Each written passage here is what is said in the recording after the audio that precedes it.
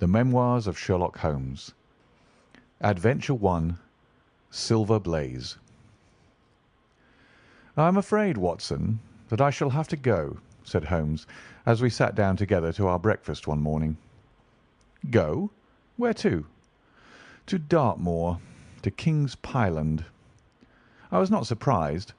Indeed, my only wonder was that he had not already been mixed up in this extraordinary case, which was the one topic of conversation through the length and breadth of England. For a whole day my companion had rambled about the room with his chin upon his chest and his brows knitted, charging and recharging his pipe with the strongest black tobacco, and absolutely deaf to any of my questions or remarks. Fresh editions of every paper had been sent up by our newsagent, only to be glanced over and tossed down into a corner. Yet, silent as he was, I knew perfectly well what it was over which he was brooding. There was but one problem before the public which could challenge his powers of analysis, and that was the singular disappearance of the favourite for the Wessex Cup, and the tragic murder of its trainer. When, therefore, he suddenly announced his intention of setting out for the scene of the drama, it was only what I had been expecting and hoped for. "I should be most happy to go down with you if I should not be in the way," said I. "My dear Watson, you would confer a great favour upon me by coming, and I think that your time will not be misspent, for there are points about the case which promise to make it an absolutely unique one. We have, I think, just time to catch our train at Paddington, and I will go further into the matter upon our journey. You would oblige me by bringing with you your very excellent field-glass." And so it happened that an hour or so later I found myself in the corner of a first-class carriage flying along en route for Exeter, while Sherlock Holmes, with his sharp, eager face framed in his ear-flapping travelling cap, dipped rapidly into the bundle of fresh papers which he had procured at Paddington. We had left Reading far behind us before he thrust the last one of them under the seat and offered me his cigar-case. "We are going well," said he, looking out the window and glancing at his watch. "Our rate at present is 53½ miles an hour." "I have not observed the quarter-mile posts," said I. "Nor have I, but the telegraph posts upon this line are 60 yards apart, and the calculation is a simple one. I presume that you have looked into this matter of the murder of John Straker and the disappearance of Silver Blaze?" "I've seen what the Telegraph and the Chronicle have to say." "It is one of those cases where the art of the reasoner should be used rather for the sifting of details than for the acquiring of fresh evidence. The tragedy has been so uncommon, so complete, and of such personal importance to so many people, that we are suffering from a plethora of surmise, conjecture, and hypothesis. The difficulty is to detach the framework of fact, of absolute undeniable fact, from the embellishments of theorists and reporters. Then, having established ourselves upon this sound basis, it is our duty to see what inferences may be drawn and what are the special points upon which the whole mystery turns. On Tuesday evening I received telegrams from both Colonel Ross, the owner of the horse, and from Inspector Gregory, who is looking after the case, inviting my cooperation." "Tuesday evening!" I exclaimed. "And this is Thursday morning. Why didn't you go down yesterday?" "Because I made a blunder, my dear Watson, which is, I am afraid, a more common occurrence than anyone would think who only knew me through your memoirs. The fact is that I could not believe it possible that the most remarkable horse in England could long remain concealed, especially in so sparsely inhabited a place as the north of Dartmoor. From hour to hour yesterday I expected to hear that he had been found, and that his abductor was the murderer of John Straker. When, however, another morning had come, and I found that beyond the arrest of young Fitzroy Simpson nothing had been done, I felt that it was time for me to take action. Yet in some ways I feel that yesterday has not been wasted." "You have formed a theory, then?" "At least I have got a grip of the essential facts of the case. I shall enumerate them to you, for nothing clears up a case so much as stating it to another person, and I can hardly expect your cooperation if I do not show you the position from which we start." I lay back against the cushions, puffing at my cigar, while Holmes, leaning forward with his long, thin forefinger, checking off the points upon the palm of his left hand, gave me a sketch of the events which had led to our journey. "Silver Blaze," said he, "is from the Somomi stock, and holds as brilliant a record as his famous ancestor. He is now in his 5th year, and has brought in turn each of the prizes of the turf to Colonel Ross, his fortunate owner. Up to the time of the catastrophe he was the first favourite for the Wessex Cup, the betting being 3-1 on him.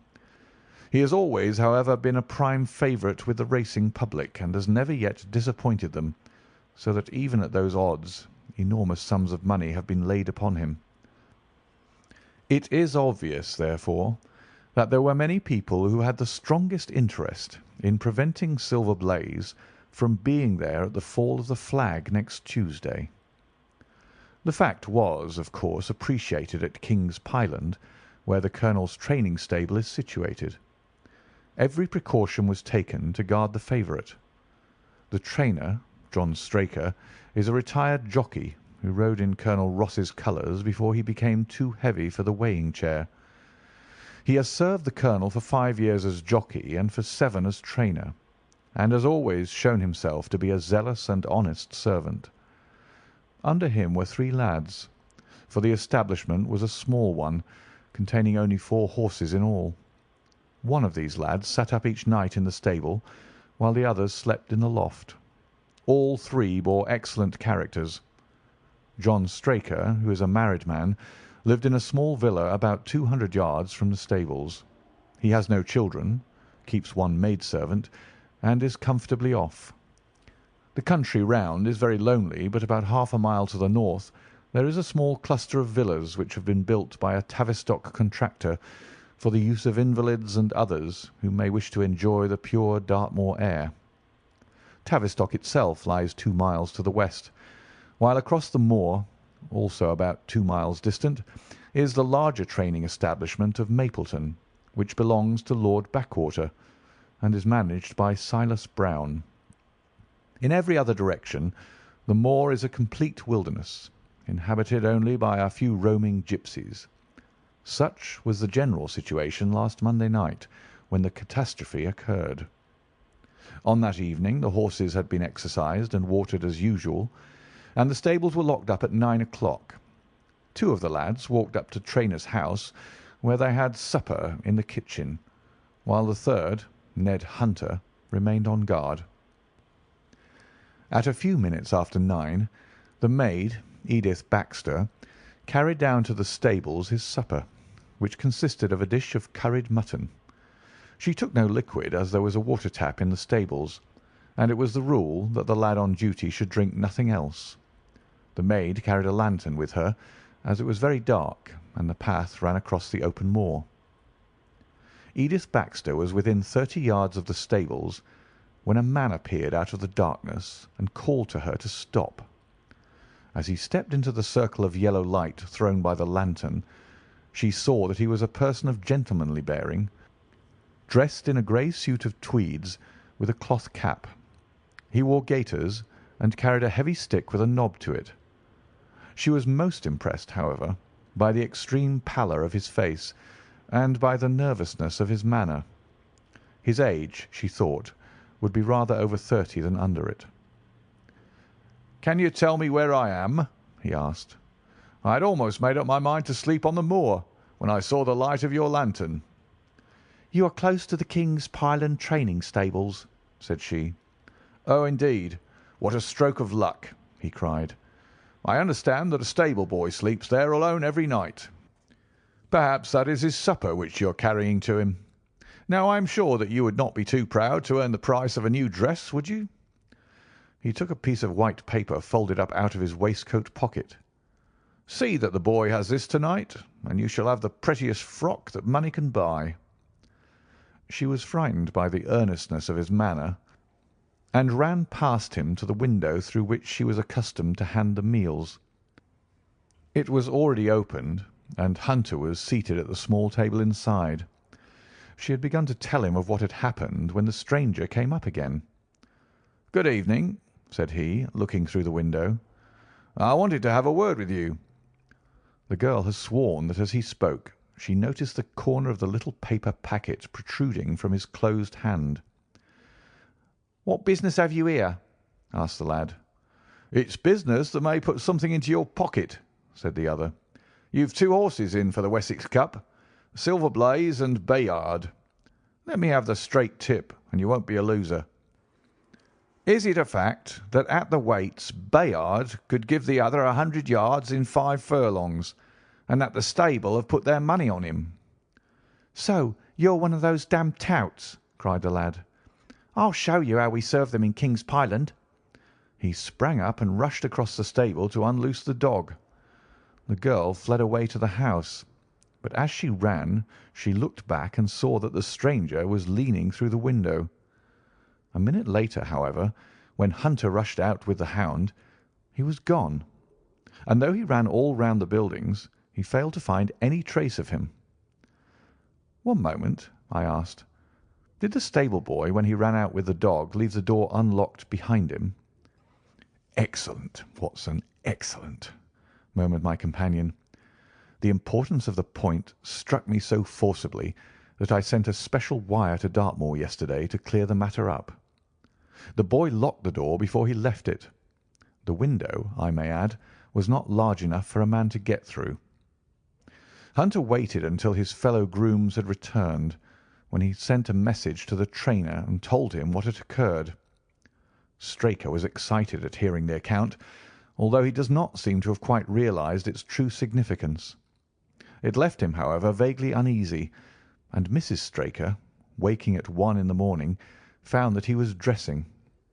In reply to her inquiries, he said that he could not sleep on account of his anxiety about the horses, and that he intended to walk down to the stables to see that all was well. She begged him to remain at home, as she could hear the rain pattering against the window, but in spite of her entreaties he pulled on his large mackintosh and left the house. Mrs. Straker awoke at 7 in the morning to find that her husband had not yet returned. She dressed herself hastily, called the maid, and set off for the stables. The door was open. Inside, huddled together upon a chair, Hunter was sunk in a state of absolute stupor. The favourite stall was empty, and there were no signs of his trainer. The 2 lads who slept in the chaff-cutting loft above the harness room were quickly aroused. They had heard nothing during the night, for they are both sound sleepers. Hunter was obviously under the influence of some powerful drug, and as no sense could be got out of him, he was left to sleep it off while the 2 lads and the 2 women ran out in search of the absentees. They still had hopes that the trainer had for some reason taken out the horse for early exercise, but on ascending the knoll near the house, from which all the neighbouring moors were visible, they not only could see no signs of the missing favourite, but they perceived something which warned them that they were in the presence of a tragedy. About a quarter of a mile from the stables, John Straker's overcoat was flapping from a furze bush. Immediately beyond there was a bowl-shaped depression in the moor, and at the bottom of this was found the dead body of the unfortunate trainer. His head had been shattered by a savage blow from some heavy weapon, and he was wounded on the thigh, where there was a long, clean cut, inflicted evidently by some very sharp instrument. It was clear, however, that Straker had defended himself vigorously against his assailants, for in his right hand he held a small knife, which was clotted with blood up to the handle, while in his left he clasped a red and black silk cravat, which was recognized by the maid as having been worn on the preceding evening by the stranger who had visited the stables.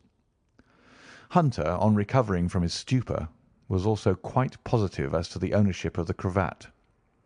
He was equally certain that the same stranger had, while standing at the window, drugged his curried mutton, and so deprived the stables of their watchman.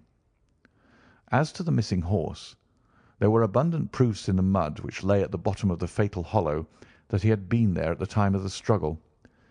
but from that morning he has disappeared, and although a large reward has been offered and all the gipsies of Dartmoor are on the alert, no news has come of him. Finally, an analysis has shown that the remains of his supper left by the stable lad contained an appreciable quantity of powdered opium, while the people at the house partook of the same dish on the same night without any ill effect. Those are the main facts of the case, stripped of all surmise and stated as baldly as possible. I shall now recapitulate what the police have done in the matter.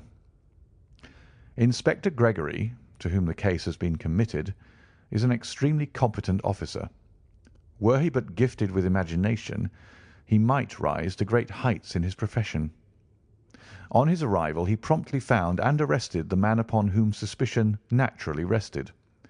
There was little difficulty in finding him, for he inhabited one of those villas which I have mentioned. His name, it appears, was Fitzroy Simpson. He was a man of excellent birth and education, who had squandered a fortune upon the turf, and who lived now by doing a little quiet and genteel bookmaking in the sporting clubs of London. An examination of his betting book shows that bets to the amount of £5,000 had been registered by him against the favourite.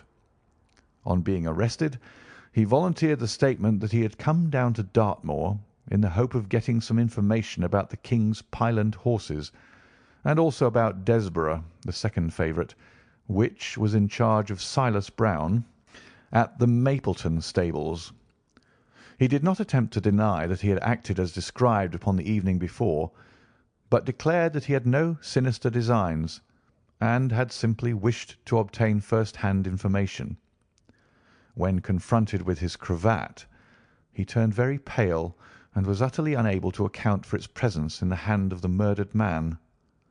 His wet clothing showed that he had been out in the storm of the night before, and his stick, which was a Penang lawyer weighted with lead, was just such a weapon as might, by repeated blows, have inflicted the terrible injuries to which the trainer had succumbed.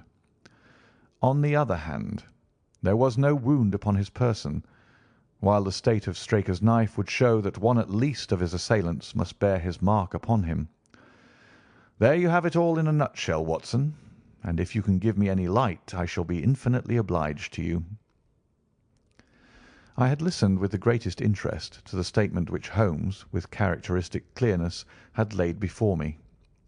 Though most of the facts were familiar to me, I had not sufficiently appreciated their relative importance, nor their connection to each other.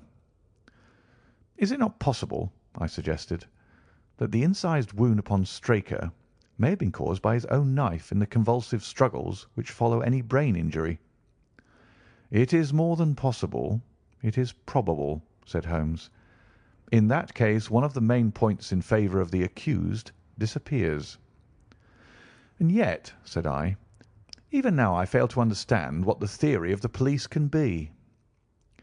"I am afraid that whatever theory we state has very grave objections to it," returned my companion. "The police imagine, I take it, that this Fitzroy Simpson, having drugged the lad and having in some way obtained a duplicate key, opened the stable door and took out the horse, with the intention, apparently, of kidnapping him altogether. His bridle is missing, so that Simpson must have put this on. Then, having left the door open behind him, he was leading the horse away over the moor, when he was either met or overtaken by the trainer. A row naturally ensued. Simpson beat out the trainer's brains with his heavy stick without receiving any injury from the small knife which Straker used in self-defence, and then the thief either led the horse on to some secret hiding-place, or else it may have bolted during the struggle, and be now wandering out on the moors. That is the case as it appears to the police, and improbable as it is, all other explanations are more improbable still. However, I shall very quickly test the matter when I am once upon the spot, and until then I cannot really see how we can get much further than our present position. It was evening before we reached the little town of Tavistock, which lies, like the boss of a shield, in the middle of the huge circle of Dartmoor. Two gentlemen were waiting us in the station. The one a tall, fair man with lion-like hair and beard, and curiously penetrating light blue eyes. The other a small, alert person, very neat and dapper in a frock coat and gaiters, with trim little side whiskers and an eyeglass. The latter was Colonel Ross, the well-known sportsman. The other, Inspector Gregory, a man who was rapidly making his name in the English detective service. "I am delighted that you have come down, Mr. Holmes," said the colonel. "The inspector here has done all that could possibly be suggested, but I wish to leave no stone unturned in trying to avenge poor Straker and in recovering my horse." "Have there been any fresh developments?" asked Holmes. "I'm sorry to say that we have made very little progress," said the inspector. "We have an open carriage outside, and as you would no doubt like to see the place before the light falls, we might talk it over as we drive." A minute later we were all seated in a comfortable landau, and were rattling through the quaint old Devonshire city. Inspector Gregory was full of his case, and poured out a stream of remarks, while Holmes threw in an occasional question or interjection. Colonel Ross leaned back with his arms folded and his hat tilted over his eyes, while I listened with interest to the dialogue of the two detectives. Gregory was formulating his theory, which was almost exactly what Holmes had foretold in the train. "The net is drawn pretty close round Fitzroy Simpson," he remarked, "and I believe myself that he is our man. At the same time I recognise that the evidence is purely circumstantial, and that some new development may upset it." "How about Straker's knife?" "We have quite come to the conclusion that he wounded himself in his fall." "My dear friend Dr. Watson made that suggestion to me as we came down. If so, it would tell against this man Simpson." "Undoubtedly. He has neither a knife nor any sign of a wound. The evidence against him is certainly very strong. He had a great interest in the disappearance of the favourite. He lies under suspicion of having poisoned the stable boy. He was undoubtedly out in the storm. He was armed with a heavy stick, and his cravat was found in the dead man's hand. I really think we have enough to go before a jury." Holmes shook his head. "A clever counsel would tear it all to rags," said he. "Why should he take the horse out of the stable? If he wished to injure it, why could he not do it there? Has a duplicate key been found in his possession? What chemist sold him the powdered opium? Above all, where could he, a stranger to the district, hide a horse, and such a horse as this? What is his own explanation as to the paper which he wished the maid to give to the stable boy?" "He says that it was a £10 note. One was found in his purse. But your other difficulties are not so formidable as they seem. He is not a stranger to the district. He has twice lodged at Tavistock in the summer. The opium was probably brought from London. The key, having served its purpose, will be hurled away.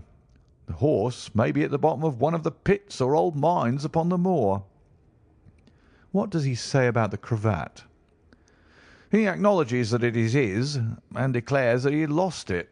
But a new element has been introduced into the case, which may account for his leading the horse from the stable."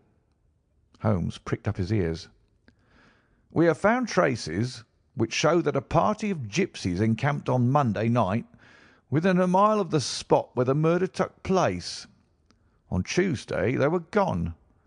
Now, presuming that there was some understanding between Simpson and these gipsies, might he not have been leading the horse to them when he was overtaken, and may they not have him now?" "It is certainly possible." "The moor is being scoured for these gipsies. I have also examined every stable and outhouse in Tavistock, and for a radius of 10 miles. "There is another training stable quite close, I understand." "Yes, and that is a factor which we must certainly not neglect. As Desborough, their horse, was second in the betting, they had an interest in the disappearance of the favourite. Silas Brown, the trainer, is known to have had large bets upon the event, and he was no friend to poor Straker. We have, however, examined the stables, and there is nothing to connect him with the affair." And nothing to connect this man Simpson with the interests of the Mapleton stables? Nothing at all. Holmes leaned back in the carriage, and the conversation ceased. A few minutes later our driver pulled up at a neat little red brick villa with overhanging eaves which stood by the road. Some distance off, across a paddock, lay a long grey-tiled outbuilding. In every other direction the low curves of the moor, bronze-coloured from the fading ferns, stretched away to the skyline, broken only by the steeples of Tavistock, and by a cluster of houses away to the westward which marked the Mapleton stables. We all sprang out with the exception of Holmes, who continued to lean back with his eyes fixed upon the sky in front of him, entirely absorbed in his own thoughts. It was only when I touched his arm that he roused himself with a violent start and stepped out of the carriage. "Excuse me," said he, turning to Colonel Ross, who had looked at him in some surprise. "I was daydreaming." There was a gleam in his eyes and a suppressed excitement in his manner which convinced me, used as I was to his ways, that his hand was upon a clue, though I could not imagine where he had found it. "Perhaps you would prefer at once to go on to the scene of the crime, Mr. Holmes," said Gregory. "I think that I should prefer to stay here a little and go into one or two questions of detail. Straker was brought back here, I presume?" "Yes, he lies upstairs. The inquest is to-morrow." "He has been in your service some years, Colonel Ross?" "I have always found him an excellent servant." "I presume that you made an inventory of what he had in his pockets at the time of his death, Inspector?" "I have the things themselves in the sitting-room, if you would care to see them." "I should be very glad." We all filed into the front room and sat round the central table, while the inspector unlocked a square tin box and laid a small heap of things before us. There was a box of vestas, 2 inches of tallow candle, an ADP briar-root pipe, a pouch of sealskin with half an ounce of long-cut Cavendish, a silver watch with a gold chain, 5 sovereigns in gold, an aluminium pencil case, a few papers, and an ivory-handled knife with a very delicate, inflexible blade marked Weiss & Co., London. "This is a very singular knife," said Holmes, lifting it up and examining it minutely. "I presume, as I see bloodstains upon it, that it is the one which was found in the dead man's grasp. Watson, this knife is surely in your line." "It's what we call a cataract knife," said I. "I thought so. A very delicate blade, devised for very delicate work. A strange thing for a man to carry with him upon a rough expedition, especially as it would not shut in his pocket." "The tip was guarded by a disc of cork which we found beside his body," said the inspector. "His wife tells us that the knife had lain upon the dressing-table and that he had picked it up as he left the room. It was a poor weapon, but perhaps the best that he could lay his hands on at the moment." "Very possible. How about these papers?" "3 of them are receipted hay dealers' accounts. One of them is a letter of instructions from Colonel Ross. This other is a milliner's account for £37.15, made out by Madame Lesuria of Bond Street to William Derbyshire. Mrs. Straker tells us that Derbyshire was a friend of her husband's, and that occasionally his letters were addressed here." "Madame Derbyshire has somewhat expensive tastes," remarked Holmes, glancing down the account. 22 guineas is rather heavy for a single costume. However, there appears to be nothing more to learn, and we may now go down to the scene of the crime. As we emerged from the sitting-room, a woman, who had been waiting in the passage, took a step forward and laid her hand upon the inspector's sleeve. Her face was haggard and thin and eager, stamped with the print of a recent horror. "Have you got them? Have you found them?" she panted. "No, Mrs. Straker, but Mr. Holmes here has come from London to help us, and we shall do all that is possible." "Surely I met you in Plymouth at a garden party some little time ago, Mrs. Straker," said Holmes. "No, sir, you are mistaken." "Dear me! Why, I could have sworn to it." You wore a costume of dove-coloured silk with ostrich feather trimming." "I never had such a dress, sir," answered the lady. "Ah, that quite settles it," said Holmes, and with an apology he followed the inspector outside. A short walk across the moor took us to the hollow in which the body had been found. At the brink of it was the furze bush upon which the coat had been hung. "There was no wind that night, I understand," said Holmes. "None, but very heavy rain." "In that case the overcoat was not blown against the furze bush, but placed there." "Yes, it was laid across the bush." "You fill me with interest. I perceive that the ground has been trampled up a good deal. No doubt many feet have been here since Monday night." "A piece of matting has been laid here at the side, and we have all stood upon it." "Excellent." "In this bag I have one of the boots which Straker wore, one of Fitzroy Simpson's shoes, and a cast horseshoe of Silver Blaze." "My dear Inspector, you surpass yourself." Holmes took the bag, and descending into the hollow, he pushed the matting into a more central position. Then, stretching himself upon his face and leaning his chin upon his hands, he made a careful study of the trampled mud in front of him. "Hullo!" said he suddenly. "What's this?" It was a wax vesta, half burned, which was so coated with mud that it looked at first like a little chip of wood. "I cannot think how I came to overlook it," said the inspector with an expression of annoyance. "It was invisible, buried in the mud. I only saw it because I was looking for it." "What? You expected to find it?" "I thought it not unlikely." He took the boots from the bag and compared the impressions of each of them with marks upon the ground. Then he clambered up to the rim of the hollow and crawled about among the ferns and bushes. "I am afraid that there are no more tracks," said the inspector. "I have examined the ground very carefully for 100 yards in each direction." "Indeed," said Holmes, rising.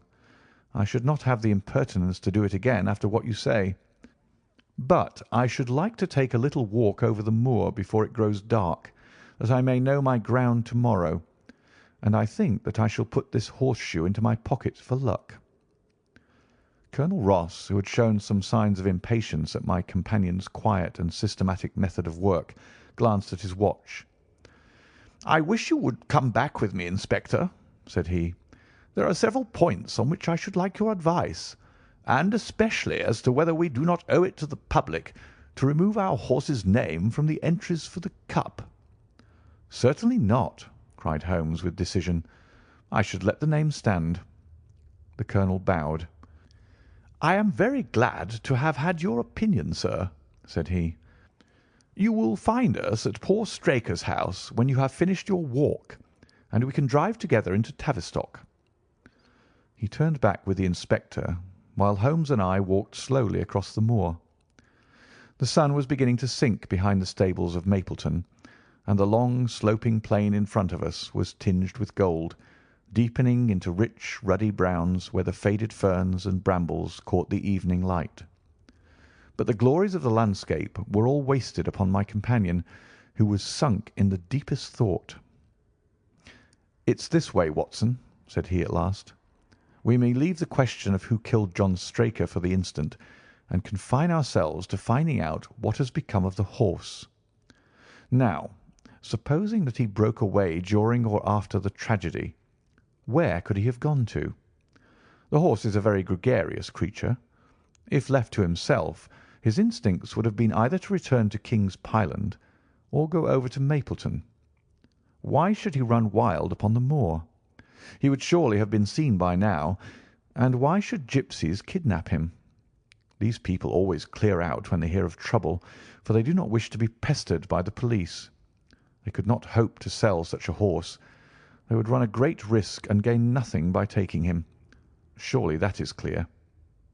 "Where is he, then?" "I have already said that he must have gone to King's Pyland or to Mapleton. He is not at King's Pyland. Therefore he is at Mapleton.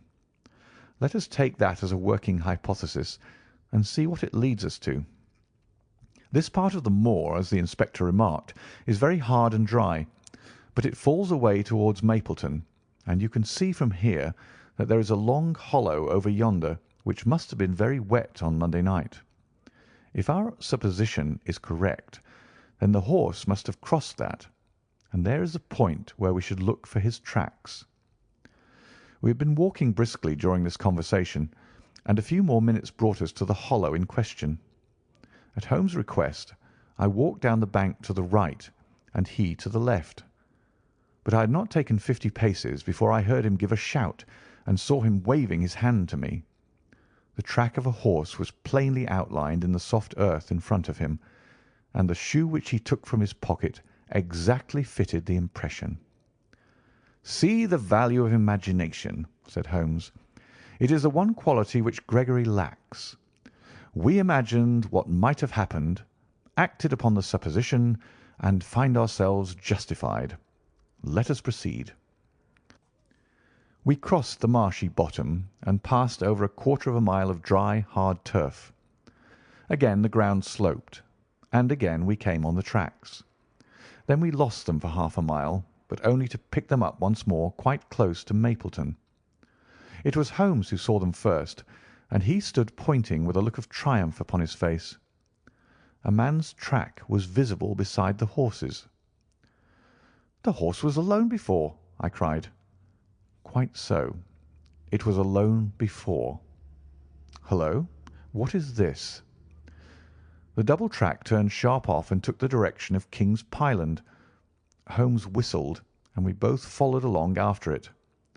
His eyes were on the trail, but I happened to look a little to one side, and saw to my surprise the same tracks coming back again in the opposite direction. "One for you, Watson," said Holmes when I pointed it out.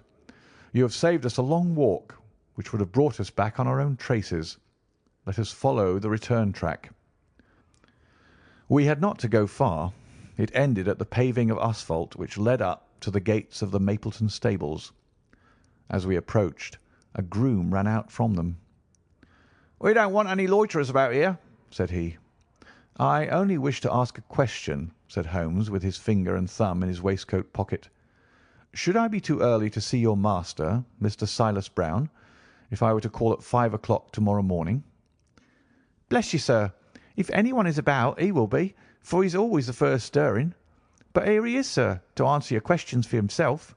No, sir, no. It is as much as my place is worth to let him see me touch your money. Afterwards, if you like." As Sherlock Holmes replaced the half-crown which he had drawn from his pocket, a fierce-looking elderly man strode out from the gate with a hunting crop swinging in his hand. "What's this, Dawson?" he cried. "No gossiping. Go about your business. And you, what the devil do you want here?" "10 minutes' talk with you, my good sir," said Holmes in the sweetest of voices. "I've no time to talk every gadabout.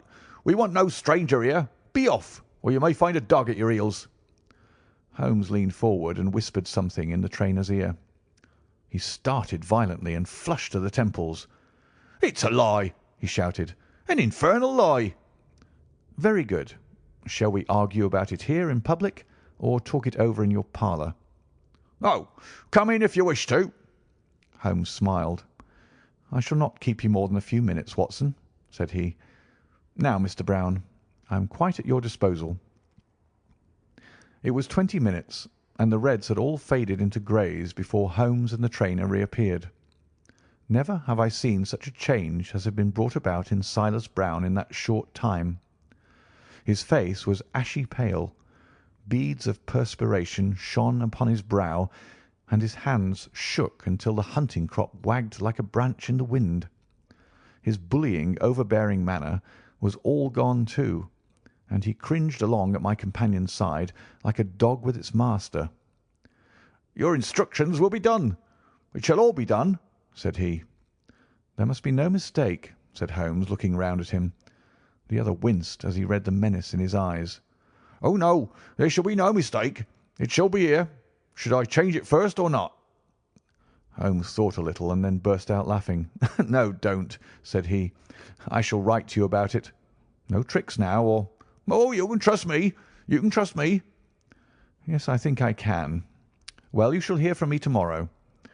He turned upon his heel, disregarding the trembling hand which the other held out to him, and we set off for King's Pyland.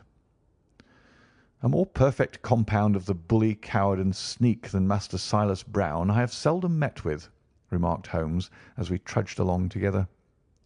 He has the horse, then? He tried to bluster out of it, but I described to him so exactly what his actions had been upon that morning that he is convinced that I was watching him.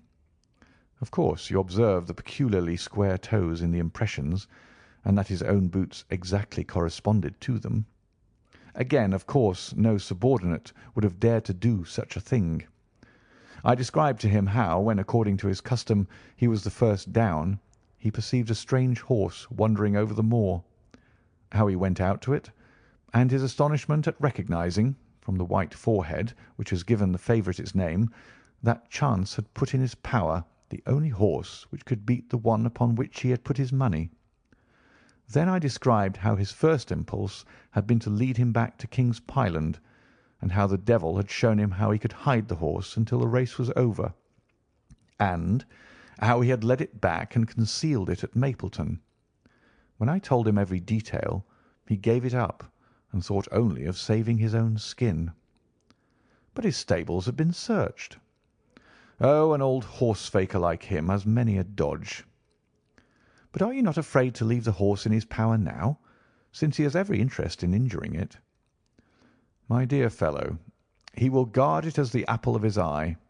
He knows that his only hope of mercy is to produce it safe. Colonel Ross did not impress me as a man who would be likely to show much mercy in any case. The matter does not rest with Colonel Ross. I follow my own methods and tell as much or as little as I choose. That is the advantage of being unofficial. I don't know whether you observed it, Watson, but the Colonel's manner has been just a trifle cavalier to me. I am inclined now to have a little amusement at his expense. Say nothing to him about the horse. Certainly not without your permission.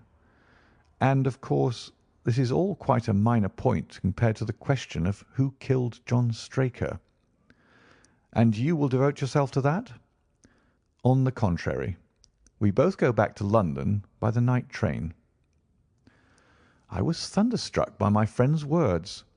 We had only been a few hours in Devonshire, and that he should give up an investigation which he had begun so brilliantly was quite incomprehensible to me. Not a word more could I draw from him until we were back at the trainer's house. The Colonel and the Inspector were awaiting us in the parlour. "My friend and I returned to town by the night express," said Holmes. "We have had a charming little breath of your beautiful Dartmoor air." The Inspector opened his eyes, and the Colonel's lip curled in a sneer. "So you would despair of arresting the murderer of poor Straker?" said he. Holmes shrugged his shoulders. "There are certainly grave difficulties in the way," said he. "I have every hope, however, that your horse will start upon Tuesday, and I beg that you will have your jockey in readiness. Might I ask for a photograph of Mr. John Straker?" The Inspector took one from an envelope and handed it to him. "My dear Gregory, you anticipate all my wants. If I might ask you to wait here for an instant, I have a question which I should like to put to the maid." "I must say that I am rather disappointed in our London consultant," said Colonel Ross bluntly as my friend left the room. "I do not see that we are any further than when he came." "At least you have his assurance that your horse will run," said I. "Yes, I have his assurance," said the Colonel with a shrug of his shoulders. "I should prefer to have the horse." I was about to make some reply in defence of my friend when he entered the room again. "Now, gentlemen," he said, "I am quite ready for Tavistock." As we stepped into the carriage, one of the stable lads held the door open for us. A sudden idea seemed to occur to Holmes, for he leaned forward and touched the lad upon the sleeve. "You have a few sheep in the paddock," he said. "Who attends to them?" "I do, sir." "Have you noticed anything amiss with them of late?" "Well, sir, not of much account, but 3 of them have gone lame, sir." I could see that Holmes was extremely pleased, for he chuckled and rubbed his hands together. "A long shot, Watson, a very long shot," said he, pinching my arm. "Gregory, Let me recommend to your attention this singular epidemic among the sheep. Drive on, coachman." Colonel Ross still wore an expression which showed the poor opinion which he had formed of my companion's ability, but I saw by the inspector's face that his attention had been keenly aroused. "You consider that to be important?" he asked. "Exceedingly so." "Is there any point to which you would wish to draw my attention?" "To the curious incident of the dog in the night time." "The dog did nothing in the night time." "That was the curious incident," remarked Sherlock Holmes. 4 days later Holmes and I were again in the train bound for Winchester to see the race for the Wessex Cup. Colonel Ross met us by appointment outside the station, and we drove in his drag to the course beyond the town. His face was grave, and his manner was cold in the extreme. "I have seen nothing of my horse," said he. "I suppose that you would know him when you saw him?" asked Holmes. The colonel was very angry. "I have been on the turf for 20 years, and never was asked such a question as that before," said he. "A child would know Silver Blaze, with his white forehead and his mottled-off foreleg." "How is the betting?" "Well, that is the curious part of it. You could have got 15 to 1 yesterday, but the price has become shorter and shorter, until you can hardly get 3 to 1 now."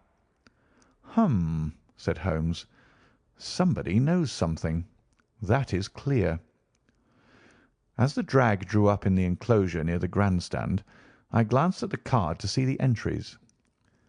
"Wessex Plate," it ran. 50 sovs each, H feet with 1,000 sovs added for 4 and 5-year-olds. Second L300, third L200. New course, 1 mile and 5 furlongs. Mr. Heath Newton's The Negro, red cap, cinnamon jacket.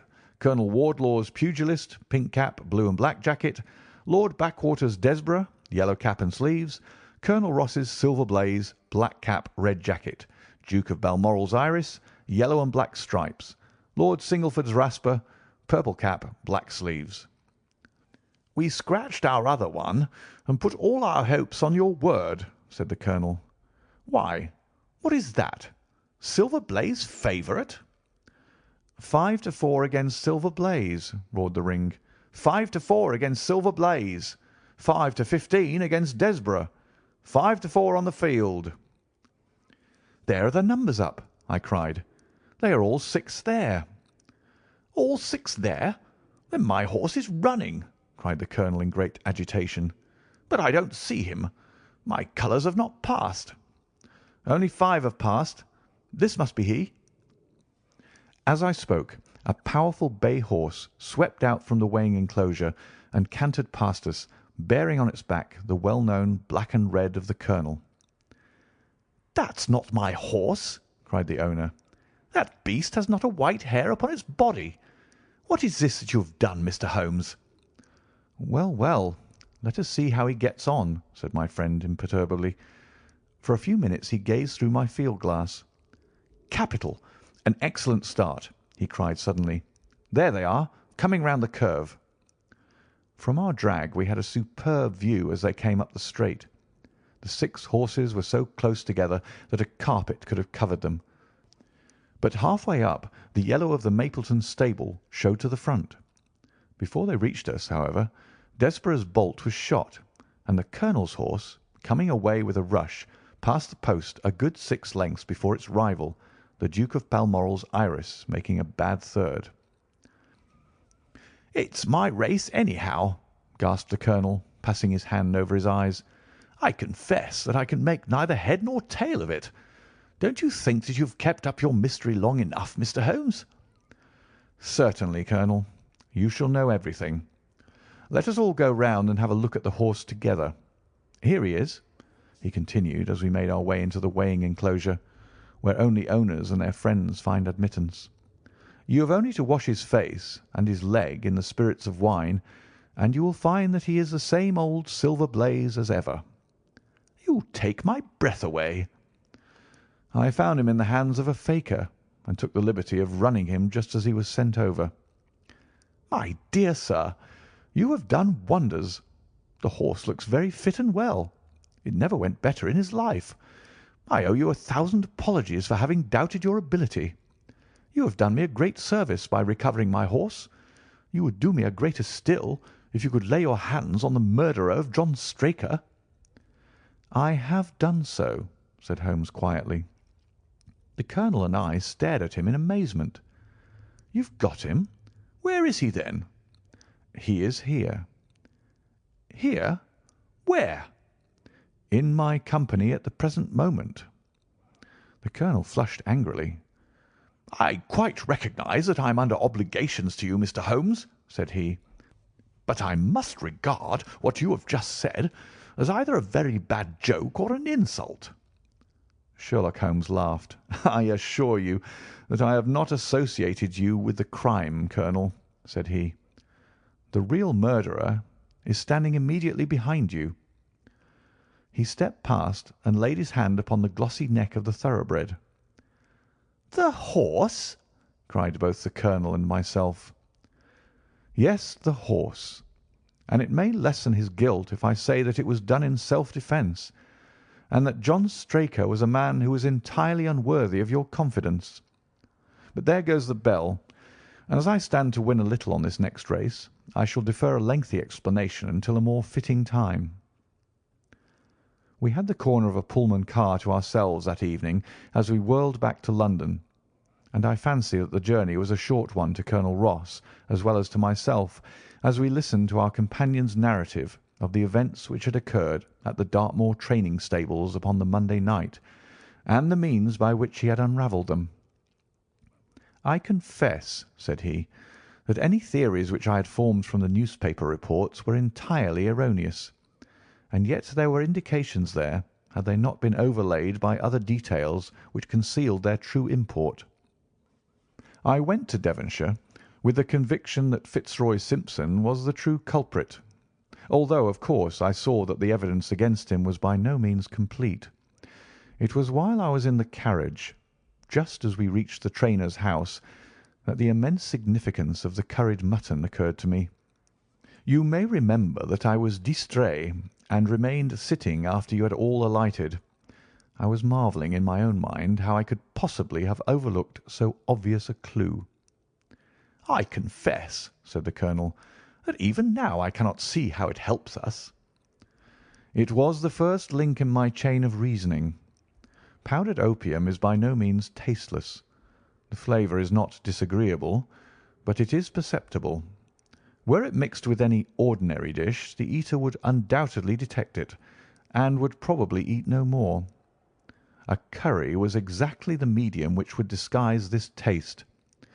By no possible supposition could this stranger, Fitzroy Simpson, have caused curry to be served in the trainer's family that night, and it is surely too monstrous a coincidence to suppose that he happened to come along with powdered opium upon the very night when a dish happened to be served which would disguise the flavour. That is unthinkable. Therefore Simpson becomes eliminated from the case, and our attention centres upon Straker and his wife, the only two people who could have chosen curried mutton for supper that night. The opium was added after the dish was set aside for the stable boy, for the others had the same for supper with no ill effects. Which of them, then, had access to that dish without the maid seeing them? Before deciding that question, I had grasped the significance of the silence of the dog, for one true inference invariably suggests others. The Simpson incident had shown me that a dog was kept in the stables, and yet, though someone had been in and had fetched out a horse, he had not barked enough to arouse the two lads in the loft. Obviously, the midnight visitor was someone whom the dog knew well. I was already convinced, or almost convinced, that John Straker went down to the stables in the dead of the night and took out Silver Blaze. For what purpose? For a dishonest one, obviously, or why should he drug his own stable boy? And yet I was at a loss to know why. There have been cases before now where trainers have made sure of great sums of money by laying against their own horses through agents, and then preventing them from winning by fraud. Sometimes it is a pulling jockey. Sometimes it is some surer and subtler means. What was it here? I hoped that the contents of his pockets might help me to form a conclusion. And they did so. You cannot have forgotten the singular knife which was found in the dead man's hand.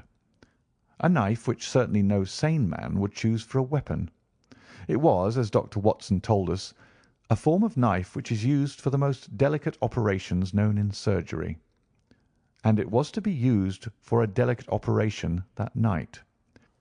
You must know, with your wide experience of turf matters, Colonel Ross, that it is possible to make a slight nick upon the tendons of a horse's ham, and to do it subcutaneously so as to leave absolutely no trace. A horse so treated would develop a slight lameness which would be put down to a strain in exercise or a touch of rheumatism, but never to foul play. "Villain! Scoundrel!" cried the colonel. We have here the explanation of why John Straker wished to take the horse out onto the moor. So spirited a creature would have certainly roused the soundest of sleepers when it felt the prick of the knife. It was absolutely necessary to do it in the open air. "I have been blind!" cried the colonel. "Of course that was why he needed the candle and struck the match." "Undoubtedly. But in examining his belongings I was fortunate enough to discover not only the method of the crime, but even its motives. As a man of the world, Colonel, you know that men do not carry other people's bills about in their pockets. We have, most of us, quite enough to do to settle our own. I at once concluded that Straker was leading a double life, and keeping a second establishment. The nature of the bill showed that there was a lady in the case, and one who had expensive tastes. Liberal as you are with your servants, one can hardly expect that they can buy 20 guineas walking dresses for their ladies. I questioned Mrs. Straker as to the dress without her knowing it, and having satisfied myself that it had never reached her, I made a note of the milliner's address, and felt that by calling there with Straker's photograph I could easily dispose of the mythical Derbyshire. From that time on all was plain. Straker had led out the horse to a hollow where his light would be invisible. Simpson, in his flight, had dropped his cravat, and Straker had picked it up, with some idea, perhaps, that he might use it in securing the horse's leg. Once in the hollow, he had got behind the horse and had struck a light, but the creature, frightened at the sudden glare, and with a strange instinct of animals feeling that some mischief was intended, had lashed out, and the steel shoe had struck Straker full on the forehead. He had already, in spite of the rain, taken off his overcoat in order to do his delicate task, and so, as he fell, his knife gashed his thigh. Do I make it clear? "Wonderful!" cried the colonel. "Wonderful! You might have been there." My final shot was, I confess, a very long one. It struck me that so astute a man as Straker would not undertake this delicate tendon nicking without a little practice. What could he practise on? My eyes fell upon the sheep, and I asked a question which, rather to my surprise, showed that my surmise was correct. When I returned to London, I called upon the milliner, who had recognised Straker as an excellent customer of the name of Derbyshire, who had a very dashing wife, with a strong partiality for expensive dresses. I have no doubt that this woman had plunged him over head and ears in debt, and so led him into this miserable plot. "You have explained all but one thing," cried the colonel. "Where was the horse?" "Ah, it bolted, and was cared for by one of your neighbours. We must have an amnesty in that direction, I think. This is Clapham Junction, if I am not mistaken, and we shall be in Victoria in less than 10 minutes. If you care to smoke a cigar in our rooms, Colonel, I shall be happy to give you any other details which might interest you." End of Silver Blaze. Adventure 2. The Yellow Face. In publishing these short sketches based upon the numerous cases in which my companions' singular gifts have made us the listeners to, and eventually the actors in, some strange drama, it is only natural that I should dwell rather upon his successes than upon his failures, and this not so much for the sake of his reputation. For, indeed, It was when he was at his wits' end that his energy and his versatility were most admirable.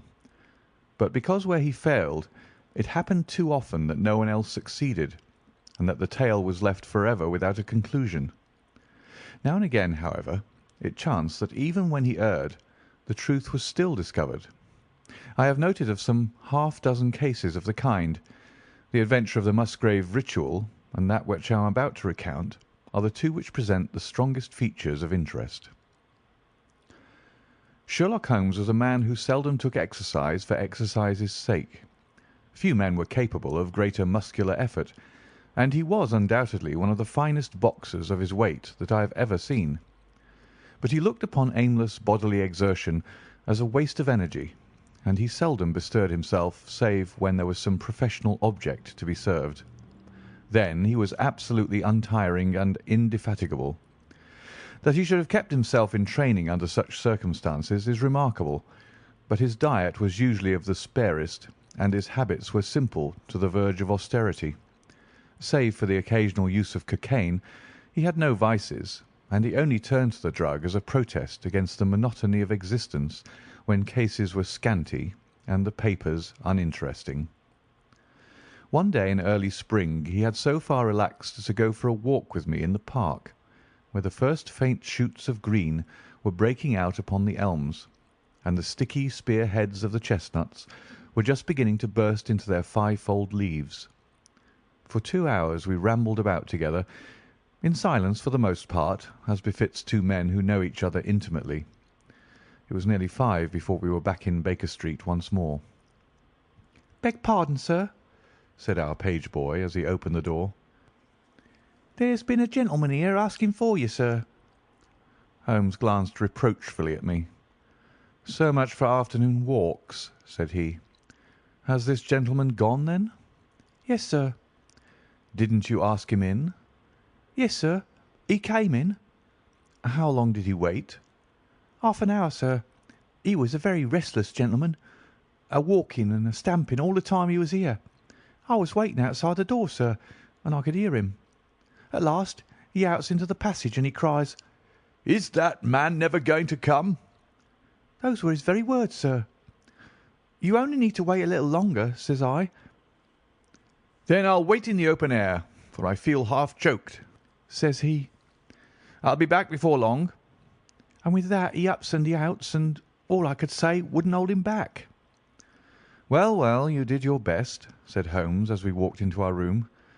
"It's very annoying, though, Watson. I was badly in need of a case, and this looks, from the man's impatience, as if it were of importance. Hullo, that's not your pipe on the table. He must have left his behind him. A nice old briar with a good long stem of what the tobacconists call amber. I wonder how many real amber mouthpieces there are in London. Some people think that a fly in it is a sign. Well, he must have been disturbed in his mind to leave a pipe behind him which he evidently values highly." "How do you know that he values it highly?" I asked. "Well, I should put the original cost of the pipe at 7 6d. Now it has, you see, been twice mended, once in the wooden stem and once in the amber. Each of these mends, done, as you observe, with silver brands, must have cost more than the pipe did originally. The man must value the pipe highly when he prefers to patch it up rather than buy a new one with the same money." "Anything else?" I asked, for Holmes was turning the pipe about in his hand and staring at it in his peculiar pensive way. He held it up and tapped on it with his long, thin forefinger, as a professor might who was lecturing on a bone. "Pipes are occasionally of extraordinary interest," said he. "Nothing has more individuality, save perhaps watches and bootlaces. The indications here, however, are neither very marked nor very important. The owner is obviously a muscular man, left-handed with an excellent set of teeth, careless in his habits, and with no need to practise economy." My friend threw out the information in a very off-hand way, but I saw that he cocked his eye at me to see if I had followed his reasoning. "You think a man must be well-to-do if he smokes a 7-shilling pipe?" said I. "This is Grosvenor mixture, at 8d. an ounce," Holmes answered. knocking a little out on his palm. As he might get an excellent smoke for half the price, he has no need to practise economy. And the other points? He has been in the habit of lighting his pipe at lamps and gas jets. You can see that it is quite charred all down one side. Of course, a match could not have done that. Why should a man hold a match to the side of his pipe? But you cannot light it at a lamp without getting the bowl charred, and it is all on the right side of the pipe. From that I gather that he is a left-handed man.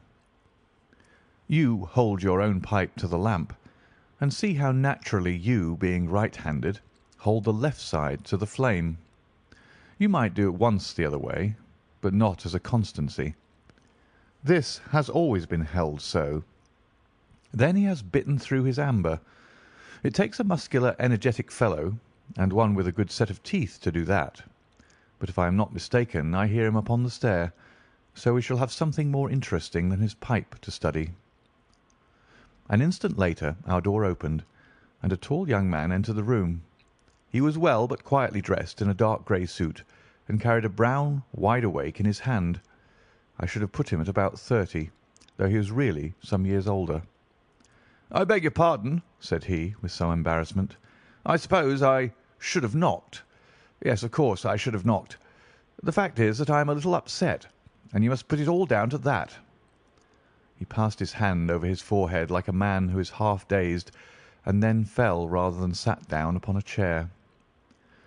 "I can see that you have not slept for a night or two," said Holmes, in his easy, genial way. "That tries a man's nerves more than work, and more even than pleasure. May I ask how I can help you?" "I wanted your advice, sir. I don't know what to do, and my whole life seems to have gone to pieces." "You wish to employ me as a consulting detective?" "Not that only. I want your opinion as a judicious man, as a man of the world. I want to know what I ought to do next. I hope to God you'll be able to tell me." He spoke in little sharp, jerky outbursts, and it seemed to me that to speak at all was very painful to him, and that his will all through was overriding his inclinations. "It's a very delicate thing," said he. "One does not like to speak of one's domestic affairs to strangers. It seems dreadful to discuss the conduct of one's wife with two men whom I have never seen before. It's horrible to have to do it, but I've got to the end of my tether, and I must have advice." "My dear Mr. Grant Munro," began Holmes. Our visitor sprang from his chair. "What!" he cried. "You know my name?" "If you wish to preserve your incognito," said Holmes, smiling, "I would suggest that you cease to write your name upon the lining of your hat, or else that you turn the crown towards the person whom you are addressing. I was about to say that my friend and I have listened to a good many strange secrets in this room, and that we have had the good fortune to bring peace to many troubled souls. I trust that we may do as much for you. Might I beg you, as time may prove to be of importance, to furnish me with the facts of your case without further delay?" Our visitor again passed his hand over his forehead, as if he found it bitterly hard. From every gesture and expression I could see that he was a reserved, self-contained man, with a dash of pride in his nature, more likely to hide his wounds than to expose them. Then suddenly, with a fierce gesture of his closed hand, like one who throws reserve to the winds, he began. "The facts are these," said he. "I am a married man, and have been so for 3 years. During that time my wife and I have loved each other as fondly and lived as happily as any two that ever were joined. We have not had a difference, not one, in thought or word or deed. And now, since last Monday, there has suddenly sprung up a barrier between us, and I find that there is something in her life and in her thought of which I know as little as if she were the woman who brushes by me in the street. We are estranged, and I want to know why. Now, there is one thing that I want to impress upon you before I go any further. Mr. Holmes, Effie loves me. Don't let there be any mistake about that. She loves me with her whole heart and soul, and never more than now. I know it. I feel it. I don't want to argue about that. A man can tell easily enough when a woman loves him. But there's this secret between us, and we can never be the same until it is cleared." "Kindly let me have the facts, Mr. Munro," said Holmes with some impatience. "I'll tell you what I know about Effie's history. She was a widow when I met her first, though quite young, only 25. Her name then was Mrs. Hebron. She went out to America when she was young and lived in the town of Atlanta, where she married this Hebron, who was a lawyer with a good practice. They had one child, but the yellow fever broke out badly in the place, and both husband and child died of it. I have seen his death certificate. This sickened her of America, and she came back to live with a maiden aunt at Pinner in Middlesex. I may mention that her husband had left her comfortably off, and that she had a capital of about £4,500, which had been so well invested by him that it returned an average of 7%. She had only been 6 months at Pinner when I met her. We fell in love with each other, and we married a few weeks afterwards. I am a hop merchant myself, and as I have an income of 700 or 800, we found ourselves comfortably off, and took a nice £80 a year villa at Norbury. Our little place was very countrified, considering that it is so close to town. We had an inn and 2 houses a little above us, and a single cottage at the other side of the field which faces us, and except those, there were no houses until you got half-way to the station. My business took me into town at certain seasons, but in summer I had less to do. And then, in our country home, my wife and I were just as happy as could be wished. I tell you that there never was a shadow between us until this accursed affair began. There's one thing I ought to tell you before I go further. When we married, my wife made over all her property to me, rather against my will, for I saw how awkward it would be if my business affairs went wrong. However, she would have it so, and it was done. Well, about 6 weeks ago she came to me. "Jack," said she, "when you took my money, you said that if ever I wanted any, I was to ask you for it." "Certainly," said I. "It's all your own." "Well," said she, "I want £100. I was a bit staggered at this, for I had imagined it was simply a new dress or something of the kind that she was after. "What on earth for?" I asked. "Oh," said she, in her playful way, "you said that you were only my banker, and bankers never ask questions, you know." "If you really mean it, of course you shall have the money," said I. "Oh, yes, I really mean it." "And you won't tell me what you want it for?" "Some day, perhaps, but not just at present, Jack." So I had to be content with that, though it was the first time that there had ever been any secret between us. I gave her a cheque, and never thought any more of the matter. It may have nothing to do with what came afterwards, but I thought it only right to mention it. Well, I told you just now that there is a cottage not far from our house. There is just a field between us, but to reach it you have to go along the road and then turn down a lane. Just beyond it is a nice little grove of Scotch firs, and I used to be very fond of strolling down there, for trees are always a neighbourly kind of thing. The cottage had been standing empty this 8 months, and it was a pity, for it was a pretty 2-storied place, with an old-fashioned porch and honeysuckle about it. I have stood many a time and thought what a neat little homestead it would make. Well, last Monday evening I was taking a stroll down that way when I met an empty van coming up the lane, and saw a pile of carpets and things lying about on the grass plot beside the porch. It was clear that the cottage had at last been let. I walked past it and wondered what sort of folk they were who had come to live so near us, and as I looked I suddenly became aware that a face was watching me out of one of the upper windows. I don't know what there was about that face, Mr. Holmes, but it seemed to send a chill right down my back. I was some little way off, so that I could not make out the features, but there was something unnatural and inhuman about the face. That was the impression that I had, and I moved quickly forwards to get a nearer view of the person who was watching me. But as I did so, the face suddenly disappeared, so suddenly that it seemed to have been plucked away into the darkness of the room. I stood for 5 minutes thinking the business over, and trying to analyse my impressions. I could not tell if the face were that of a man or a woman. It had been too far from me for that. But its colour was what had impressed me most. It was of a livid, chalky white, and with something set and rigid about it, which was shockingly unnatural. So disturbed was I that I determined to see a little more of the new inmates of the cottage. I approached and knocked at the door, which was instantly opened by a tall, gaunt woman with a harsh, forbidding face. "What may you be wanting?" she asked in a northern accent. "I am your neighbour over yonder," said I, nodding towards my house. "I see that you have only just moved in, so I thought that if I could be of any help to you in any—" "Aye, we'll just ask you when we want you," said she, and shut the door in my face. Annoyed at the churlish rebuff, I turned my back and walked home. All evening, though I tried to think of other things, my mind would still turn to the apparition at the window and the rudeness of the woman. I determined to say nothing about the former to my wife, for she is a nervous, highly strung woman, and I had no wish that she should share the unpleasant impression which had been produced upon myself. I remarked to her, however, before I fell asleep, that the cottage was now occupied, to which she returned no reply. I am usually an extremely sound sleeper. It has been a standing jest in the family that nothing could ever wake me during the night. And yet somehow, on that particular night, whether it may have been the slight excitement produced by my little adventure or not, I know not, but I slept much more lightly than usual. Half in my dreams I was dimly conscious that something was going on in the room, and gradually became aware that my wife had dressed herself and was slipping on her mantle and her bonnet.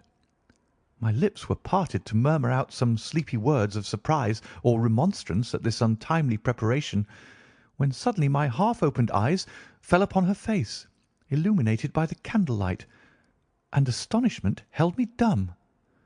She wore an expression such as I had never seen before, such as I should have thought her incapable of assuming.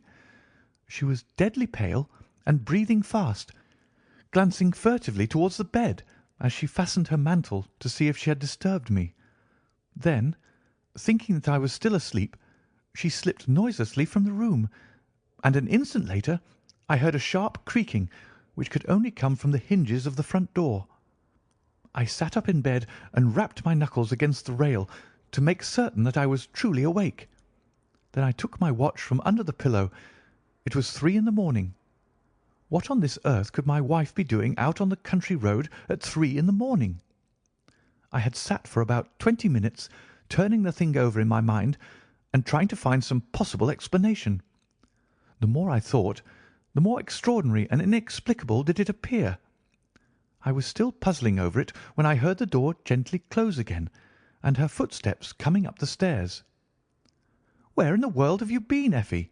I asked as she entered. She gave a violent start and a kind of gasping cry when I spoke, and that cry and start troubled me more than all the rest, for there was something indescribably guilty about them. My wife had always been a woman of a frank and open nature, and it gave me a chill to see her slinking into her own room and crying out and wincing when her own husband spoke to her. "You awake, Jack?" she cried with a nervous laugh. "Why, I thought that nothing could wake you." "Where have you been?" I asked more sternly. "I don't wonder that you're surprised," said she, and I could see that her fingers were trembling as she undid the fastenings of her mantle. "Why, I never remember having done such a thing in my life before. The fact is that I felt as though I were choking and had a perfect longing for a breath of fresh air. I really think that I should have fainted if I had not gone out. I stood at the door for a few minutes, and now I am quite myself again." All the time she was telling me this story, she never once looked in my direction, and her voice was quite unlike her usual tones. It was evident to me that she was saying what was false. I said nothing in reply, but turned my face to the wall, sick at heart, with my mind filled with 1,000 venomous doubts and suspicions. What was it that my wife was concealing from me? Where had she been during that strange expedition? I felt that I should have no peace until I knew, and yet I shrank from asking her again after once she had told me what was false. All the rest of the night I tossed and tumbled, framing theory after theory, each more unlikely than the last. I should have gone to the city that day, but I was too disturbed in my mind to be able to pay attention to business matters. My wife seemed to be as upset as myself, and I could see from the little questioning glances which she kept shooting at me that she understood that I disbelieved her statement, and that she was at her wits' end what to do. We hardly exchanged a word during breakfast, and immediately afterwards I went out for a walk, that I might think the matter out in the fresh morning air. I went as far as the Crystal Palace, spent an hour in the grounds, and was back in Norbury by 1 o'clock. It happened that my way took me past the cottage, and I stopped for an instant to look at the windows and to see if I could catch a glimpse of the strange face which had looked out at me on the day before. As I stood there, imagine my surprise, Mr. Holmes, when the door suddenly opened and my wife walked out. I was struck dumb with astonishment at the sight of her, but my emotions were nothing to those which showed themselves upon her face when our eyes met. She seemed for an instant to wish to shrink back inside the house again, and then, seeing how useless all concealment must be, she came forward with a very white face and frightened eyes which belied the smile upon her lips. "Ah, Jack," she said, "I have just been in to see if I can be of any assistance to our new neighbours. Why do you look at me like that, Jack? You are not angry with me?" "So," said I, "this is where you went during the night." "What do you mean?" she cried. "You came here. I am sure of it. Who are these people, that you should visit them at such an hour?" "I have not been here before." "How can you tell me what you know is false?" I cried. "Your very voice changes as you speak. When have I ever had a secret from you? I shall enter that cottage, and I shall probe the matter to the bottom." "No, no, Jack, for God's sake!" she gasped in uncontrollable emotion. Then, as I approached the door, she seized my sleeve and pulled me back with convulsive strength. "I implore you not to do this, Jack," she cried. "I swear that I will tell you everything some day, but nothing but misery can come of it if you enter that cottage." Then, as I tried to shake her off, she clung to me in a frenzy of entreaty. "Trust me, Jack," she cried. "Trust me only this once. You will never have cause to regret it. You know that I would not have a secret from you if it were not for your own sake. Our whole lives are at stake in this. If you come home with me, all will be well. If you force your way into that cottage, all is over between us." There was such an earnestness, such despair in her manner, that her words arrested me, and I stood irresolute before the door. "I will trust you on one condition, and on one condition only," said I at last. "It is that this mystery comes to an end from now. You are at liberty to preserve your secret, but you must promise me that there shall be no more nightly visits, no more doings which are kept from my knowledge. I am willing to forget those which are past if you will promise that there shall be no more in the future." "I was sure that you would trust me," she cried, with a great sigh of relief. "It shall be just as you wish. Come away. Oh, come away up to the house." Still pulling at my sleeve, she led me away from the cottage. As we went, I glanced back, and there was that yellow, livid face watching us out of the upper window. What link could there be between that creature and my wife? Or how could the coarse, rough woman whom I had seen the day before be connected with her?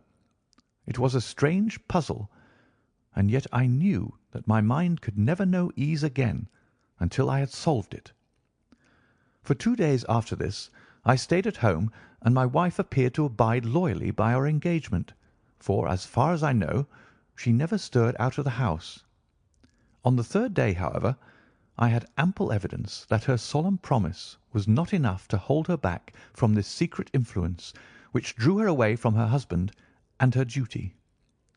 I had gone into town on that day, but I returned by the 2:40 instead of the 3:36, which is my usual train. As I entered the house, the maid ran into the hall with a startled face. "Where is your mistress?" I asked. "I think that she's gone out for a walk," she answered. My mind was instantly filled with suspicion. I rushed upstairs to make sure that she was not in the house.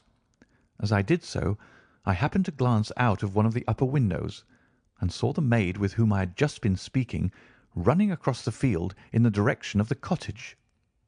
Then, of course, I saw exactly what it all meant. My wife had gone over there, and had asked the servant to call her if I should return. Tingling with anger, I rushed down and hurried across, determined to end the matter once and forever. I saw my wife and the maid hurrying back along the lane, but I did not stop to speak with them. In the cottage lay the secret which was casting a shadow over my life. I vowed that, come what might, it should be a secret no longer. I did not even knock when I reached it, but turned the handle and rushed into the passage. It was all still and quiet upon the ground floor. In the kitchen a kettle was singing on the fire, and a large black cat lay coiled up in the basket, but there was no sign of the woman whom I had seen before. I ran into the other room, but it was equally deserted. Then I rushed up the stairs, only to find two other rooms empty and deserted at the top.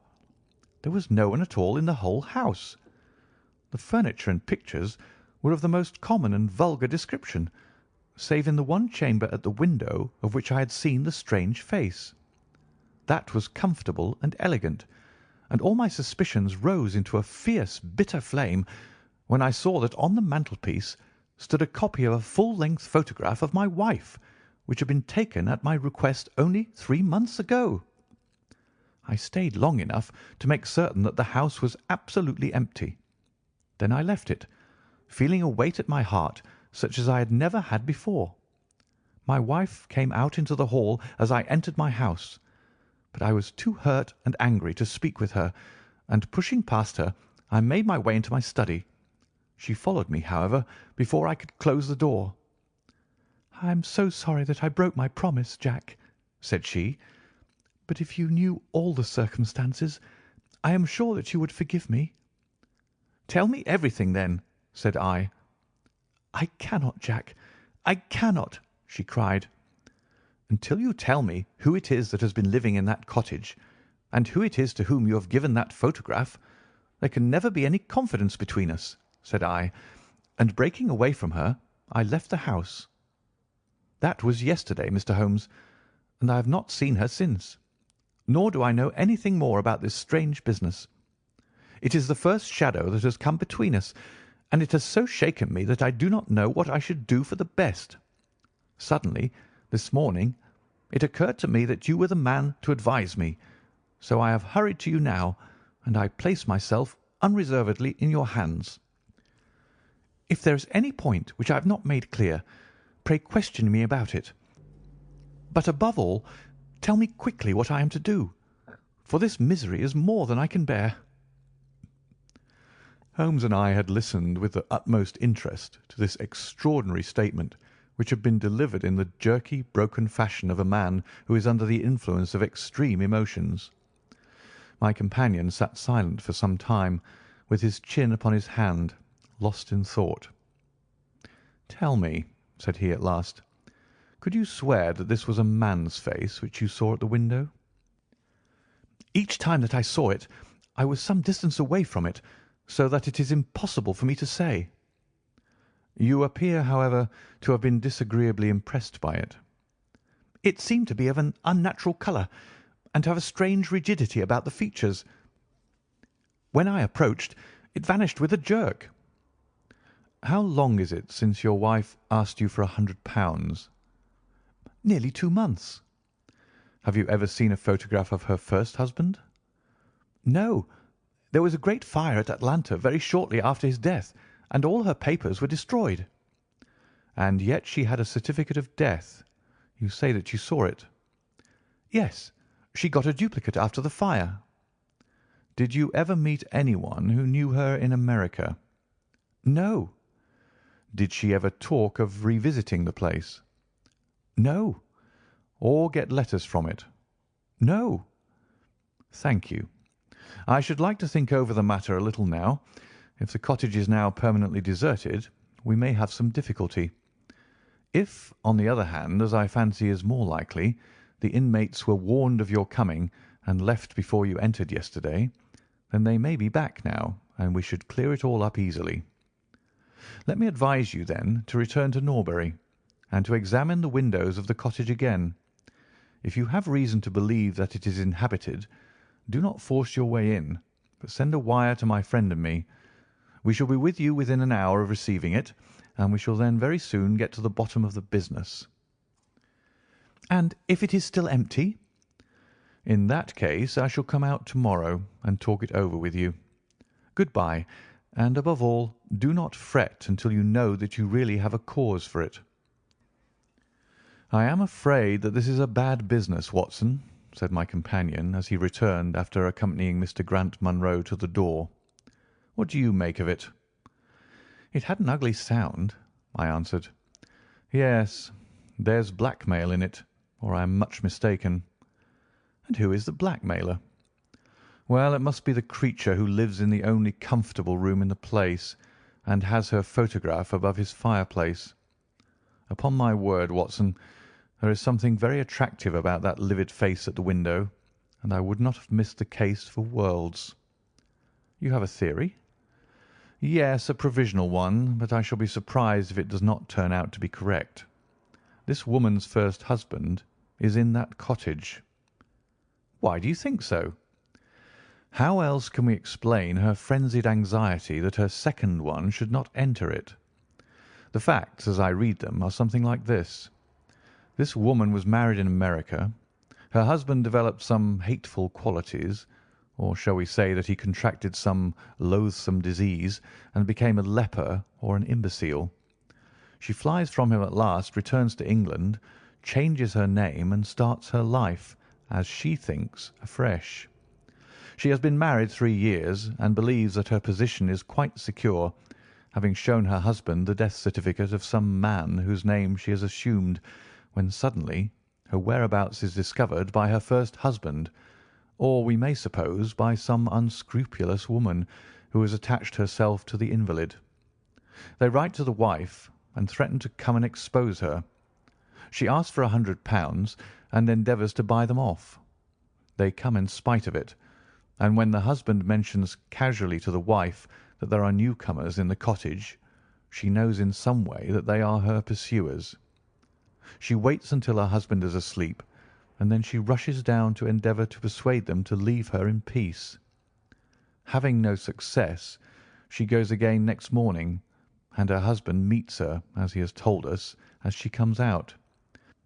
She promises him then not to go there again, but 2 days afterwards the hope of getting rid of those dreadful neighbours was too strong for her, and she made another attempt, taking down with her the photograph which had probably been demanded from her. In the midst of this interview the maid rushed in to say that the master had come home, on which the wife, knowing that he would come straight down to the cottage, hurried the inmates out the back door into the grove of fir trees probably, which was mentioned as standing near. In this way he found the place deserted.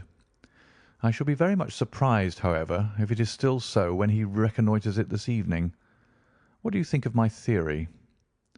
"It is all surmise." "But at least it covers all the facts. When new facts come to our knowledge which cannot be covered by it, it will be time enough to reconsider it. We can do nothing more until we have a message from our friend at Norbury." But we had not very long time to wait for that. It came just as we had finished our tea. "The cottage is still tenanted," it said. "Have seen the face again at the window. Will meet the 7 o'clock train, and will take no steps until you arrive." He was waiting on the platform when we stepped out, and we could see in the light of the station lamps that he was very pale and quivering with agitation. "They are still there, Mr. Holmes," said he, laying his hand hard upon my friend's sleeve. "I saw lights in the cottage as I came down. We shall settle it now once and for all." "What is your plan, then?" asked Holmes, as he walked down the dark, tree-lined road. "I am going to force my way in and see for myself who is in the house.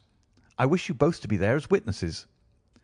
"You are quite determined to do this, in spite of your wife's warning that it is better that you should not solve the mystery?" "Yes, I am determined." "Well, I think that you are in the right. Any truth is better than indefinite doubt. We had better go up at once. Of course, legally, we are putting ourselves hopelessly in the wrong, but I think that it is worth it."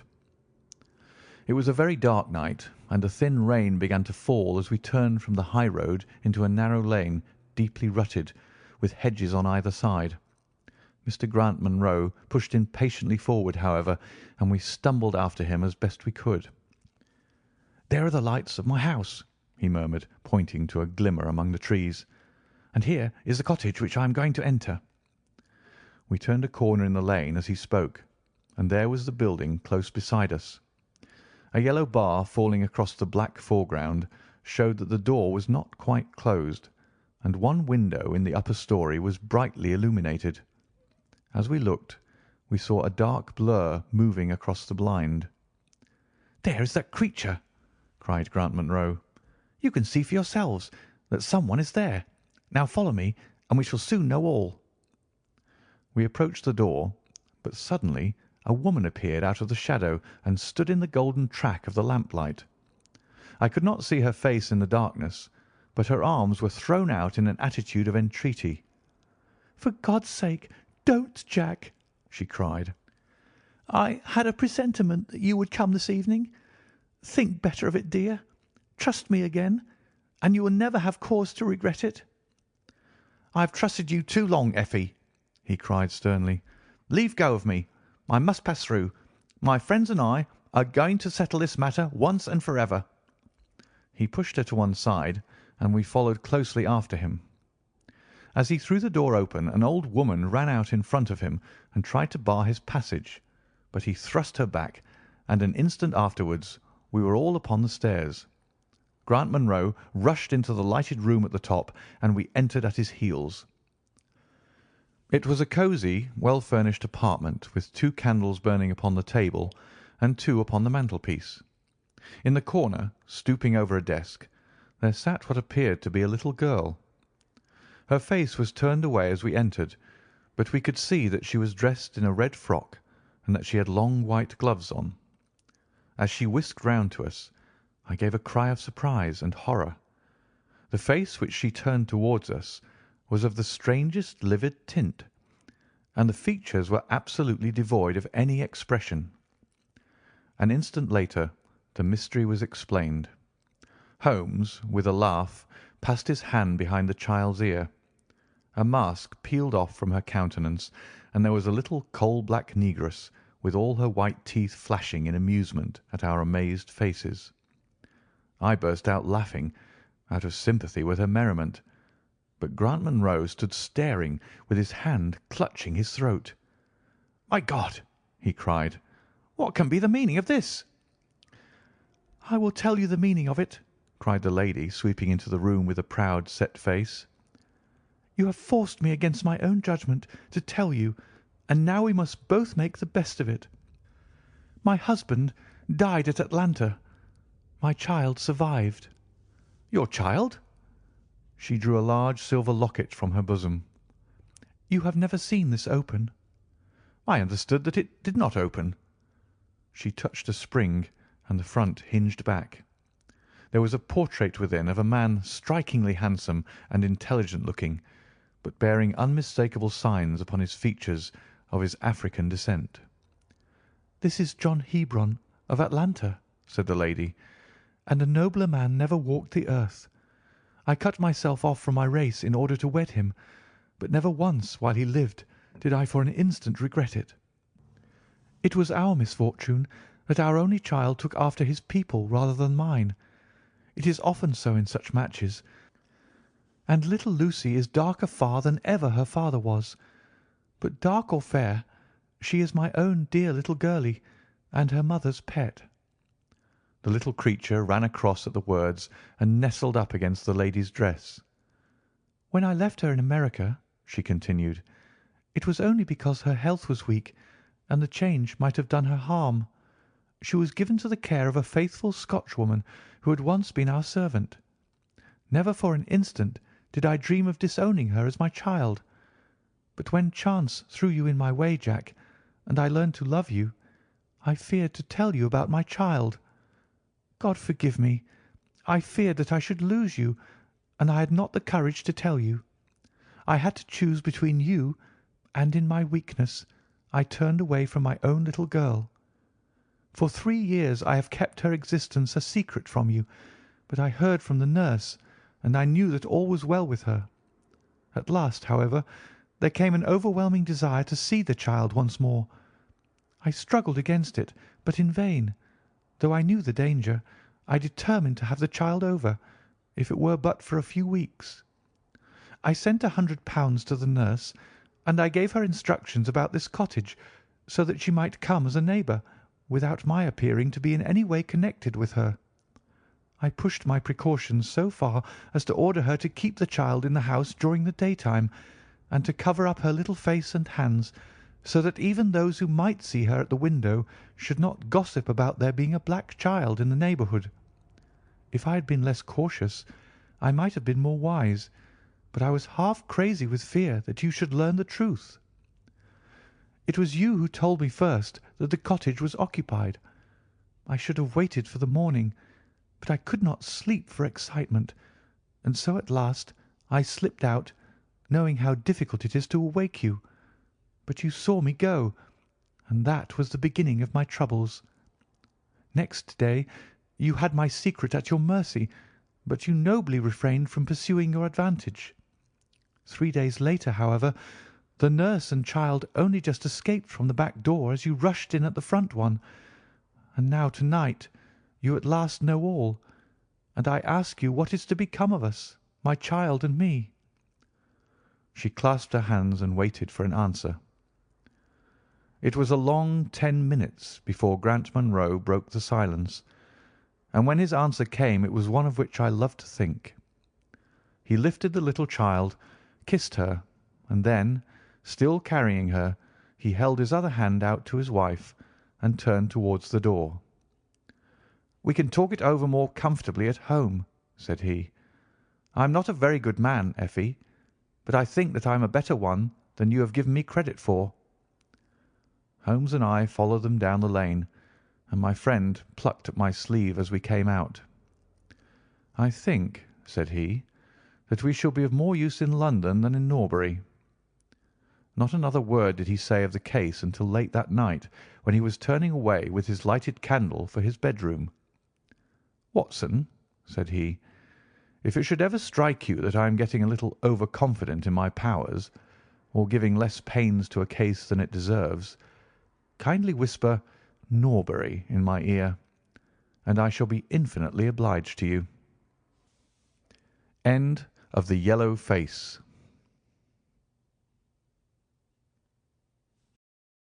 Adventure number 3. The Stockbroker's Clerk. Shortly after my marriage I had bought a connection in the Paddington district.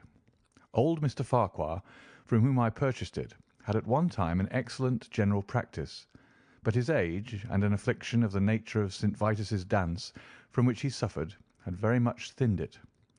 The public, not unnaturally, goes on the principle that he who would heal others must himself be whole, and looks askance at the curative powers of the man whose own case is beyond the reach of his drugs. Thus, as my predecessor weakened, his practice declined, until, when I purchased it from him, it had sunk from 1,200 to little more than 300 a year. I had confidence, however, in my own youth and energy, and was convinced that in a very few years the concern would be as flourishing as ever. For 3 months after taking over the practice, I was kept very closely at work, and saw little of my friend Sherlock Holmes, for I was too busy to visit Baker Street, and he seldom went anywhere himself, save upon professional business. I was surprised, therefore, when one morning in June, as I sat reading the British Medical Journal after breakfast, I heard a ring at the bell, followed by the high, somewhat strident tones of my old companion's voice. "Ah, my dear Watson," said he, striding into the room, "I am very delighted to see you. I trust that Mrs. Watson has entirely recovered from all the little excitements connected with our adventure of the Sign of the Four." "Thank you, we're both doing very well," said I, shaking him warmly by the hand. "And I hope also," he continued, sitting down in the rocking-chair, "that the cares of medical practice have not entirely obliterated the interest which you used to take in our little deductive problems." "On the contrary," I answered, "it was only last night that I was looking over my old notes and classifying some of our past results. I trust that you don't consider your collection closed." Not at all. I should wish nothing better than to have some more of such experiences. Today, for example? Yes, today, if you like. And as far off as Birmingham? Certainly, if you wish it. And the practice? I do my neighbour's when he goes. He's always ready to work off the debt. Ha! Nothing could be better, said Holmes, leaning back in his chair and looking keenly at me from under his half-closed lids. I perceive that you have been unwell lately. Summer colds are always a little trying. I was confined to the house by a severe chill for 3 days last week. I thought, however, that I had cast off every trace of it. So you have. You look remarkably robust. How, then, did you know it? My dear fellow, you know my methods. You deduced it, then? Certainly. And from what? From your slippers. I glanced down at the new patent leathers which I was wearing. How on earth? I began, but Holmes answered my question before it was asked. Your slippers are new, he said. You could not have had them more than a few weeks. The soles, which you are at this moment presenting to me, are slightly scorched. For a moment I thought they might have got wet and been burned in the drying, but near the instep there is a small circular wafer of paper with the shopman's hieroglyphics upon it. Damp would of course have removed this. You had then been sitting with your feet outstretched to the fire, which a man would hardly do even in so wet a June as this if he were in his full health. Like all Holmes's reasoning, the thing seemed simplicity itself when it was once explained. He read the thought upon my features, and his smile had a tinge of bitterness. I am afraid that I rather give myself away when I explain, said he. Results without causes are much more impressive. You are ready to come to Birmingham, then? Certainly. What is the case? You shall hear it all in the train. My client is outside in a four-wheeler. Can you come at once? In an instant. I scribbled a note to my neighbour, rushed upstairs to explain the matter to my wife, and joined Holmes upon the doorstep. Your neighbour is a doctor, said he, nodding at the brass plate. Yes, he bought a practice as I did. An old established one? Just the same as mine. Both have been ever since the houses were built. Ah, then you got hold of the best of the two. I think I did. But how do you know? By the steps, my boy. Yours are worn 3 inches deeper than his. But this gentleman in the cab is my client, Mr. Hall Pycroft. Allow me to introduce you to him. Whip your horse up, cabby, for we have only just time to catch our train. The man whom I found myself facing was a well-built, fresh-complexioned young fellow, with a frank, honest face and a slight, crisp, yellow moustache. He wore a very shiny top hat and a neat suit of sober black which made him look what he was, a smart young city man of the class who have been labelled cockneys, but who give us our crack volunteer regiments, and who turn out more fine athletes and sportsmen than any body of men in these islands. His round, ruddy face was naturally full of cheeriness, but the corners of his mouth seemed to me to be pulled down in a half-comical distress. It was not, however, until we were all in our first-class carriage and well started upon our journey to Birmingham that I was able to learn what the trouble was which had driven him to Sherlock Holmes. We have a clear run here of 70 minutes, Holmes remarked. I want you, Mr. Hall Pycroft, to tell my friend your very interesting experience exactly as you have told it to me, or with more detail if possible. It will be of use to me to hear the succession of events again. It is a case, Watson, which may prove to have something in it, or may prove to have nothing, but which, at least, presents those unusual and outre features which are as dear to you as they are to me. Now, Mr. Pycroft, I shall not interrupt you again. Our young companion looked at me with a twinkle in his eye. The worst of the story is, said he, that I should show myself up as such a confounded fool. Of course, it may work out all right, and I don't see that I could have done otherwise. But if I've lost my crib and got nothing in exchange, I shall feel what a soft Johnny I've been. I'm not very good at telling a story, Dr. Watson, but it is like this with me. I used to have a billet at Cox and Woodhouse's of Draper's Gardens, but they were let in early in the spring through the Venezuelan loan, as no doubt you remember, and came a nasty cropper. I've been with them 5 years, and old Coxon gave me a ripping good testimonial when the smash came, but of course we clerks were all turned adrift, the 27 of us. I tried here and tried there, but there were lots of other chaps on the same lay as myself, and it was a perfect frost for a long time. I'd been taking £3 a week at Coxon's, and I'd saved about 70 of them, but I soon worked my way through that and out the other end. I was fairly at the end of my tether at last, and could hardly find the stamps to answer the advertisements or the envelopes to stick them to. I'd worn out my boots, paddling up office stairs, and I seemed just as far from getting a billet as ever. At last I saw a vacancy at Mawson and Williams, the great stockbroking firm in Lombard Street. I dare say E.C. is not much in your line, but I can tell you that this is about the richest house in London. The advertisement was to be answered by letter only. I sent in my testimonial and application, but without the least hope of getting in. Back came an answer by return saying that if I would appear next Monday, I might take over my new duties at once, provided that my appearance was satisfactory. No one knows how these things are worked. Some people say that the manager just plunges his hand into the heap and takes the first that comes. Anyhow, it was my innings that time, and I don't have a wish to feel better pleased. The screw was £1 a week rise, and the duties just about the same as at Coxon's. And now I come to the queer part of the business. I was in diggings out Hampstead way, 17 Potter's Terrace. Well, I was sitting doing a smoke that very evening, after I'd been promised the appointment, when up came my landlady with a card which had Arthur Pinner, financial agent, printed upon it. I had never heard the name before, and could not imagine what he wanted with me. But of course I asked her to show him up. In he walked, a middle-sized, dark-haired, dark-eyed, black-bearded man, with a touch of the sheeny about his nose.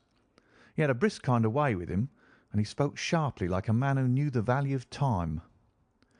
"Mr. Old Pycraft, I believe," said he. "Yes, sir," I answered, pushing a chair towards him. "Lately engaged at Coxon and Woodhouse's." "Yes, sir." "And now on the staff of Mawson's." "Quite so." "Well," said he, "the fact is that I have heard some really extraordinary stories about your financial ability. You remember Parker, who used to be Coxon's manager? He could never say enough about it." Of course I was pleased to hear this. I had always been pretty sharp in the office, but I never dreamed that I was talked about in the city in this fashion. "You have a good memory," said he. "Pretty fair," I answered modestly. "Have you kept in touch with the market while you've been out of work?" he asked. "Yes, I read the Stock Exchange list every morning." "Now that shows real application," he cried. "This is the way to prosper. You won't mind me testing you, will you? Let me see. How are Ayrshire's?" 106 1/4 to 105 7/8. "And New Zealand Consolidated?" 104. "And British Broken Hills?" 7 to 7 6. "Wonderful!" he cried with his hands up. "This quite fits in with all that I had heard. My boy, you're very much too good to be a clerk at Mawson's." This outburst rather astonished me, as you can think. "Well," said I, "other people don't think quite so much of me as you seem to do, Mr. Pinner. I had a hard enough fight to get this berth, and I'm very glad to have it." "Pooh, man! You should soar above it. You're not in your true sphere. Now, I'll tell you how it stands with me. What I have to offer is little enough when measured by your ability, but when compared with Mawson's, it's light to dark. Let me see. When do you go to Mawson's?" "On Monday." "Aha! I think I would risk a little sporting flutter that you don't go there at all." "Not go to Mawson's?" "No, sir. By that day you will be the business manager of the Franco Midland Hardware Company Limited, with 134 branches in the towns and villages of France, not counting one in Brussels and one in San Remo." This took my breath away. "I never heard of it," said I. "Very likely not. It has been kept very quiet, for the capital was all privately subscribed, and it's too good a thing to let the public into.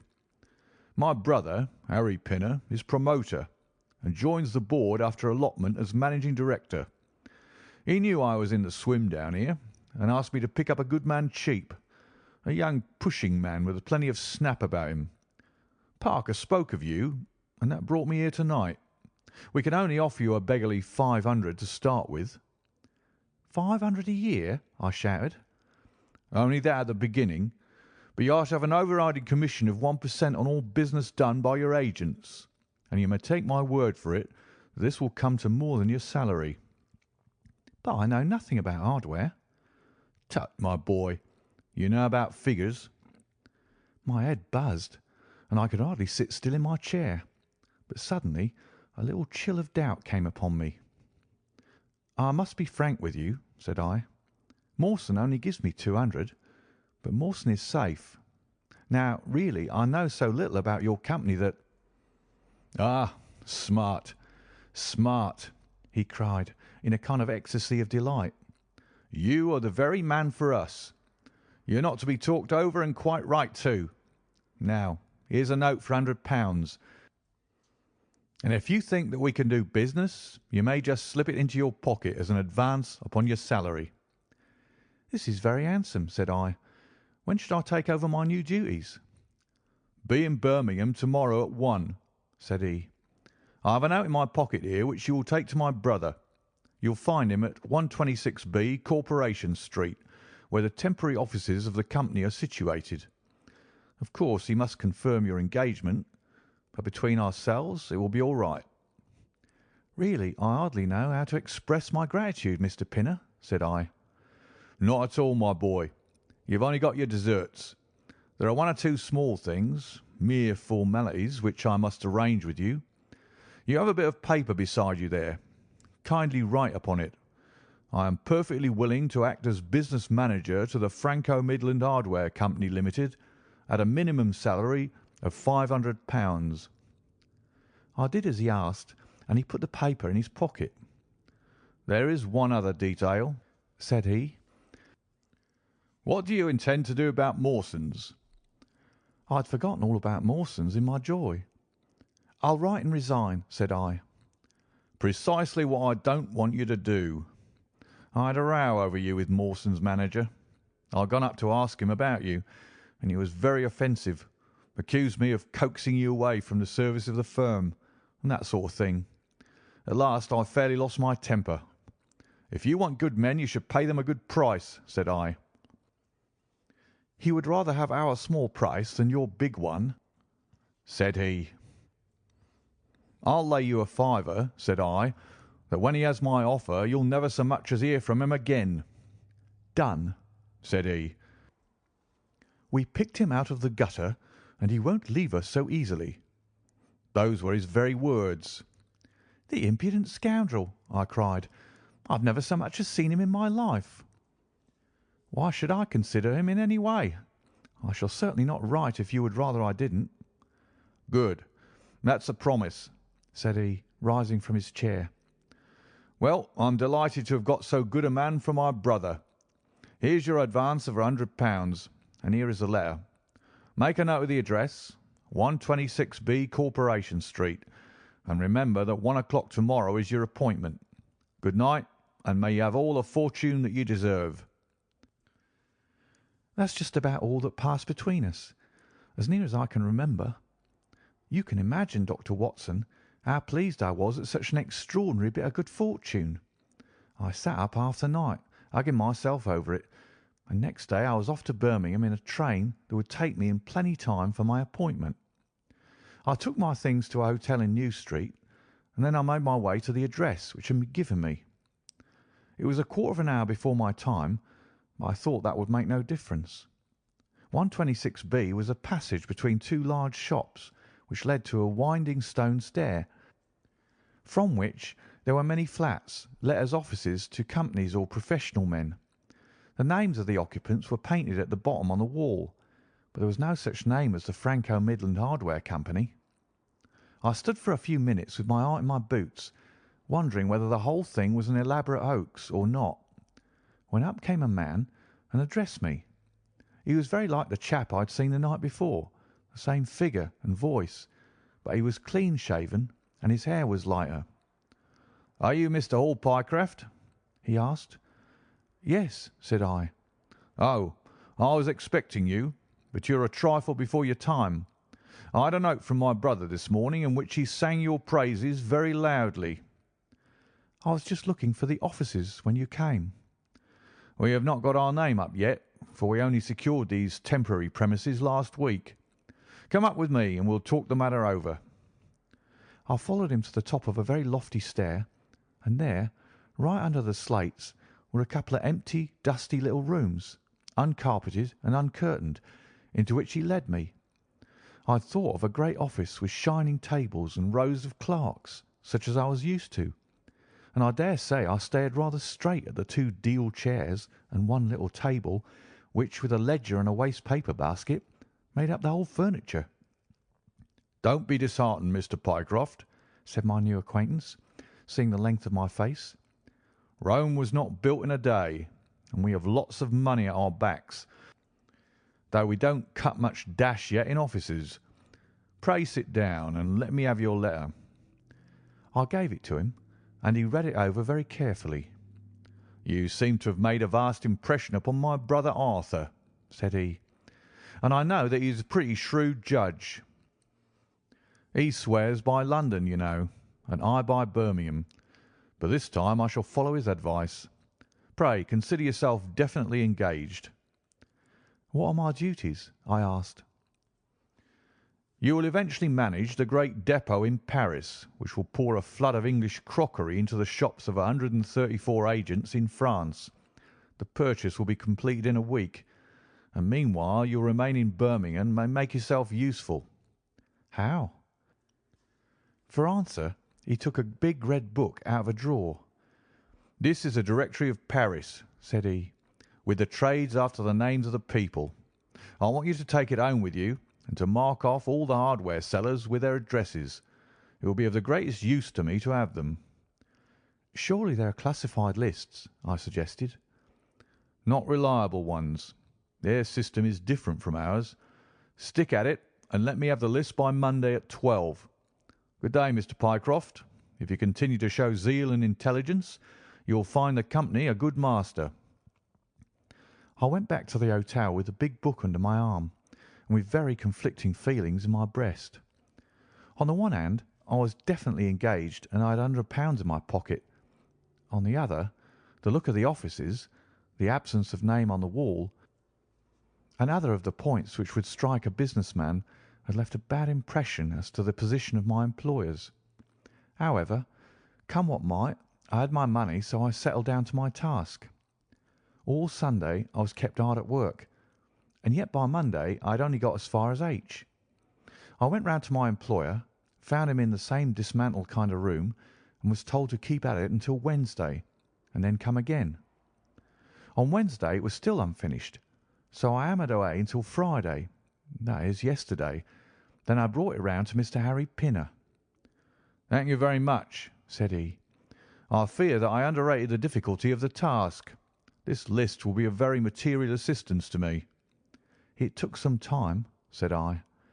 "And now," said he, "I want you to make a list of the furniture shops, for they all sell crockery." "Very good." "And you can come up to-morrow evening at 7 and let me know how you're getting on. Don't overwork yourself. A couple of hours at Day's Music Hall in the evening would do you no harm after your labours."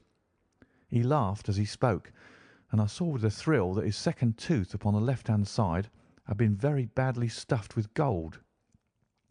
Sherlock Holmes rubbed his hands with delight, and I stared with astonishment at our client. "You may well look surprised, Dr. Watson, but it is this way," said he. "When I was speaking to the other chap in London, at the time that he laughed at my not going to Mawson's, I happened to notice that his tooth was stuffed in this very identical fashion. The glint of the gold in each case caught my eye, you see. When I put that with the voice and figure being the same, and only those things altered which might be changed by a razor or a wig, I could not doubt that it was the same man. Of course, you expect two brothers to be alike, but not that they should have the same tooth stuffed in the same way. He bowed me out, and I found myself in the street, hardly knowing whether I was on my head or my heels. Back I went to my hotel, put my head in a basin of cold water, and tried to think it out.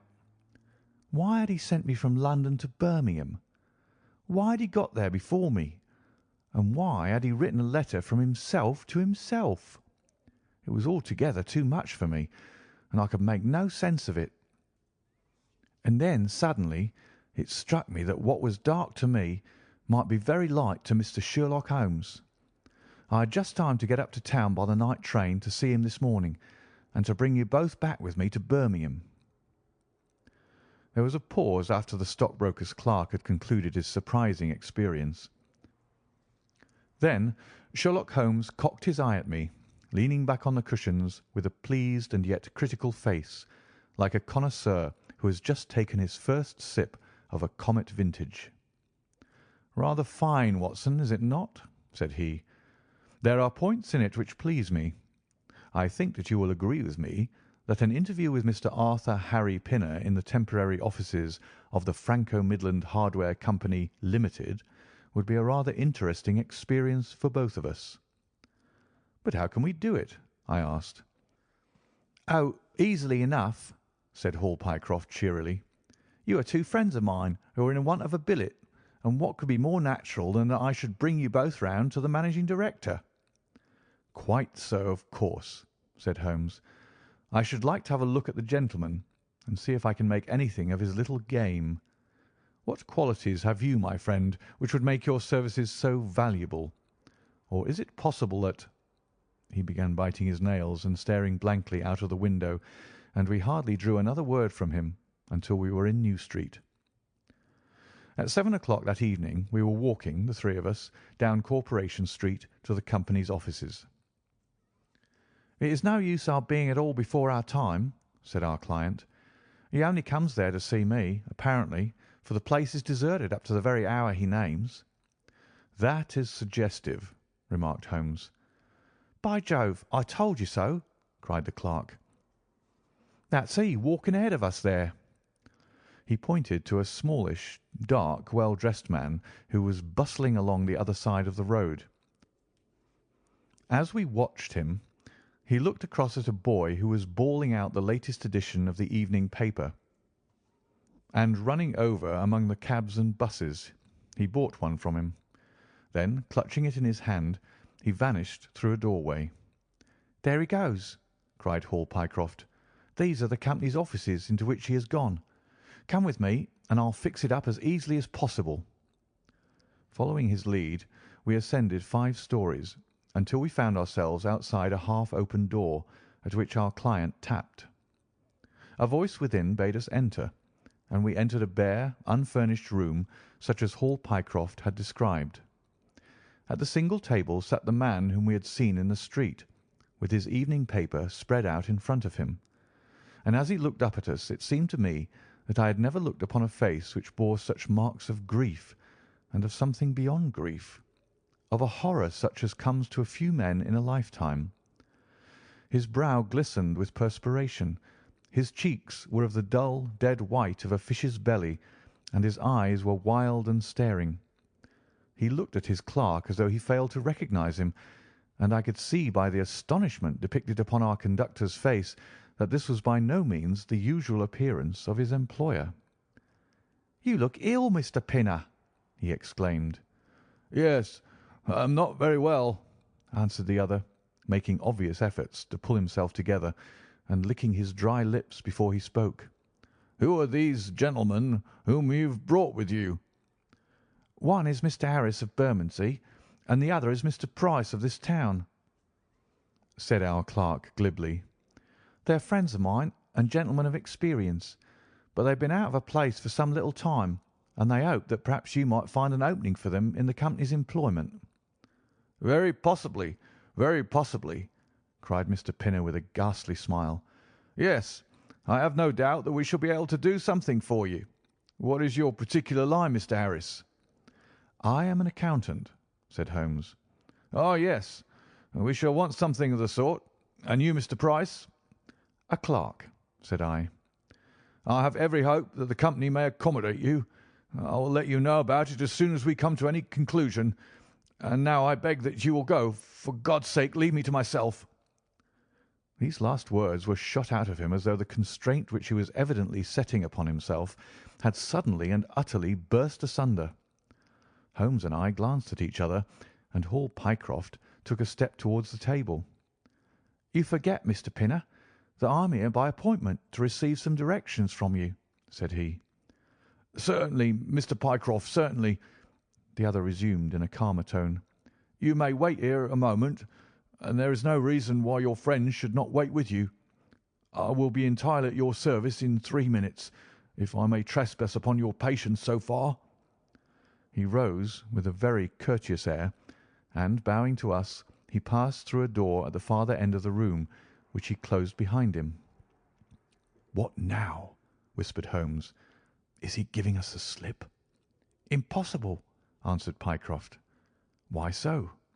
"That door leads into an inner room." "There is no exit?" "None." "Is it furnished?" "It was empty yesterday." "Then what on earth can he be doing?" There is something which I don't understand in this manner. If ever a man was 3 parts mad with terror, that man's name is Pinner. What can have put the shivers on him?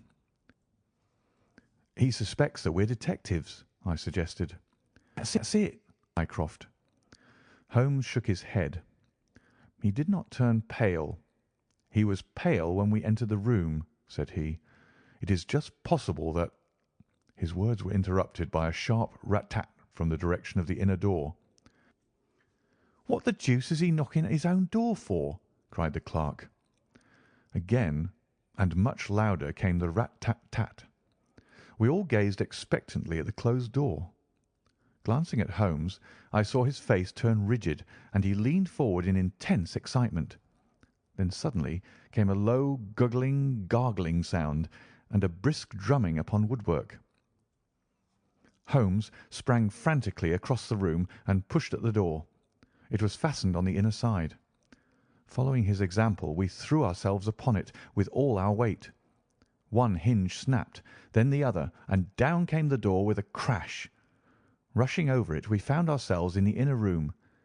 It was empty. But it was only for a moment that we were at fault. At one corner, the corner nearest the room which we had left, there was a second door. Holmes sprang to it and pulled it open.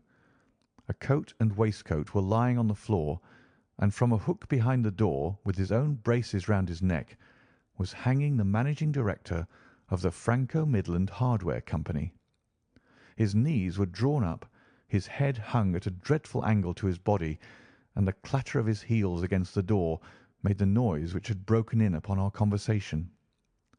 In an instant I had caught him around the waist and held him up while Holmes and Pycroft untied the elastic bands which had disappeared between the livid creases of skin.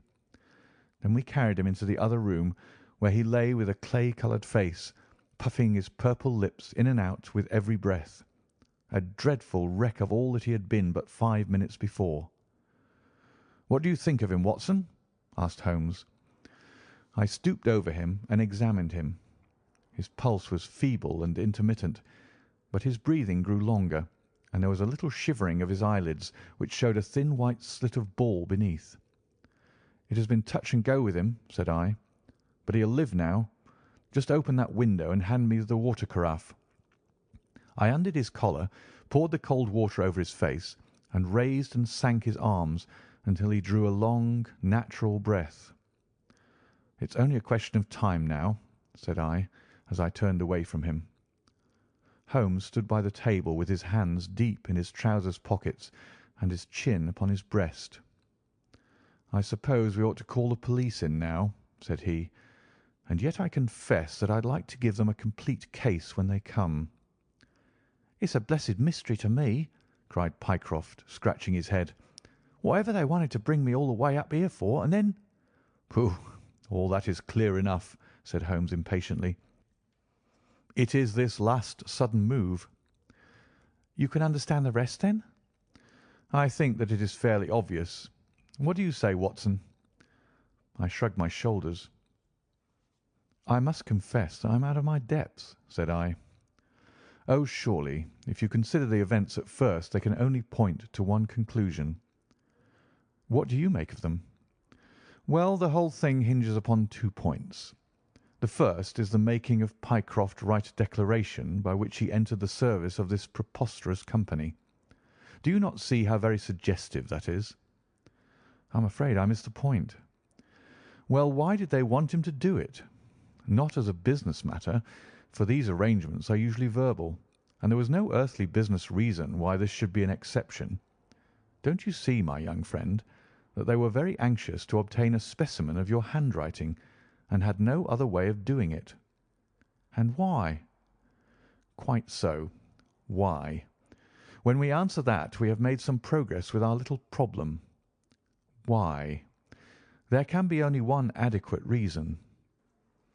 Someone wanted to learn to imitate your writing, and had to procure a specimen of it first. And now, if we pass on to the second point, we find that each throws light upon the other. That point is the request made by Pinner that you should not resign your place, but should leave the manager of his important business in the full expectation that a Mr. Hall Pycroft, whom he had never seen, was about to enter the office upon the Monday morning." "My God!" cried our client. "What a blind beetle I've been!" "Now you see the point about the handwriting. Suppose that someone turned up in your place who wrote a completely different hand from that in which you had applied for the vacancy. Of course, the game would have been up. But in the interval the rogue had learned to imitate you, and his position was therefore secure, as I presume that nobody in the office had ever set eyes upon you." "Not a soul," groaned Hall Pycroft. "Very good. Of course, it was of the utmost importance to prevent you from thinking better of it, and also to keep you from coming into contact with anyone who might tell you that your double was at work in Mawson's office. Therefore, they gave you a handsome advance on your salary, and ran you off to the Midlands, where they gave you enough work to do to prevent you going to London, where you might have burst their little game up. That is all plain enough." "But why should this man pretend to be his own brother?" "Well, that is pretty clear also. There are evidently only 2 of them in it. The other is impersonating you at the office. This one acted as your engager, and then found that he could not find you an employer without admitting a third person into his plot. That he was most unwilling to do. He changed his appearance as far as he could, and trusted that the likeness, which you could not fail to observe, would be put down to a family resemblance. But for the happy chance of the gold stuffing, your suspicions would probably never have been aroused." Hall Pycroft shook his clinched hands in the air. "Good Lord!" he cried. "While I have been fooled in this way, what has this other Hall Pycroft been doing at Mawson's? What shall we do, Mr. Holmes? Tell me what to do." "We must wire to Mawson's." "They shut at 12 on Saturdays." "Never mind. There may be some doorkeeper or attendant." "Oh, yes. They keep a permanent guard there on account of the value of the securities that they hold. I remember hearing it talked of in the city." "Very good. We shall wire to him and see if all is well and if a clerk of your name is working there. That is clear enough. But what is not so clear is why at the sight of us one of the rogues should instantly walk out of the room and hang himself." "The paper!" croaked a voice behind us. The man was sitting up, blanched and ghastly, with returning reason in his eyes, and hands which rubbed nervously at the broad red band which still encircled his throat. "The paper! Of course!" yelled Holmes, in a paroxysm of excitement. Idiot that I was! I thought so much of our visit that the paper had never entered my head for an instant. To be sure, the secret must be there. He flattened it upon the table, and a cry of triumph burst from his lips. "Look at this, Watson," he cried. "It is a London paper, an early edition of the Evening Standard. Here is what we want. Look at the headlines. 'Crime in the City. Murder at Mawson and Williams. Gigantic attempted robbery. Capture of the criminal.' Here, Watson, we are all equally anxious to hear it, so kindly read it aloud to us." It appeared from its position in the paper to have been the one event of importance in town, and the account of it ran in this way: "A desperate attempt at robbery, culminating in the death of one man and the capture of the criminal, occurred this afternoon in the City. For some time back, Mawson and Williams, the famous financial house, have been the guardians of securities which amount, in the aggregate, to a sum of considerably over £1,000,000. So conscious was the manager of the responsibility which devolved upon him in consequence of the great interest at stake, that safes of the very latest construction have been employed, and an armed watchman has been left day and night in the building. It appears that last week a new clerk named Hall Pycroft was engaged by the firm. This person appears to have been none other than Beddington, the famous forger and cracksman, who with his brother had only recently emerged from a 5 years' spell of penal servitude. By some means, which are not yet clear, he succeeded in winning, under a false name, this official position in the office, which he utilised in order to obtain mouldings of various locks and a thorough knowledge of the position of the strong-room and the safes. It is customary at Mawson's for the clerks to leave at midday on Saturday.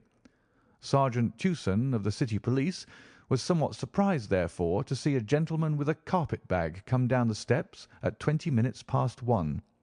His suspicions being aroused, the sergeant followed the man, and with the aid of Constable Pollock succeeded, after a most desperate resistance, in arresting him. It was at once clear that a daring and gigantic robbery had been committed. Nearly £100,000 worth of American railway bonds, with a large amount of scrip in mines and other companies, was discovered in the bag. On examining the premises, the body of the unfortunate watchman was found doubled up and thrust into the largest of the safes, where it would not have been discovered until Monday morning had it not been for the prompt action of Sergeant Tewson. The man's skull had been shattered by a blow from a poker delivered from behind. There could be no doubt that Beddington had obtained entrance by pretending that he had left something behind him, and having murdered the watchman, rapidly rifled the large safe and then made off with his booty. His brother, who usually works with him, has not appeared in this job as far as can at present be ascertained, although the police are making energetic inquiries as to his whereabouts. "Well, we may save the police some little trouble in that direction," said Holmes, glancing at the haggard figure huddled up by the window. "Human nature is a strange mixture, Watson. You see that even a villain and murderer can inspire such affection that his brother turns to suicide when he learns that his neck is forfeited. However, we have no choice as to our action. The doctor and I will remain on guard, Mr. Pycroft, if you will have the kindness to step out for the police." End of the adventure of the stockbroker's clerk. Adventure 4. The Gloria Scott. "I have some papers here," said my friend Sherlock Holmes, as we sat one winter's night on either side of the fire, "which I really think, Watson, that it would be worth your while to glance over. These are the documents in the extraordinary case of the Gloria Scott, and this is the message which struck Justice of the Peace Trevor dead with horror when he read it." He had picked from a drawer a little tarnished cylinder, and undoing the tape he handed me a short note scrawled upon a half sheet of slate-grey paper. "The supply of game for London is going steadily up," it ran. "Head-keeper Hudson, we believe, has been now told to receive all orders for fly-paper and for preservation of your hen-pheasant's life." As I glanced up from reading this enigmatical message, I saw Holmes chuckling at the expression upon my face. "You look a little bewildered," said he. "I cannot see how such a message as this could inspire horror. It seems to me to be rather grotesque than otherwise." "Very likely. Yet the fact remains that the reader, who was a fine, robust old man, was knocked clean down by it as if it had been the butt end of a pistol. "You arouse my curiosity," said I. "But why did you just say now that there were very particular reasons why I should study this case?" "Because it was the first in which I was ever engaged." I had often endeavoured to elicit from my companion what had first turned his mind in the direction of criminal research, but had never caught him before in a communicative humour. Now he sat forward in this armchair and spread out the documents upon his knees. Then he lit his pipe and sat for some time smoking and turning them over. "You never heard me talk of Victor Trevor?" he asked. "He was the only friend I made during the 2 years I was at college. I was never a very sociable fellow, Watson, always rather fond of moping in my rooms and working out my own little methods of thought, so that I never mixed much with the men of my year. Bar fencing and boxing, I had few athletic tastes, and then my line of study was quite distinct from that of the other fellows, so that we had no points of contact at all. Trevor was the only man I knew, and that only through the accident of his bull terrier freezing on to my ankle one morning as I went down to chapel. It was a prosaic way of forming a friendship, but it was effective. I was laid by the heels for 10 days, but Trevor used to come in to inquire after me. At first it was only a minute's chat, but soon his visits lengthened, and before the end of the term we were close friends. He was a hearty, full-blooded fellow, full of spirits and energy, the very opposite to me in most respects, but we had some subjects in common, and it was a bond of union when I found that he was as friendless as I. Finally, he invited me down to his father's place at Donnithorpe in Norfolk, and I accepted his hospitality for a month of the long vacation. Old Trevor was evidently a man of some wealth and consideration, a J.P. and a landed proprietor. Donnithorpe is a little hamlet just to the north of Langmere in the country of the Broads. The house was an old-fashioned, widespread, oak-beamed brick building with a fine lime-lined avenue leading up to it. There was excellent wild duck shooting in the fens, remarkably good fishing, a small but select library, taken over, as I understand, from a former occupant, and a tolerable cook, so that he would be a fastidious man who could not put in a pleasant month there. Trevor senior was a widower, and my friend his only son. There had been a daughter, I heard, but she had died of diphtheria while on a visit to Birmingham. The father interested me extremely. He was a man of little culture, but with a considerable amount of rude strength, both physically and mentally. He knew hardly any books, but he had travelled far, had seen much of the world, and had remembered all that he had learned. In person he was a thick-set, burly man with a shock of grizzled hair, a brown, weather-beaten face, and blue eyes which were keen to the verge of fierceness. Yet he had a reputation for kindness and charity on the countryside, and was noted for the leniency of his sentences from the bench. One evening, shortly after my arrival, we were sitting over a glass of port after dinner, when young Trevor began to talk about those habits of observation and inference which I had already formed into a system, although I had not yet appreciated the part which they were to play in my life. The old man evidently thought that his son was exaggerating in his description of 1 or 2 trivial feats which I had performed. "Come now, Mr. Holmes," said he, laughing good-humouredly, "I'm an excellent subject. If you can deduce anything from me—" "I fear there is not very much," I answered. "I might suggest that you have gone about in fear of some personal attack within the last 12 months." The laugh faded from his lips, and he stared at me in great surprise. "Well, that's true enough," said he. "You know, Victor," turning to his son, "when we broke up that poaching gang, they swore to knife us, and Sir Edward Holly has actually been attacked. I've always been on my guard since then, though I have no idea how you know it." "You have a very handsome stick," I answered. "By the inscription I observed that you had not had it more than a year, but you have taken some pains to bore the head of it and pour melted lead into the hole, so as to make it a formidable weapon. I argued that you would not take such precautions unless you had some danger to fear." "Anything else?" he asked, smiling. "You have boxed a good deal in your youth." "Right again. How did you know it? Is my nose knocked a little out of the straight?" "No," said I. "It is your ears. They have the peculiar flattening and thickening which marks the boxing man." "Anything else?" "You have done a good deal of digging by your callosities." "Made all my money at the goldfields." "You have been in New Zealand?" "Right again." "You have visited Japan?" "Quite true." "And you have been most intimately associated with someone whose initials were J. A., and whom you afterwards were eager to entirely forget?"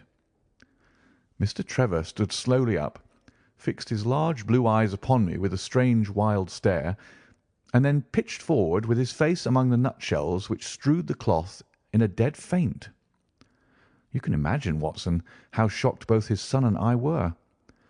His attack did not last long, however, for when we undid his collar and sprinkled the water from one of the finger glasses over his face, he gave a gasp or two and sat up. "Ah, boys," said he, forcing a smile, "I hope I haven't frightened you. Strong as I look, there is a weak place in my heart, and it does not take much to knock me over. I don't know how you manage this, Mr. Holmes, but it seems to me that all the detectives of fact and of fancy would be children in your hands. That's your line of life, sir, and you may take the word of a man who has seen something of the world." And that recommendation, with the exaggerated estimate of my ability with which he prefaced it, was, if you will believe me, Watson, the very first thing which ever made me feel that a profession might be made out of what had up to that time been the merest hobby.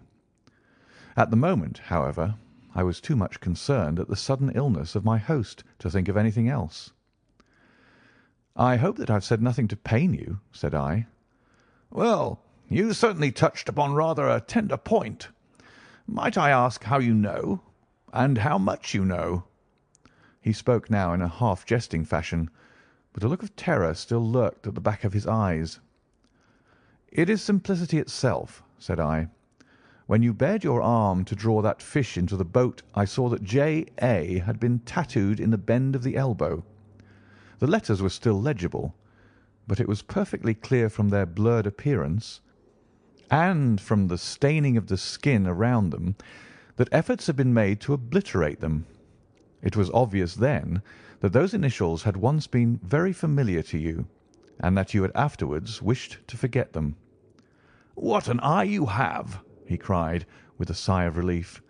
"It is just as you say. But we won't talk of it. Of all ghosts, the ghosts of our old lovers are the worst. Come into the billiard-room and have a quiet cigar." From that day, amid all his cordiality, there was always a touch of suspicion in Mr. Trevor's manner towards me. Even his son remarked it. "You've given the governor such a turn," said he, "that he'll never be sure again of what you know and what you don't know." He did not mean to show it, I am sure, but it was so strongly in his mind that it peeped out at every action. At last I became so convinced that I was causing him uneasiness that I drew my visit to a close. On the very day, however, before I left, an incident occurred which proved in the sequel to be of importance. We were sitting out upon the lawn on garden chairs, the three of us, basking in the sun and admiring the view across the Broads, when a maid came out to say that there was a man at the door who wanted to see Mr. Trevor. "What is his name?" asked my host. "He would not give any." "What does he want, then?" "He says that you know him, and that he only wants a moment's conversation." "Show him round here." An instant afterwards there appeared a little wizened fellow with a cringing manner and a shambling style of walking. He wore an open jacket with a splotch of tar on the sleeve, a red and black check shirt, dungaree trousers, and heavy boots badly worn. His face was thin and brown and crafty, with a perpetual smile upon it, which showed an irregular line of yellow teeth, and his crinkled hands were half closed in a way that is distinctive of sailors. As he came slouching across the lawn, I heard Mr. Trevor made a sort of hiccuping noise in his throat, and jumping out of his chair, he ran into the house. He was back in a moment, and I smelt a strong reek of brandy as he passed me. "Well, my man," said he, "what can I do for you?" The sailor stood looking at him with puckered eyes and with the same loose-lipped smile upon his face. "You don't know me?" he asked. "Why, dear me, it is surely Hudson," said Mr. Trevor in a tone of surprise. "Hudson it is, sir," said the seaman. "Why, it's 30 year and more since I saw you last. Here you are in your house, and me still picking my salt meat out of the harness cask." "Tut, you will find that I have not forgotten old times," cried Mr. Trevor, and walking towards the sailor, he said something in a low voice. "Go into the kitchen," he continued out loud, "and you will get food and drink. I have no doubt that I shall find you a situation." "Thank you, sir," said the seaman, touching his forelock. "I'm just off a 2-yearer in an 8-knot tramp, short-handed at that, and I wants a rest. I thought I'd get it either with Mr. Beddoes or with you." "Ah!" cried Trevor. "You know where Mr. Beddoes is?" "Bless you, sir, I know where all my old friends are," said the fellow with a sinister smile, and he slouched off after the maid to the kitchen. Mr. Trevor mumbled something to us about having been shipmate with the man when he was going back to the diggings, and then, leaving us on the lawn, he went indoors.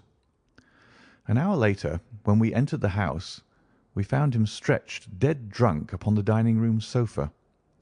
The whole incident left a most ugly impression upon my mind, and I was not sorry next day to leave Donnithorpe behind me, for I felt that my presence must be a source of embarrassment to my friend.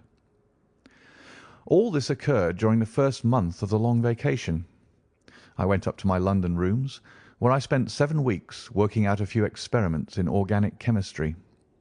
One day, however, when the autumn was far advanced and the vacation drawing to a close, I received a telegram from my friend imploring me to return to Donnithorpe, and saying that he was in great need of my advice and assistance.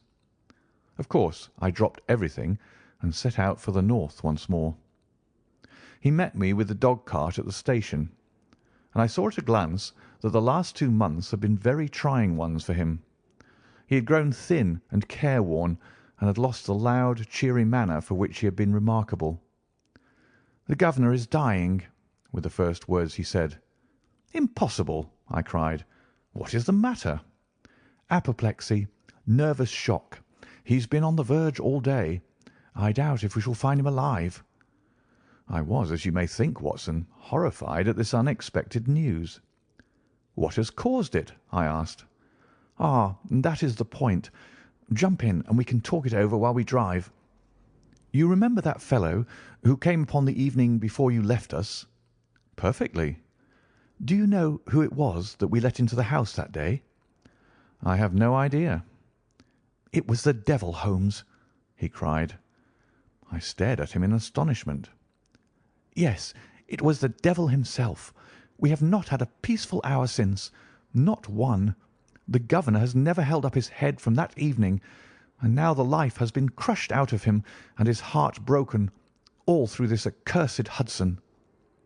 "What power had he, then?" "Ah, that is what I would give so much to know. The kindly, charitable, good old governor.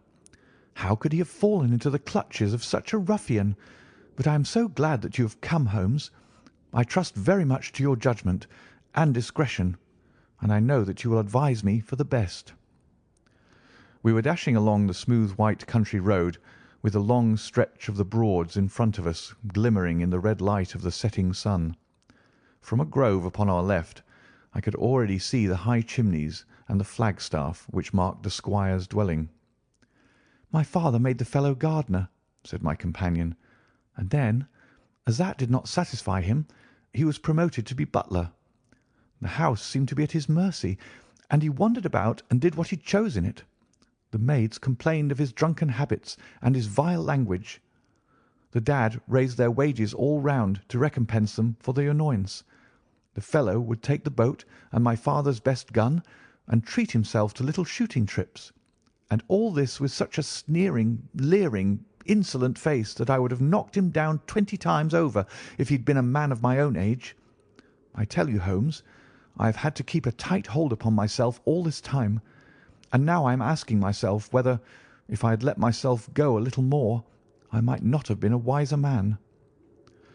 Well, matters went from bad to worse with us, and this animal Hudson became more and more intrusive, until at last, on making some insolent reply to my father in my presence one day, I took him by the shoulders and turned him out of the room. He slunk away with a livid face and two venomous eyes which uttered more threats than his tongue could do. I don't know what passed between the poor dad and him after that, but the dad came to me next day and asked me whether I would mind apologizing to Hudson. I refused, as you can imagine, and asked my father how he could allow such a wretch to take such liberties with himself and his household. "Ah, my boy," said he, "it is all very well to talk, but you don't know how I am placed. But you shall know, Victor. I'll see that you shall know, come what may. You wouldn't believe harm of your poor old father, would you, lad?" He was very much moved, and shut himself up in the study all day, where I could see through the window that he was writing busily. That evening there came what seemed to me to be a grand release, for Hudson told us that he was going to leave us. He walked into the dining-room as we sat after dinner, and announced his intention in the thick voice of a half-drunken man. "I've had enough of Norfolk," said he. "I'll run down to Mr. Beddoes in Hampshire. He'll be as glad to see me as you were, I dare say." "You're not going away in an unkind spirit, Hudson, I hope?" said my father, with a tameness which made my blood boil. "I've not had my apology," said he, sulkily, glancing in my direction. "Victor, you will acknowledge that you have used this worthy fellow rather roughly," said the dad, turning to me. "On the contrary, I think that we have both shown extraordinary patience towards him," I answered. "Oh, you do you?" he snarls. "Very good, mate. We'll see about that." He slouched out of the room, and half an hour afterwards left the house, leaving my father in a state of pitiable nervousness. Night after night I heard him pacing his room, and it was just as he was recovering his confidence that the blow did at last fall. "And how?" I asked eagerly. "In a most extraordinary fashion. A letter arrived for my father yesterday evening, bearing the Fordingbridge postmark. My father read it, clapped both his hands to his head, and began running around the room in little circles, like a man who has been driven out of his senses. When I at last drew him down onto the sofa, his mouth and eyelids were all puckered on one side, and I saw that he had a stroke. Dr. Fordham came over at once. We put him to bed, but the paralysis has spread. He has shown no sign of returning consciousness, and I think that we shall hardly find him alive." "You horrify me, Trevor," I cried. "What then could have been in this letter to cause so dreadful a result?" "Nothing. There lies the inexplicable part of it. The message was absurd and trivial. Oh, my God! It is as I feared." As he spoke we came round the curve of the avenue, and saw in the fading light that every blind in the house had been drawn down. As we dashed up to the door, my friend's face convulsed with grief. A gentleman in black emerged from it. "When did it happen, Doctor?" asked Trevor. "Almost immediately after you left." "Did he recover consciousness?" "For an instant before the end." "Any message for me?" "Only that the papers were in the back drawer of the Japanese cabinet." My friend ascended with the doctor to the chamber of death, while I remained in the study, turning the whole matter over and over in my head, and feeling as sombre as ever I had done in my life. What was the past of this Trevor, pugilist, traveller, and gold digger, and how had he placed himself in the power of this acid-faced seaman? Why, too, should he faint at an allusion to the half-effaced initials upon his arm, and die of fright when he had a letter from Fordingham? Then I remembered that Fordingham was in Hampshire, and that this Mr. Beddoes, whom the seaman had gone to visit and presumably to blackmail, had also been mentioned as living in Hampshire. The letter, then, might either come from Hudson, the seaman, saying that he had betrayed the guilty secret which appeared to exist, or it might come from Beddoes, warning an old confederate that such a betrayal was imminent. So far it seemed clear enough. But then how could this letter be trivial and grotesque, as described by the son? He must have misread it. If so, it must have been one of those ingenious secret codes which mean one thing while they seem to mean another. I must see this letter. If there were a hidden meaning in it, I was confident that I could pluck it forth. For an hour I sat pondering over it in the gloom, until at last a weeping maid brought in a lamp, and close at her heels came my friend Trevor, pale but composed, with these very papers which lie upon my knee held in his grasp. He sat down opposite to me, drew the lamp to the edge of the table, and handed me a short note, scribbled, as you see, upon a single sheet of grey paper. "The supply of game for London is going steadily up," it ran.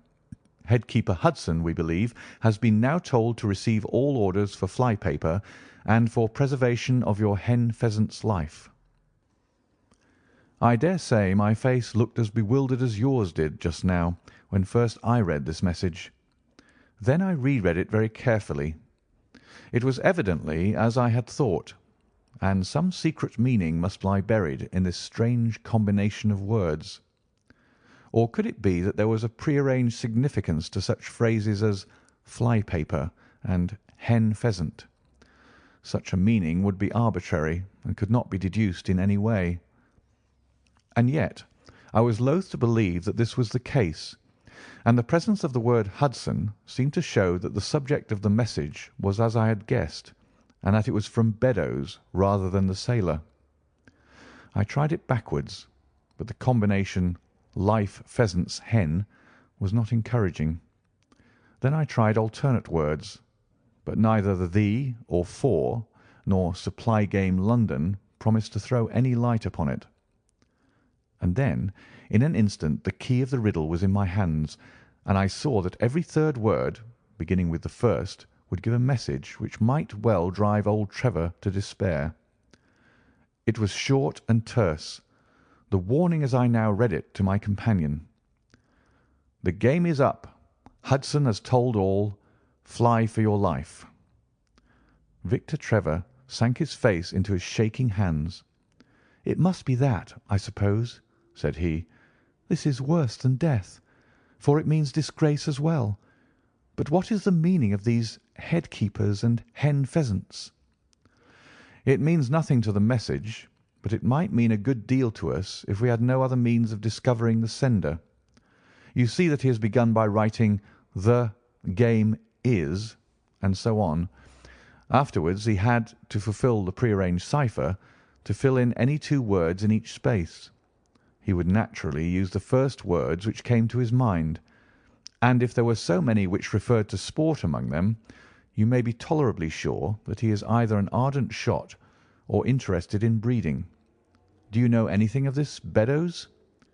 "Why, now that you mention it," said he, "I remember that my poor father used to have an invitation from him to shoot over his preserves every autumn." "Then it is undoubtedly from him that the note comes," said I. "It only remains for us to find out what this secret was which the sailor Hudson seems to have held over the heads of these two wealthy and respected men." "Alas, Holmes, I fear that it is one of sin and shame," cried my friend. "But from you I shall have no secrets. Here is the statement which was drawn up by my father when he knew that the danger from Hudson had become imminent. I found it in the Japanese cabinet, as he told the doctor. Take it and read it to me, for I have neither the strength nor the courage to do it myself." These are the very papers, Watson, which he handed to me, and I will read them to you as I read them in the old study that night to him. They are endorsed outside, as you see. Some particulars of the voyage of the barque Gloria Scott, from her leaving Falmouth on the 8th of October, 1855, to her destruction in north latitude 15 degrees 20 west long 25 degrees 14 on November 6th. It is in the form of a letter, and runs in this way: "My dear, dear son, now that approaching disgrace begins to darken the closing years of my life, I can write with all truth and honesty that it is not the terror of the law, it is not the loss of my position in the county, nor is it my fall in the eyes of all who have known me, which cuts me to the heart. But it is the thought that you should come to blush for me. You who love me and who have seldom, I hope, had reason to do other than respect me. But if the blow falls which is for ever hanging over me, then I should wish you to read this, that you may know straight from me how far I have been to blame. On the other hand, if all should go well, which may kind God Almighty grant, then if by any chance this paper should be still undestroyed and should fall into your hands, I conjure you by all you hold sacred, by the memory of your dear mother, and by the love which had been between us, to hurl it into the fire, and to never give one thought to it again. If then your eye goes on to read this line, I know that I shall already have been exposed and dragged from my home, or as is more likely, for you know that my heart is weak, by lying with my tongue sealed for ever in death. In either case, the time for suppression is past, and every word which I tell you is the naked truth, and this I swear, as I hope, for mercy. My name, dear lad, is not Trevor. I was James Armitage in my younger days, and you can understand now the shock that it was to me a few weeks ago when your college friend addressed me in words which seemed to imply that he had surprised my secret. As Armitage it was that I entered a London banking house, and as Armitage I was convicted of breaking my country's laws and was sentenced to transportation. Do not think very harshly of me, laddie. It was a debt of honour, so called, which I had to pay, and I used money which was not my own to do it, in the certainty that I could replace it before there could be any possibility of its being missed. But the most dreadful ill luck pursued me. The money which I had reckoned upon never came to hand, and a premature examination of accounts exposed my deficit. The case might have been dealt leniently with, but the laws were more harshly administered 30 years ago than now, and on my 23rd birthday I found myself chained as a felon with 37 other convicts in 'tween decks of the barque Gloria Scott, bound for Australia. It was the year '55, when the Crimean War was at its height, and the old convict ships had been largely used as transports in the Black Sea. The government was compelled, therefore, to use smaller and less suitable vessels for sending out their prisoners.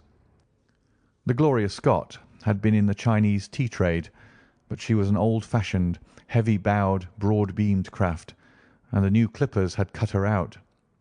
She was a 500-ton boat, and besides her 38 jailbirds, she carried 26 of a crew, 18 soldiers, a captain, 3 mates, a doctor, a chaplain, and 4 warders.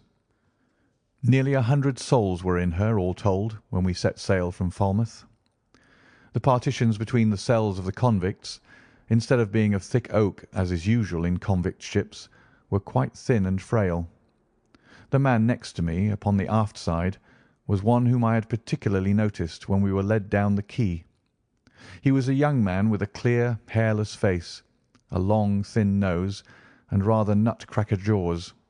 He carried his head very jauntily in the air, had a swaggering style of walking, and was, above all else, remarkable for his extraordinary height. I don't think any of our heads would have come up to his shoulder, and I am sure that he could not have measured less than 6½ feet. It was strange among so many sad and weary faces to see one which was full of energy and resolution. The sight of it was to me like a fire in a snowstorm. I was glad, then, to find that he was my neighbour, and gladder still when, in the dead of night, I heard a whisper close to my ear, and found that he had managed to cut an opening in the board which separated us. "Hello, chummy," said he. "What's your name, and what are you here for?" I answered him, and asked in turn who I was talking with. "I am Jack Prendergast," said he, "and by God, you'll learn to bless my name before you've done with me." I remembered hearing of his case, for it was one which had made an immense sensation throughout the country some time before my own arrest. He was a man of good family and of great ability, but of incurably vicious habits, who had by an ingenious system of fraud obtained huge sums of money from the leading London merchants. "Ha, ha, you remember my case," said he proudly. "Very well indeed." "Then maybe you remember something queer about it." "What was that, then?" "I'd had nearly £250,000, hadn't I?" "So it was said." "But none was recovered, eh?" "No." "Well, where do you suppose the balance is?" he asked. "I have no idea," said I.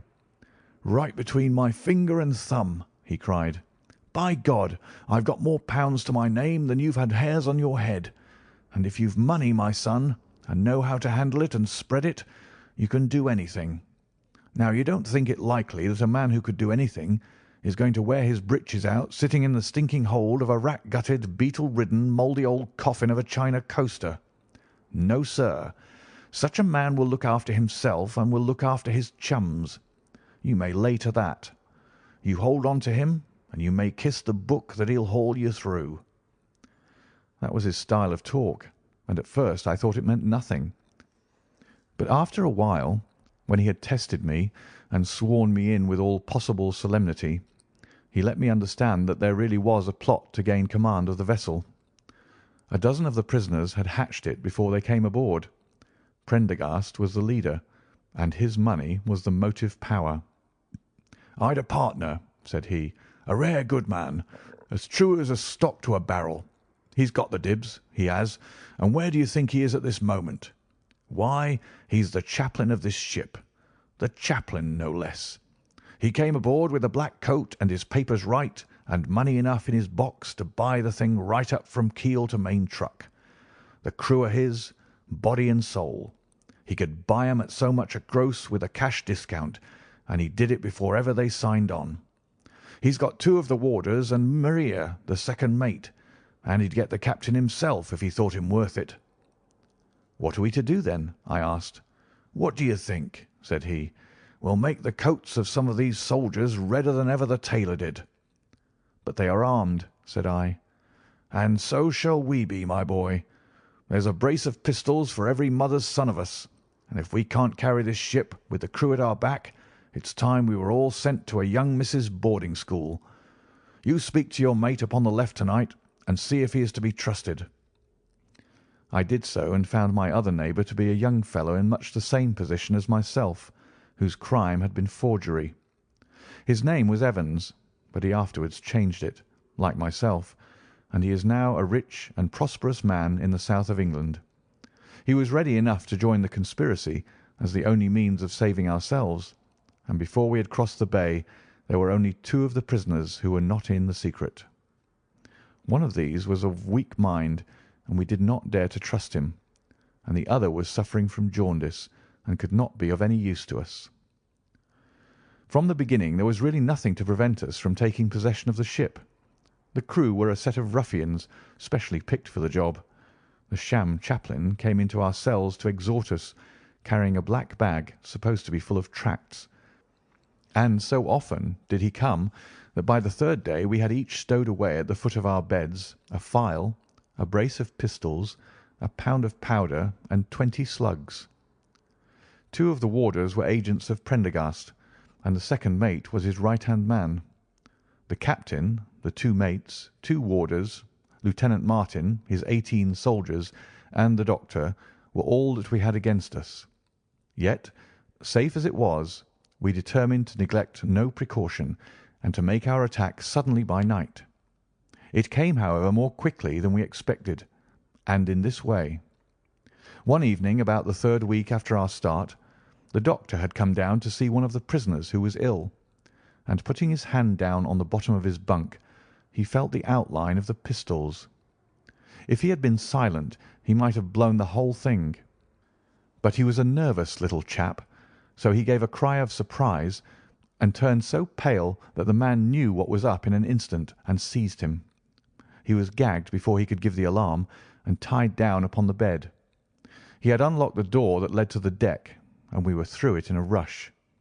The two sentries were shot down, and so was a corporal who came running to see what was the matter. There were two more soldiers at the door of the state-room, and their muskets seemed not to be loaded, for they never fired upon us, and they were shot while trying to fix their bayonets. Then we rushed on into the captain's cabin.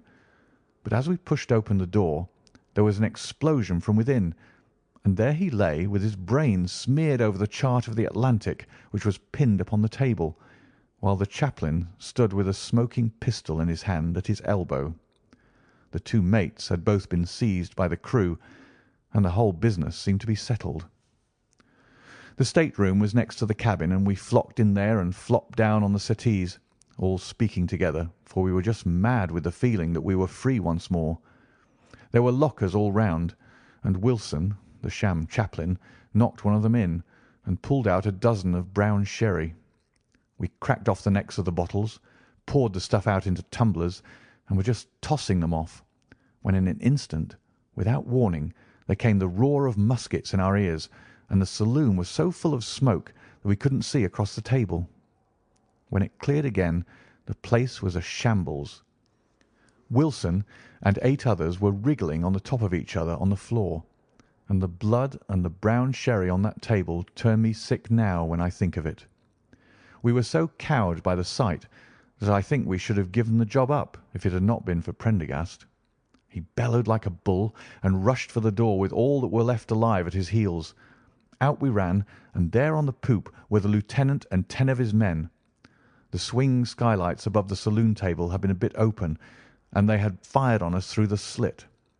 We got on them before they could load, and they stood to it like men, but we had the upper hand of them, and in 5 minutes it was all over. My God, was there ever a slaughter-house like that ship? Prendergast was like a raging devil, and he picked the soldiers up as if they had been children and threw them overboard alive or dead.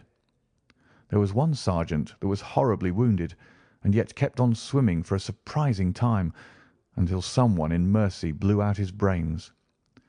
When the fighting was over, there was no one left of our enemies except just the warders, the mates, and the doctor. It was over them that the great quarrel arose. There were many of us who were glad enough to win back our freedom, and yet who had no wish to have murder on our souls. It was one thing to knock the soldiers over with their muskets in their hands, and it was another to stand by while men were being killed in cold blood. 8 of us, 5 convicts and 3 sailors, said that we would not see it done. But there was no moving Prendergast and those who were with him. Our only chance of safety lay in making a clean job of it, said he, and he would not leave a tongue with power to wag in a witness box. It nearly came to our sharing the fate of the prisoners, but at last he said that if we wished we might take a boat and go. We jumped at the offer, for we were already sick of these bloodthirsty doings, and we saw that there would be worse before it was done. We were given a suit of sailor togs each, a barrel of water, 2 casks, one of junk and one of biscuits, and a compass.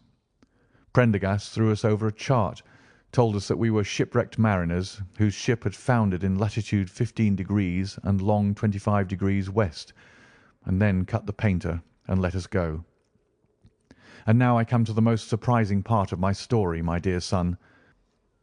The seamen had hauled the foreyard aback during the rising, but now, as we left them, they brought it square again, and as there was a light wind from the north and east, the bark began to draw slowly away from us.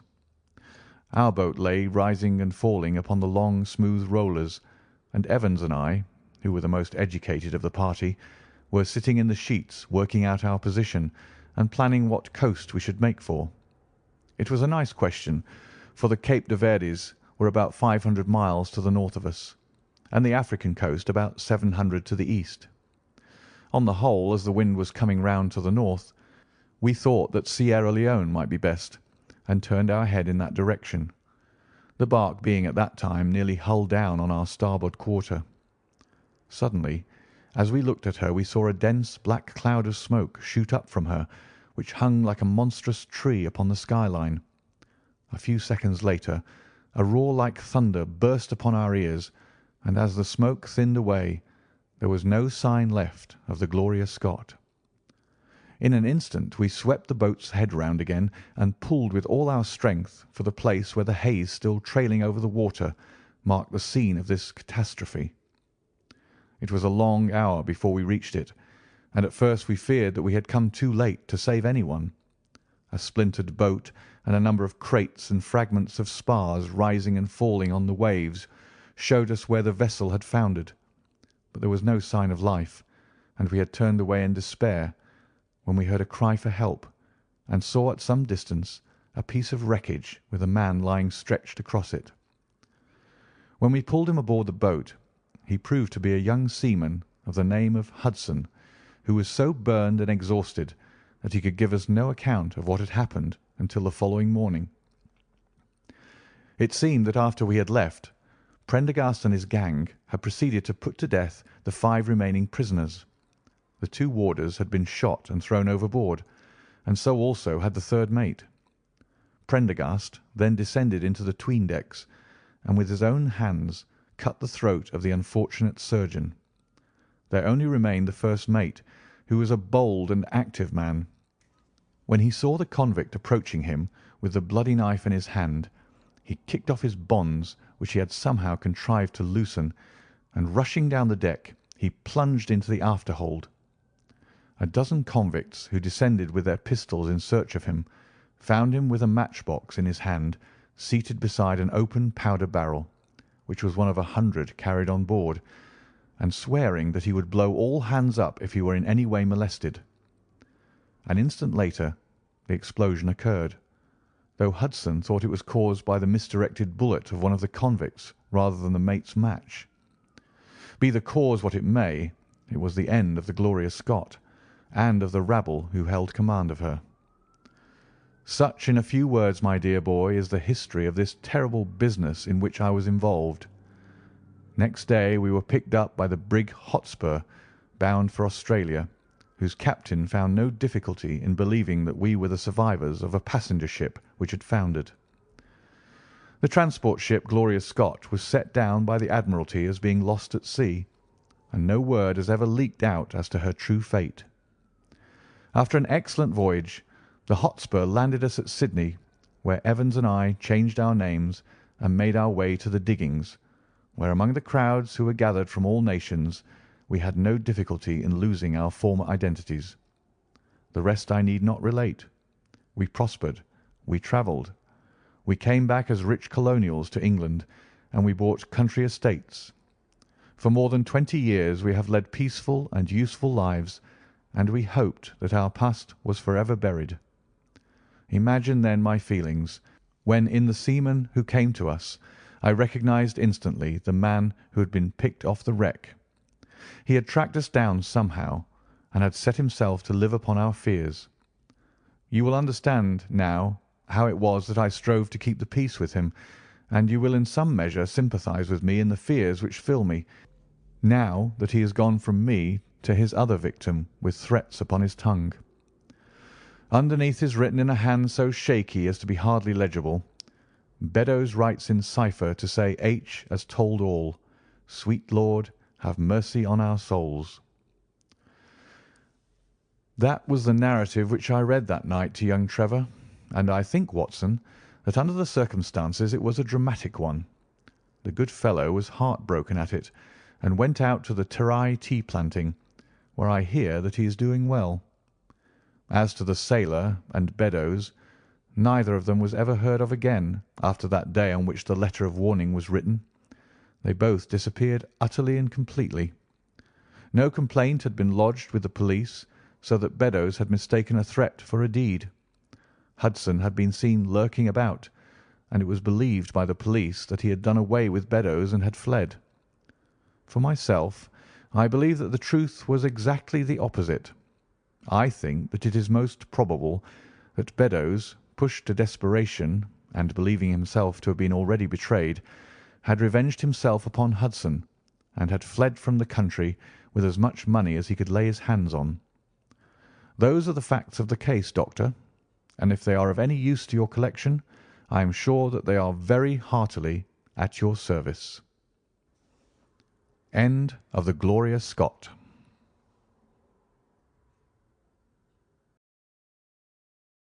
Adventure 5. The Musgrave Ritual. An anomaly which often struck me in the character of my friend Sherlock Holmes was that although in his methods of thought he was the neatest and most methodical of mankind, and although also he affected a certain quiet primness of dress, he was none the less in his personal habits one of the most untidy men that ever drove a fellow lodger to distraction. Not that I am in the least conventional in that respect myself. The rough-and-tumble work in Afghanistan, coming on the top of a natural bohemianism of disposition, has made me rather more lax than befits a medical man. But with me there is a limit, and when I find a man who keeps his cigars in the coal-scuttle, his tobacco in the toe-end of a Persian slipper, and his unanswered correspondence transfixed by a jackknife into the very centre of his wooden mantelpiece, then I begin to give myself virtuous airs. I have always held, too, that pistol practice should be distinctly an open-air pastime, and when Holmes, in one of his queer humours, would sit in an armchair with his hair trigger and 100 Boxer cartridges, and proceed to adorn the opposite wall with a patriotic V.R. done in bullet pocks, I felt strongly that neither the atmosphere nor the appearance of our room was improved by it. Our chambers were always full of chemicals and of criminal relics which had a way of wandering into unlikely positions and of turning up in the butter dish or in even less desirable places. But his papers were my great crux. He had a horror of destroying documents, especially those which were connected with his past cases, and yet it was only once in every year or two that he would muster energy to docket and arrange them. For, as I have mentioned somewhere in these incoherent memoirs, the outbursts of passionate energy when he performed the remarkable feats with which his name is associated were followed by reactions of lethargy during which he would lie about with his violin and his books, hardly moving save from the sofa to the table. Thus, month after month, his papers accumulated, until every corner of the room was stacked with bundles of manuscript which were on no account to be burned, and which could not be put away save by their owner. One winter's night, as we sat together by the fire, I ventured to suggest to him that as he had finished pasting extracts into his commonplace book, he might employ the next 2 hours in making our room a little more habitable. He could not deny the justice of my request, so with a rather rueful face he went off to his bedroom, from which he returned presently, pulling a large tin box behind him. This he placed in the middle of the floor, and squatting down upon a stool in front of it, he threw back the lid. I could see that it was already a third full of bundles of paper tied up with red tape into separate packages. "There are cases enough here, Watson," said he, looking at me with mischievous eyes. "I think that if you knew all that I had in this box, you would ask me to pull some out instead of putting others in." "These are the records of your early work, then?" I asked. "I have often wished that I had notes of those cases." "Yes, my boy. These were all done prematurely before my biographer had come to glorify me." He lifted bundle after bundle in a tender, caressing sort of way. "They are not all successes, Watson," said he, "but there are some pretty little problems among them. Here's the record of the Tarleton murders, and the case of Vanbury, the wine merchant, and the adventure of the old Russian woman, and the singular affair of the aluminium crutch, as well as a full account of Ricoletti of the club foot and his abominable wife. And here, now, this really is something a little recherché." He dived his arm down to the bottom of the chest and brought up a small wooden box with a sliding lid, such as children's toys are kept in. From within he produced a crumpled piece of paper, an old-fashioned brass key, a peg of wood with a ball of string attached to it, and 3 rusty old discs of metal. "Well, my boy, what do you make of this lot?" he asked, smiling at my expression. "It is a curious collection." "Very curious, and the story that hangs around it will strike you as being more curious still." "These relics have a history, then?" "So much so that they are history." "What do you mean by that?" Sherlock Holmes picked them up one by one and laid them along the edge of the table. Then he reseated himself in his chair and looked them over with a gleam of satisfaction in his eyes. "These," said he, "are all that I have left to remind me of the adventure of the Musgrave Ritual." I had heard him mention the case more than once, though I had never been able to gather the details. "I should be so glad," said I, "if you would give me an account of it." "And leave the litter as it is?" he cried mischievously. "Your tidiness won't bear much strain after all, Watson. But I should be glad that you should add this case to your annals, for there are points in it which make it quite unique in the criminal records of this, or, I believe, of any other country. A collection of my trifling achievements would certainly be incomplete which contained no account of this very singular business. You may remember how the affair of the Gloria Scott and my conversation with the unhappy man whose fate I told you of first turned my attention in the direction of the profession which had become my life's work. You see me now when my name has become known far and wide, and when I am generally recognised both by the public and by the official force as being a final court of appeal in doubtful cases. Even when you knew me first, at the time of the affair which you have commemorated in A Study in Scarlet, I had already established a considerable, though not a very lucrative, connection. You can hardly realise, then, how difficult I found it at first, and how long I had to wait before I succeeded in making any headway. When I first came up to London, I had rooms in Montague Street, just round the corner from the British Museum, and there I waited, filling in my too abundant leisure time by studying all those branches of science which might make me more efficient. Now and again cases came in my way, principally through the introduction of old fellow students, for during my last years at the university there was a good deal of talk there about myself and my methods. The third of these cases was that of the Musgrave Ritual, and it is to the interest which was aroused by that singular chain of events, and the large issues which proved to be at stake, that I trace my first stride towards the position which I now hold. Reginald Musgrave had been in the same college as myself, and I had some slight acquaintance with him. He was not generally popular among the undergraduates, though it always seemed to me that what was set down as pride was really an attempt to cover extreme natural diffidence. In appearance he was a man of exceedingly aristocratic type, thin, high-nosed, and large-eyed, with languid and yet courtly manners. He was indeed a scion of one of the very oldest families in the kingdom, though his branch was a cadet one which had separated from the northern Musgraves some time in the 16th century, and had established itself in western Sussex, where the manor house of Hurlstone is perhaps the oldest inhabited building in the county. Something of his birthplace seemed to cling to the man, and I never looked at his pale, keen face or the poise of his head without associating him with grey archways and mullioned windows and all the venerable wreckage of a feudal keep. Once or twice we drifted into talk, and I can remember that more than once he expressed a keen interest in my methods of observation and inference. For 4 years I had seen nothing of him until one morning he walked into my room in Montague Street. He had changed little, was dressed like a young man of fashion. He was always a bit of a dandy, and preserved the same quiet, suave manner which had formerly distinguished him. "How has all gone with you, Musgrave?" I asked, after we had cordially shaken hands. "You probably heard of my poor father's death," said he. "He was carried off about 2 years ago. Since then I have, of course, had the Hurlstone estates to manage, and as I am member for my district as well, my life has been a busy one. But I understand, Holmes, that you are turning to practical ends those powers with which you used to amaze us." "Yes," said I. "I have taken to living by my wits." "I am delighted to hear it, for your advice at present would be exceedingly valuable to me. We have had some very strange doings at Hurlstone, and the police have been able to throw no light upon the matter. It is really the most extraordinary and inexplicable business."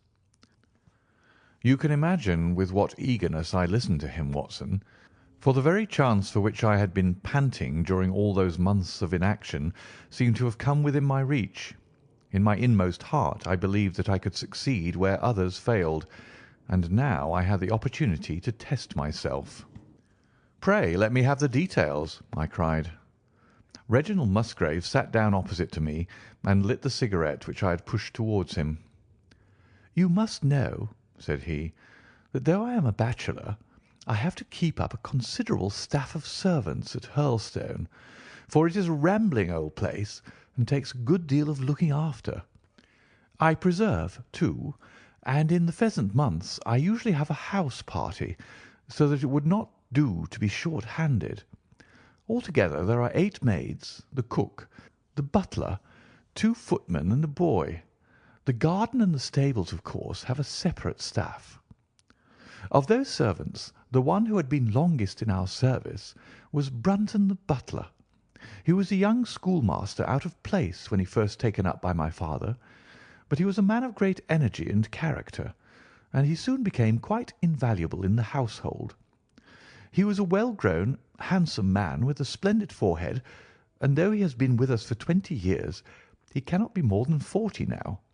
With his personal advantages and his extraordinary gifts, for he can speak several languages and play nearly every musical instrument, it is wonderful that he should have been satisfied so long in such a position, but I suppose that he was comfortable and lacked energy to make any change.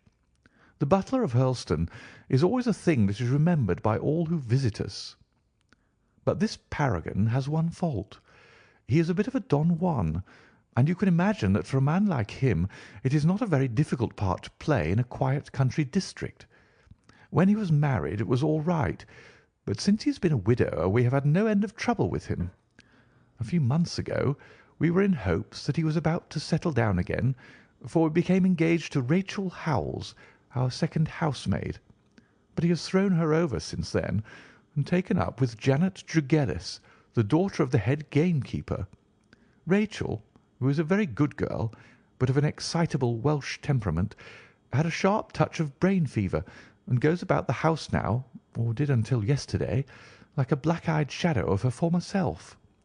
That was our first drama at Hurlstone, but a second one came to drive it from our minds, and it was prefaced by the disgrace and dismissal of Butler Brunton. This is how it came about.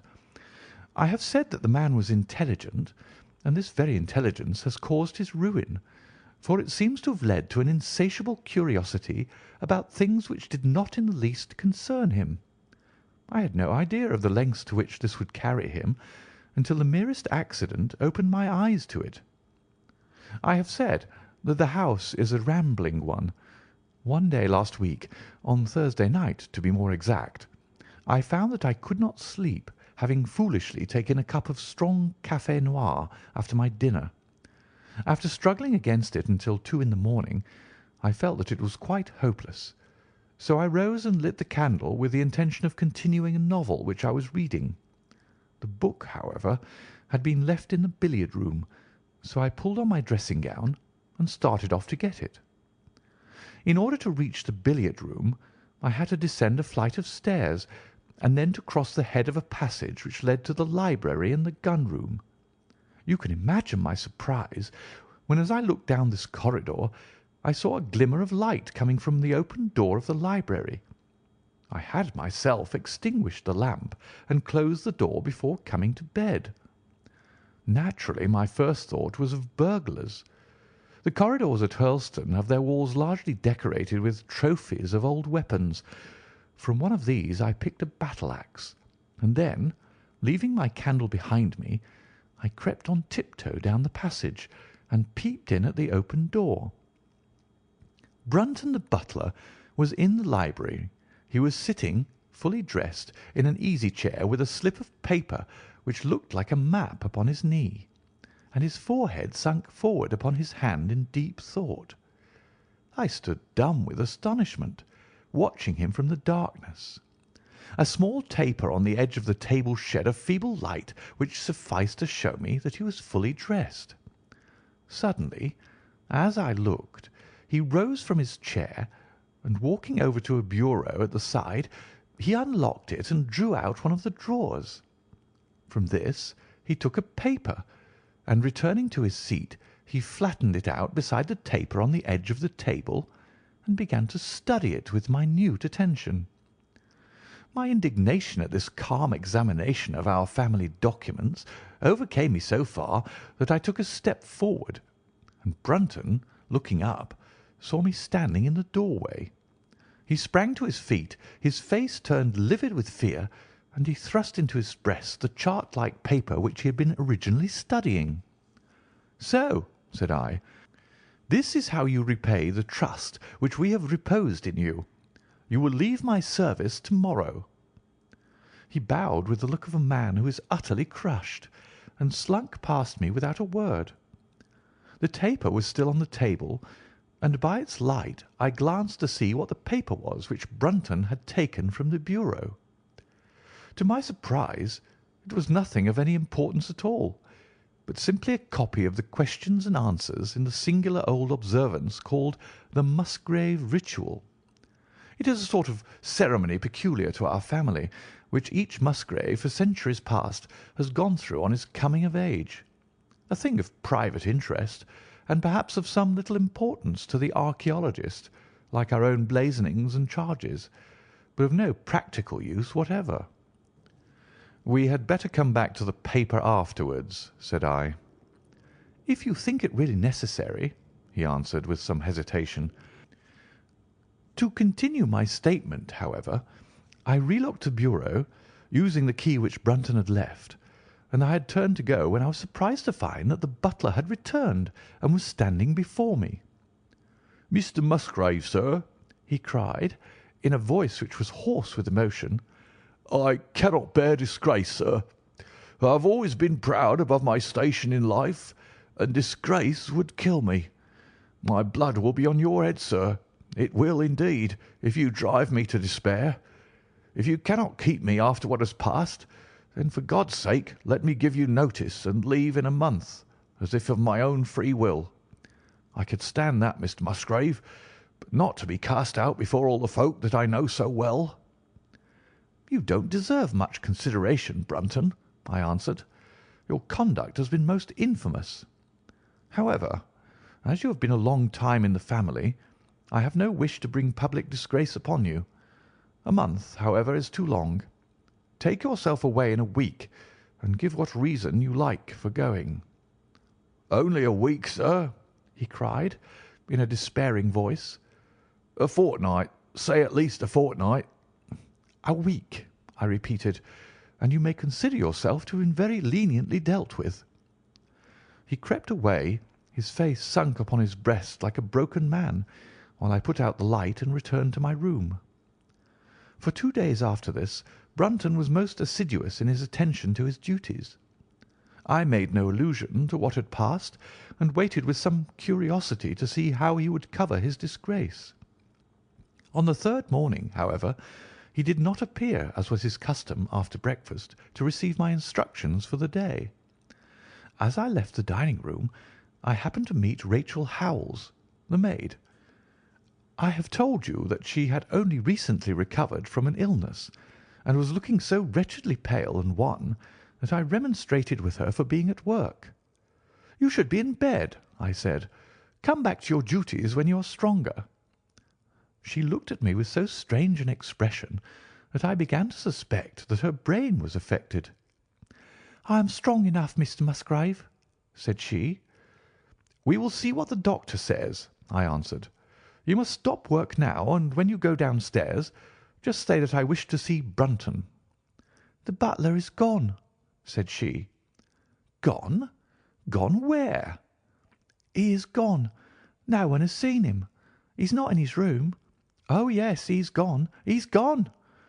She fell back against the wall with shriek after shriek of laughter, while I, horrified at this sudden hysterical attack, rushed to the bell to summon help.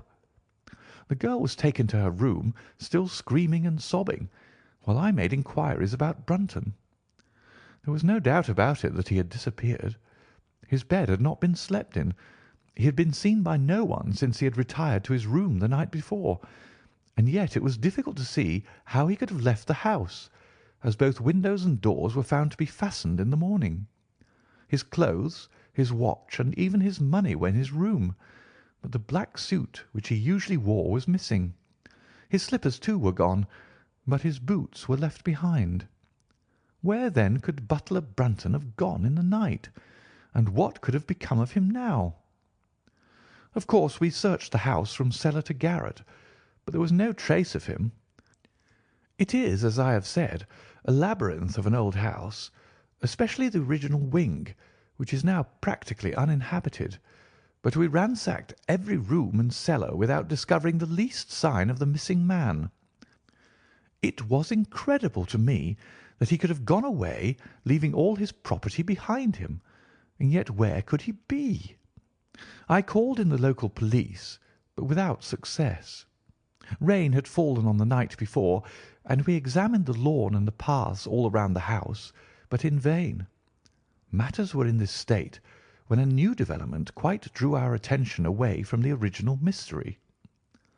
For 2 days Rachel Howells had been so ill, sometimes delirious, sometimes hysterical, that a nurse had been employed to sit up with her at night. On the 3rd night after Brunton's disappearance, the nurse, finding her patient sleeping nicely, had dropped into a nap in the armchair, when she woke in the early morning to find the bed empty, the window open, and no signs of the invalid. I was instantly aroused, and, with the 2 footmen, started off at once in search of the missing girl. It was not difficult to tell the direction which she had taken, for, starting from under her window, we could follow her footmarks easily across the lawn to the edge of the mere, where they vanished close to the gravel path which leads out of the grounds. The lake there is 8 feet deep, and you can imagine our feelings when we saw that the trail of the poor demented girl came to an end at the edge of it. Of course we had the drags at once, and set to work to recover the remains, but no trace of the body could we find. On the other hand, we brought to the surface an object of a most unexpected kind. It was a linen bag which contained within it a mass of old rusted and discoloured metal and several dull-coloured pieces of pebble or glass. This strange find was all that we could get from the mere, and although we made every possible search and inquiry yesterday, we know nothing of the fate either of Rachel Howells or of Richard Brunton. The county police are at their wits' end, and I have come up to you as a last resource." You can imagine, Watson, with what eagerness I listened to this extraordinary sequence of events, and endeavoured to piece them together and to devise some common thread upon which they might all hang. The butler was gone, the maid was gone. The maid had loved the butler, but had afterwards had cause to hate him. She was of Welsh blood, fiery and passionate. She had been terribly excited immediately after his disappearance. She had flung into the lake a bag containing some curious contents. These were all factors which had to be taken into consideration, and yet none of them got quite to the heart of the matter. What was the starting point of this chain of events? There lay the end of this tangled line. "I must see that paper, Musgrave," said I, "which this butler of yours thought it was worth his while to consult, even at the risk of the loss of his place." "It is rather an absurd business, this ritual of ours," he answered, "but it has at least the saving grace of antiquity to excuse it. I have a copy of the questions and answers here, if you care to run your eye over them." He handed me the very paper which I have here, Watson, and this is the strange catechism to which each Musgrave had to submit when he came to man's estate. I will read you the questions and answers as they stand. Whose was it? His who is gone.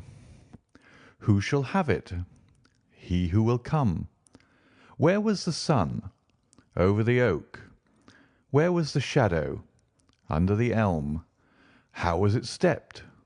North by 10 and by 10, east by 5 and by 5, south by 2 and by 2, west by 1 and by 1, and so under.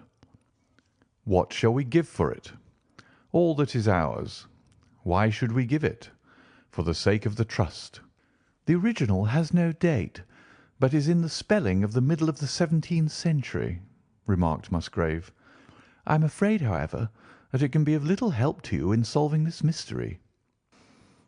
At least, said I, it gives us another mystery, and one which is even more interesting than the first. It may be that the solution of the one may prove to be the solution of the other. You will excuse me, Musgrave, if I say that your butler appears to me to have been a very clever man, and to have had a clearer insight than 10 generations of his masters." "I hardly follow you," said Musgrave. "The paper seems to me to be of no practical importance." "But to me it seems immensely practical, and I fancy that Brunton took the same view. He had probably seen it before that night on which you caught him." "It is very possible. We took no pains to hide it." "He simply wished, I should imagine, to refresh his memory upon that last occasion. He had, as I understand, some sort of map or chart which he was comparing with the manuscript, and which he thrust into his pocket when you appeared." "That is true. But what could he have to do with this old family custom of ours, and what does this rigmarole mean?" "I don't think that we should have much difficulty in determining that," said I. "With your permission we will take the first train down to Sussex and go a little more deeply into the matter upon the spot." The same afternoon saw us both at Hurlstone. Possibly you have seen pictures and read descriptions of the famous old building, so I will confine my account of it to saying that it is built in the shape of an L, the long arm being the more modern portion, and the shorter the ancient nucleus from which the other had developed. Over the low, heavily lintelled door in the centre of this old part is chiselled the date 1607, but experts are agreed that the beams and stonework are really much older than this. The enormously thick walls and tiny windows of this part had in the last century driven the family into building the new wing, and the old one was used now as a storehouse and a cellar, when it was used at all. A splendid park with fine old timber surrounds the house, and the lake to which my client had referred lay close to the avenue about 200 yards from the building. I was already firmly convinced, Watson, that there were not 3 separate mysteries here, but only one, and that if I could read the Musgrave Ritual aright, I should hold in my hand the clue which would lead me to the truth concerning both the butler Brunton and the maid Howells. To that, then, I turned all my energies. Why should this servant be so anxious to master this old formula? Evidently because he saw something in it which had escaped all those generations of country squires, and from which he expected some personal advantage. What was it, then, and how had it affected his fate? It was perfectly obvious to me, on reading the ritual, that the measurements must refer to some spot to which the rest of the document alluded, and that if we could find that spot, we should be in a fair way towards finding what the secret was which the old Musgraves had thought it necessary to embalm in so curious a fashion. There were 2 guides given us to start with, an oak and an elm. As to the oak there could be no question at all. Right in front of the house, upon the left-hand side of the drive, there stood a patriarch among oaks, one of the most magnificent trees that I have ever seen. "That was there when your ritual was drawn up," said I, as we drove past it. "It was there at the Norman Conquest in all probability," he answered. "It has a girth of 23 feet." "Have you any old elms?" I asked. "There used to be a very old one over yonder, but it was struck by lightning 10 years ago, and we cut down the stump." "You can see where it used to be?" "Oh, yes." "There are no other elms?" "No old ones, but plenty of beeches." "I should like to see where it grew." We had driven up in a dog-cart, and my client led me away at once, without our entering the house, to the scar on the lawn where the elm had stood. It was nearly midway between the oak and the house. My investigation seemed to be progressing. "I suppose it is impossible to find out how high the elm was?" I asked. "I can give you it at once. It was 64 feet." "How do you come to know it?" I asked in surprise. "When my old tutor used to give me an exercise in trigonometry, it always took the shape of measuring heights. When I was a lad, I worked out every tree and building in the estate." This was an unexpected piece of luck. My data were coming more quickly than I could have reasonably hoped. "Tell me," I asked, "did your butler ever ask you such a question?" Reginald Musgrave looked at me in astonishment. "Now that you call it to my mind," he answered, "Brunton did ask me about the height of the tree some months ago, in connection with some little argument with the groom." This was excellent news, Watson, for it showed me that I was on the right road. I looked up at the sun. It was low in the heavens, and I calculated that in less than an hour it would lie just above the topmost branches of the old oak. One condition mentioned in the ritual would then be fulfilled, and the shadow of the elm must mean the farther end of the shadow. Otherwise the trunk would have been chosen as the guide. I had then to find out where the far end of the shadow would fall when the sun was just clear of the oak. That must have been difficult, Holmes, when the elm was no longer there. Well, at least I knew that if Brunton could do it, I could also. Besides, there was no real difficulty. I went with Musgrave to his study and whittled myself this peg, to which I tied this long string with a knot at each yard. Then I took 2 lengths of a fishing rod, which came to just 6 feet, and I went back with my client to where the elm had been. The sun was just grazing the top of the oak. I fastened the rod on end, marked out the direction of the shadow, and measured it. It was 9 feet in length. Of course, the calculation now was a simple one. If a rod of 6 feet threw a shadow of 9, a tree of 64 feet would throw one of 96, and the line of the one would of course be the line of the other. I measured out the distance, which brought me almost to the wall of the house, and I thrust a peg into the spot. You can imagine my exultation, Watson, when within 2 inches of my peg I saw a conical depression in the ground. I knew that it was the mark made by Brunton in his measurements, and that I was still upon his trail. From this starting point I proceeded to step, having first taken the cardinal points of my pocket compass.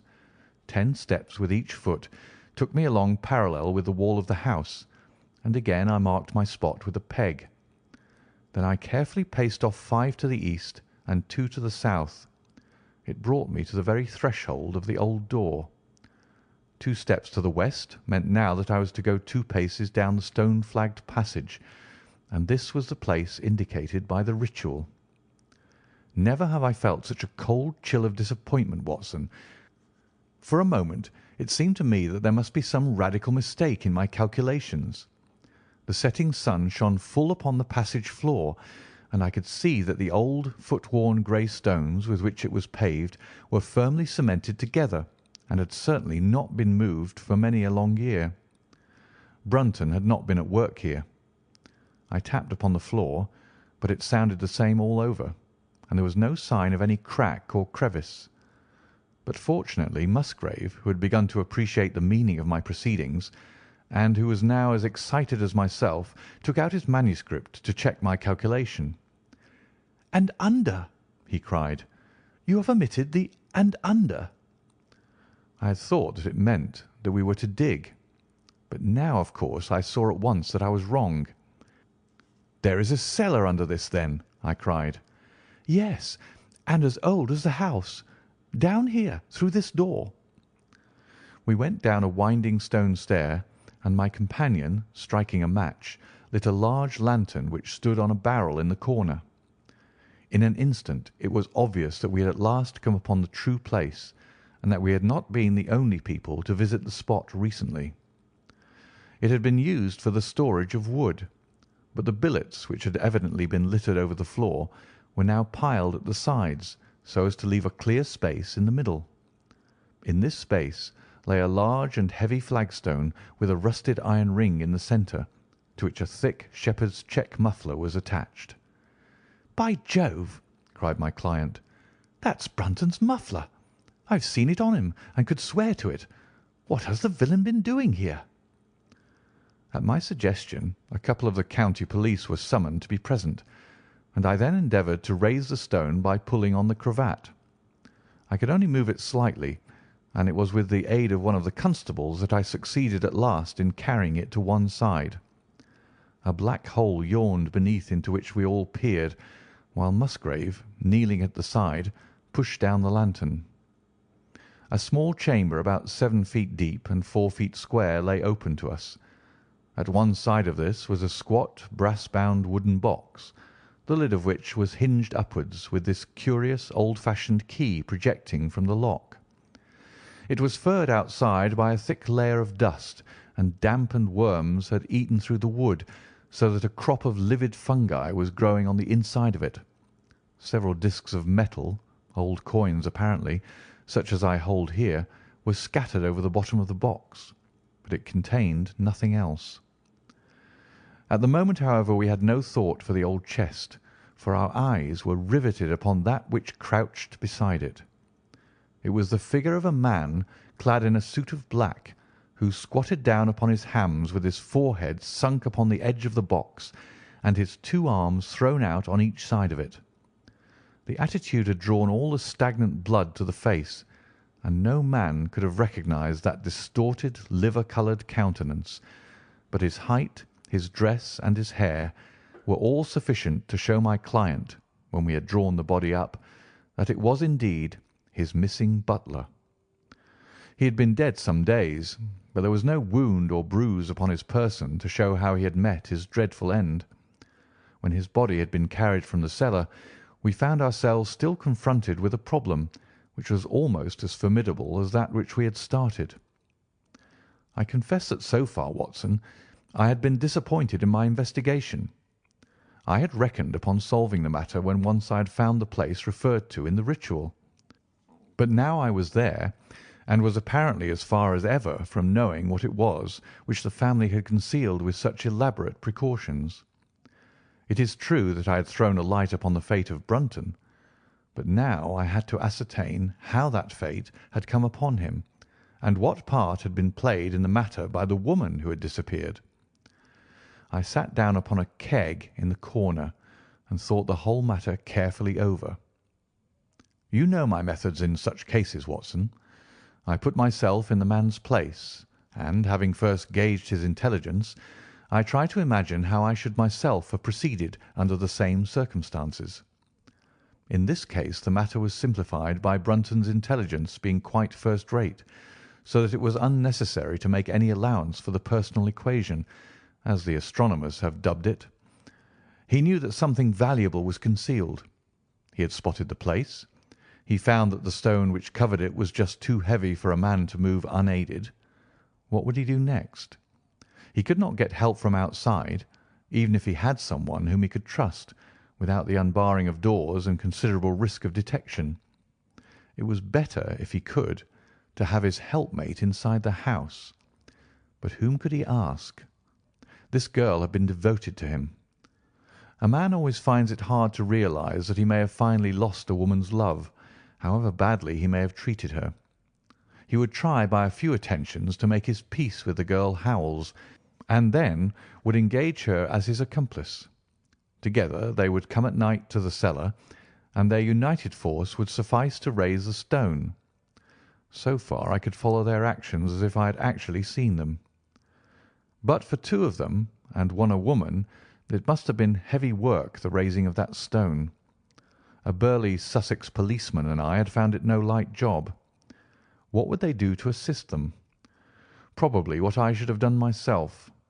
I rose and examined carefully the different billets of wood which were scattered round the floor. Almost at once I came upon what I expected. One piece, about 3 feet in length, had a very marked indentation at one end, while several were flattened at the sides as if they had been compressed by some considerable weight. Evidently, as they had dragged the stone up, they had thrust the chunks of wood into the chink, until at last, when the opening was large enough to crawl through, they would hold it open by a billet placed lengthwise, which might very well become indented at the lower end, since the whole weight of the stone would press it down to the edge of this other slab. So far I was still on safe ground. And now how was I to proceed to reconstruct this midnight drama? Clearly only one could fit into the hole, and that one was Brunton. The girl must have waited above.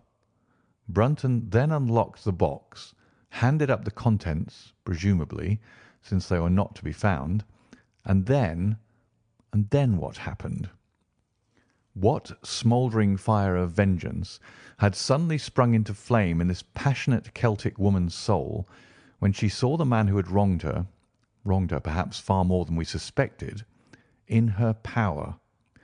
Was it a chance that the wood had slipped and that the stone had shut Brunton into what had become his sepulchre? Had she only been guilty of silence as to his fate? Or had some sudden blow from her hand dashed the support away and sent the slab crashing down into its place? Be that as it might, I seemed to see that woman's figure still clutching at her treasure trove and flying wildly up the winding stair, with her ears ringing perhaps with the muffled screams from behind her and with the drumming of frenzied hands against the slab of stone which was choking her faithless lover's life out. Here was the secret of her blanched face, her shaken nerves, her peals of hysterical laughter on the next morning. But what had been in the box? What had she done with that? Of course, it must have been the old metal and pebbles which my client had dragged from the mere. She had thrown them in there at the first opportunity to remove the last trace of her crime. For 20 minutes I had sat motionless, thinking the matter out. Musgrave still stood with a very pale face, swinging his lantern and peering down into the hole. "These are the coins of Charles I," said he, holding out the few which had been in the box. "You see we were right in fixing our date for the ritual." "We may find something else of Charles I," I cried, as the probable meaning of the first two questions of the ritual broke suddenly upon me. "Let me see the contents of the bag which you fished from the mere." We ascended to his study, and he laid the débris before me. I could understand his regarding it as of small importance when I looked at it, for the metal was almost black and the stones lustreless and dull. I rubbed one of them on my sleeve, however, and it glowed afterwards like a spark in the dark hollow of my hand.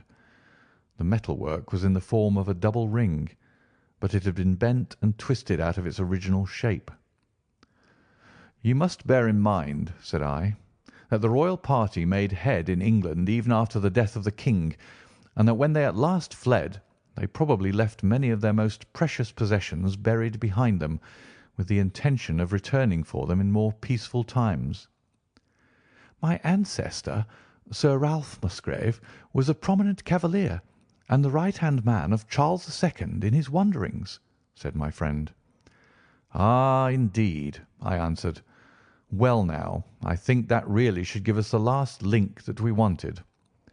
I must congratulate you on coming into the possession, though in rather a tragic manner, of a relic which is of great intrinsic value, but of even greater importance as an historical curiosity." "What is it, then?" he gasped in astonishment. "It is nothing less than the ancient crown of the kings of England."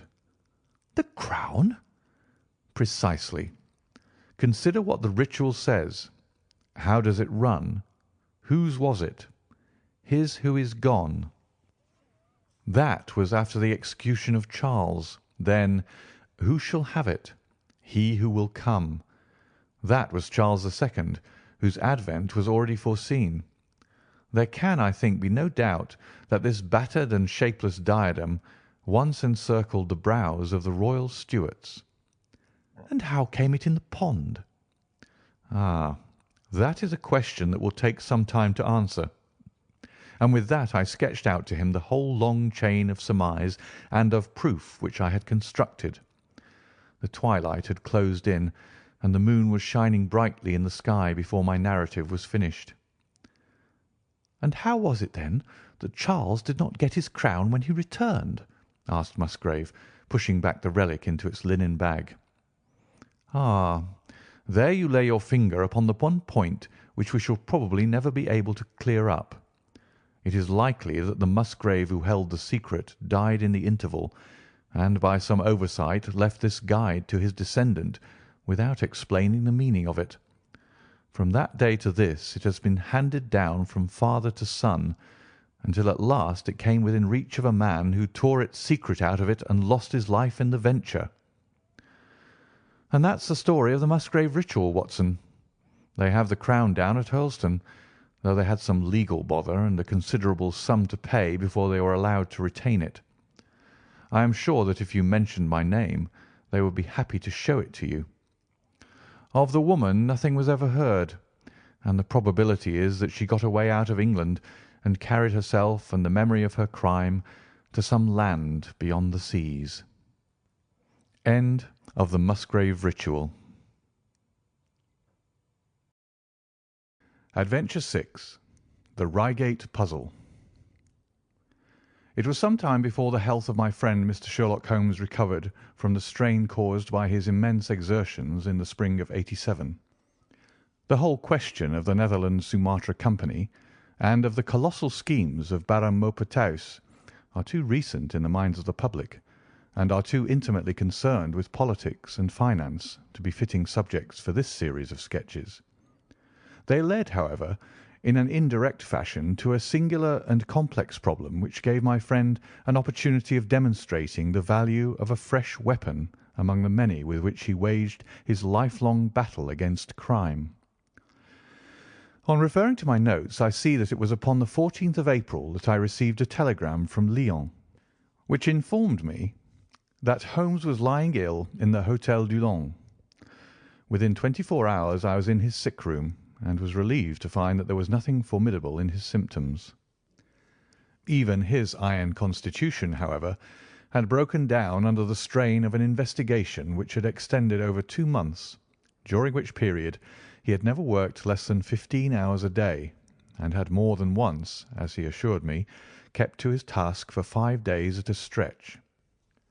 Even the triumphant issue of his labours could not save him from reaction after so terrible an exertion, and at a time when Europe was ringing with his name, and when his room was literally ankle-deep with congratulatory telegrams.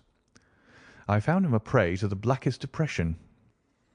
Even the knowledge that he had succeeded where the police of 3 countries had failed, and that he had outmanoeuvred at every point the most accomplished swindler in Europe, was insufficient to rouse him from his nervous prostration.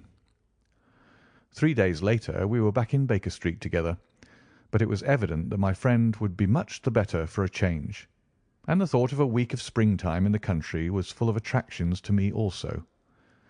My old friend Colonel Hayter, who had come under my professional care in Afghanistan, had now taken a house near Reigate in Surrey, and had frequently asked me to come down to him upon a visit.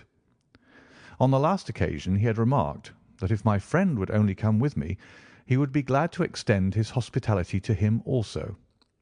A little diplomacy was needed, but when Holmes understood that the establishment was a bachelor one, and that he would be allowed the fullest freedom, he fell in with my plans, and a week after our return from Lyons we were under the colonel's roof.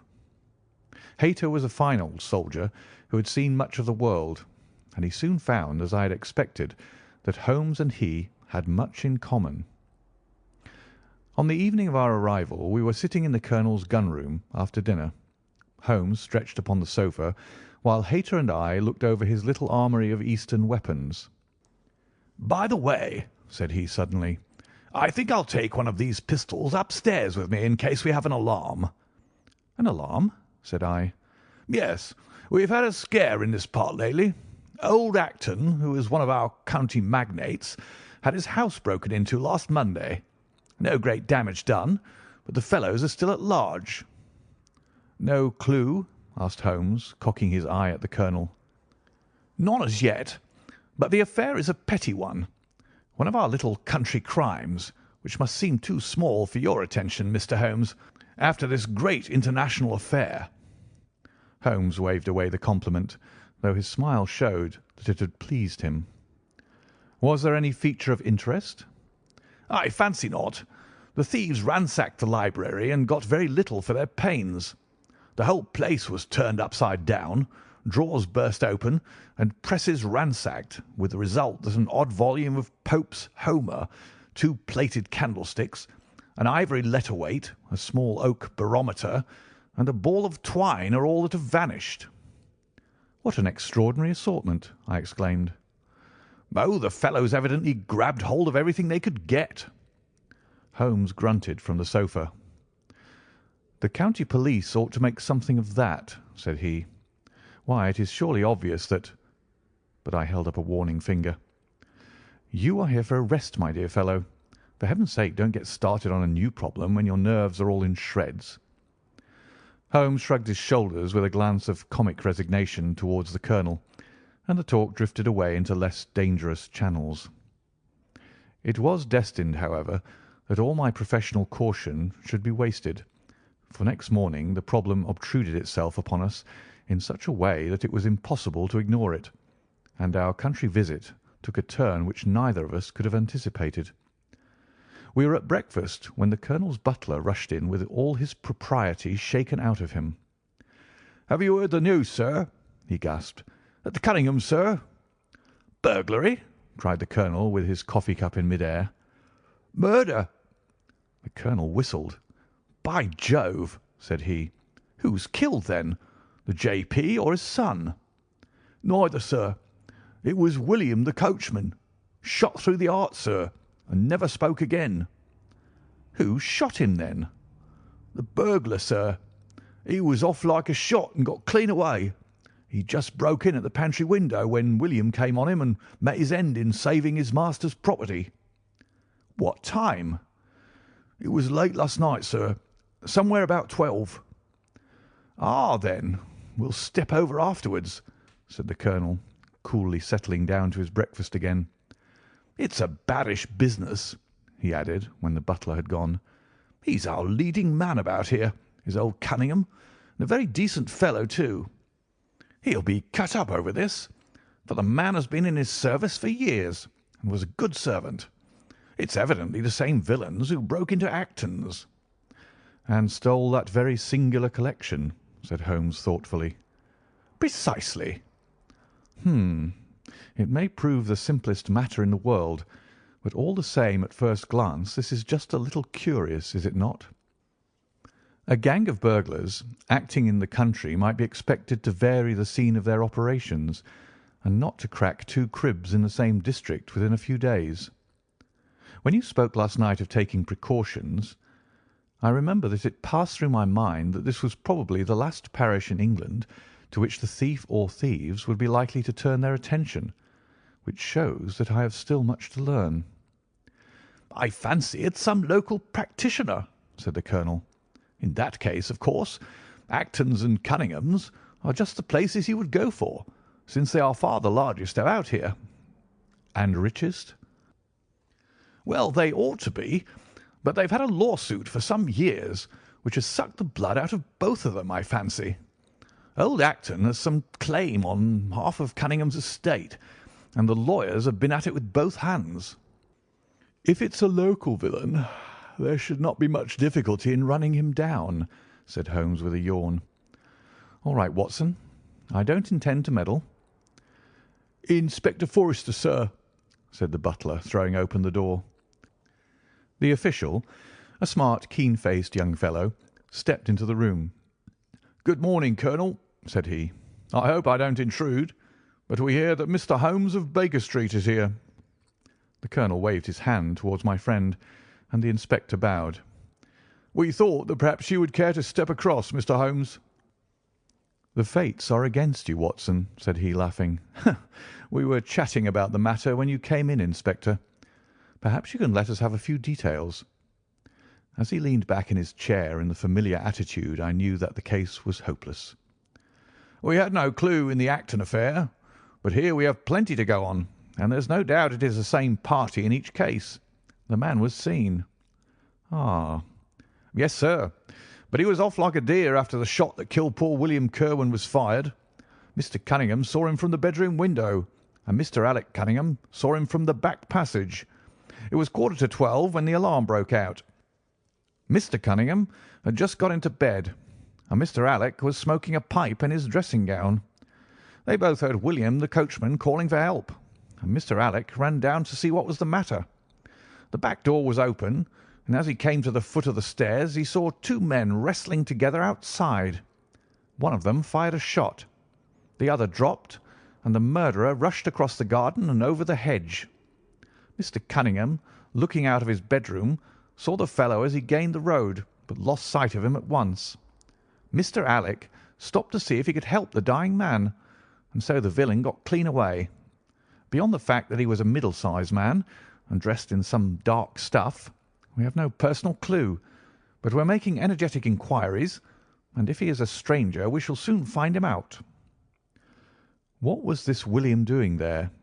Did he say anything before he died?" "Not a word. He lives at the lodge with his mother, and as he was a very faithful fellow, we imagine that he walked up to the house with the intention of seeing that all was right there. Of course, this Acton business has put everyone on their guard. The robber must have just burst open the door. The lock has been forced when William came upon him." "Did William say anything to his mother before going out?" "She's very old and deaf, and we can get no information from her. The shock has made her half-witted, but I understand that she was never very bright. There is one very important circumstance, however. Look at this." He took a small piece of torn paper from a notebook and spread it out upon his knee. "This was found between the finger and thumb of the dead man. It appears to be a fragment torn from a larger sheet. You will observe that the hour mentioned upon it is the very time at which the poor fellow met his fate. You see that his murderer might have torn the rest of the sheet from him, or he might have taken this fragment from the murderer. It reads almost as though it were an appointment." Holmes took up the scrap of paper, a facsimile of which is here produced. "D. at 11:45 learn what may be." "Presuming that is an appointment," continued the inspector, "it is of course a conceivable theory that this William Kirwan, though he had the reputation of being an honest man, may have been in league with the thief. He may have met him there, may even have helped him to break in the door, and then they may have fallen out between themselves." "This writing is of extraordinary interest," said Holmes, who had been examining it with intense concentration. "These are much deeper waters than I had thought." He sank his head upon his hands, while the inspector smiled at the effect which his case had had upon the famous London specialist. "Your last remark," said Holmes presently, "as to the possibility of there being an understanding between the burglar and the servant, and this being a note of appointment from one to the other, is an ingenious and not entirely impossible supposition. But this writing opens up—" He sank his head into his hands again, and remained for some minutes in the deepest thought. When he raised his face again, I was surprised to see that his cheek was tinged with colour, and his eyes as bright as before his illness. He sprang to his feet with all his old energy. "I'll tell you what," said he. "I should like to have a quiet little glance into the details of this case. There is something in it which fascinates me extremely. If you will permit me, Colonel, I will leave my friend Watson and you, and I will step around with the inspector to test the truth of one or two little fancies of mine. I will be with you again in half an hour." An hour and a half had elapsed before the inspector returned alone. "Mr. Holmes is walking up and down in the field outside," said he. "He wants us all four to go up to the house together." "To Mr. Cunningham's?" "Yes, sir." "What for?" The inspector shrugged his shoulders. "I don't quite know, sir. Between ourselves, I think Mr. Holmes had not quite got over his illness yet. He's been behaving very queerly, and is very much excited." "I don't think you need alarm yourself," said I. "I have usually found that there was method in his madness." "Some folks might say there was madness in his method," muttered the inspector. "But he's all on fire to start, Colonel, so we'd best go out if you're ready." We found Holmes pacing up and down in the field, his chin sunk upon his breast and his hands thrust into his trousers pockets. "The matter grows in interest," said he. "Watson, your country trip has been a distinct success. I've had a charming morning." "You've been up to the scene of the crime, I understand," said the colonel. "Yes. The inspector and I have made quite a little reconnaissance together." "Any success?" "Well, we've seen some very interesting things. I'll tell you what we did as we walk. First of all, we saw the body of this unfortunate man. He certainly died from a revolver wound, as reported." "Had you doubted it, then?" "Oh, it is as well to test everything. Our inspection was not wasted. We then had an interview with Mr. Cunningham and his son, who were able to point out the exact spot where the murderer had broken through the garden hedge in his flight. That was of great interest." "Naturally." Then we had a look at this poor fellow's mother. We could get no information from her, however, as she is very old and feeble. "And what is the result of your investigations?" "The conviction that the crime is a very peculiar one.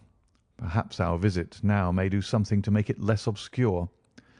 I think that we are both agreed, Inspector, that the fragment of paper in the dead man's hand, bearing as it does the very hour of his death written upon it, is of extreme importance." "It should give a clue, Mr. Holmes." "It does give a clue. Whoever wrote that note was the man who brought William Kirwan out of his bed at that hour. But where is the rest of that sheet of paper?" "I examined the ground carefully in the hope of finding it," said the inspector. "It was torn out of the dead man's hand. Why was someone so anxious to get possession of it? Because it incriminated him? And what would he do with it? Thrust it into his pocket, most likely, never noticing that a corner of it had been left in the grip of the corpse. If we could get the rest of that sheet, it is obvious that we should have gone a long way towards solving the mystery." "Yes, but how can we get at the criminal's pocket before we catch the criminal?" "Well, well, it was worth thinking over. Then there is another obvious point. The note was sent to William. The man who wrote it could not have taken it. Otherwise, of course, he might have delivered his own message by word of mouth. Who brought the note, then? Or did it come through the post?" "I have made inquiries," said the inspector. "William received a letter by the afternoon post yesterday. The envelope was destroyed by him." "Excellent!" cried Holmes, clapping the inspector on the back. "You've seen the postman. It is a pleasure to work with you. Well, here is the lodge, and if you will come up, Colonel, I will show you the scene of the crime." We passed the pretty cottage where the murdered man had lived, and walked up an oak-lined avenue to the fine old Queen Anne house, which bears the date of Malplaquet upon the lintel of the door. Holmes and the inspector led us round it until we came to the side gate, which is separated by a stretch of garden from the hedge which lines the road. A constable was standing at the kitchen door. "Throw the door open, officer," said Holmes. Now, it was on these stairs that young Mr. Cunningham stood and saw the two men struggling just where we are. Old Mr. Cunningham was at that window, the second on the left, and he saw the fellow get away just to the left of that bush. Then Mr. Alec ran out and knelt beside the wounded man. The ground is very hard, you see, and there are no marks to guide us. As he spoke, two men came down to the garden path, from round the angle of the house. The one was an elderly man with a strong, deep-lined, heavy-eyed face. The other a dashing young fellow, whose bright, smiling expression and showy dress were in strange contrast with the business which had brought us there. "Still at it, then?" said he to Holmes. "I thought you Londoners were never at fault. You don't seem to be so very quick, after all." "Ah, you must give us a little time," said Holmes good-humouredly. "You'll want it," said young Alec Cunningham. "Why, I don't see that we have any clue at all." "There's only one," answered the inspector. "We thought that if we could only find— Good heavens, Mr. Holmes, what is the matter?" My poor friend's face had suddenly assumed the most dreadful expression. His eyes rolled upwards, his features writhed in agony, and with a suppressed groan he dropped on his face upon the ground. Horrified at the suddenness and severity of the attack, we carried him into the kitchen, where he lay back in a large chair and breathed heavily for some minutes. Finally, with a shamefaced apology for his weakness, he rose once more. "Watson would tell you that I have only just recovered from a severe illness," he explained. "I am liable to these sudden nervous attacks." "Shall I send you home in my trap?" asked old Cunningham. "Well, since I'm here, there is one point on which I should like to feel sure. We can very easily verify it." "What was it?" "Well, it seems to me that it is just possible that the arrival of this poor fellow William was not before, but after the entrance of the burglar into the house. You appear to take it for granted that although the door was forced, the robber never got in." "I fancy that is quite obvious," said Mr. Cunningham gravely. "Why, My son Alec had not yet gone to bed, and he would certainly have heard anyone moving about." "Where was he sitting?" "I was smoking in my dressing-room." "Which window is that?" "The last on the left, next to my father's." "Both of your lamps were lit, of course?" "Undoubtedly." "There are some very singular points here," said Holmes, smiling. "Is it not extraordinary that a burglar, and a burglar who had had some previous experience, should deliberately break into a house at a time when he could see from the lights that two of the family were still afoot?" "He must have been a cool hand." "Well, of course, if the case were not an odd one, we should not have been driven to ask you for an explanation," said young Mr. Alec. "But as to your ideas that the man has robbed the house before William tackled him, I think it a most absurd notion. Wouldn't we have found the place disarranged and missed the things which he had taken?" "It depends on what the things were," said Holmes. "You must remember that we are dealing with a burglar who is a very peculiar fellow, and who appears to work on lines of his own. Look, for example, at the queer lot of things which he took from Acton's. What was it? A ball of string, a letter weight, and I don't know what other odds and ends." "Well, we are quite in your hands, Mr. Holmes," said old Cunningham. "Anything which you or the inspector may suggest will most certainly be done." "In the first place," said Holmes, "I should like you to offer a reward, coming from yourself, for the officials may take a little time before they would agree upon the sum, and these things cannot be done too promptly. I have jotted down the form here.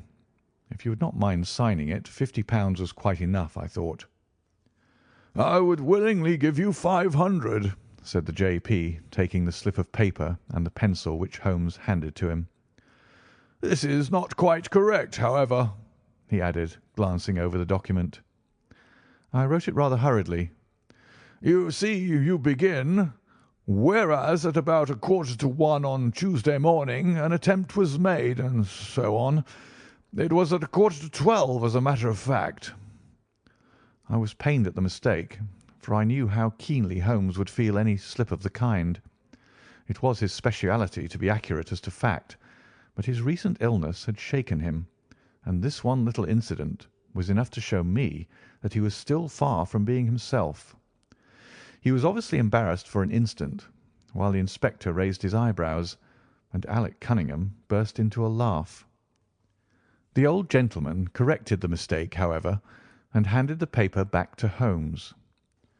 "Get it printed as soon as possible," he said. "I think your idea is an excellent one." Holmes put the slip of paper carefully away into his pocket-book. "And now," said he, "it really would be a good thing that we should all go over the house together, and make certain that this rather erratic burglar did not, after all, carry anything away with him."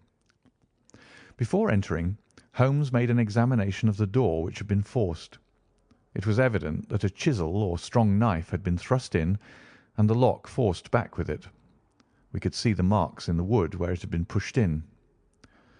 "You don't use bars, then?" he asked. "We have never found it necessary." "You don't keep a dog?"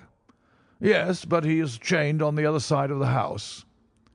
"When do your servants go to bed?" "About 10. "I understand that William was usually in bed also at that hour." "Yes." "It is singular that on this particular night he should have been up. Now, I should be very glad if you would have the kindness to show us over the house, Mr. Cunningham." A stone-flagged passage, with the kitchens branching away from it, led by a wooden staircase directly to the first floor of the house. It came out upon the landing opposite to a second, more ornamental stair, which came up from the front hall. Out of this landing opened the drawing-room and several bedrooms, including those of Mr. Cunningham and his son. Holmes walked slowly, taking keen note of the architecture of the house. I could tell from his expression that he was on a hot scent, and yet I could not in the least imagine in what direction his inferences were leading him. "My good sir," said Mr. Cunningham with some impatience, "this is surely very unnecessary. That is my room at the end of the stairs, and my son's is the one beyond it. I leave it to your judgment whether it was possible for the thief to have come up here without disturbing us." "You must try round and get on a fresh scent, I fancy," said the son with a rather malicious smile. "Still, I must ask you to humour me a little further. I should like, for example, to see how far the windows of the bedrooms command the front. This, I understand, is your son's room." He pushed open the door. "And that, I presume, is the dressing-room in which he sat smoking when the alarm was given. Where does the window of that look out to?" He stepped across the bedroom, pushed open the door, and glanced around the other chamber. "I hope that you are satisfied now," said Mr. Cunningham tartly. "Thank you. I think I have seen all that I wished." "Then if it is really necessary we can go into my room." "If it is not too much trouble." The J.P. shrugged his shoulders and led the way into his own chamber, which was a plainly furnished and commonplace room. As we moved across it in the direction of the window, Holmes fell back until he and I were the last of the group. Near the foot of the bed stood a dish of oranges and a carafe of water. As we passed it, Holmes, to my unutterable astonishment, leaned over in front of me and deliberately knocked the whole thing over.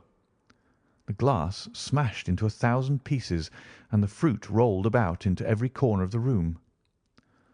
"You've done it now, Watson," said he coolly.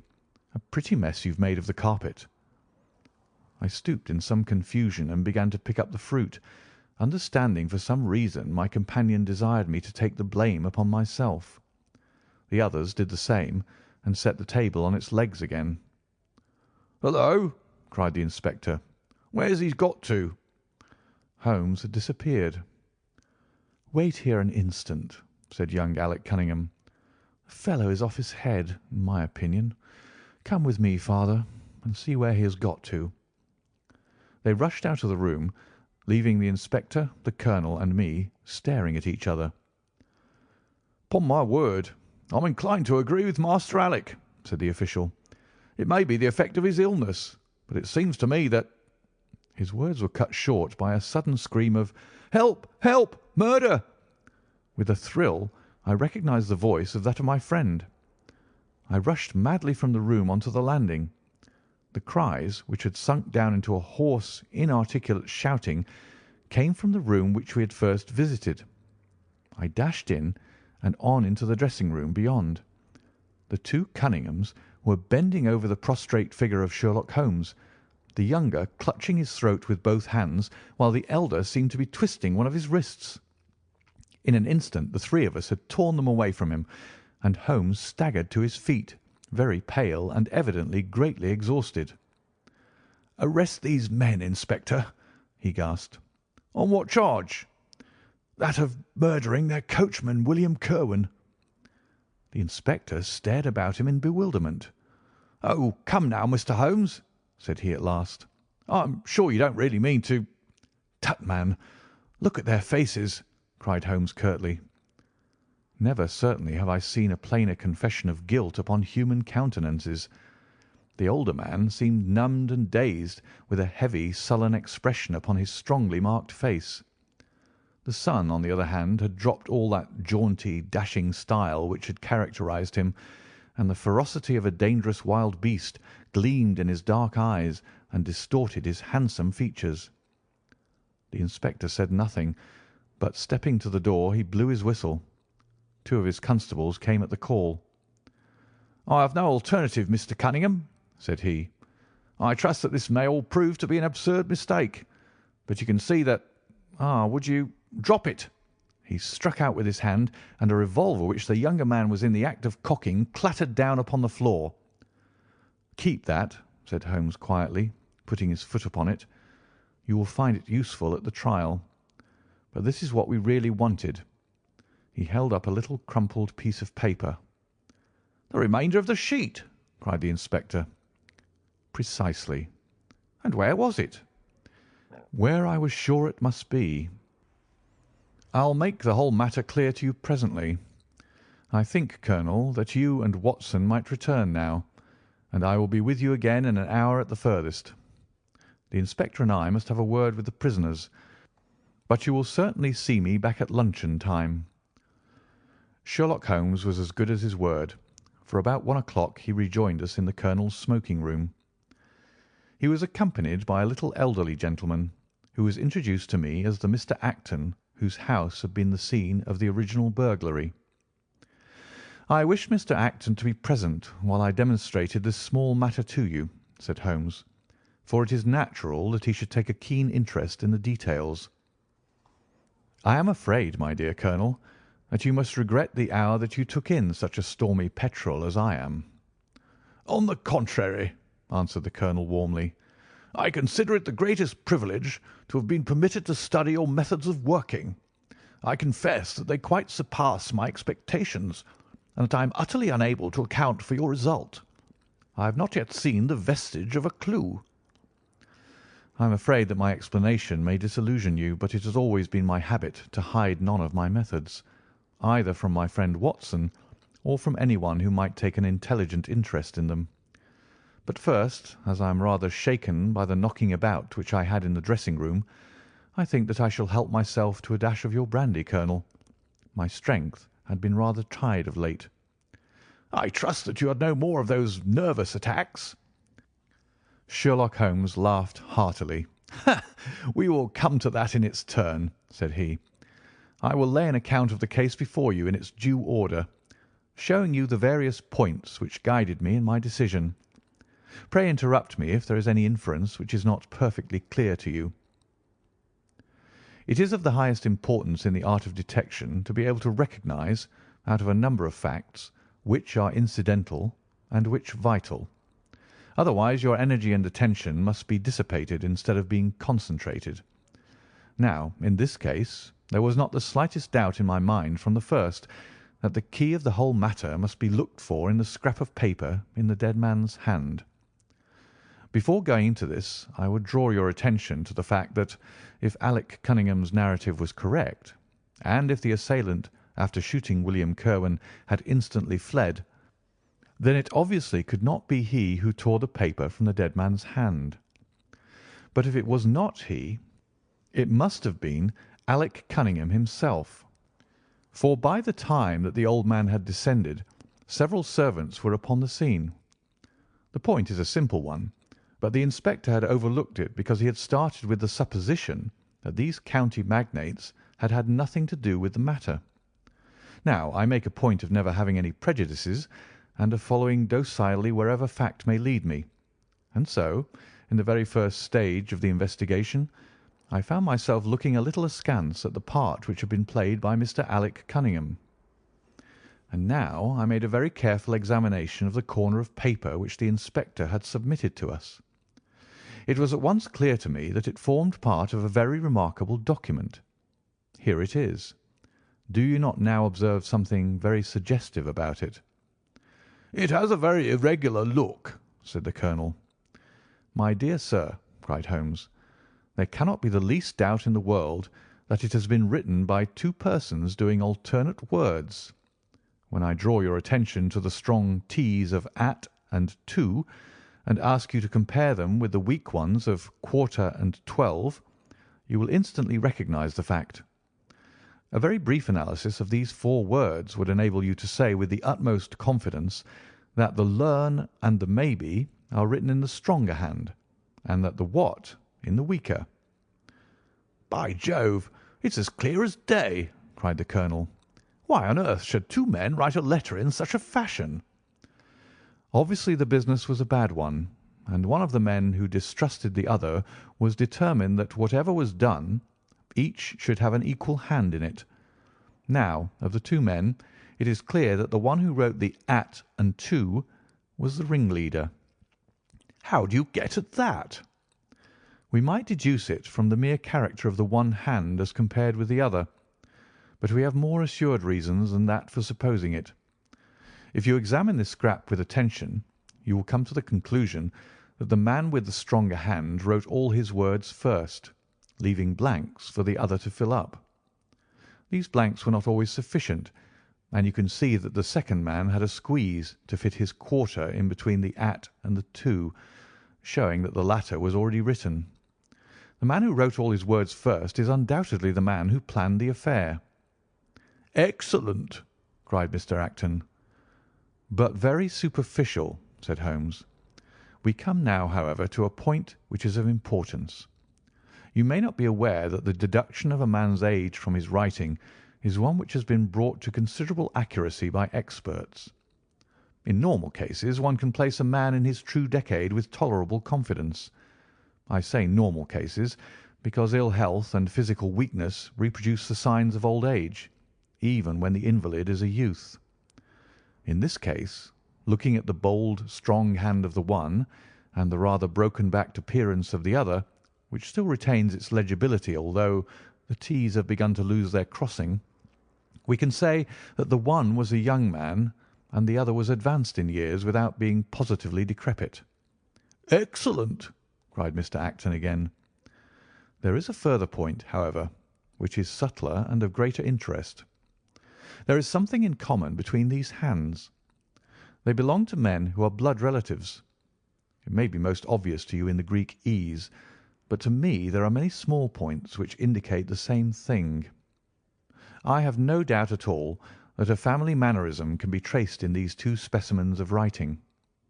I am only, of course, giving you the leading results now of my examination of the paper. There were 23 other deductions which would be of more interest to experts than to you.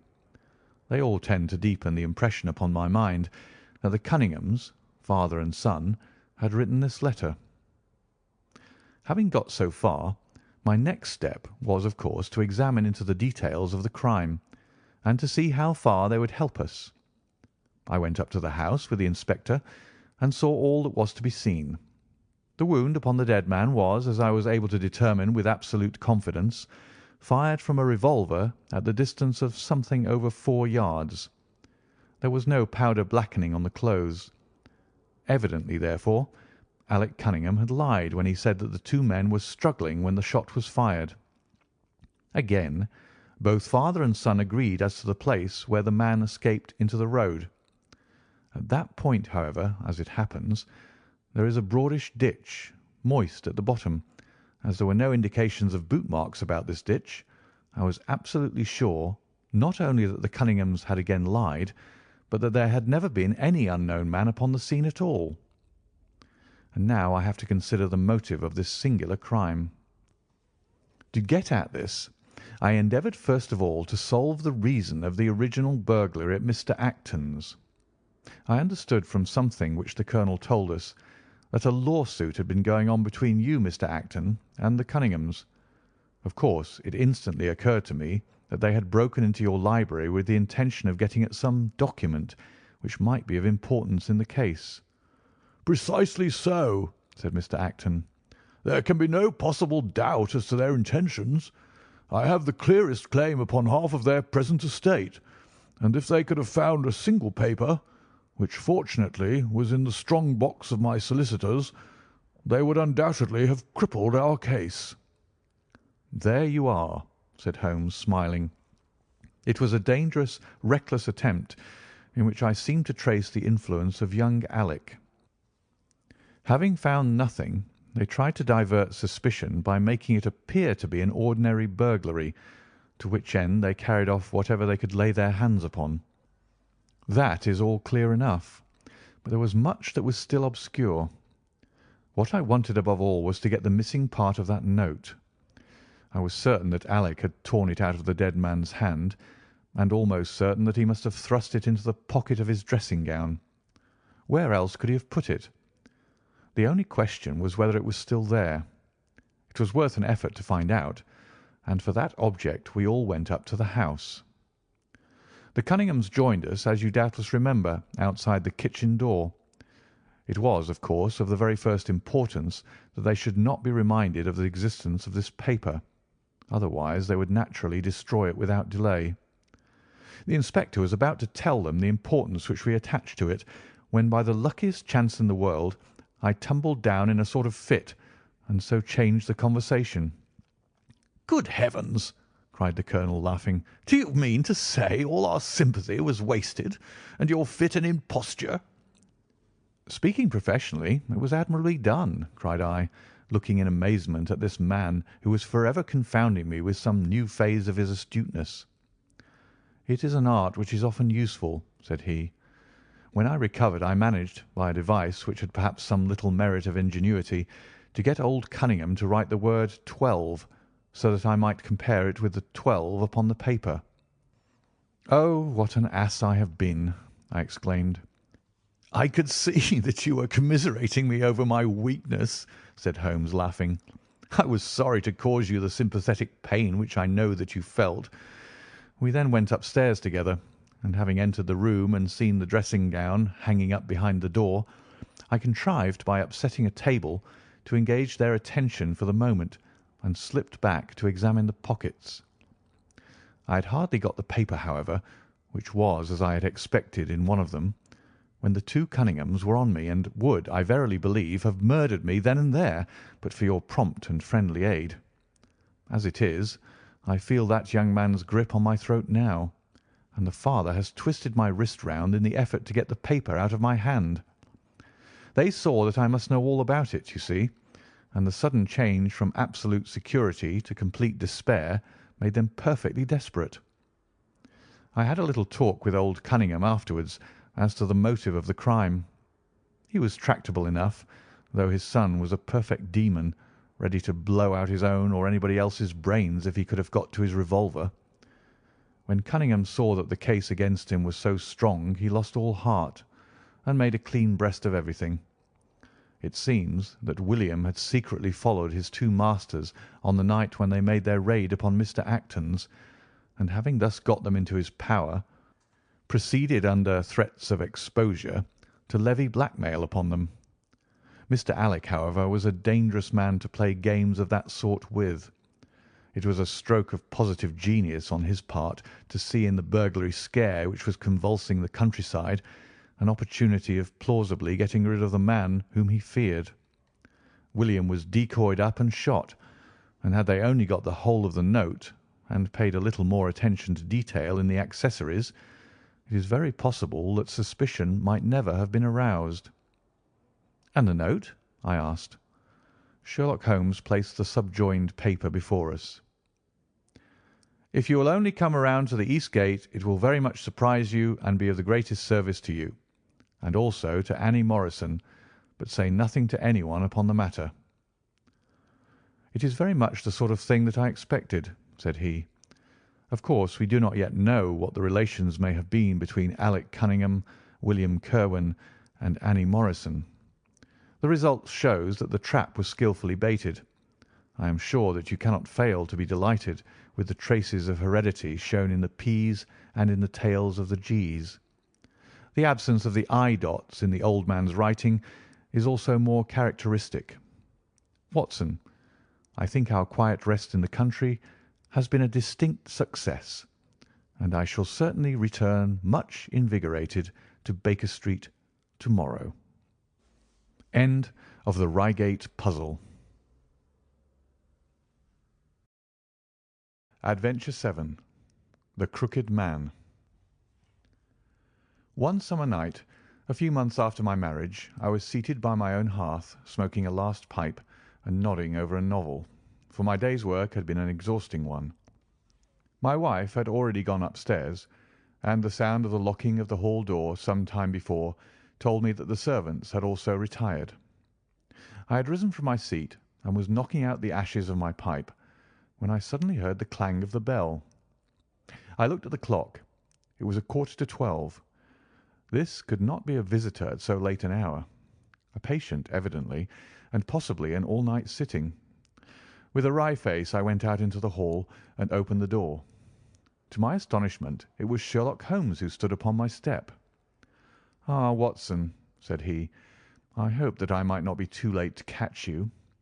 "My dear fellow, pray come in." "You look surprised, and no wonder. Relieved, too, I fancy. You still smoke the Arcadia mixture of your bachelor days, then.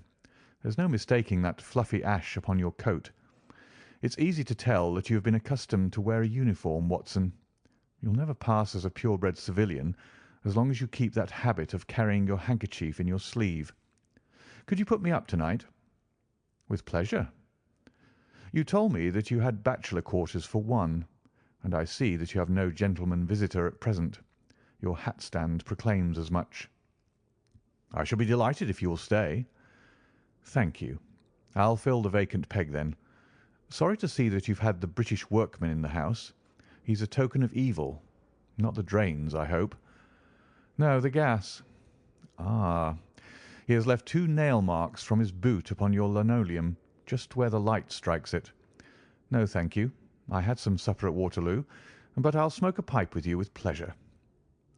I handed him my pouch, and he seated himself opposite to me and smoked for some time in silence. I was well aware that nothing but business of importance would have brought him to me at such an hour, so I waited patiently until he should come round to it. "I see that you are professionally rather busy just now," said he, glancing very keenly across at me. "Yes, I've had a busy day," I answered. "It may seem very foolish in your eyes," I added, "but really I don't know how you deduced it." Holmes chuckled to himself. "I have the advantage of knowing your habits, my dear Watson," said he. "When your round is a short one you walk, and when it is a long one you use a hansom.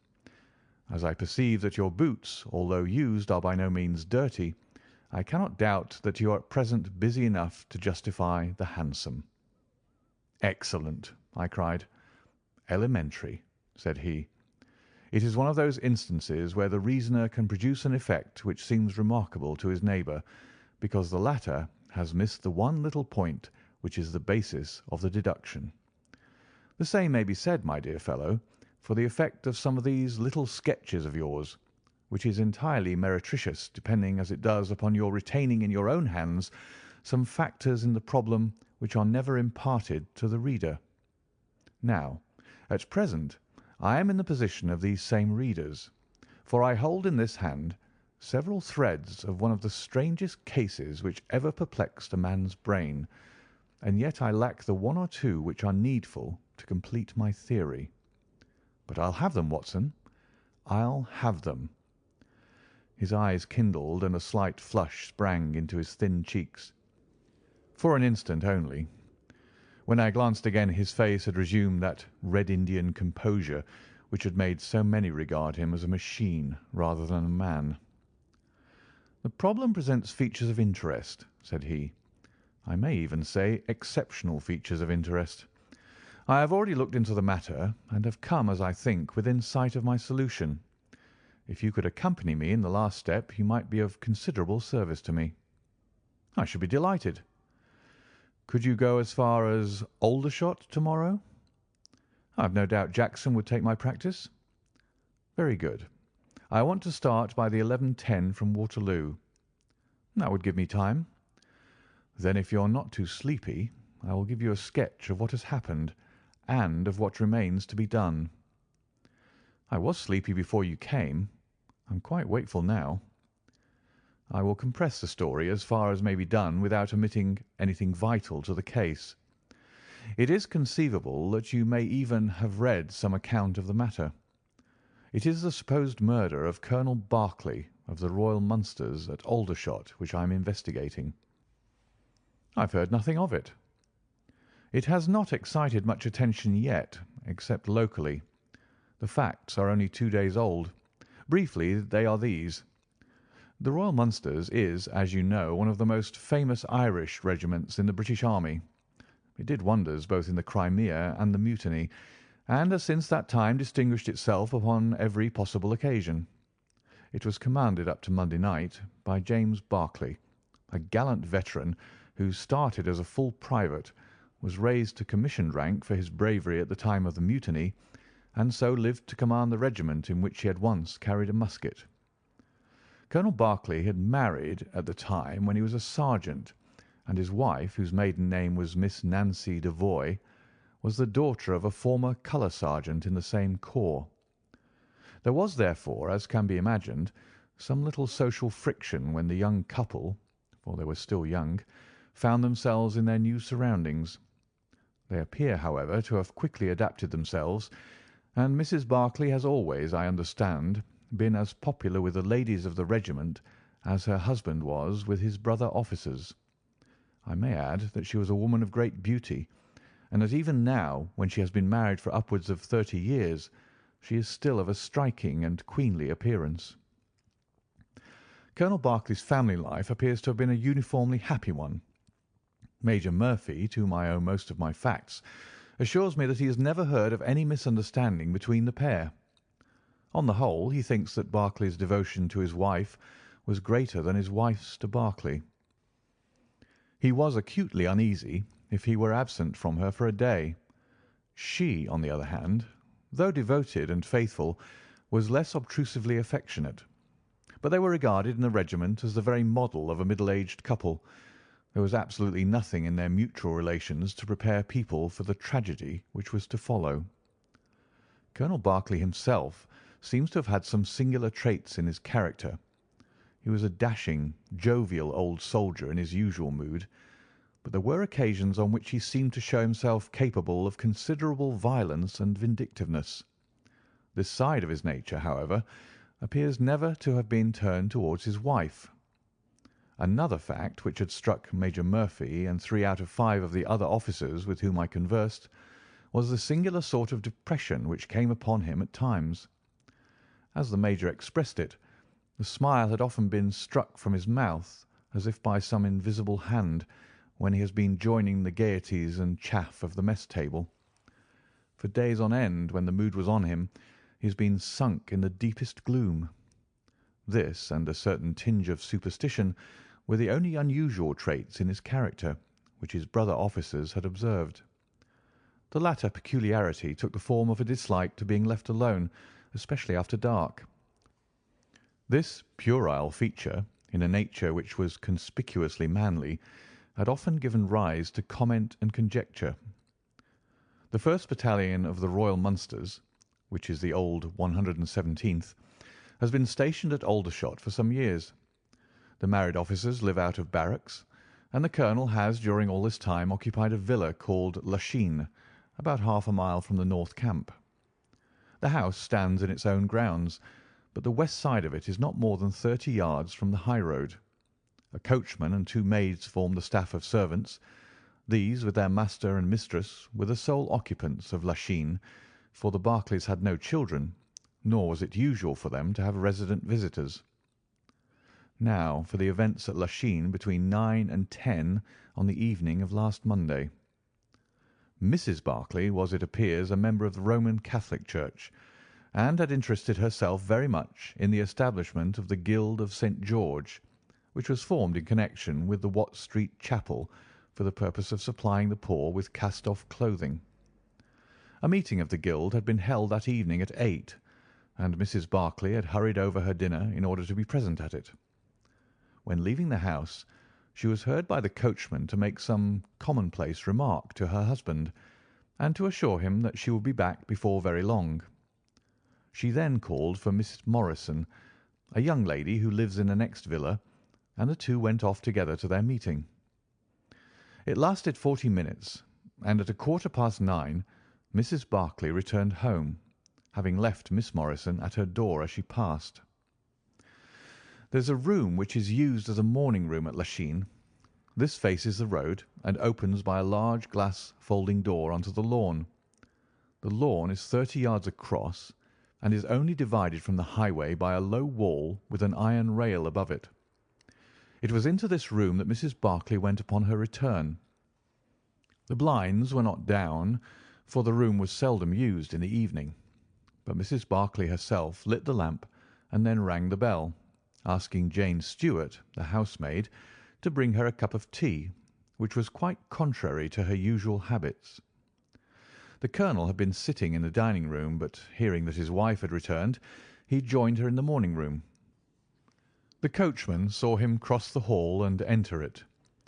He was never seen again alive. The tea which had been ordered was brought up at the end of 10 minutes, but the maid, as she approached the door, was surprised to hear the voices of her master and mistress in furious altercation. She knocked without receiving any answer, and even turned the handle, but only to find that the door was locked upon the inside. Naturally enough, she ran down to tell the cook, and the 2 women with the coachman came up into the hall and listened to the dispute, which was still raging. They all agreed that only 2 voices were to be heard, those of Berkeley and of his wife. Berkeley's remarks were subdued and abrupt, so that none of them were audible to the listeners. The lady's, on the other hand, were most bitter, and when she raised her voice could be plainly heard. "You coward!" she repeated over and over again. "What can be done? What can be done now? Give me back my life. I will never so much as breathe the same air with you again, you coward, you coward!" Those were scraps of her conversation, ending in a sudden, dreadful cry in the man's voice, with a crash and a piercing scream from the woman. Convinced that some tragedy had occurred, the coachman rushed to the door and strove to force it, while scream after scream issued from within. He was unable, however, to make his way in, and the maids were too distracted with fear to be of any assistance to him. A sudden thought struck him, however, and he ran through the hall door and round to the lawn, upon which the long French windows open. One side of the window was open, which I understand was quite usual in the summer time, and he passed without difficulty into the room. His mistress had ceased to scream, and was stretched insensible upon a couch, while with his feet tilted over the side of an armchair, and his head upon the ground near the corner of the fender, was lying the unfortunate soldier stone dead in a pool of his own blood. Naturally, the coachman's first thought, on finding that he could do nothing for his master, was to open the door. But here an unexpected and singular difficulty presented itself. The key was not in the inner side of the door, nor could he find it anywhere in the room. He went out again, therefore, through the window, and having obtained the help of a policeman and of a medical man, he returned. The lady, against whom naturally the strongest suspicion rested, was removed to her room, still in a state of insensibility. The colonel's body was then placed upon the sofa, and a careful examination made of the scene of the tragedy. The injury from which the unfortunate veteran was suffering was found to be a jagged cut some 2 inches long at the back part of his head, which had evidently been caused by a violent blow from a blunt weapon. Nor was it difficult to guess what that weapon may have been. Upon the floor, close to the body, was lying a singular club of hard carved wood with a bone handle. The colonel possessed a varied collection of weapons brought from the different countries in which he had fought, and it is conjectured by the police that his club was among his trophies. The servants deny having seen it before, but among the numerous curiosities in the house it is possible that it may have been overlooked. Nothing else of importance was discovered in the room by the police, save the inexplicable fact that neither upon Mrs. Barclay's person, nor upon that of the victim, nor in any part of the room, was the missing key to be found. The door had eventually to be opened by a locksmith from Aldershot.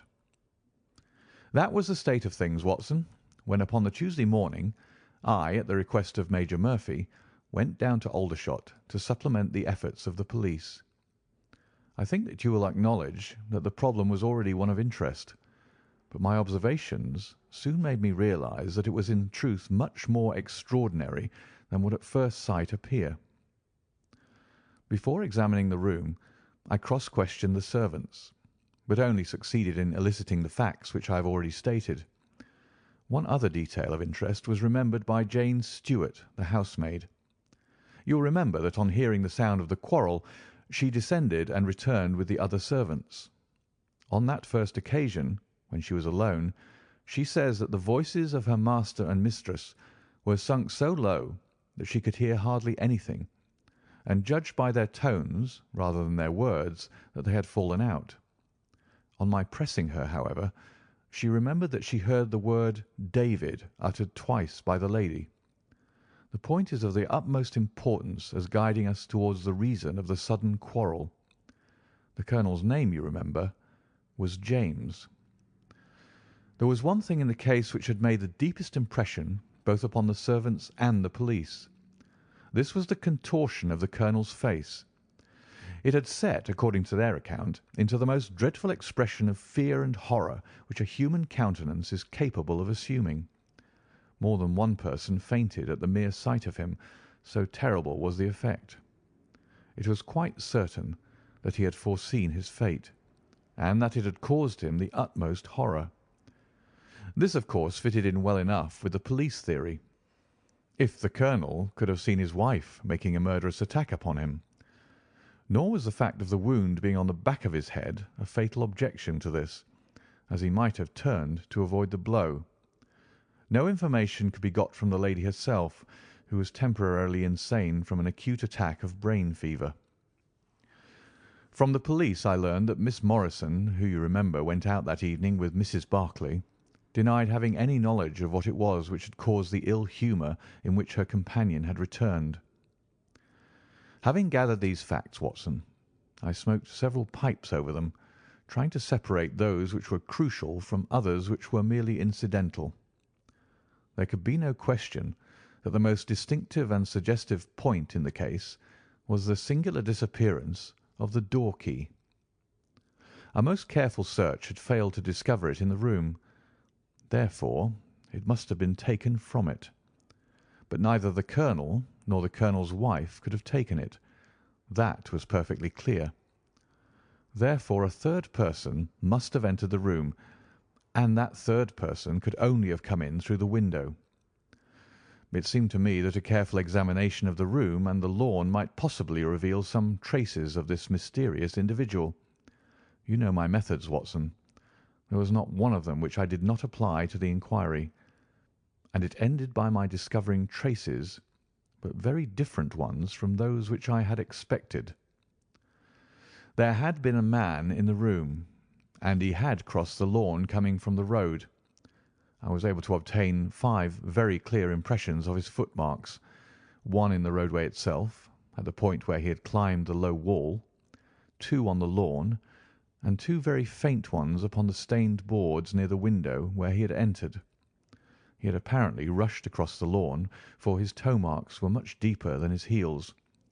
But it was not the man who surprised me. It was his companion. His companion? Holmes pulled a large sheet of tissue paper out of his pocket and carefully unfolded it upon his knee. "What do you make of that?" he asked. The paper was covered with the tracings of the footmarks of some small animal. It had 5 well-marked footpads, an indication of long nails, and the whole print might be nearly as large as a dessert spoon. "It's a dog," said I. "Did you ever hear of a dog running up a curtain?" I found distinct traces that this creature had done so. "A monkey, then?" "But it is not the print of a monkey." "What can it be, then?" "Neither dog nor cat nor monkey nor any creature that we are familiar with. I have tried to reconstruct it from the measurements. Here are 4 prints where the beast has been standing motionless. You see that it is no less than 15 inches from forefoot to hind. Add to that the length of neck and head, and you get a creature not much less than 2 feet long, probably more if there is any tail. But now observe this other measurement. The animal has been moving, and we have the length of its stride. In each case it is only about 3 inches. You have an indication, you see, of a long body with very short legs attached to it. It has not been considerate enough to leave any of its hair behind it, but its general shape must be what I have indicated, and it can run up a curtain, and it is carnivorous." "How do you deduce that?" "Because it ran up the curtain. A canary's cage was hanging in the window, and its aim seems to have been to get at the bird." "Then what was the beast?" "Ah, if I could give it a name, it might go a long way towards solving the case. On the whole, it was probably some creature of the weasel and stoat tribe, and yet it is larger than any of these that I have seen." "But what had it to do with the crime?" "That also is still obscure, but we have learned a good deal, you perceive. We know that a man stood in the road looking at the quarrel between the Barclays. The blinds were up and the room lighted. We know also that he ran across the lawn, entered the room, accompanied by a strange animal, and that he either struck the colonel or, as is equally possible, that the colonel fell down from sheer fright at the sight of him, and cut his head on the corner of the fender. Finally, we have the curious fact that the intruder carried away the key with him when he left." "Your discoveries seem to have left the business more obscure than it was before," said I. "Quite so. They undoubtedly showed that the affair was much deeper than was at first conjectured. I thought the matter over, and I came to the conclusion that I must approach the case from another aspect. But really, Watson, I'm keeping you up, and I might just as well tell you all this on our way to Aldershot to-morrow." "Thank you. You have gone rather too far to stop." "It is quite certain that when Mrs. Barclay left the house at 7:30, she was on good terms with her husband. She was never, as I think I've said, ostentatiously affectionate, but she was heard by the coachman chatting with the colonel in a friendly fashion. Now, it was equally certain that immediately on her return she had gone to the room in which she was least likely to see her husband, had flown to tea as an agitated woman will, and finally, on his coming in to her, had broken into violent recriminations. Therefore something had occurred between 7:30 and 9 o'clock which had completely altered her feelings towards him. But Miss Morrison had been with her during the whole of that hour and a half. It was absolutely certain, therefore, in spite of her denial, that she must know something of the matter. My first conjecture was that possibly there had been some passages between this young lady and the old soldier, which the former had now confessed to the wife. That would account for the angry return, and also for the girl's denial that anything had occurred. Nor would it be entirely incompatible with most of the words overheard. But there was the reference to David, and there was the known affection of the colonel for his wife to weigh against it, to say nothing of the tragic intrusion of this other man, which might of course be entirely disconnected with what had gone before. It was not easy to pick one's steps, but on the whole I was inclined to dismiss the idea that there had been anything between the colonel and Miss Morrison, but more than ever convinced that the young lady held the clue as to what it was which had turned Mrs. Barclay to hatred of her husband. I took the obvious course, therefore, of calling upon Miss M., of explaining to her that I was perfectly certain that she held the facts in her possession, and of assuring her that her friend Mrs. Barclay might find herself in the dock upon a capital charge unless the matter were cleared up. Miss Morrison is a little ethereal slip of a girl, with timid eyes and blonde hair, but I found her by no means wanting in shrewdness and common sense. She sat thinking for some time after I had spoken, and then turning to me with a brisk air of resolution, she broke into a remarkable statement, which I will condense for your benefit. "I promised my friend that I would say nothing of the matter, and a promise is a promise," said she. "But if I can really help her when so serious a charge is laid against her, and when her own mouth, poor darling, is closed by illness, then I think I am absolved from my promise. I will tell you exactly what happened upon Monday evening. We were returning from the Watt Street Mission about 9:15 o'clock. On our way we had to pass through Hudson Street, which is a very quiet thoroughfare. There is only one lamp in it upon the left-hand side, and as we approached this lamp I saw a man coming towards us with his back very bent and something like a box slung over one of his shoulders. He appeared to be deformed, for he carried his head low and walked with his knees bent. We were passing him when he raised his face to look at us in the circle of light thrown by the lamp, and as he did so he stopped and screamed out in a dreadful voice, 'My God, it's Nancy!' Mrs. Barclay turned as white as death, and would have fallen down had the dreadful-looking creature not caught hold of her. I was going to call for the police, but she, to my surprise, spoke quite civilly to the fellow. 'I thought you had been dead this 30 years, Henry,' said she, in a shaking voice. 'So I have,' said he, and it was awful to hear the tones that he said it in. He had a very dark, fearsome face, and a gleam in his eyes that comes back to me in my dreams.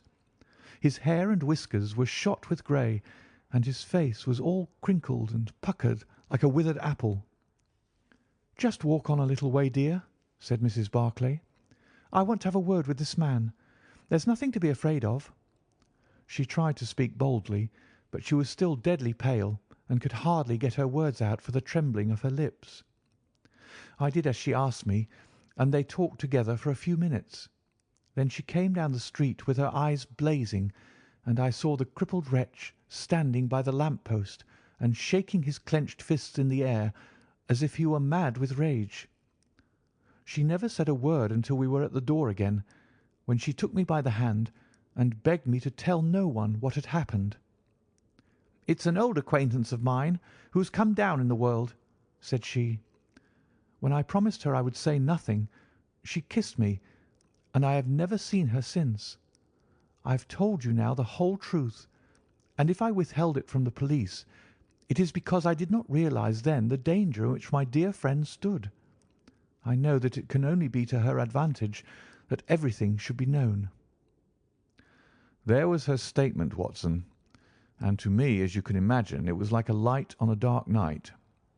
Everything which had been disconnected before began at once to assume its true place, and I had a shadowy presentiment of the whole sequence of events.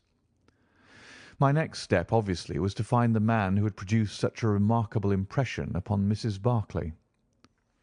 If he was still in Aldershot, it should not be a very difficult matter. There are not such a very great number of civilians, and a deformed man was sure to have attracted attention. I spent a day in the search, and by evening, this very evening, Watson, I had run him down. The man's name is Henry Wood, and he lives in lodgings in this same street in which the ladies met him. He has only been 5 days in the place. In the character of a registration agent, I had a most interesting gossip with his landlady. The man is by trade a conjurer and performer, going round the canteens after nightfall and giving a little entertainment at each. He carries some creature about with him in that box, about which the landlady seemed to be in considerable trepidation, for she had never seen an animal like it. He uses it in some of his tricks, according to her account. So much the woman was able to tell me, and also that it was a wonder the man lived, seeing how twisted he was, and that he spoke in a strange tongue sometimes, and that for the last 2 nights she had heard him groaning and weeping in his bedroom. He was all right as far as money went, but in his deposit he had given her what looked like a bad florin. She showed it to me, Watson, and it was an Indian rupee. So now, my dear fellow, you see exactly how we stand and why it is I want you.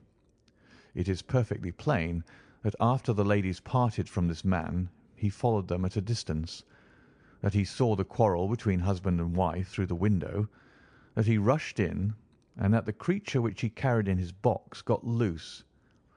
That is all very certain, but he is the only person in this world who can tell us exactly what happened in that room."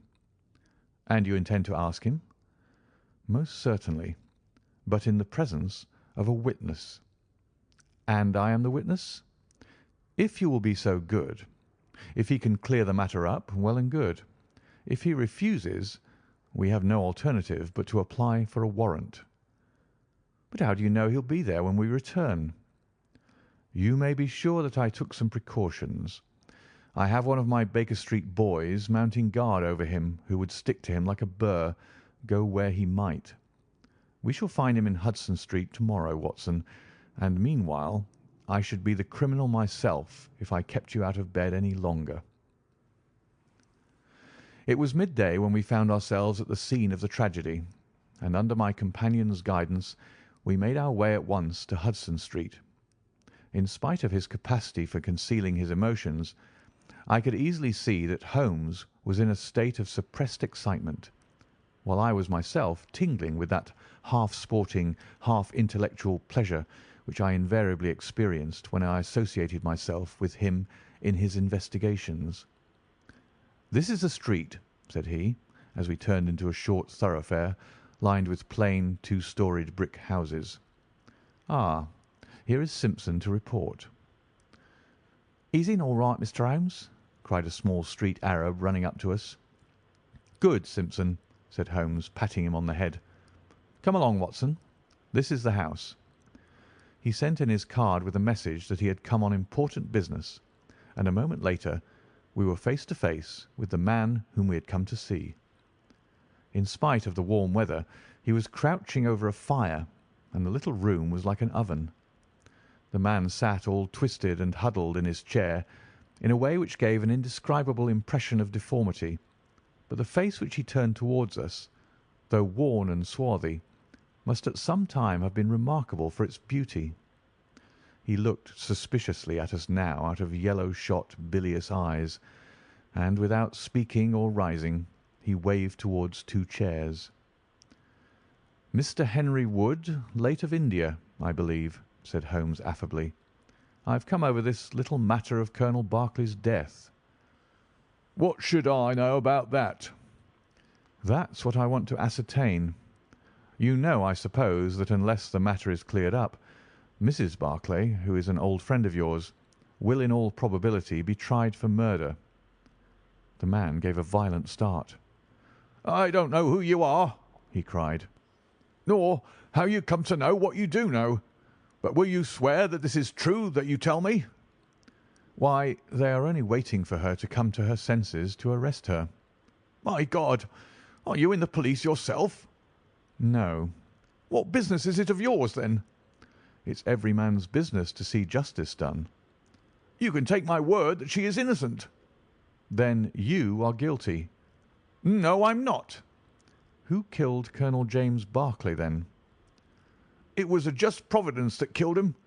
But mind you this, that if I had knocked his brains out, as it was in my heart to do, he would have had no more than his due from my hands. If his own guilty conscience had not struck him down, it is likely enough that I may have had his blood upon my soul. You want me to tell the story? Well, I don't know why I shouldn't, for there's no cause for me to be ashamed of it. It was in this way, sir. You see me now, with my back like a camel and my ribs all awry, but there was a time when Corporal Henry Wood was the smartest man in the 117th foot. We were in India then, in cantonments, at a place we'll call Burti. Berkeley, who died the other day, was sergeant in the same company as myself. And the belle of the regiment, aye, and the finest girl that ever had the breath of life between her lips, was Nancy Devoy, the daughter of the colour sergeant. There were two men who loved her, and one that she loved. And you'll smile when you look at this poor thing huddled before the fire, and hear me say that it was for my good looks that she loved me. Well, though I had her heart, her father was set upon her marrying Berkeley.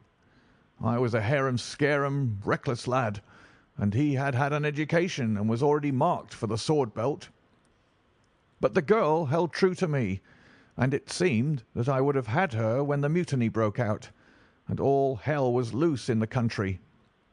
We were shut up in Burti, the regiment of us with half a battery of artillery, a company of Sikhs, and a lot of civilians and women folk. There were 10,000 rebels around us, and they were as keen as a set of terriers round a rat cage. About the second week of it our water gave out, and it was a question whether we could communicate with General Neill's column, which was moving up country. It was our only chance, for we could not hope to fight our way out with all the women and children. So I volunteered to go out and to warn General Neill of our danger. My offer was accepted, and I talked it over with Sergeant Berkeley, who was supposed to know the ground better than any other man, and who drew up a route by which I might get through the rebel lines. At 10 o'clock the same night I started off upon my journey. There were 1,000 lives to save, but it was of only one that I was thinking when I dropped over the wall that night. My way ran down a dried-up watercourse, which we hoped would screen me from the enemy's sentries. But as I crept round the corner of it, I walked right into 6 of them, who were crouching down in the dark, waiting for me. In an instant I was stunned with a blow and bound hand and foot.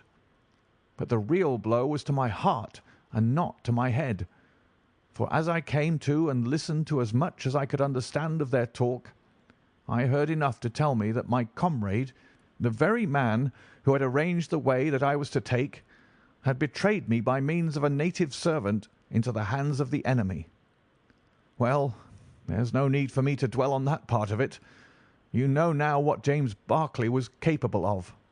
Bertie was relieved by Neil next day, but the rebels took me away with them in their retreat, and it was many a long year before ever I saw a white face again. I was tortured and tried to get away, and was captured and tortured again. You can see for yourselves the state in which I was left. Some of them that fled into Nepal took me with them, and then afterwards I was up past Darjeeling. The hill folk up there murdered the rebels who had me, and I became their slave for a time until I escaped. But instead of going south, I had to go north until I found myself among the Afghans. There I wandered about for many a year, and at last came back to the Punjab, where I lived mostly among the natives, and picked up a living by the conjuring tricks that I had learned. What use was it for me, a wretched cripple, to go back to England or to make myself known to my old comrades? Even my wish for revenge would not make me do that. I had rather that Nancy and my old pals should think of Harry Wood as having died with a straight back, than see him living and crawling with a stick like a chimpanzee. They never doubted that I was dead, and I meant that they never should. I heard that Barclay had married Nancy, and that he was rising rapidly in the regiment, but even that did not make me speak. But when one gets old, one has a longing for home. For years I've been dreaming of the bright green fields and the hedges of England. At last I determined to see them before I died. I saved enough to bring me across, and then I came here where the soldiers are, for I know their ways and how to amuse them, and so earn enough to keep me." "Your narrative is most interesting," said Sherlock Holmes. "I have already heard of your meeting with Mrs. Barclay and your mutual recognition. You then, as I understand, followed her home and saw through the window an altercation between her husband and her, in which she doubtless cast his conduct to you in his teeth. Your own feelings overcame you, and you ran across the lawn and broke in upon them." "I did, sir, and at the sight of me he looked as I have never seen a man look before, and over he went with his head on the fender. But he was dead before he fell. I read death on his face as plain as I can read that text over the fire. The bare sight of me was like a bullet through his guilty heart." "And then?" "Then Nancy fainted, and I caught up the key of the door from her hand, intending to unlock it and get help. But as I was doing it, it seemed to me better to leave it alone and get away, for the thing might look black against me, and anyway my secret would be out if I were taken. In my haste I thrust the key into my pocket and dropped my stick while I was chasing Teddy, who had run up the curtain. When I got him into his box, from which he had slipped, I was off as fast as I could run." "Who's Teddy?" asked Holmes. The man leaned over and pulled up the front of a kind of hutch in the corner. In an instant out there slipped a beautiful reddish-brown creature, thin and lithe, with the legs of a stoat, a long thin nose, and a pair of the finest red eyes that ever I saw in an animal's head. "It's a mongoose!" I cried. "Well, some call them that, and some call them ichneumon," said the man. "Snake catcher is what I call them, and Teddy is amazing quick on cobras. I have one here without the fangs, and Teddy catches it every night to please the folk in the canteen. Any other point, sir?" "Well, we may have to apply to you again if Mrs. Barclay should prove to be in serious trouble." "In that case, of course, I'd come forward." "But if not, there is no object in raking up this scandal against a dead man, foully as he has acted. You have at least the satisfaction of knowing that for 30 years of his life his conscience bitterly reproached him for this wicked deed. Ah, there goes Major Murphy on the other side of the street. Good-bye, Wood. I want to learn if anything has happened since yesterday." We were in time to overtake the Major before he reached the corner. "Ah, Holmes," he said, "I suppose you've heard that all this fuss has come to nothing." "What then?" "The inquest is just over. The medical evidence shows conclusively The death was due to apoplexy. You see, it was quite a simple case after all." "Oh, remarkably superficial," said Holmes, smiling. "Come, Watson, I don't think we shall be wanted in Aldershot any more." "There's one thing," said I, as we walked down to the station. "If the husband's name was James and the other was Henry, what was this talk about David?" "That one word, my dear Watson, should have told me the whole story had I been the ideal reasoner which you are so fond of depicting. It was evidently a term of reproach." "Of reproach?" "Yes. David strayed a little occasionally, you know, and on one occasion in the same direction as Sergeant James Barclay. You remember the small affair of Uriah and Bathsheba. My biblical knowledge is a trifle rusty, I fear, but you will find the story in the 1st or 2nd of Samuel. End of The Crooked Man. Adventure 8. The Resident Patient. Glancing over the somewhat incoherent series of memoirs with which I have endeavoured to illustrate a few of the mental peculiarities of my friend Mr. Sherlock Holmes, I have been struck by the difficulty which I have experienced in picking out examples which shall in every way answer my purpose. For in those cases in which Holmes has performed some tour de force of analytical reasoning, and has demonstrated the value of his peculiar methods of investigation, the facts themselves have often been so slight or so commonplace that I could not feel justified in laying them before the public. On the other hand, it has frequently happened that he has been concerned in some research where the facts have been of the most remarkable and dramatic character, but where the share which he has himself taken in determining their causes has been less pronounced than I, as his biographer, could wish. The small matter which I have chronicled under the heading of A Study in Scarlet, and that other later one connected with the loss of the Gloria Scott, may serve as examples of this Scylla and Charybdis which are forever threatening the historian.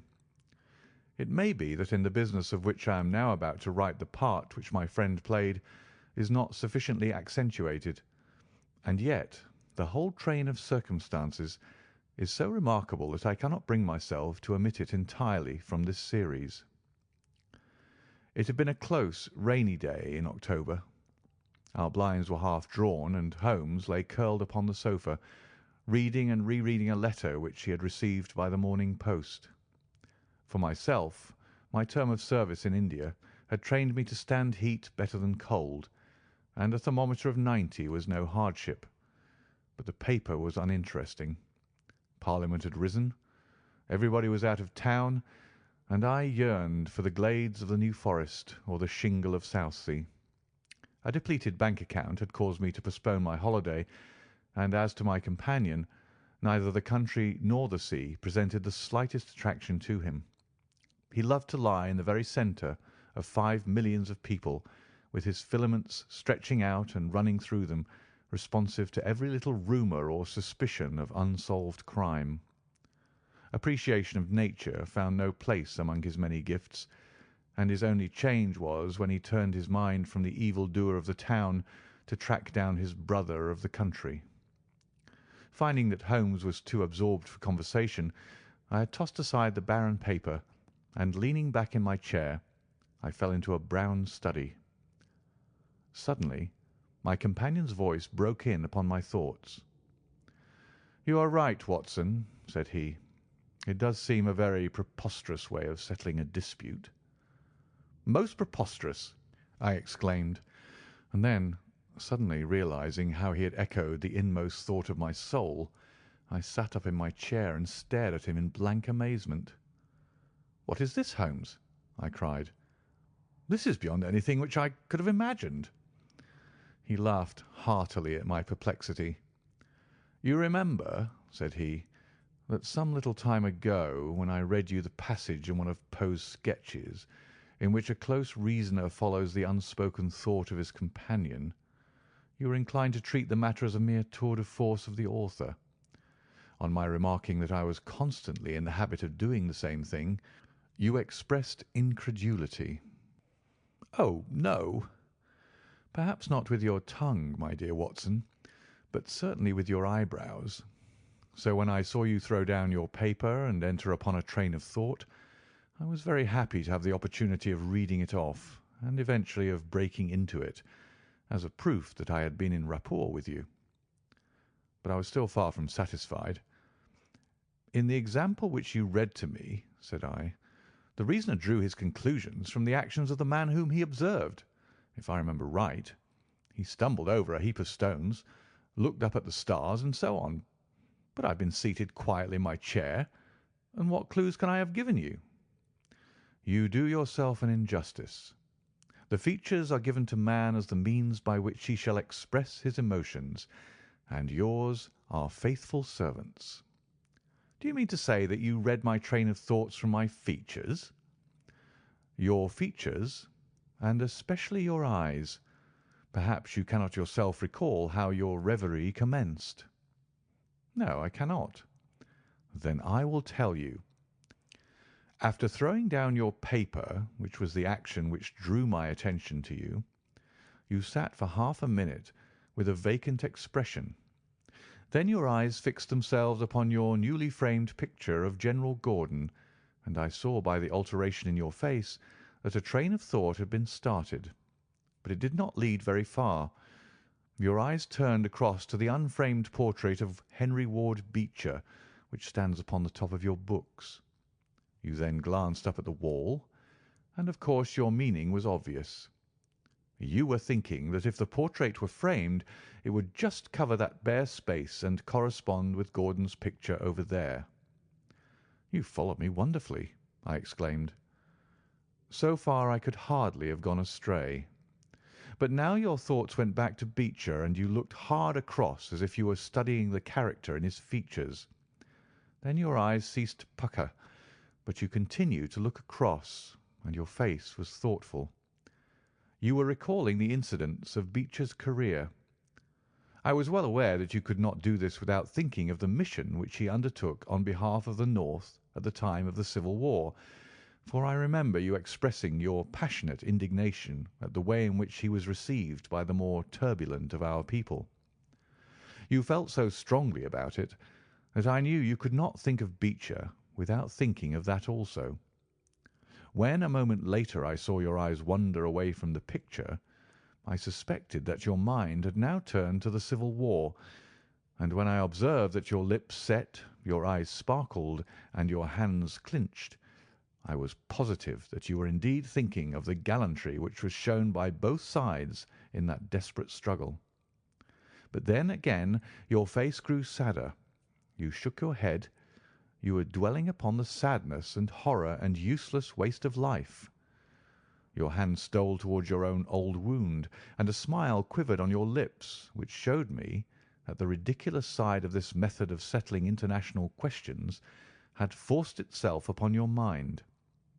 At this point I agreed with you that it was preposterous, and was glad to find that all my deductions had been correct. Absolutely, said I. And now that you've explained it, I confess that I'm as amazed as before. It was very superficial, my dear Watson, I assure you. I should not have intruded it upon your attention had you not shown some incredulity the other day, but the evening has brought a breeze with it. What do you say to a ramble through London? I was weary of our little sitting-room and gladly acquiesced. For 3 hours we strolled about together, watching the ever-changing kaleidoscope of life as it ebbs and flows through Fleet Street and the Strand. His characteristic talk, with its keen observance of detail and subtle power of inference, held me amused and enthralled. It was 10 o'clock before we reached Baker Street again. A brougham was waiting at our door. A doctor's, general practitioner, I perceive, said Holmes. Not been long in practice, but has a good deal to do. Come to consult us, I fancy. Lucky we came back. I was sufficiently conversant with Holmes's methods to be able to follow his reasoning, and to see that the nature and state of the various medical instruments in the wicker basket which hung in the lamplight inside the brougham had given him the data for his swift deduction. The light in our window above showed that his late visit was indeed intended for us. With some curiosity as to what could have sent a brother medico to us at such an hour, I followed Holmes into our sanctum. A pale, taper-faced man with sandy whiskers rose up from a chair by the fire as we entered. His age may not have been more than 3 or 34, but his haggard expression and unhealthy hue told of a life which has sapped his strength and robbed him of his youth. His manner was nervous and shy, like that of a sensitive gentleman, and the thin white hand which he laid on the mantelpiece as he rose was that of an artist rather than of a surgeon. His dress was quiet and sombre, a black frock coat, dark trousers, and a touch of colour about his necktie. "Good evening, Doctor," said Holmes cheerily. "I am glad to see that you have only been waiting a very few minutes." "You spoke to my coachman, then?" "No, it was the candle on the side table that told me. Pray resume your seat and let me know how I can serve you." "My name is Dr. Percy Trevelyan," said our visitor, "and I live at 403 Brook Street." "Are you not the author of a monograph upon obscure nervous lesions?" I asked. His pale cheeks flushed with pleasure at hearing that his work was known to me. "I so seldom hear of the work that I thought it was quite dead," said he. "My publishers gave me a most discouraging account of its sale. You are yourself, I presume, a medical man?" "A retired army surgeon." "My own hobby has always been nervous disease. I should wish to make it an absolute speciality, but of course a man must take what he can get at first. This, however, is beside the question, Mr. Sherlock Holmes, and I quite appreciate how valuable your time is. The fact is that a very singular train of events has occurred recently at my house in Brook Street, and to-night they came to such a head that I felt it was quite impossible for me to wait another hour before asking for your advice and assistance." Sherlock Holmes sat down and lit his pipe.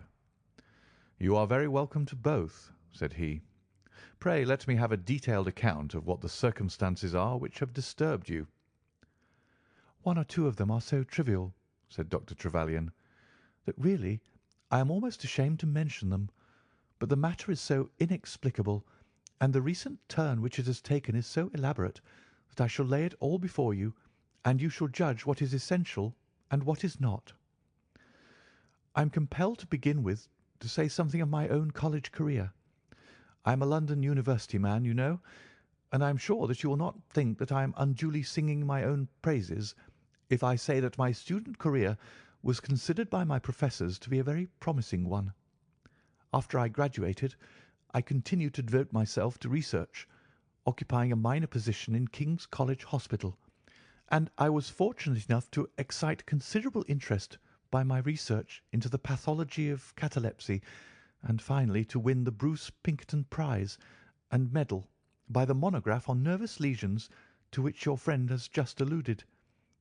I should not go too far if I were to say that there was a general impression at the time that a distinguished career lay before me. But the one great stumbling block lay in my want of capital. As you will readily understand, a specialist who aims high is compelled to start in one of a dozen streets in the Cavendish Square quarter, all of which entail enormous rents and furnishing expenses. Besides this preliminary outlay, he must be prepared to keep himself for some years and to hire a presentable carriage and horse. To do this was quite beyond my power, and I could only hope that by economy I might in 10 years' time save enough to enable me to put up my plate. Suddenly, however, an unexpected incident opened up quite a new prospect to me. This was a visit from a gentleman of the name of Blessington, who was a complete stranger to me. He came up to my room one morning and plunged into business in an instant. "You are the same Percy Trevelyan who has had so distinguished a career and won a great prize lately?" said he. I bowed. "Answer me frankly," he continued, "for you'll find it to your interest to do so. You have all the cleverness which makes a successful man. Have you the tact?" I could not help smiling at the abruptness of the question. "I trust that I have my share," I said. "Any bad habits? Not drawn towards drink, eh?" "Really, sir," I cried. "Quite right. That's all right. But I was bound to ask, with all these qualities, why are you not in practice?" I shrugged my shoulders. "Come, come," said he, in his bustling way. "It's the old story. More in your brains than in your pocket, eh? What would you say if I were to start you in Brook Street?" I stared at him in astonishment. "Oh, it's for my sake, not for yours," he cried. "I'll be perfectly frank with you, and if it suits you, it'll suit me very well. I have a few thousands to invest, do you see, and I think I'll sink them in you." "But why?" I gasped. "Well, it's just like any other speculation, and safer than most." "What am I to do, then?" "I'll tell you.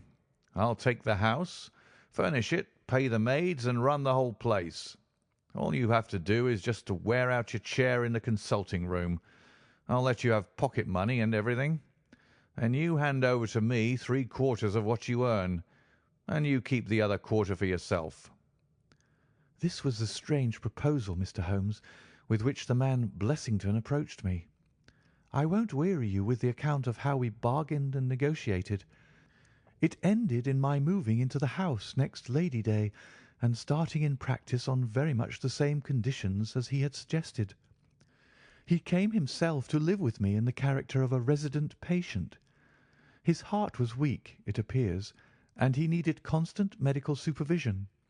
He turned the 2 best rooms of the first floor into a sitting room and bedroom for himself. He was a man of singular habits, shunning company and very seldom going out. His life was irregular, but in one respect he was regularity itself.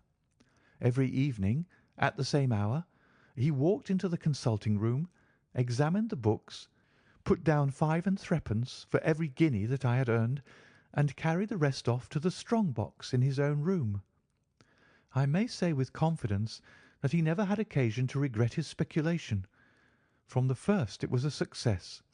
A few good cases and the reputation which I had won in the hospital brought me rapidly to the front, and during the last few years I have made him a rich man. So much, Mr. Holmes, for my past history and my relations with Mr. Blessington. It only remains for me now to tell you what has occurred to bring me here to-night. Some weeks ago Mr. Blessington came down to me in, as it seemed to me, a state of considerable agitation. He spoke of some burglary which, he said, had been committed in the West End, and he appeared, I remember, to be quite unnecessarily excited about it, declaring that a day should not pass before we should add stronger bolts to our windows and doors. For a week he continued to be in a peculiar state of restlessness, peering continually out of the windows and ceasing to take the short walk which had usually been the prelude to his dinner. From his manner it struck me that he was in mortal dread of something or somebody, but when I questioned him upon the point, he became so offensive that I was compelled to drop the subject. Gradually, as time passed, his fears appeared to die away, and he had renewed his former habits, when a fresh event reduced him to the pitiable state of prostration in which he now lies. What happened was this. 2 days ago I received the letter which I now read to you. Neither address nor date is attached to it. "A Russian nobleman who is now resident in England," it runs, "would be glad to avail himself of the professional assistance of Dr. Percy Trevelyan. He has been for some years a victim to cataleptic attacks, on which, as is well known, Dr. Trevelyan is an authority. He proposes to call at about 6:15 to-morrow evening, if Dr. Trevelyan will make it convenient to be at home." This letter interested me deeply, because the chief difficulty in the study of catalepsy is the rareness of the disease. You may believe, then, that I was in my consulting room when, at the appointed hour, the page showed in the patient. He was an elderly man, thin, demure, and commonplace. By no means the conception one forms of a Russian nobleman. I was much more struck by the appearance of his companion.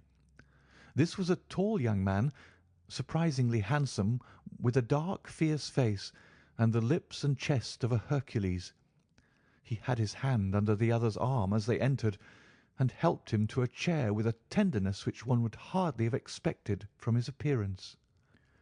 "You will excuse me coming in, doctor," said he to me, speaking English with a slight lisp. "This is my father, and his health is a matter of the most overwhelming importance to me." I was touched by his filial anxiety.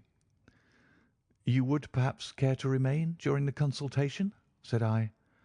"Not for the world," he cried with a gesture of horror. "It is more painful to me than I can express. If I were to see my father in one of those dreadful seizures, I am convinced that I should never survive it. My own nervous system is an exceptionally sensitive one. With your permission, I will remain in the waiting room while you go into my father's case." To this, of course, I assented, and the young man withdrew. The patient and I then plunged into a discussion of his case, of which I took exhaustive notes. He was not remarkable for intelligence, and his answers were frequently obscure, which I attributed to his limited acquaintance with our language. Suddenly, however, as I sat writing, he ceased to give any answer at all to my inquiries, and on my turning towards him, I was shocked to see that he was sitting bolt upright in his chair, staring at me with a perfectly blank and rigid face. He was again in the grip of his mysterious malady. My first feeling, as I have just said, was one of pity and horror. My second, I fear, was rather one of professional satisfaction. I made notes of my patient's pulse and temperature, tested the rigidity of his muscles, and examined his reflexes. There was nothing markedly abnormal in any of these conditions, which harmonized with my former experiences.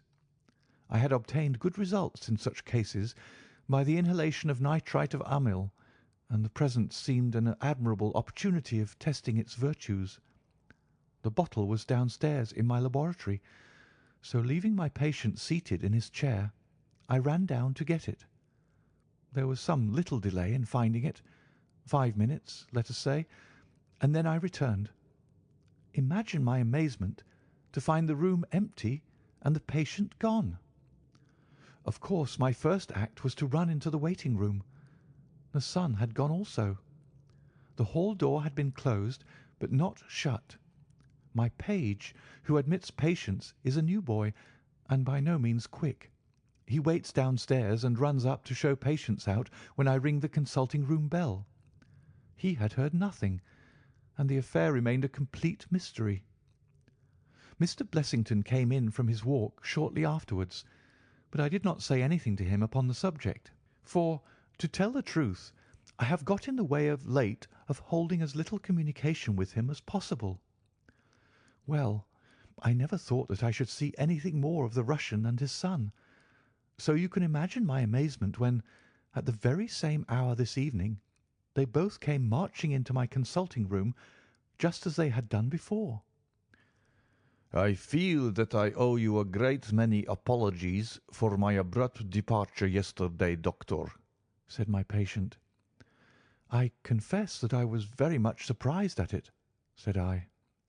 "Well, the fact is," he remarked, "that when I recover from these attacks, my mind is always very clouded as to all that has gone before. I woke up in a strange room, as it seemed to me, and made my way out into the street in a sort of dazed way when you were absent. And I," said the son, "seeing my father pass the door of the waiting room, naturally thought that the consultation had come to an end. It was not until we had reached home that I began to realize the true state of affairs." "Well," said I, laughing, "there is no harm done, except that you puzzled me terribly. So if you, sir, would kindly step into the waiting room, I shall be happy to continue our consultation, which was brought to so abrupt an ending." For half an hour or so I discussed that old gentleman's symptoms with him, and then, having prescribed for him, I saw him go off upon the arm of his son. I have told you that Mr. Blessington generally chose this hour of the day for his exercise. He came in shortly afterwards and passed upstairs. An instant later I heard him running down, and he burst into my consulting room like a man who is mad with panic. "'Who has been in my room?' he cried. "'No one,' said I. "'It's a lie!' he yelled. "'Come up and look.' I passed over the grossness of his language, as he seemed half out of his mind with fear. When I went upstairs with him, he pointed to several footprints upon the light carpet. "'Do you mean to say those are mine?' he cried. They were certainly very much larger than any which he could have made, and were evidently quite fresh. It rained hard this afternoon, as you know, and my patients were the only people who called. It must have been the case, then, that the man in the waiting-room had, for some unknown reason, while I was busy with the other, ascended to the room of my resident patient. Nothing had been touched or taken, but there were the footprints to prove that the intrusion was an undoubted fact. Mr. Blessington seemed more excited over the matter than I should have thought possible, though of course it was enough to disturb anybody's peace of mind. He actually sat crying in an armchair, and I could hardly get him to speak coherently. It was his suggestion that I should come round to you, and of course I at once saw the propriety of it, for certainly the incident is a very singular one, though he appears to completely overrate its importance.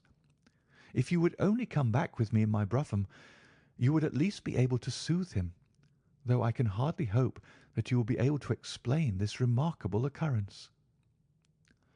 Sherlock Holmes had listened to this long narrative with an intentness which showed me that his interest was keenly aroused. His face was as impassive as ever, but his lids had dropped more heavily over his eyes, and his smoke had curled up more thickly from his pipe to emphasize each curious episode in the doctor's tale. As our visitor concluded, Holmes sprang up without a word, handed me my hat, picked his own from the table, and followed Dr. Trevelyan to the door.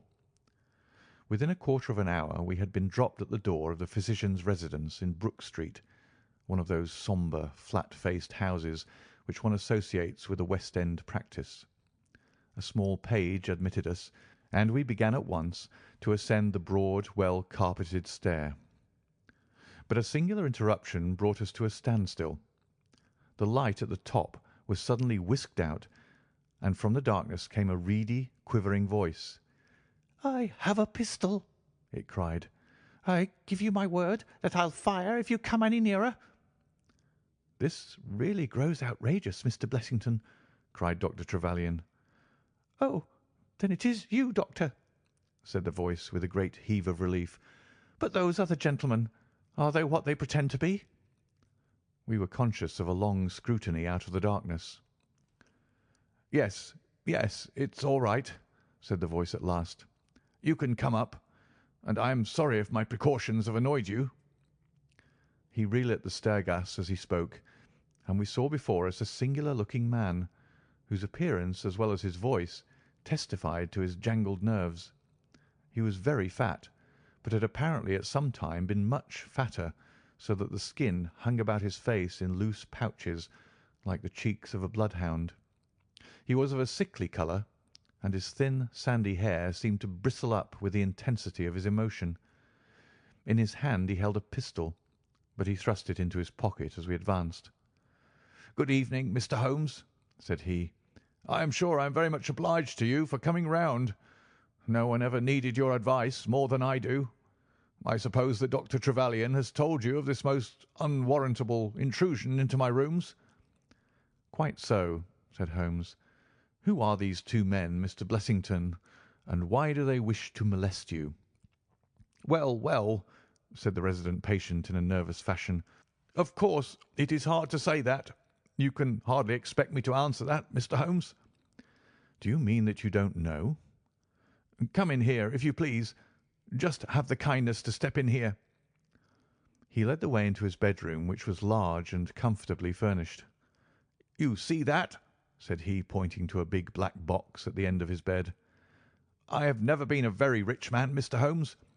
Never made but one investment in my life, as Dr. Trevelyan would tell you.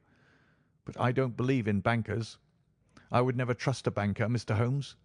Between ourselves, what little I have is in that box. so you can understand what it means to me when unknown people force themselves into my rooms." Holmes looked at Blessington in his questioning way and shook his head. "I cannot possibly advise you if you try to deceive me," said he. "But I have told you everything." Holmes turned on his heel with a gesture of disgust.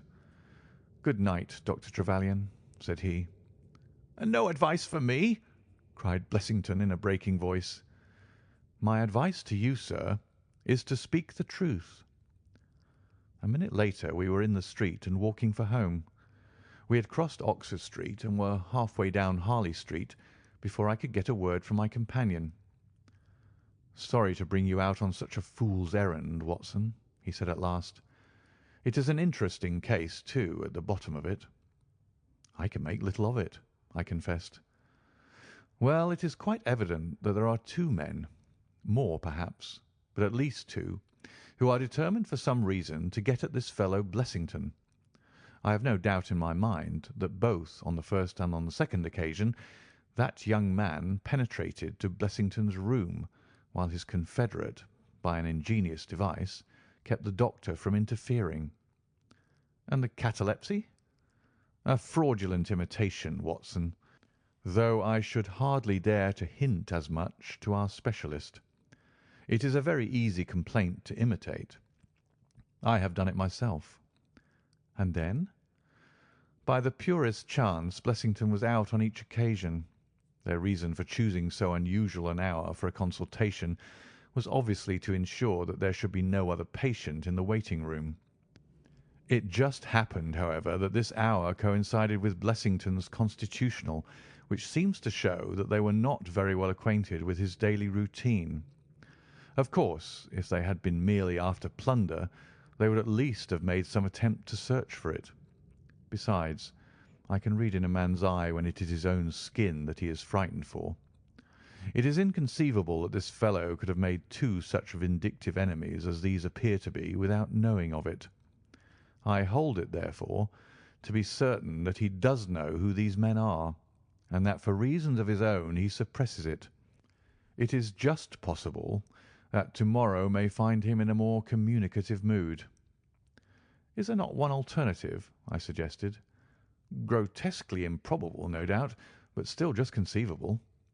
Might the whole story of the cataleptic Russian and his son be a concoction of Dr. Trevelyan's, who has, for his own purposes, been in Blessington's rooms?"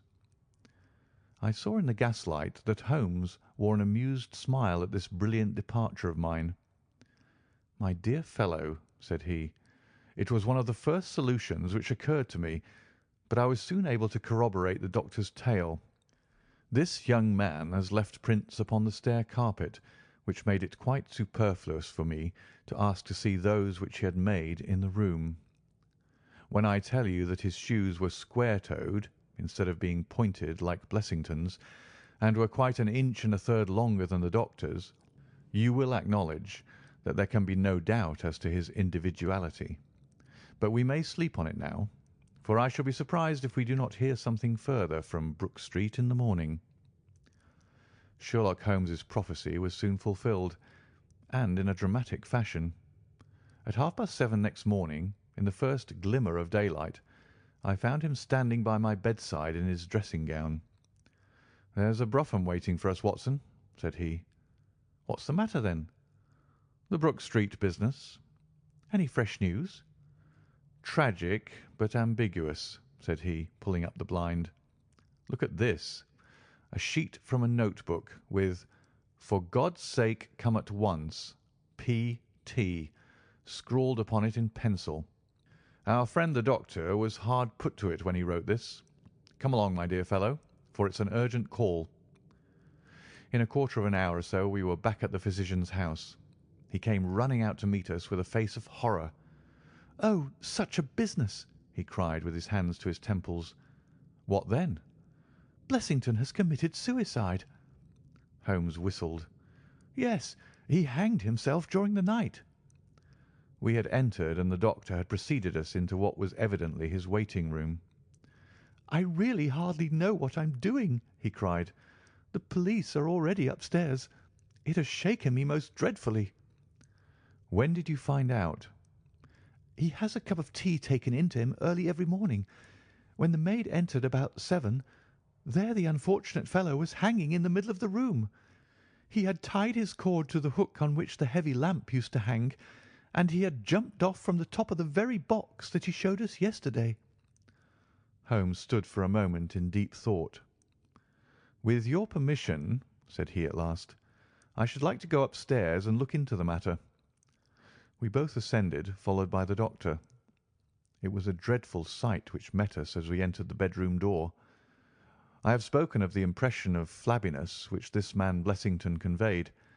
As he dangled from the hook, it was exaggerated and intensified until he was scarce human in his appearance.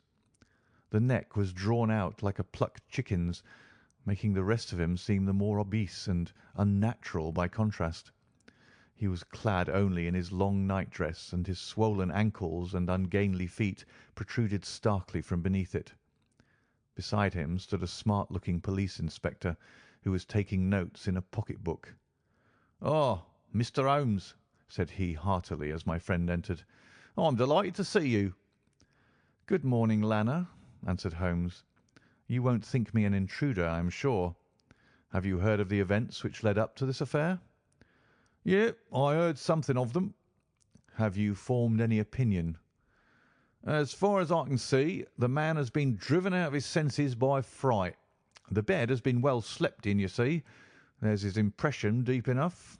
It's about 5 in the morning, you know, that suicides are most common. That would be about his time for hanging himself. It seems to have been a very deliberate affair." "I should say that he has been dead about 3 hours, judging by the rigidity of the muscles," said I. "Noticed anything peculiar about the room?" asked Holmes. "Found a screwdriver and some screws on the wash-hand stand. Seems to have smoked heavily during the night, too. Here are 4 cigar ends that I picked out of the fireplace." Said Holmes. "Have you got his cigar holder?" "No, I've seen none." "His cigar case, then?" "Yes, it was in his coat pocket." Holmes opened it and smelled the single cigar which it contained. "Oh, this is an Havana, and these others are cigars of the peculiar sort which are imported by the Dutch from their East Indian colonies. They're usually wrapped in straw, you know, and are thinner for their length than any other brand." He picked up the 4 ends and examined them with his pocket lens. "2 of these have been smoked from a holder and 2 without," said he. "2 have been cut by a not very sharp knife, and 2 have had the ends bitten off by a set of excellent teeth. This is no suicide, Mr. Lanner. It is a very deeply planned and cold-blooded murder." "Impossible!" cried the inspector. "And why?" "Why should anyone murder a man in so clumsy a fashion as by hanging him?" "That is what we have to find out." "How could they get in?" "Through the front door." "It was barred in the morning." "Then it was barred after them." "How do you know?" "I saw their traces. Excuse me a moment, and I may be able to give you some further information about it." He went over to the door, and turning the lock he examined it in his methodical way. Then he took out the key, which was on the inside, and inspected that also. The bed, the carpet, the chairs, the mantelpiece, the dead body, and the rope were each in turn examined, until at last he professed himself satisfied, and with my aid and that of the inspector cut down the wretched object and laid it reverently under a sheet. "How about this rope?" he asked. "It is cut off this," said Dr. Trevelyan, drawing a large coil from under the bed. "He was morbidly nervous of fire, and always kept this beside him, so that he might escape by the window in case the stairs were burning." "That must have saved them trouble," said Holmes thoughtfully. "Yes, the actual facts are very plain, and I shall be surprised if by the afternoon I cannot give you the reasons for them as well. I will take this photograph of Blessington, which I see upon the mantelpiece, as it may help me in my inquiries."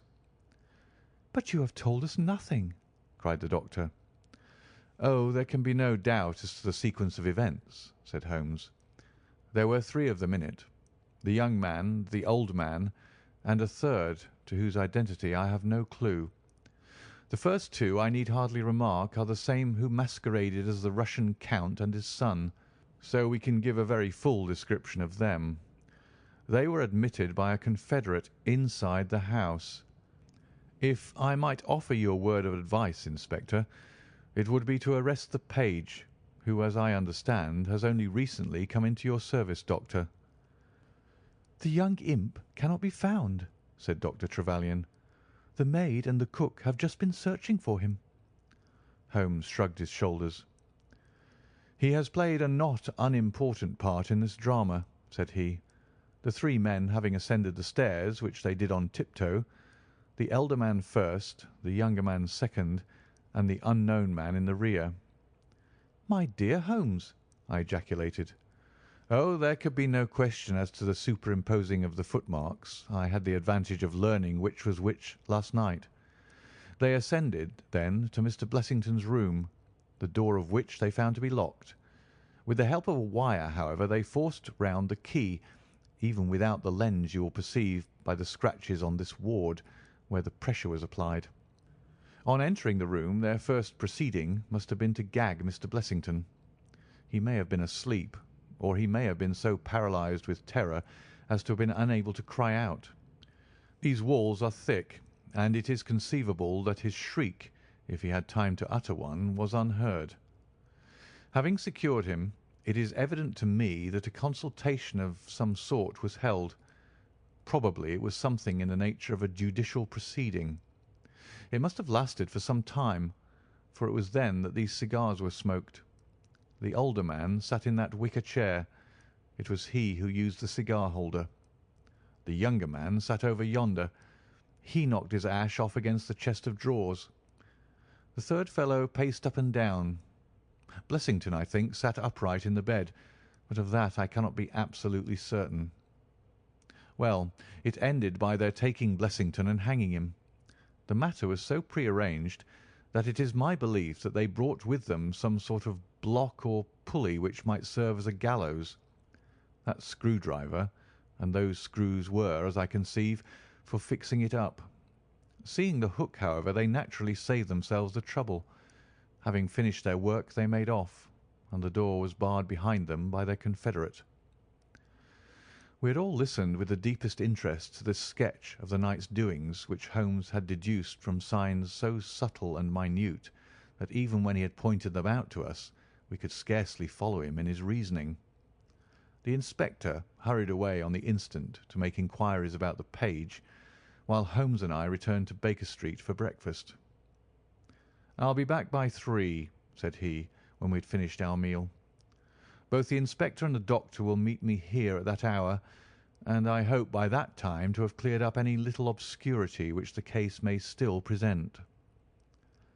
Our visitors arrived at the appointed time, but it was 3:45 before my friend put in an appearance. From his expression as he entered, however, I could see that all had gone well with him. "Any news, Inspector?" "We've got the boy, sir." "Excellent.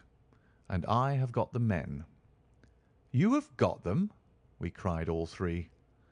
"Well, at least I have got their identity. This so-called Blessington is, as I expected, well known at headquarters, and so are his assailants. Their names are Biddle, Haywood, and Moffat."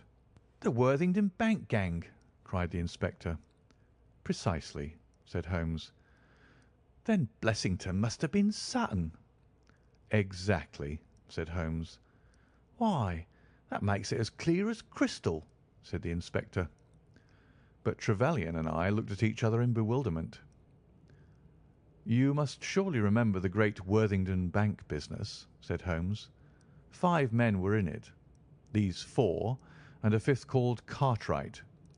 Tobin, the caretaker, was murdered, and the thieves got away with £7,000. This was in 1875. They were all 5 arrested, but the evidence against them was by no means conclusive. This Blessington, or Sutton, who was the worst of the gang, turned informer. On his evidence Cartwright was hanged, and the other 3 got 15 years apiece. When they got out the other day, which was some years before their full term, they set themselves, as you perceive, to hunt down the traitor and to avenge the death of their comrade upon him. Twice they tried to get at him and failed. A third time, you see, it came off. Is there anything further which I can explain, Dr. Trevelyan?"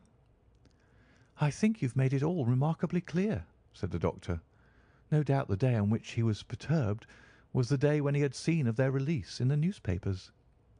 "Quite so. His talk about a burglary was the merest blind." "But why could he not tell you this?"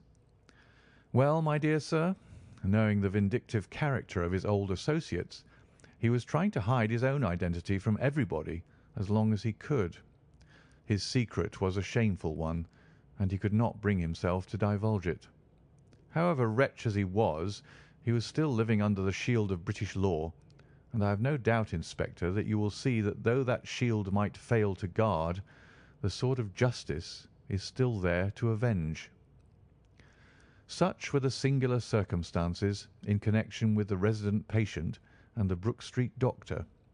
From that night nothing has been seen of the three murderers by the police, and it is surmised at Scotland Yard that they were among the passengers of the ill-fated steamer Nora Creina, which was lost some years ago with all hands upon the Portuguese coast, some leagues to the north of Oporto. The proceedings against the page broke down for want of evidence, and the Brook Street mystery, as it was called, has never until now been fully dealt with in any public print. End of The Resident Patient.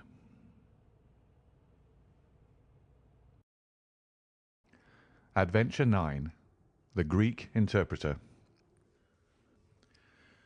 During my long and intimate acquaintance with Mr. Sherlock Holmes, I had never heard him refer to his relations, and hardly ever to his own early life. This reticence upon his part had increased the somewhat inhuman effect which he produced upon me, until sometimes I found myself regarding him as an isolated phenomenon, a brain without a heart, as deficient in human sympathy as he was pre-eminent in intelligence. His aversion to women and his disinclination to form new friendships were both typical of his unemotional character, but not more so than his complete suppression of every reference to his own people. I had come to believe that he was an orphan with no relatives living, but one day, to my very great surprise, he began to talk to me about his brother. It was after tea on a summer evening, and the conversation, which had roamed in a desultory, spasmodic fashion from golf clubs to the causes of the change in the obliquity of the ecliptic, came round at last to the question of atavism and hereditary aptitudes.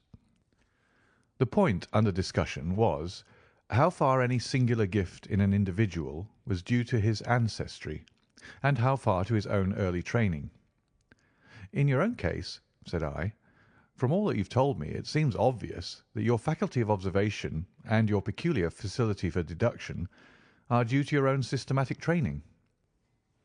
"To some extent," he answered thoughtfully.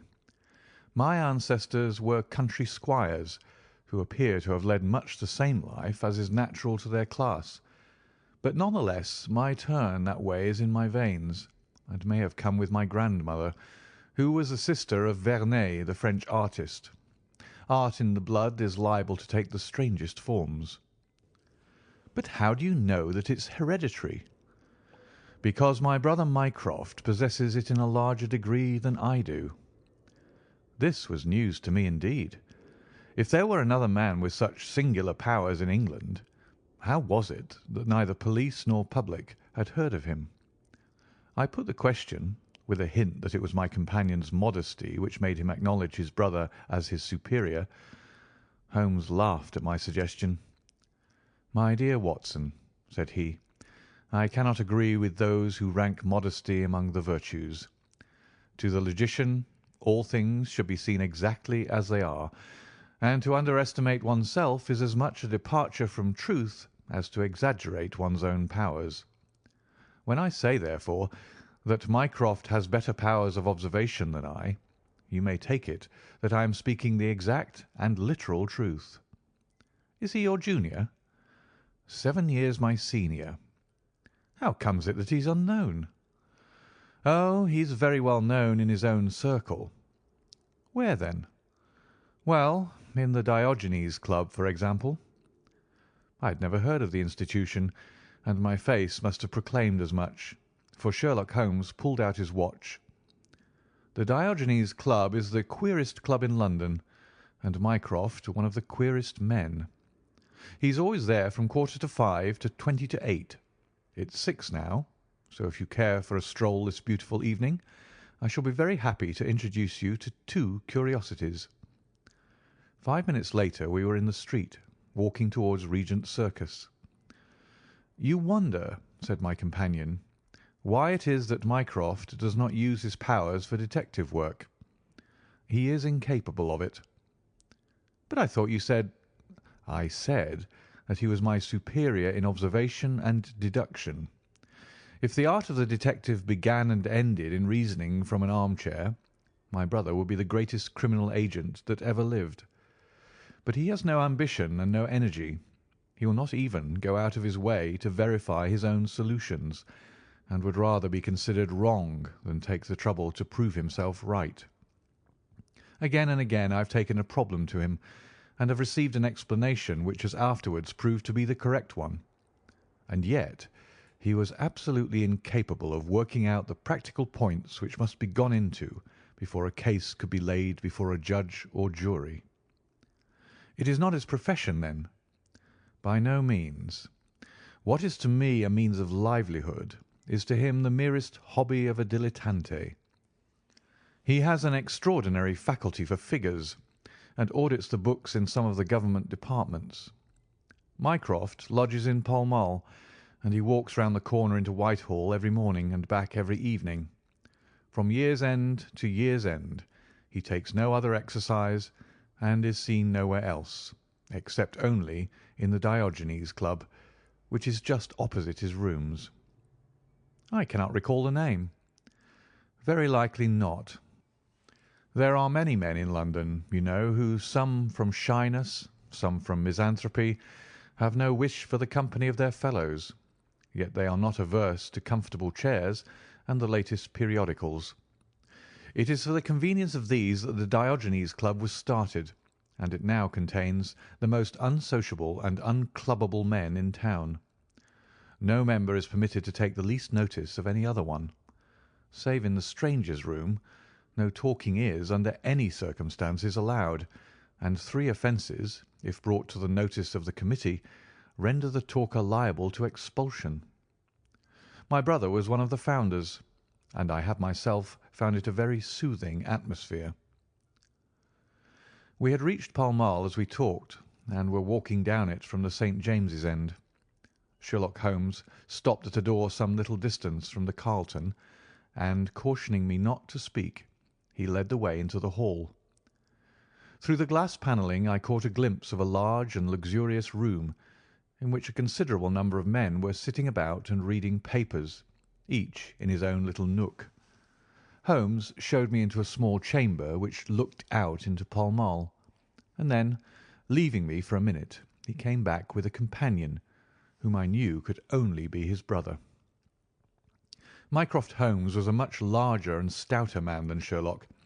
His body was absolutely corpulent, but his face, though massive, had preserved something of the sharpness of expression which was so remarkable in that of his brother. His eyes, which were of a peculiarly light watery grey, seemed to have always retained that far-away introspective look which I had only observed in Sherlock's when he was exerting his full powers. "I am glad to meet you, sir," said he, putting out a broad, fat hand like the flipper of a seal. "I hear of Sherlock everywhere since you became his chronicler. By the way, Sherlock, I expected to see you round last week to consult me over that Manor House case. I thought you might be a little out of your depth." "No, I solved it," said my friend, smiling. "It was Adams, of course?" "Yes, it was Adams." "I was sure of it from the first." The two sat down together in the bow window of the club. "To anyone who wishes to study mankind, this is the spot," said Mycroft. "Look at the magnificent types. Look at those 2 men who are coming towards us, for example." "The billiard marker and the other?" "Precisely. What do you make of the other?" The two men had stopped opposite the window. Some chalk marks over the waistcoat pocket were the only signs of billiards which I could see in one of them. The other was a very small, dark fellow, with his hat pushed back and several packages under his arm. "An old soldier, I perceive," said Sherlock. "And very recently discharged," remarked the brother. "Served in India, I see." "And a non-commissioned officer." "Royal Artillery, I fancy," said Sherlock. "And a widower." "But with a child." "Children, my dear boy, children." "Come," said I, laughing, "this is a little too much." "Surely," answered Holmes. "It is not hard to say that a man with that bearing, expression of authority, and sun-baked skin is a soldier, is more than a private, and is not long from India." "That he has not left the service long is shown by his still wearing his ammunition boots, as they are called," observed Mycroft. "He had not the cavalry stride, yet he wore his hat on one side, as is shown by the lighter skin of that side of his brow. His weight is against his being a sapper. He's in the artillery." "Then, of course, his complete mourning shows that he has lost someone very dear. The fact that he is doing his own shopping looks as though it were his wife. He has been buying things for children, you perceive. There's a rattle, which shows that one of them is very young. The wife probably died in childbed. The fact that he has a picture book under his arm shows that there is another child to be thought of." I began to understand what my friend meant when he said that his brother possessed even keener faculties than he did himself. He glanced across at me and smiled. Mycroft took snuff from a tortoise-shell box and brushed away the wandering grains from his coat front with a large red silk handkerchief. "By the way, Sherlock," said he, "I have had something quite after your own heart. A most singular problem, submitted to my judgment.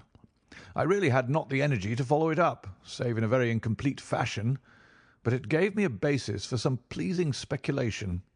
If you would care to hear the facts—" "My dear Mycroft, I should be delighted." The brother scribbled a note upon a leaf of his pocket-book, and ringing the bell, he handed it to the waiter. "I have asked Mr. Maylas to step across," said he. "He lodges on the floor above me, and I have some slight acquaintance with him, which led him to come to me in his perplexity. Mr. Maylas is a Greek by extraction, as I understand, and he is a remarkable linguist. He earns his living partly as interpreter in the law courts, and partly by acting as guide to any wealthy Orientals who may visit the Northumberland Avenue hotels.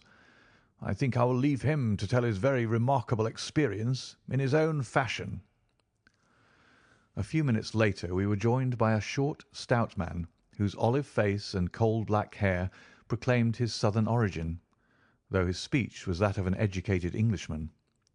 He shook hands eagerly with Sherlock Holmes, and his dark eyes sparkled with pleasure when he understood that the specialist was anxious to hear his story. "I do not believe that the police credit me. On my word, I do not," said he in a wailing voice. "Just because they have never heard of it before, they think that such a thing cannot be. But I know that I shall never be easy in my mind until I know what has become of my poor man with the sticking plaster upon his face." "I am all attention," said Sherlock Holmes.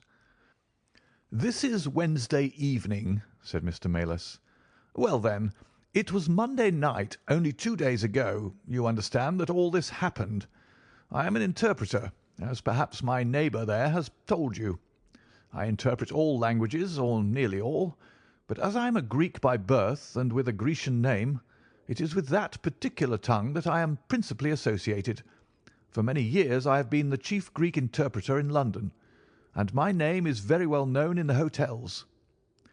It happens not unfrequently that I am sent for at strange hours by foreigners who get into difficulties, or by travellers who arrive late and wish my services. I was not surprised, therefore, on Monday night when a Mr. Latimer, a very fashionably dressed young man, came up to my rooms and asked me to accompany him in a cab which was waiting at the door.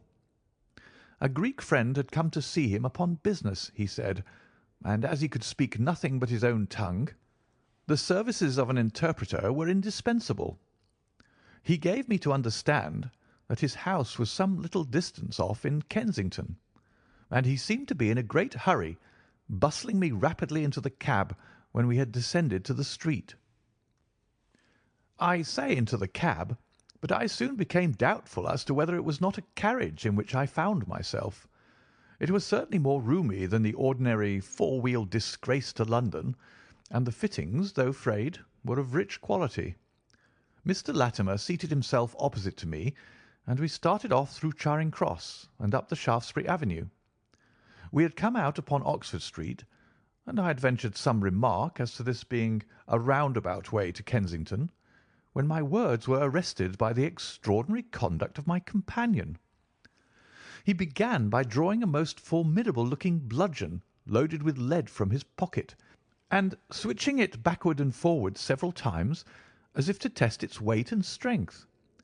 Then he placed it without a word upon the seat beside him.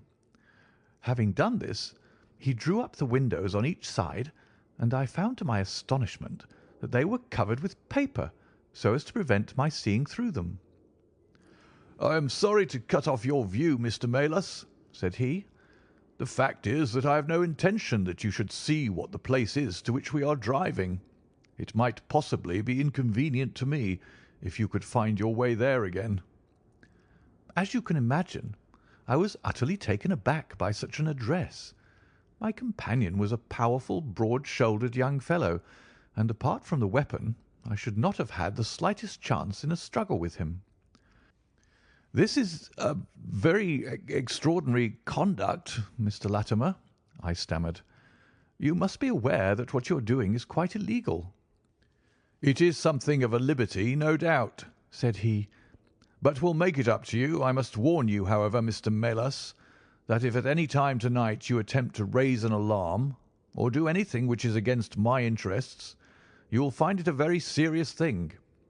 I beg you to remember that no one knows where you are, and that whether you are in this carriage or in my house, you are equally in my power." His words were quiet, but he had a rasping way of saying them which was very menacing.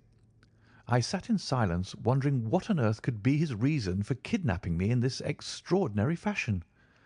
Whatever it might be, it was perfectly clear that there was no possible use in my resisting, and that I could only wait to see what might befall.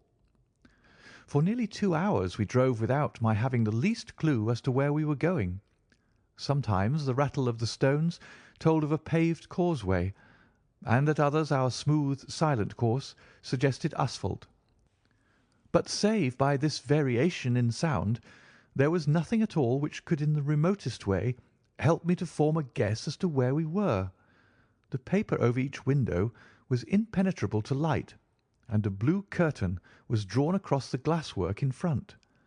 It was 7:15 when we left Pall Mall, and my watch showed me that it was 10 minutes to 9 when we at last came to a standstill. My companion let down the window, and I caught a glimpse of a low, arched doorway with a lamp burning above it. As I was hurried from the carriage, it swung open, and I found myself inside the house with a vague impression of a lawn and trees on each side of me as I entered. Whether these were private grounds, however, or bona fide country, was more than I could possibly venture to say. There was a coloured gas lamp inside, which was turned so low that I could see little, save that the hall was of some size and hung with pictures.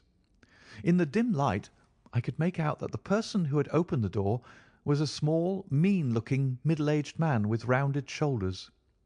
As he turned towards us, the glint of the light showed me that he was wearing glasses. "Is this Mr. Melas, Harold?" said he. "Yes." "Well done, well done. No ill will, Mr. Melas, I hope, but we could not get on without you. If you deal fair with us, you'll not regret it, but if you try any tricks, God help you." He spoke in a nervous, jerky fashion, and with little giggling laughs in between, but somehow he impressed me with fear more than the other. "What do you want with me?" I asked.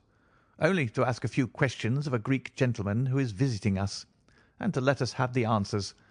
But say no more than you are told to say, or—" Here came the nervous giggle again. You had better never have been born." As he spoke, he opened a door and showed the way into a room which appeared to be very richly furnished, but again the only light was afforded by a single lamp half turned down. The chamber was certainly large, and the way in which my feet sank into the carpet as I stepped across it told me of its richness. I caught glimpses of velvet chairs, a high white marble mantelpiece, and what seemed to be a suit of Japanese armour at one side of it. There was a chair just under the lamp, and the elderly man motioned that I should sit in it. The younger had left us, but he suddenly returned through another door, leading with him a gentleman clad in some sort of loose dressing-gown, who moved slowly towards us. As he came into the circle of dim light which enables me to see him more clearly, I was thrilled with horror at his appearance. He was deadly pale and terribly emaciated, with the protruding brilliant eyes of a man whose spirit was greater than his strength. But what shocked me more than any signs of physical weakness was that his face was grotesquely criss-crossed with sticking plaster, and that one large pad of it was fastened over his mouth. "Have you the slate, Harold?" cried the older man, as this strange being fell rather than sat down into a chair. "Are his hands loose? Now then, give him the pencil. You are to ask the questions, Mr. Melas, and he will write the answers. Ask him first of all whether he is prepared to sign the papers." The man's eyes flashed fire.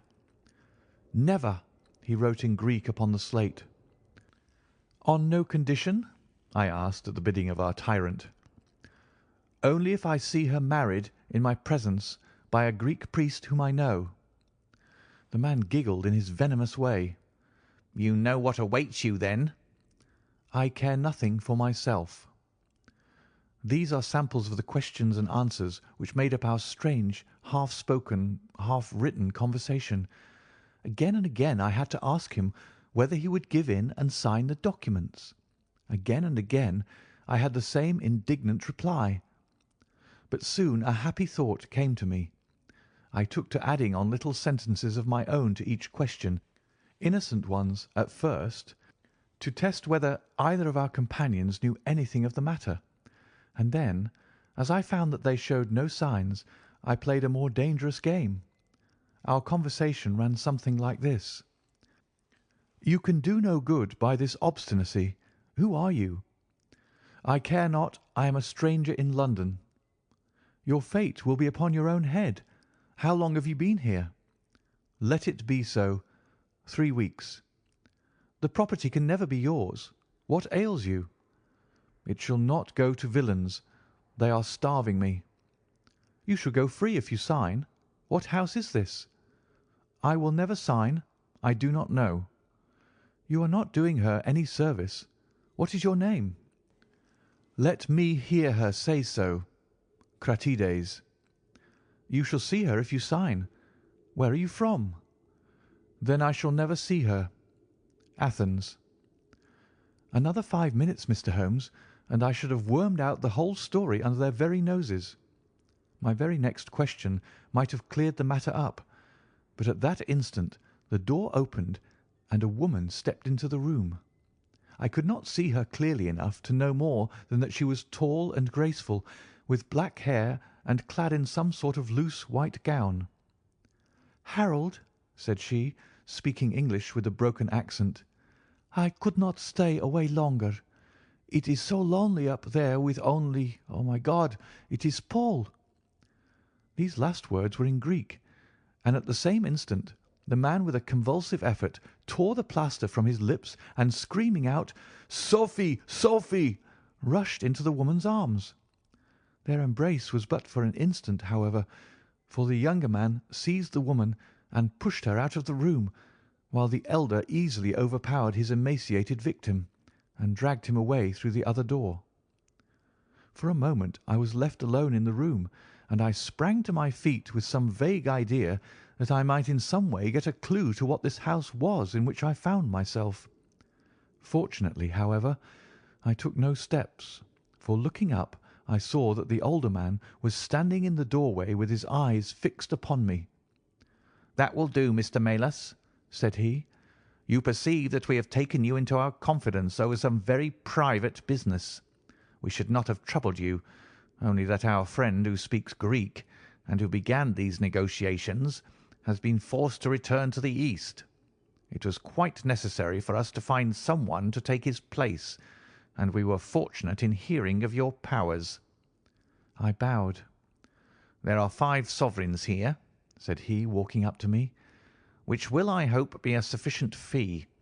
But remember," he added, tapping me lightly on the chest and giggling, "if you speak to a human soul about this, one human soul, mind, well, may God have mercy upon your soul." I cannot tell you the loathing and horror with which this insignificant-looking man inspired me. I could see him better now as the lamplight shone upon him. His features were peaky and sallow, and his little pointed beard was thready and ill-nourished. He pushed his face forward as he spoke, and his lips and eyelids were continually twitching like a man with St. Vitus's dance. I could not help thinking that his strange, catchy little laugh was also a symptom of some nervous malady. The terror of his face lay in his eyes, however, steel grey and glistening coldly with a malignant, inexorable cruelty in their depths. "We shall know if you speak of this," said he. "We have our own means of information. Now you'll find the carriage waiting, and my friend will see you on your way." I was hurried through the hall and into the vehicle, again obtaining that momentary glimpse of trees and a garden. Mr. Latimer followed closely at my heels, and took his place opposite to me without a word. In silence we again drove for an interminable distance, with the windows raised, until at last, just after midnight, the carriage pulled up. "You will get down here, Mr. Melas," said my companion. "I am sorry to leave you so far from your house, but there is no alternative. Any attempt upon your part to follow the carriage can only end in injury to yourself." He opened the door as he spoke, and I had hardly time to spring out when the coachman lashed the horse and the carriage rattled away. I looked around me in astonishment. I was on some sort of heathy common, mottled over with dark clumps of furze bushes. Far away stretched a line of houses with a light here and there in the upper windows. On the other side I saw the red signal lamps of a railway. The carriage which had brought me was already out of sight. I stood gazing round and wondering where on earth I might be, when I saw someone coming towards me in the darkness. As he came up to me, I made out that he was a railway porter. "Can you tell me what place this is?" I asked. "Wandsworth Common," said he. "Can I get a train into town?" "If you walk on a mile or so to Clapham Junction," said he, "you'll just be in time for the last Victoria." So that was the end of my adventure, Mr. Holmes. I do not know where I was, nor whom I spoke with, nor anything save what I have told you. But I know that there is foul play going on, and I want to help that unhappy man if I can. I told the whole story to Mr. Mycroft Holmes next morning, and subsequently to the police. We all sat in silence for some little time after listening to this extraordinary narrative. Then Sherlock looked across at his brother. "Any steps?" he asked. Mycroft picked up the Daily News, which was lying on the side table. "Anybody supplying any information to the whereabouts of a Greek gentleman named Paul Kratides from Athens, who is unable to speak English, will be rewarded. A similar reward paid to anyone giving information about a Greek lady whose first name is Sophie, X2473. That was in all the dailies. No answer." "How about the Greek legation?" "I have inquired. They know nothing." "A wire to the head of the Athens police, then?" "Sherlock has all the energy of the family," said Mycroft, turning to me. "Well, you take the case up by all means, and let me know if you do any good." "Certainly," answered my friend, rising from his chair. "I'll let you know, and Mr. Melas also. In the meantime, Mr. Melas, I should certainly be on my guard if I were you, for of course they must know through these advertisements that you have betrayed them." As we walked home together, Holmes stopped at a telegraph office and sent off several wires. "You see, Watson," he remarked, "our evening has been by no means wasted. Some of my most interesting cases have come to me in this way through Mycroft. The problem which we have just listened to, although it can admit of but one explanation, has still some distinguishing features. You have hopes of solving it? Well, knowing as much as we do, it will be singular indeed if we fail to discover the rest. You must yourself have formed some theory which will explain the facts to which we have listened?" "In a vague way, yes." "What was your idea, then?"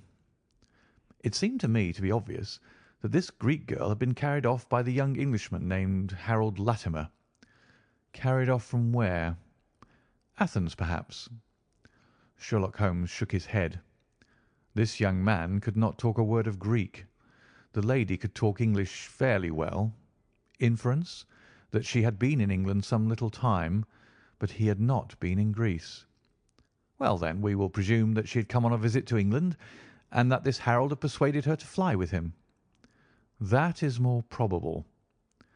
Then the brother, for that I fancy must be the relationship, comes over from Greece to interfere. He imprudently puts himself into the power of the young man and his older associate. They seize him and use violence towards him in order to make him sign some papers to make over the girl's fortune, of which he may be trustee, to them. This he refuses to do. In order to negotiate with him they have to get an interpreter, and they pitch upon this Mr. Maylis, having used some other one before. The girl is not told of the arrival of her brother, and finds it out by the merest accident." "Excellent, Watson!" cried Holmes. "I really fancy that you are not far from the truth. You see that we hold all the cards, and we have only to fear some sudden act of violence on their part. If they give us time, we must have them." "But how can we find where this house lies?" "Well, if our conjecture is correct, and the girl's name is or was Sophie Catrides, we should have no difficulty in tracing her. That must be our main hope, for the brother is, of course, a complete stranger. It is clear that some time has elapsed since this Harold established these relations with the girl, some weeks, at any rate, since the brother in Greece has had time to hear of it and come across. If they have been living in the same place during this time, it is probable that we shall have some answer to Mycroft's advertisement." We had reached our house in Baker Street while we had been talking. Holmes ascended the stair first, and as he opened the door of our room he gave a start of surprise. Looking over his shoulder, I was equally astonished. His brother Mycroft was sitting smoking in the armchair. "Come in, Sherlock. Come in, sir," said he blandly, smiling at our surprised faces. "You don't expect such energy from me, do you, Sherlock? But somehow this case attracts me." "How did you get here?" "I passed you in a hansom." "There has been some new development?" "I had an answer to my advertisement." "Ah." "Yes, it came within a few minutes of your leaving." "And to what effect?" Mycroft Holmes took out a sheet of paper. "Here it is," said he, "written with a J pen on royal cream paper by a middle-aged man with a weak constitution. 'Sir,' he says, 'in answer to your advertisement of today's date, I beg to inform you that I know the young lady in question very well. If you should care to call upon me, I could give you some particulars as to her painful history. She is living at present at the Myrtles, Beckenham. Yours faithfully, J. Davenport.'" "He writes from Lower Brixton," said Mycroft Holmes. "Do you not think that we might drive to him now, Sherlock, and learn these particulars?" "My dear Mycroft, the brother's life is more valuable than the sister's story. I think we should call at Scotland Yard for Inspector Gregson and go straight out to Beckenham. We know that a man is being done to death, and every hour may be vital." "Better pick up Mr. Maylis on our way," I suggested. "We may need an interpreter." "Excellent," said Sherlock Holmes. "Send the boy for a four-wheeler, and we shall be off at once." He opened the table drawer as he spoke, and I noticed that he slipped his revolver into his pocket. "Yes," said he in answer to my glance, I should say from what we have heard that we are dealing with a particularly dangerous gang." It was almost dark before we found ourselves in Pall Mall at the rooms of Mr. Maylas. A gentleman had just called for him, and he was gone. "Can you tell me where?" asked Mycroft Holmes. "I don't know, sir," answered the woman who had opened the door. "I only know that he drove away with a gentleman in a carriage." "Did the gentleman give a name?" "No, sir." "He wasn't a tall, handsome, dark young man?" "Oh, no, sir. He was a little gentleman with glasses, thin in the face, but very pleasant in his ways, for he was laughing all the time that he was talking." "Come along," cried Sherlock Holmes abruptly. "This grows serious," he observed as we drove to Scotland Yard. "These men have got hold of Maylas again. He is a man of no physical courage, as they are well aware from their experience the other night. This villain was able to terrorise him the instant that he got into his presence. No doubt they want his professional services, but having used him, they may be inclined to punish him for what they will regard as his treachery." Our hope was that by taking the train we might get to Beckenham as soon or sooner than the carriage. On reaching Scotland Yard, however, it was more than an hour before we could get Inspector Gregson and comply with the legal formalities which would enable us to enter the house. It was 9:45 before we reached London Bridge, and 9:30 before the four of us alighted on the Beckenham platform.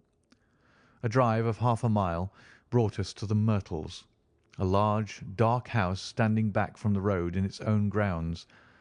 Here we dismissed our cab and made our way up the drive together. "The windows are all dark," remarked the inspector. "The house seems deserted." "Our birds are flown and the nest empty," said Holmes. "Why do you say so?"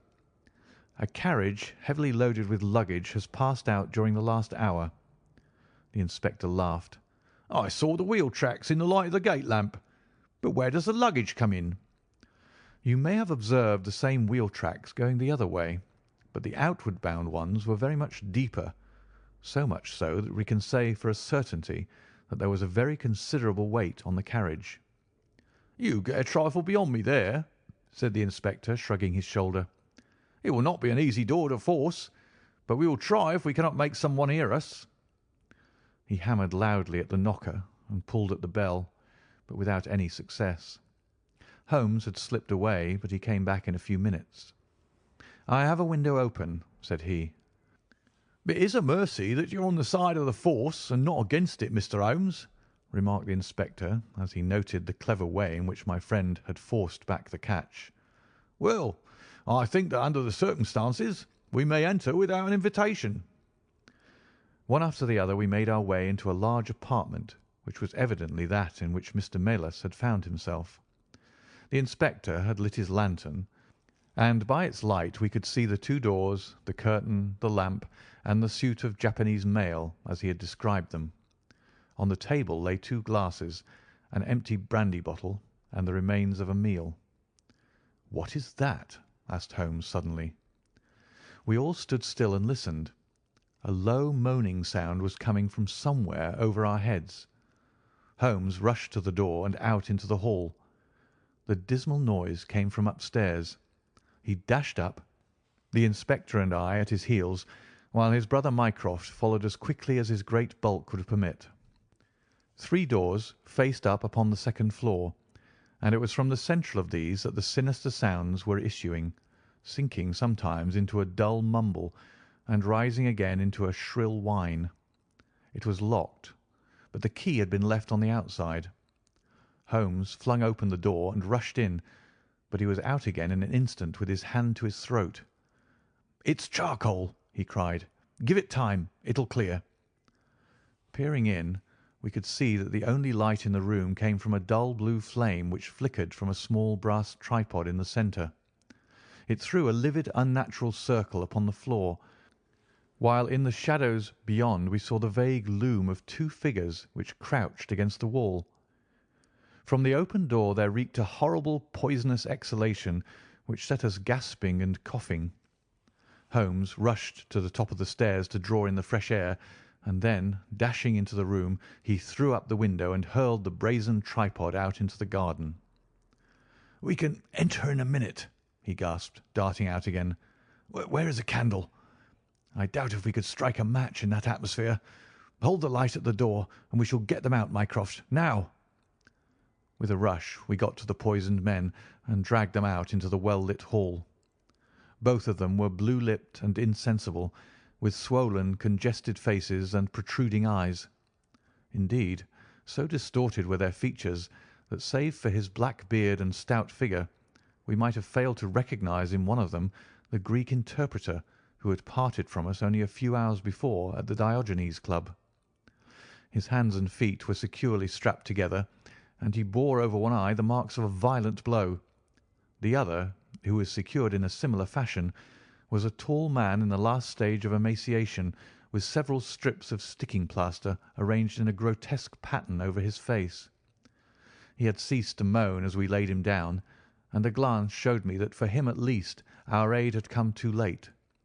Mr. Melas, however, still lived, and in less than an hour, with the aid of ammonia and brandy, I had the satisfaction of seeing him open his eyes and of knowing that my hand had drawn him back from that dark valley in which all paths meet. It was a simple story which we had to tell, and one which did not but confirm our own deductions. His visitor, on entering his rooms, had drawn a life-preserver from his sleeve, and had so impressed him with the fear of instant and inevitable death that he had kidnapped him for the second time. Indeed, it was almost mesmeric, the effect which this giggling ruffian had produced upon the unfortunate linguist, for he could not speak of him save with trembling hands and a blanched cheek. He had been taken swiftly to Beckenham, and had acted as interpreter in a second interview, even more dramatic than the first, in which the two Englishmen had menaced their prisoner with instant death if he did not comply with their demands. Finally, finding him proof against every threat, they had hurled him back into his prison, and after reproaching Melas with his treachery, which appeared from the newspaper advertisement, they had stunned him with a blow from a stick, and he remembered nothing more until he found us bending over him. And this was a singular case of the Grecian interpreter, the explanation of which is still involved in some mystery. We were able to find out, by communicating with the gentleman who had answered the advertisement, that the unfortunate young lady came of a wealthy Grecian family, and that she had been on a visit to some friends in England. While there, she had met a young man named Harold Latimer, who had acquired an ascendancy over her and had eventually persuaded her to fly with him. Her friends, shocked at the event, had contented themselves with informing her brother at Athens, and had then washed their hands of the matter. The brother, on his arrival in England, had imprudently placed himself in the power of Latimer and of his associate, whose name was Wilson Kemp, a man of the foulest antecedents. These two, finding that through his ignorance of the language he was helpless in their hands, had kept him a prisoner, and had endeavoured by cruelty and starvation to make him sign away his own and his sister's property. They had kept him in the house without the girl's knowledge, and the plaster over the face had been for the purpose of making recognition difficult in case she should ever catch a glimpse of him. Her feminine perception, however, had instantly seen through the disguise when, on the occasion of the interpreter's visit, she had seen him for the first time. The poor girl, however, was herself a prisoner, for there was no one about the house except the man who acted as coachman and his wife, both of whom were tools of the conspirators. Finding that their secret was out, and that their prisoner was not to be coerced, the two villains, with the girl, had fled away at a few hours' notice from the furnished house which they had hired, having first, as they thought, taken vengeance upon both the man who had defied and the one who had betrayed them. Months afterwards, a curious newspaper cutting reached us from Budapest. It told how two Englishmen, who had been travelling with a woman, had met with a tragic end. They had each been stabbed, it seems, and the Hungarian police were of opinion that they had quarrelled and had inflicted mortal injuries upon each other. Holmes, however, is, I fancy, of a different way of thinking, and holds to this day that if one could find the Grecian girl, one might learn how the wrongs of herself and her brother came to be avenged. End of the Greek Interpreter.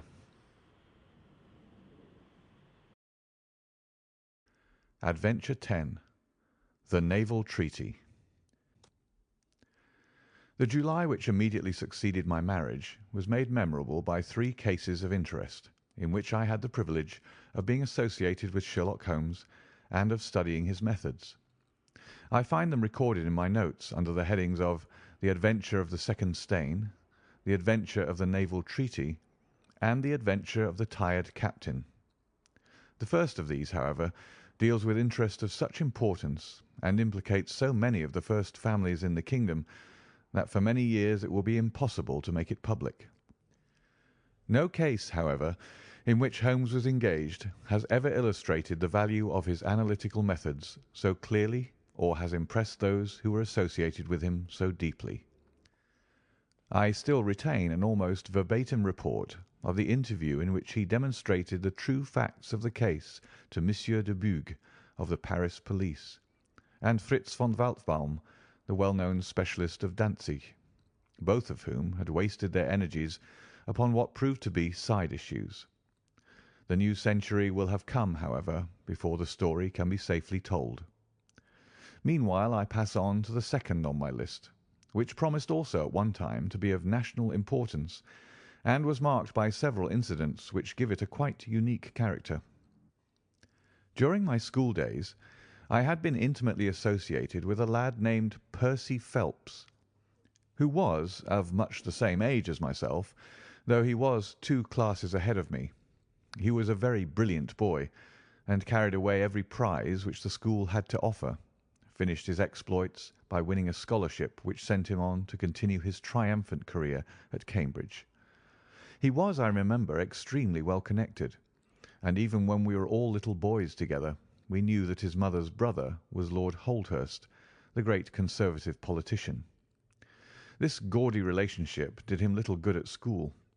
On the contrary, it seemed rather a piquant thing to us to chevy him about the playground and hit him over the shins with a wicket, but it was another thing when he came out into the world.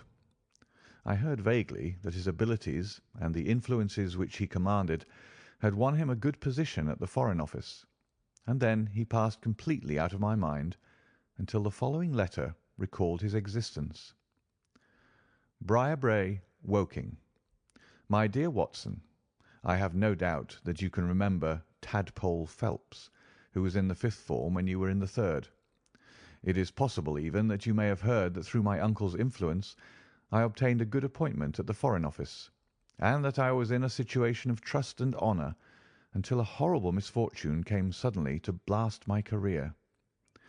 There is no use writing of the details of that dreadful event.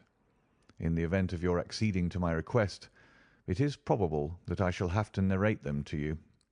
I have only just recovered from 9 weeks of brain fever, and am still exceedingly weak. Do you think that you could bring your friend Mr. Holmes down to see me? I should like to have his opinion of the case, though the authorities assure me that nothing more can be done. Do try to bring him down, and as soon as possible. Every minute seems an hour while I live in this state of horrible suspense.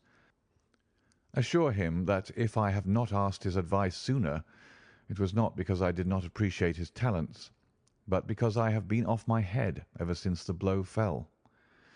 Now I am clear again, though I dare not think of it too much for fear of a relapse. I am still so weak that I have to write, as you see, by dictating. Do try to bring him. Your old schoolfellow, Percy Phelps. There was something that touched me as I read this letter, something pitiable in the reiterated appeals to bring Holmes. So moved was I that even had it been a difficult matter, I should have tried it. But of course I knew well that Holmes loved his art, so that he was ever as ready to bring his aid as his client could be to receive it. My wife agreed with me that not a moment should be lost in laying the matter before him, and so within an hour of breakfast time I found myself back once more in the old rooms in Baker Street. Holmes was seated at his side table, clad in his dressing gown, and working hard over a chemical investigation. A large curved retort was boiling furiously in the bluish flame of a Bunsen burner, and the distilled drops were condensing into a 2-litre measure. My friend hardly glanced up as I entered, and I, seeing that his investigation must be of importance, seated myself in an armchair and waited. He dipped into this bottle or that, drawing out a few drops of each with his glass pipette, and finally brought a test tube containing a solution over to the table. In his right hand he held a slip of litmus paper. "You come at a crisis, Watson," said he. "If this paper remains blue, all is well. If it turns red, it means a man's life." He dipped it into the test tube, and it flushed at once into a dull, dirty crimson. I thought as much," he cried. "I will be at your service in an instant, Watson. You will find tobacco in the Persian slipper." He turned to his desk and scribbled off several telegrams, which were handed over to the page boy. Then he threw himself down into the chair opposite and drew up his knees until his fingers clasped round his long, thin shins. "A very commonplace little murder," said he. "You've got something better, I fancy. You are the stormy petrel of crime, Watson. What is it?" I handed him the letter, which he read with the most concentrated attention. "It does not tell us very much, does it?" he remarked as he handed it back to me. "Hardly anything. And yet the writing is of interest. But the writing is not his own." "Precisely. It is a woman's." "A man's, surely," I cried. "No, a woman's, and a woman of rare character. You see, at the commencement of an investigation, it is something to know that your client is in close contact with someone who, for good or evil, has an exceptional nature. My interest is already awakened in the case. If you are ready, we will start at once for Woking, and see this diplomatist who is in such evil case, and the lady to whom he dictates his letter."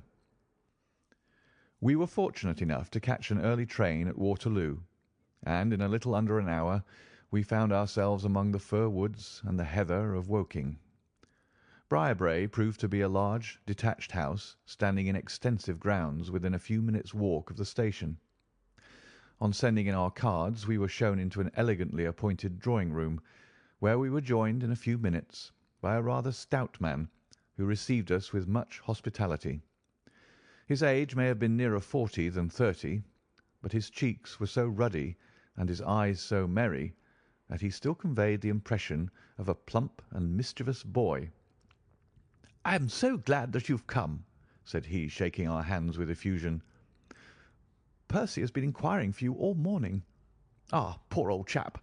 He clings to any straw. His father and his mother asked me to see you, for the mere mention of the subject is very painful to them." "We have no details yet," observed Holmes. "I perceive that you are not yourself a member of the family." Our acquaintance looked surprised, and then, glancing down, he began to laugh. "Of course you saw the J.H. monogram on my locket," said he. "For a moment I thought you had done something clever. Joseph Harrison is my name, and as Percy is to marry my sister Annie, I shall at least be a relation by marriage. You will find my sister in his room, for she has nursed him hand and foot this 2 months back. Perhaps we'd better go in at once, for I know how impatient he is." The chamber in which we were shown was on the same floor as the drawing-room.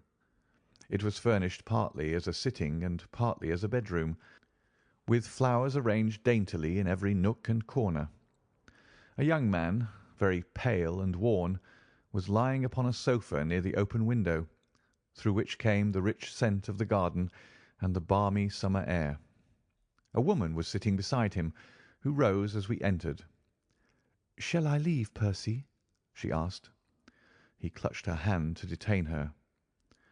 "How are you, Watson?" said he cordially. "I should never have known you under that moustache, and I dare say you would not be prepared to swear to me. This, I presume, is your celebrated friend, Mr. Sherlock Holmes." I introduced him in a few words, and we both sat down. The stout young man had left us, but his sister still remained with her hand in that of the invalid. She was a striking-looking woman, a little short and thick for symmetry, but with a beautiful olive complexion, large, dark Italian eyes, and a wealth of deep black hair. Her rich tints made the white face of her companion the more worn and haggard by the contrast. "I won't waste your time," said he, raising himself upon the sofa. "I'll plunge into the matter without further preamble. I was a happy and successful man, Mr. Holmes, and on the eve of being married, when a sudden and dreadful misfortune wrecked all my prospects in life. I was, as Watson may have told you, in the Foreign Office, and through the influences of my uncle, Lord Holdhurst, I rose rapidly to a responsible position.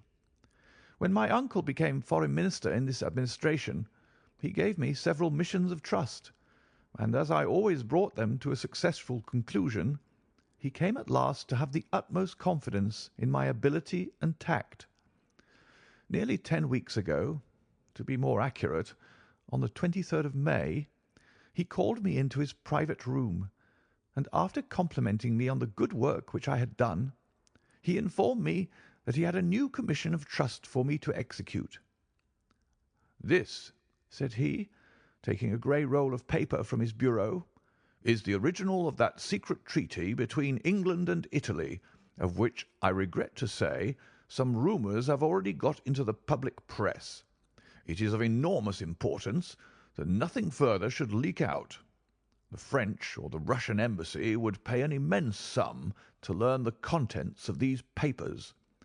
They should not leave my bureau, were it not that it is absolutely necessary to have them copied.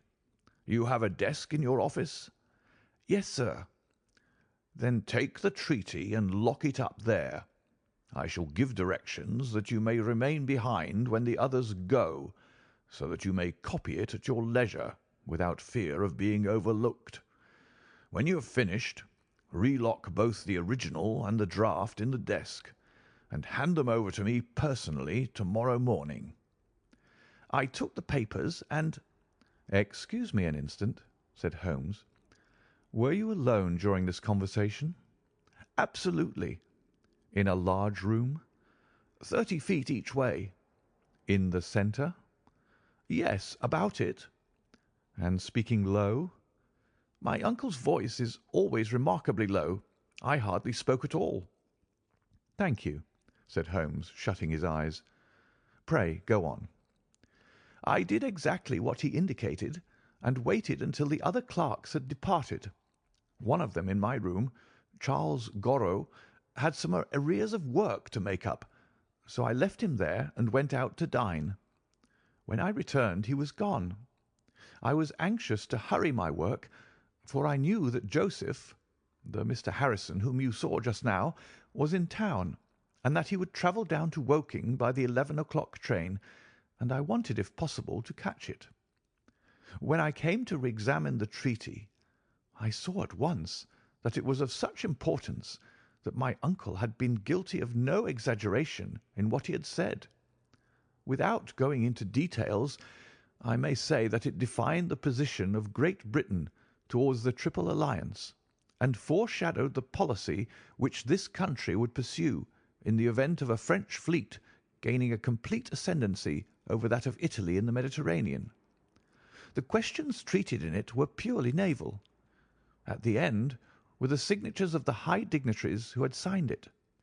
I glanced my eyes over it, and then settled down to make my task of copying. It was a long document, written in the French language, and containing 26 separate articles. I copied as quickly as I could, but at 9 o'clock I had only done 9 articles, and it seemed hopeless for me to attempt to catch my train. I was feeling drowsy and stupid, partly from my dinner and also from the effects of a long day's work. A cup of coffee would clear my brain. A commissionaire remains all night in a little lodge at the foot of the stairs, and is in the habit of making coffee at his spirit lamp for any of the officials who may be working overtime. I rang the bell, therefore, to summon him. To my surprise, it was a woman who answered the summons, a large, coarse-faced, elderly woman in an apron. She explained that she was the commissionnaire's wife who did the charring, and I gave her the order for the coffee. I wrote 2 more articles, and then, feeling more drowsy than ever, I rose and walked up and down the room to stretch my legs. My coffee had not yet come, and I wondered what the cause of the delay could be. Opening the door, I started down the corridor to find out. There was a straight passage, dimly lighted, which led from the room in which I had been working, and was the only exit from it.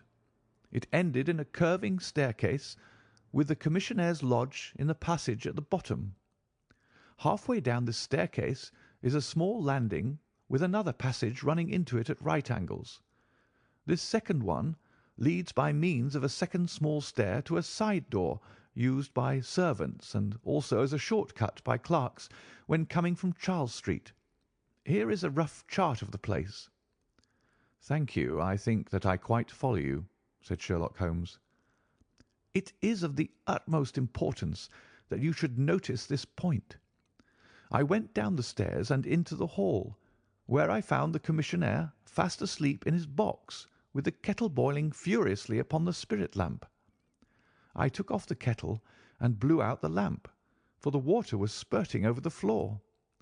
Then I put out my hand and was about to shake the man, who was still sleeping soundly, when a bell over his head rang loudly, and he woke with a start. "'Mr. Phelps, sir,' said he, looking at me in bewilderment. I came down to see if my coffee was ready. "'I was boiling the kettle when I fell asleep, sir.' He looked at me, and then up at the still quivering bell with an ever-growing astonishment upon his face.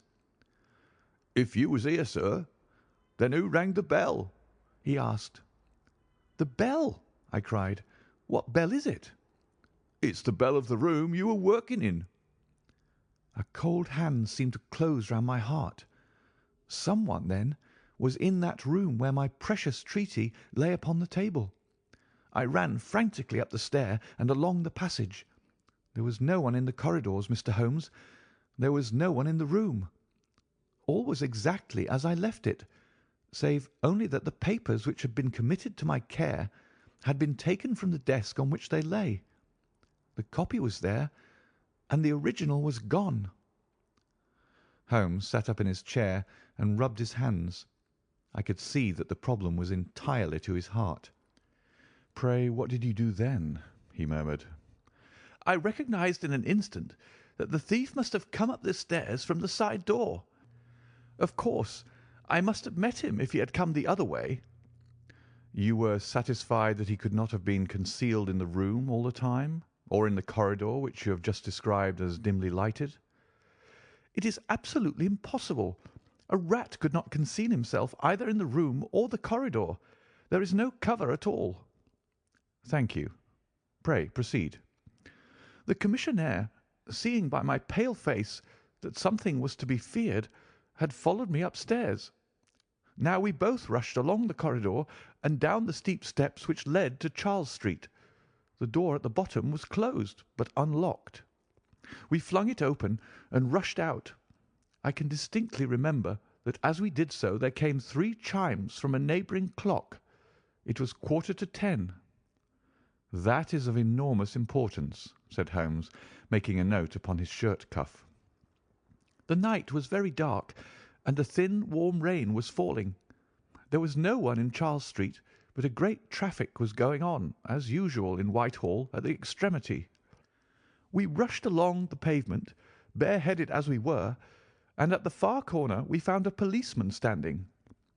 "'A robbery has been committed,' I gasped.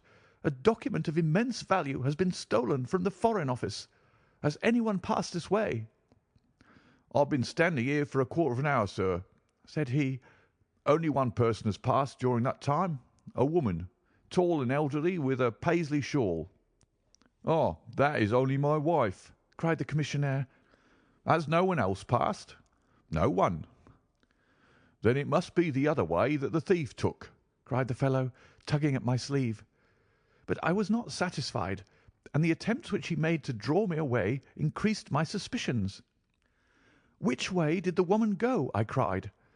"'I don't know, sir. I noticed her pass, but I had no special reason for watching her. She seemed to be in a hurry.' "'How long ago was it?' "Oh, not very many minutes." "Within the last 5?" "Well, it could not be more than 5.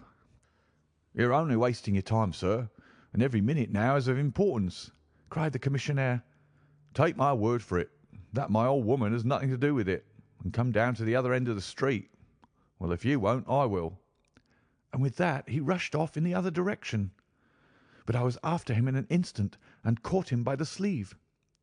"Where do you live?" said I. 16 Ivy Lane, Brixton," he answered. "But don't let yourself be drawn away upon a false scent, Mr. Phelps. Come to the other end of the street, and let us see if we can hear of anything." Nothing was to be lost by following his advice. With the policeman we both hurried down, but only to find the street full of traffic, many people coming and going, but all only too eager to get to a place of safety upon so wet a night. There was no lounger who could tell us who had passed. Then we returned to the office and searched the stairs and the passage without result. The corridor which led to the room was laid down with a kind of creamy linoleum, which shows an impression very easily. We examined it very carefully, but found no outline of any footmark. Had it been raining all evening? Since about 7. How is it, then, that the woman who came into the room about 9 left no traces with her muddy boots? I am glad you raised that point. It occurred to me at the time. The charwomen are in the habit of taking off their boots at the commissionnaire's office and putting on list slippers. That is very clear. There were no marks, then, though the night was a wet one. The chain of events is certainly one of extraordinary interest. What did you do next? We examined the room also. There is no possibility of a secret door, and the windows are quite 30 feet from the ground. Both of them were fastened on the inside. The carpet prevents any possibility of a trapdoor, and the ceiling is of the ordinary whitewashed kind. I will pledge my life that whoever stole my papers could only have come through the door. How about the fireplace? They use none. There is a stove. The bell rope hangs from the wire just to the right of my desk. Whoever rang it must have come right up to the desk to do it. But why should any criminal wish to ring the bell? It is a most insoluble mystery. Certainly the incident was unusual. What were your next steps? You examined the room, I presume, to see if the intruder had left any traces, any cigar end or dropped glove or hairpin or other trifle. There was nothing of the sort. No smell? Well, we never thought of that. Ah, a scent of tobacco would have been worth a great deal to us in such an investigation. I never smoke myself, so I think I should have observed if there had been any smell of tobacco. There was absolutely no clue of any kind. The only tangible fact was that the commissionnaire's wife, Mrs. Tangey was the name, had hurried out of the place. He could give no explanation, save that it was about the time when the woman always went home. The policeman and I agreed that our best plan would be to seize the woman before she could get rid of the papers, presuming that she had them. The alarm had reached Scotland Yard by this time, and Mr. Forbes, the detective, came round at once and took up the case with a great deal of energy. We hired a hansom, and in half an hour we were at the address which had been given to us. A young woman opened the door, who proved to be Mrs. Tangey's eldest daughter. Her mother had not come back yet, and we were shown into the front room to wait. About 10 minutes later a knock came at the door, and here we made the one serious mistake for which I blame myself. Instead of opening the door ourselves, we allowed the girl to do so. We heard her say, "Mother, there are 2 men in the house waiting to see you," and an instant afterwards we heard the patter of feet rushing down the passage. Forbes flung open the door, and we both ran into the back room or kitchen, but the woman had got there before us. She stared at us with defiant eyes, and then, suddenly, recognizing me, an expression of absolute astonishment came over her face. "Why, if it isn't Mr. Phelps of the office!" she cried. Come, come. Who did you think we were when you ran away from us? asked my companion. "I thought you were the brokers," said she. "We have had some trouble with a tradesman." "That's not quite good enough," answered Forbes. "We have reason to believe that you have taken a paper of importance from the Foreign Office, and that you ran in here to dispose of it. You must come back with us to Scotland Yard to be searched." It was in vain that she protested and resisted. A four-wheeler was brought, and we all three drove back in it. We had first made an examination of the kitchen, and especially of the kitchen fire, to see whether she might have made away with the papers during the instant that she was alone. There were no signs, however, of any ashes or scraps. When we reached Scotland Yard, she was handed over at once to the female searcher. I waited in an agony of suspense until she came back with her report. There were no signs of the papers. Then, for the first time, the horror of my situation came in its full force. Hitherto I had been acting, and action had numbed thought. I had been so confident of regaining the treaty at once that I had not dared to think of what would be the consequence if I failed to do so. But now there was nothing more to be done, and I had leisure to realize my position. It was horrible. Watson there would tell you that I was a nervous, sensitive boy at school. It is my nature. I thought of my uncle and of his colleagues in the cabinet, of the shame which I had brought upon him, upon myself, upon everyone connected with me.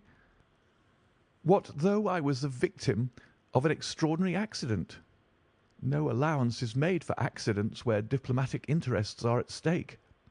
I was ruined, shamefully, hopelessly ruined. I don't know what I did. I fancy I must have made a scene.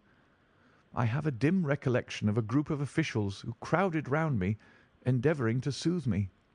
One of them drove down with me to Waterloo and saw me into the Woking train.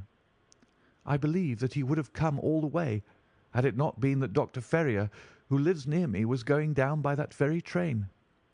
The doctor most kindly took charge of me, and it was well he did so, for I had a fit in the station, and before we reached home I was practically a raving maniac. You can imagine the state of things here when they were roused from their beds by the doctor's ringing and found me in this condition. Poor Annie here and my mother were broken-hearted. Dr. Ferrier had just heard enough from the detective at the station to be able to give an idea of what had happened, and his story did not mend matters. It was evident to all that I was in for a long illness. So Joseph was bundled out of this cheery bedroom, and it was turned into a sick room for me. Here I have lain, Mr. Holmes, for over 9 weeks, unconscious and raving with brain fever. If it had not been for Mrs. Harrison here, and for the doctor's care, I should not be speaking to you now. She has nursed me by day, and a hired nurse has looked after me by night, for in my mad fits I was capable of anything. Slowly my reason has cleared, but it is only during the last 3 days that my memory has quite returned. Sometimes I wish that it never had. The first thing that I did was to wire to Mr. Forbes, who had the case in hand. He came out and assures me that, though everything has been done, no trace of a clue has been discovered. The commissionaire and his wife have been examined in every way without any light being thrown upon the matter. The suspicions of the police then rested upon young Goro, who, as you may remember, stayed over time in the office that night.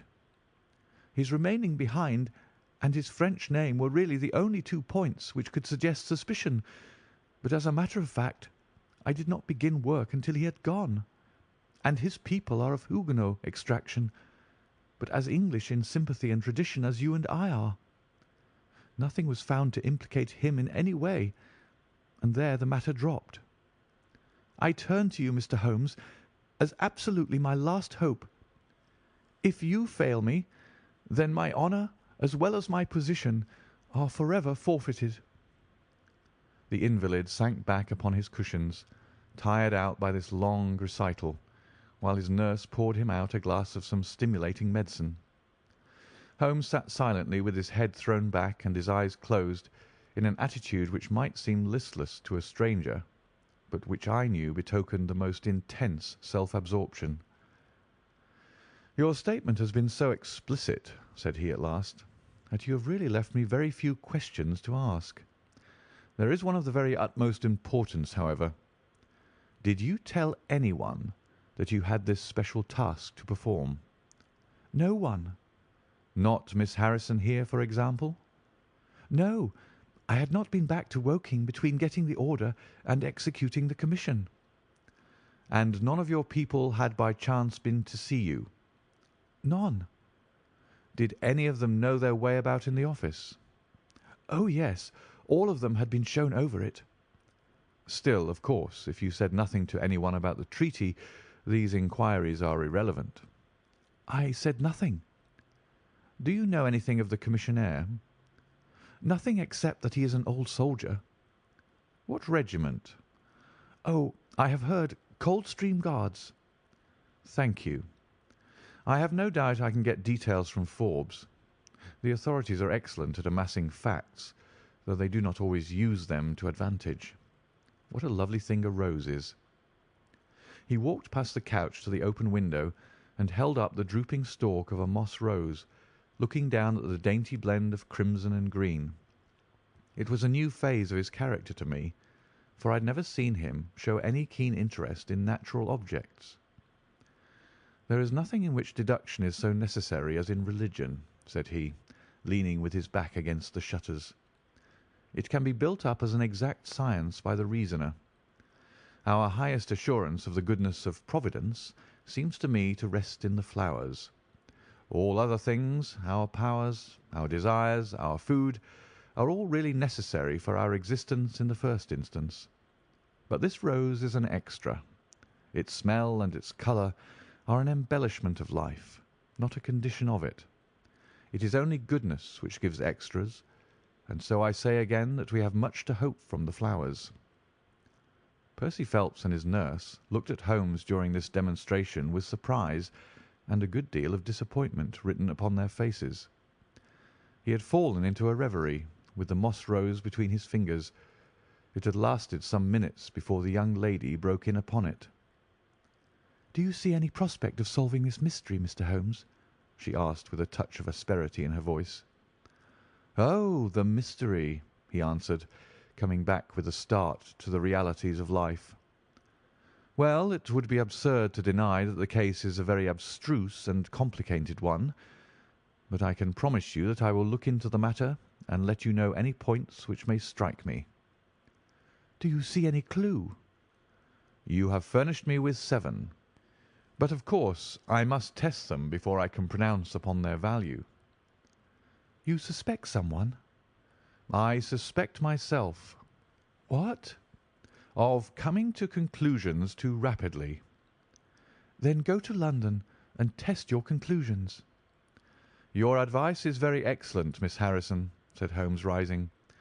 "I think, Watson, we cannot do better. Do not allow yourself to indulge in false hopes, Mr. Phelps. The affair is a very tangled one." "I shall be in a fever until I see you again," cried the diplomatist. "Well, I'll come out by the same train to-morrow, though it's more than likely that my report will be a negative one." "God bless you for promising to come," cried our client. "It gives me fresh life to know that something is being done. By the way, I have had a letter from Lord Holdhurst." "Ha! What did he say?" "He was cold, but not harsh. I dare say my severe illness prevented him from being that. He repeated that the matter was of the utmost importance, and added that no steps would be taken about my future, by which he means, of course, my dismissal, until my health was restored and I had an opportunity of repairing my misfortune." "Well, that was reasonable and considerate," said Holmes. "Come, Watson, for we have a good day's work before us in town." Mr. Joseph Harrison drove us down to the station, and we were soon whirling up in a Portsmouth train. Holmes was sunk in profound thought, and hardly opened his mouth until we had passed Clapham Junction. "It's a very cheery thing to come into London by any of these lines which run high, and allow you to look down upon the houses like this." I thought he was joking, for the view was sordid enough, but he soon explained himself. Look at those big, isolated clumps of building rising up above the slates like brick islands in a lead-coloured sea. The board schools? Lighthouses, my boy, beacons of the future, capsules with hundreds of bright little seeds in each, out of which will spring the wise, better England of the future.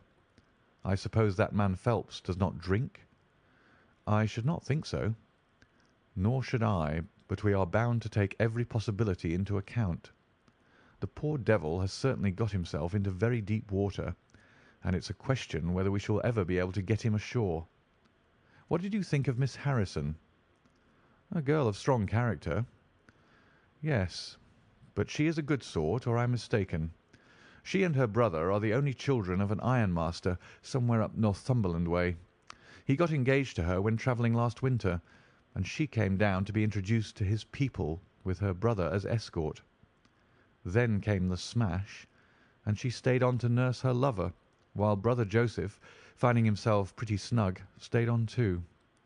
I've been making a few independent inquiries, you see, but today must be a day of inquiries.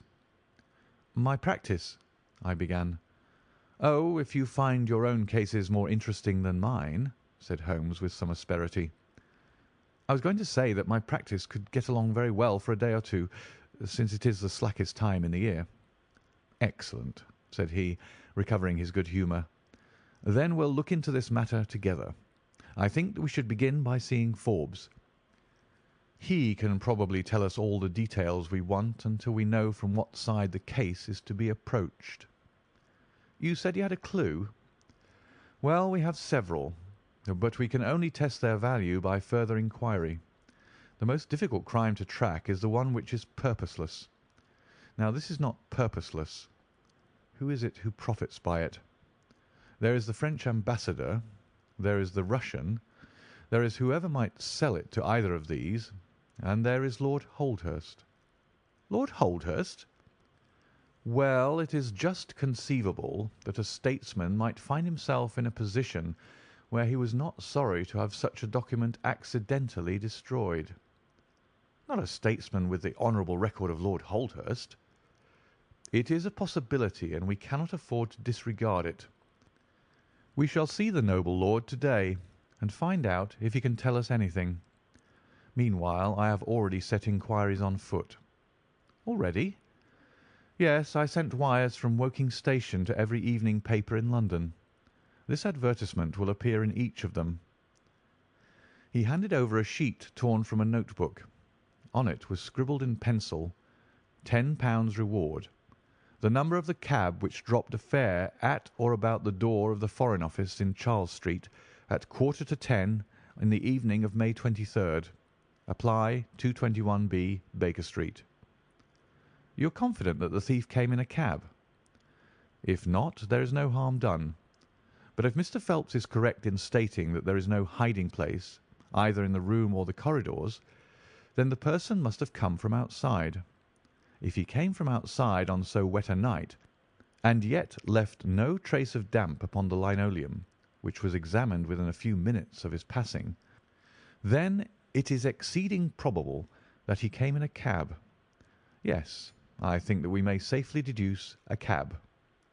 It sounds plausible. That is one of the clues of which I spoke. It may lead us to something. And then, of course, there is the bell, which is the most distinctive feature of the case. Why should the bell ring? Was it the thief who did it out of bravado? Or was it someone who was with the thief who did it in order to prevent the crime? Or was it an accident? Or was it— He sank back into the state of intense and silent thought from which he had emerged, but it seemed to me, accustomed as I was to his every mood, that some new possibility had dawned suddenly upon him. It was 3:20 when we reached our terminus, and after a hasty luncheon at the buffet, we pushed on at once to Scotland Yard. Holmes had already wired to Forbes, and we found him waiting to receive us, a small, foxy man with a sharp but by no means amiable expression. He was decidedly frigid in his manner to us, especially when he heard the errand upon which we had come. "I've heard of your methods before now, Mr. Holmes," said he tartly. "You're ready enough to use all the information that the police can lay at your disposal, and then you try to finish the case yourself and bring discredit on 'em." "On the contrary," said Holmes, "out of my last 53 cases my name has only appeared in 4, and the police have had all the credit in 49. I don't blame you for not knowing this, for you are young and inexperienced. But if you wish to get on in your new duties, you will work with me and not against me." "I'll be very glad of a hint or two," said the detective, changing his manner. "I've certainly had no credit from the case so far." "What steps have you taken?" "Tangey, the commissionaire, has been shadowed. He left the Guards with a good character, and we can find nothing against him. His wife is a bad lot, though. I fancy she knows more about this than appears." "Have you shadowed her?" "We have set one of our women on to her. Mrs. Tangey drinks, and our woman has been with her twice when she was well on, but she could get nothing out of her." "I understand that they have brokers in the house." "Yes, but they were paid off." "Where did the money come from?" "That was all right. His pension was due. They have not shown any sign of being in funds." "What explanation did she give of having answered the bell when Mr. Phelps rang for the coffee?" "She said that her husband was very tired and she wished to relieve him." "Well, certainly that would agree with his being found a little later asleep in his chair. There is nothing against them, then, but the woman's character. Did you ask her why she hurried away that night? Her haste attracted the attention of the police constable." "She was later than usual and wanted to get home." "Did you point out to her that you and Mr. Phelps, who started at least 20 minutes after her, got home before her?" "She explains that by the difference between a bus and a hansom." "Did she make it clear why, on reaching her house, she ran into the back kitchen?" "Because she had the money there with which to pay off the brokers." "She has at least an answer for everything. Did you ask her whether in leaving she met anyone or saw anyone loitering about Charles Street?" "She saw no one but the constable." "Well, you seem to have cross-examined her pretty thoroughly. What else have you done?" "The clerk, Gorrow, has been shadowed all these 9 weeks, but without result. We can show nothing against him." "Anything else?" "Well, we have nothing else to go upon. No evidence of any kind." "Have you formed a theory about how that bell rang?" "Well, I must confess that it beats me. It was a cool hand, whoever it was, to go and give the alarm like that." "Yes, it was a queer thing to do. Many thanks to you for what you've told me. If I can put the man into your hands, you shall hear from me. Come along, Watson." "Where are we going to now?" I asked as we left the office. "We are now going to interview Lord Holdhurst, the Cabinet Minister and future Premier of England." We were fortunate in finding that Lord Holdhurst was still in his chambers in Downing Street, and on Holmes sending in his card we were instantly shown up. The statesman received us with that old-fashioned courtesy for which he is remarkable, and seated us on the 2 luxuriant loungers on either side of the fireplace. Standing on the rug between us, with his slight, tall figure, his sharp features, thoughtful face, and curling hair prematurely tinged with grey, he seemed to represent that not too common type, a nobleman who is in truth noble. "Your name is very familiar to me, Mr. Holmes," said he, smiling, "and of course I cannot pretend to be ignorant of the object of your visit. There has only been one occurrence in these offices which could call for your attention. In whose interest are you acting, may I ask?" "In that of Mr. Percy Phelps," answered Holmes. "Ah, my unfortunate nephew. You can understand that our kinship makes it the more impossible for me to screen him in any way. I fear that the incident must have a very prejudicial effect upon his career." "But if the document is found?" "Ah, that of course would be different. I had 1 or 2 questions which I wish to ask you, Lord Holdhurst." "I shall be happy to give you any information in my power." "Was it in this room that you gave your instructions as to the copying of the document?" "It was." "Then you could hardly have been overheard." "It is out of the question." Did you ever mention to anyone that it was your intention to give anyone the treaty to be copied?" "Never." "You are certain of that?" "Absolutely." "Well, since you never said so, and Mr. Phelps never said so, and nobody else knew anything of the matter, then the thief's presence in the room was purely accidental. He saw his chance, and he took it." The statesman smiled. "You take me out of my province there," said he. Holmes considered for a moment. "There is another very important point which I wish to discuss with you," said he. "You feared, as I understand, that very grave results might follow from the details of this treaty becoming known." A shadow passed over the expressive face of the statesman. "Very grave results indeed." "And have they occurred?" "Not yet." "If the treaty had reached, let us say, the French or Russian Foreign Office, you would expect to hear of it." "I should," said Lord Holdhurst with a wry face. "Since nearly 10 weeks have elapsed, then, and nothing has been heard, it is not unfair to suppose that for some reason the treaty has not reached them." Lord Holdhurst shrugged his shoulders. "We can hardly suppose, Mr. Holmes, that the thief took the treaty in order to frame it and hang it up." "Perhaps he is waiting for a better price." "If he waits a little longer, he will get no price at all. The treaty will cease to be secret in a few months." "That is most important," said Holmes. "Of course, it is a possible supposition that the thief has had a sudden illness." "An attack of brain fever, for example?" asked the statesman, flashing a swift glance at him. "I did not say so," said Holmes imperturbably. "And now, Lord Holdhurst, we have already taken up too much of your valuable time, and we shall wish you good day." "Every success to your investigation, be the criminal who it may," answered the nobleman as he bowed us out the door.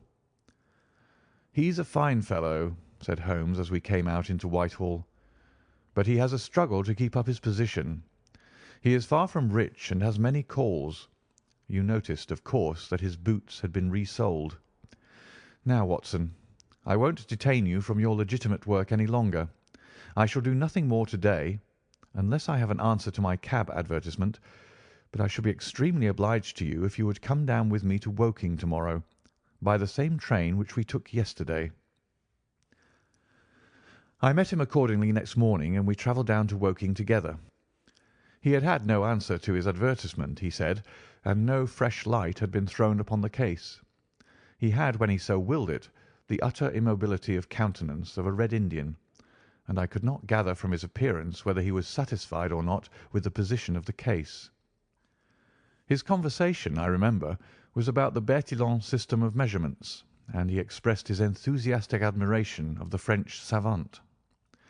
We found our client still under the charge of his devoted nurse, but looking considerably better than before.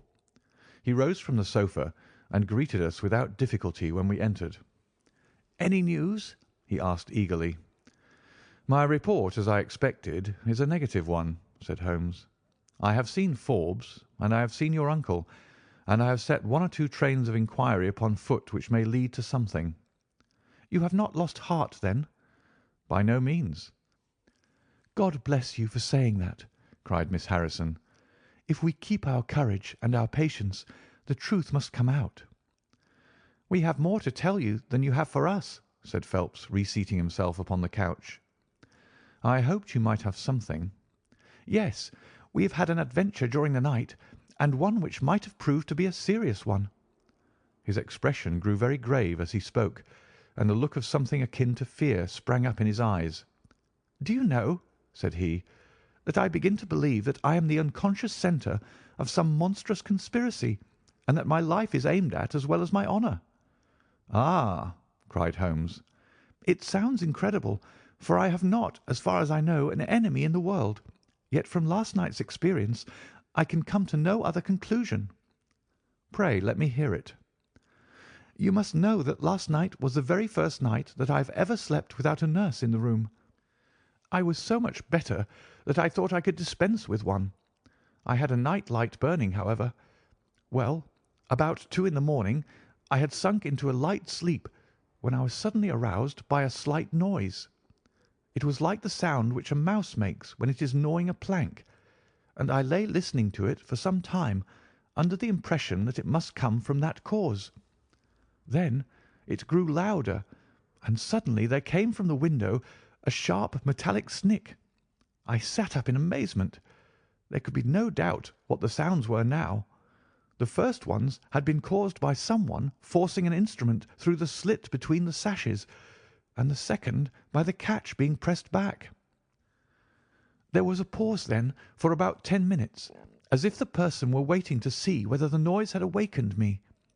Then I heard a gentle creaking as the window was very slowly opened. I could stand it no longer, for my nerves are not what they used to be. I sprang out of bed and flung open the shutters. A man was crouching at the window. I could see little of him, for he was gone like a flash. He was wrapped in some sort of cloak which came across the lower part of his face. One thing only I am sure of, and that is he had some weapon in his hand. It looked to me like a long knife.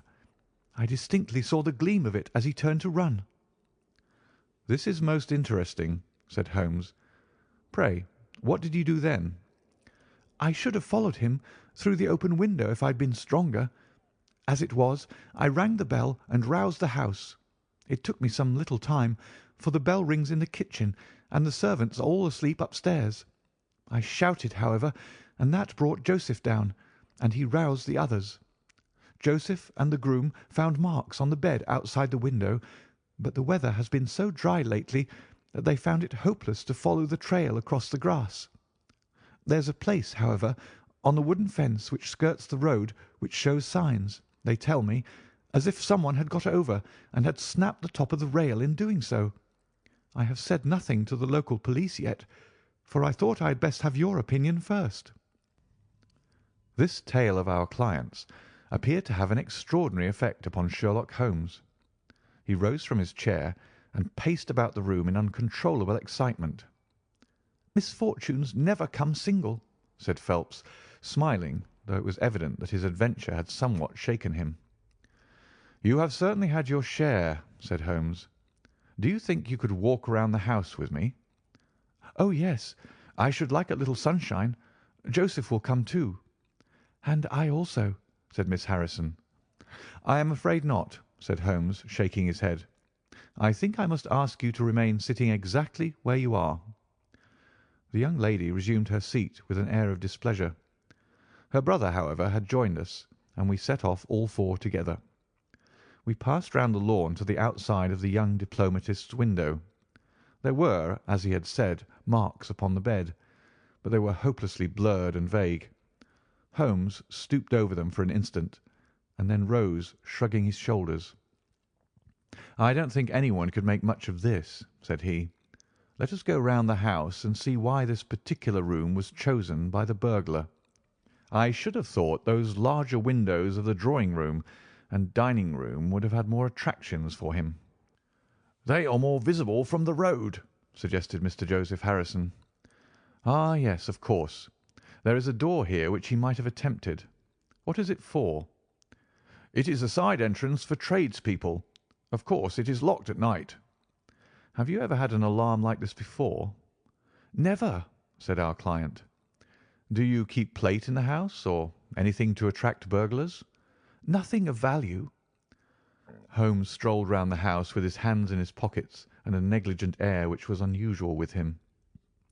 "By the way," said he to Joseph Harrison, "you found some place, I understand, where the fellow scaled the fence. Let us have a look at it." The plump young man led us to a spot where the top of one of the wooden rails had been cracked. A small fragment of the wood was hanging down. Holmes pulled it off and examined it critically. "Do you think that was done last night? It looks rather old, does it not?" "Well, possibly so." "There are no marks of anyone jumping down upon the other side. No, I fancy we shall get no help here. Let us go back to the bedroom and talk the matter over." Percy Phelps was walking very slowly, leaning upon the arm of his future brother-in-law. Holmes walked swiftly across the lawn, and we were at the open window of the bedroom long before the others came. "Miss Harrison," said Holmes, speaking with the utmost intensity of manner, "you must stay where you are all day. Let nothing prevent you from staying where you are all day. It is of the utmost importance." "Certainly, if you wish it, Mr. Holmes," said the girl in astonishment. "When you go to bed, lock the door of this room on the outside and keep the key. Promise to do this." "But Percy?" "He will come to London with us." "And am I to remain here?" "It is for his sake. You can serve him. Quick, promise." She gave a quick nod of assent, just as the other two came up. "Why do you sit moping there, Annie?" cried her brother. "Come out into the sunshine." "No, thank you, Joseph. I have a slight headache, and this room is deliciously cool and soothing." "What do you propose now, Mr. Holmes?" asked our client. "Well, in investigating this minor affair, we must not lose sight of our main inquiry. It would be a very great help to me if you would come up to London with us." "At once?" "Well, as soon as you conveniently can. Say in an hour." "I feel quite strong enough. If I can really be of any help." "The greatest possible." "Perhaps you would like me to stay there to-night?" "I was just going to propose it." "Then, if my friend of the night comes to revisit me, he will find the bird flown. We are all in your hands, Mr. Holmes, and you must tell us exactly what you would like done. Perhaps you would prefer that Joseph came with us so as to look after me." "Oh, no. My friend Watson is a medical man, you know, and he'll look after you.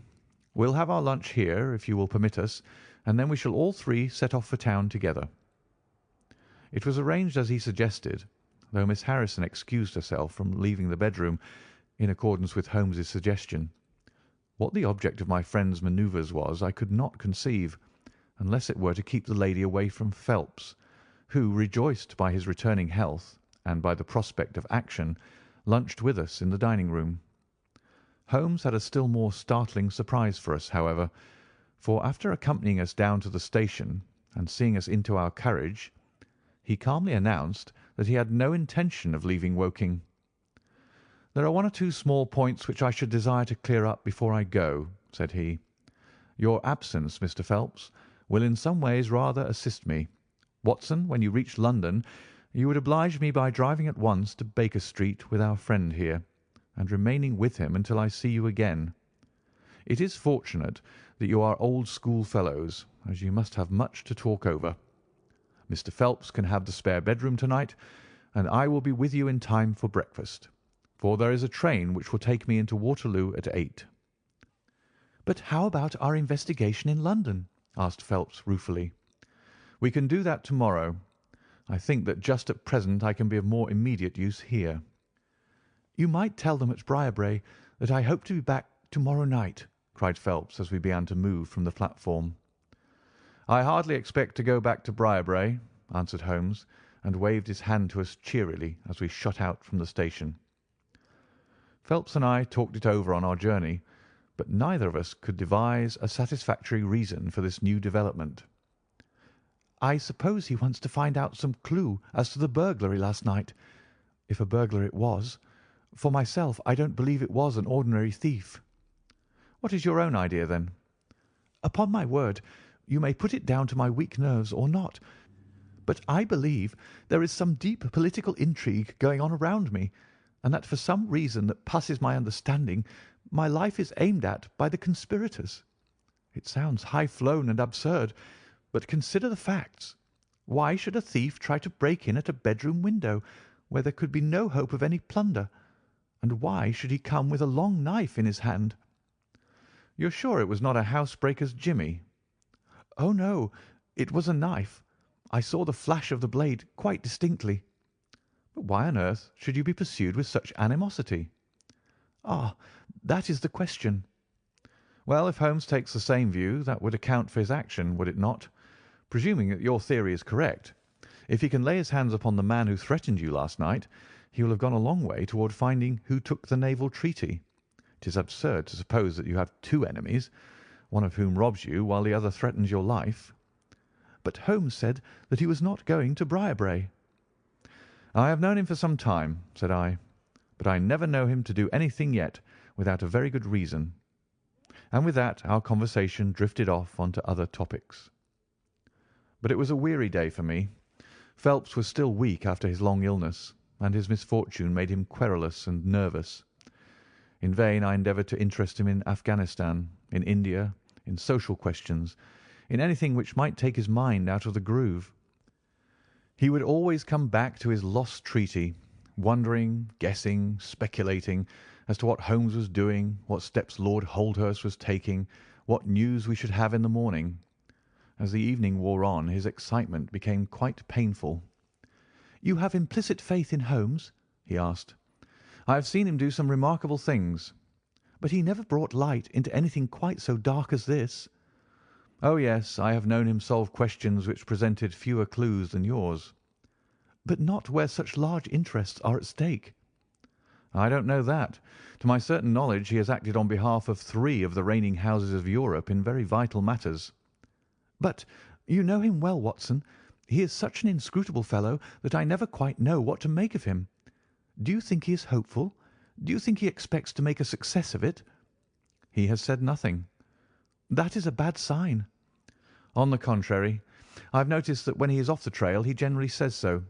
It is when he is on a scent and is not quite absolutely sure yet that it is the right one that he is most taciturn. Now, my dear fellow, we can't help matters by making ourselves nervous about them, so let me implore you to go to bed and so be fresh for whatever may await us tomorrow." I was able at last to persuade my companion to take my advice, though I knew from his excited manner that there was not much hope of sleep for him. Indeed, his mood was infectious, for I lay tossing half the night myself, brooding over this strange problem and inventing 100 theories, each of which was more impossible than the last. Why had Holmes remained at Woking? Why had he asked Miss Harrison to remain in the sick room all day? Why had he been so careful not to inform the people at Briarbrae that he intended to remain near them?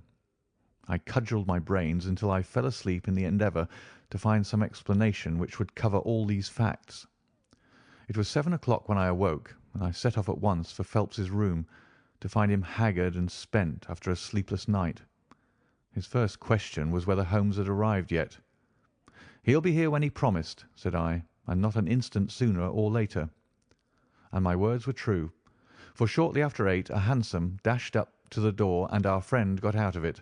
Standing in the window we saw that his left hand was swathed in a bandage and that his face was very grim and pale. He entered the house, but it was some little time before he came upstairs.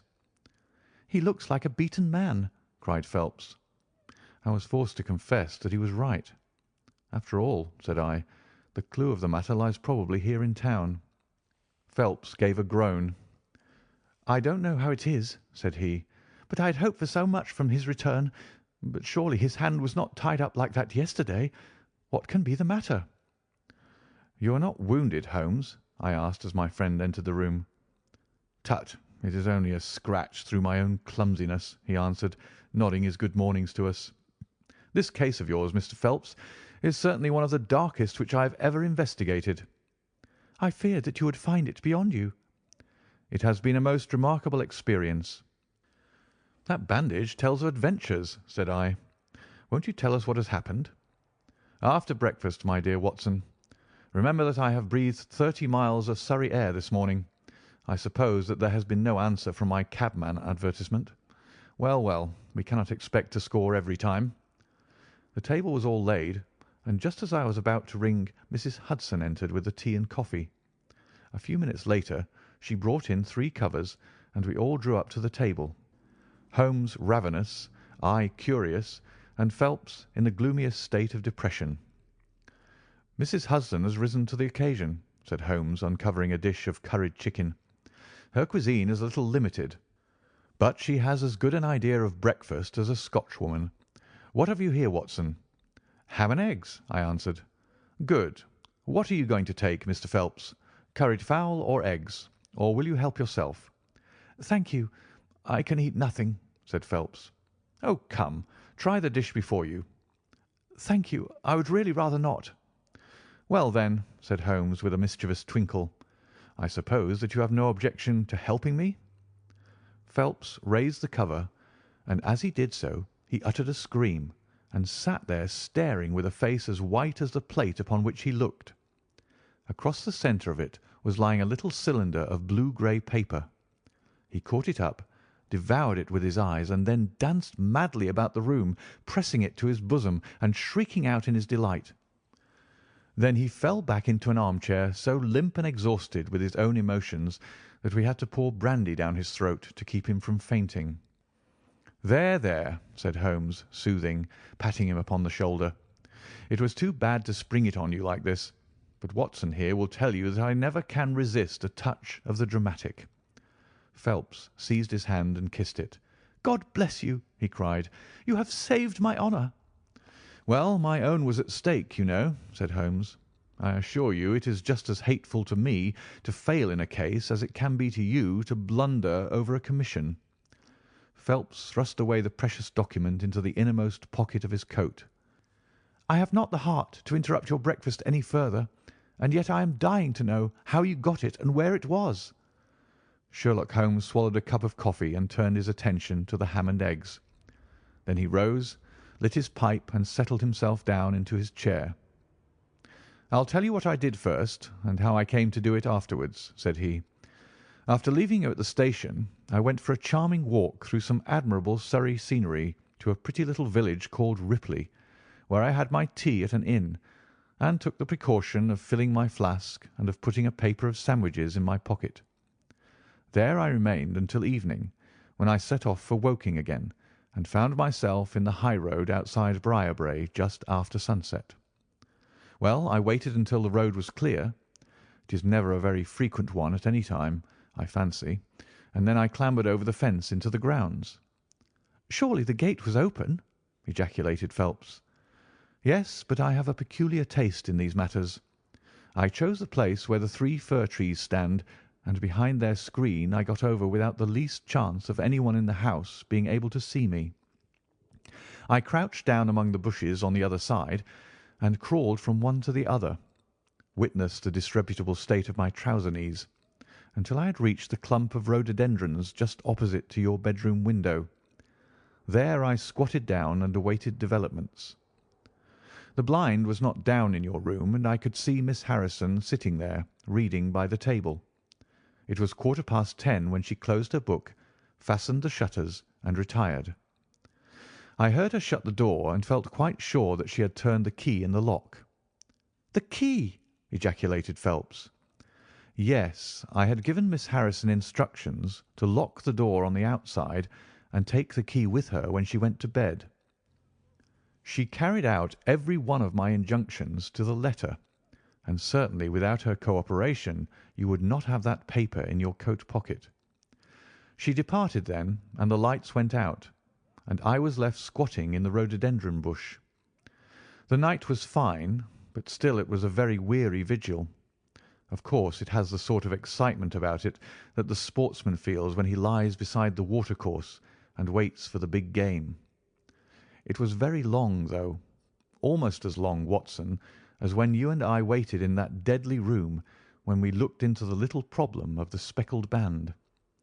There was a church clock down at Woking which struck the quarters, and I thought more than once that it had stopped. At last, however, about 2 in the morning, I suddenly heard the gentle sound of a bolt being pushed back and the creaking of a key.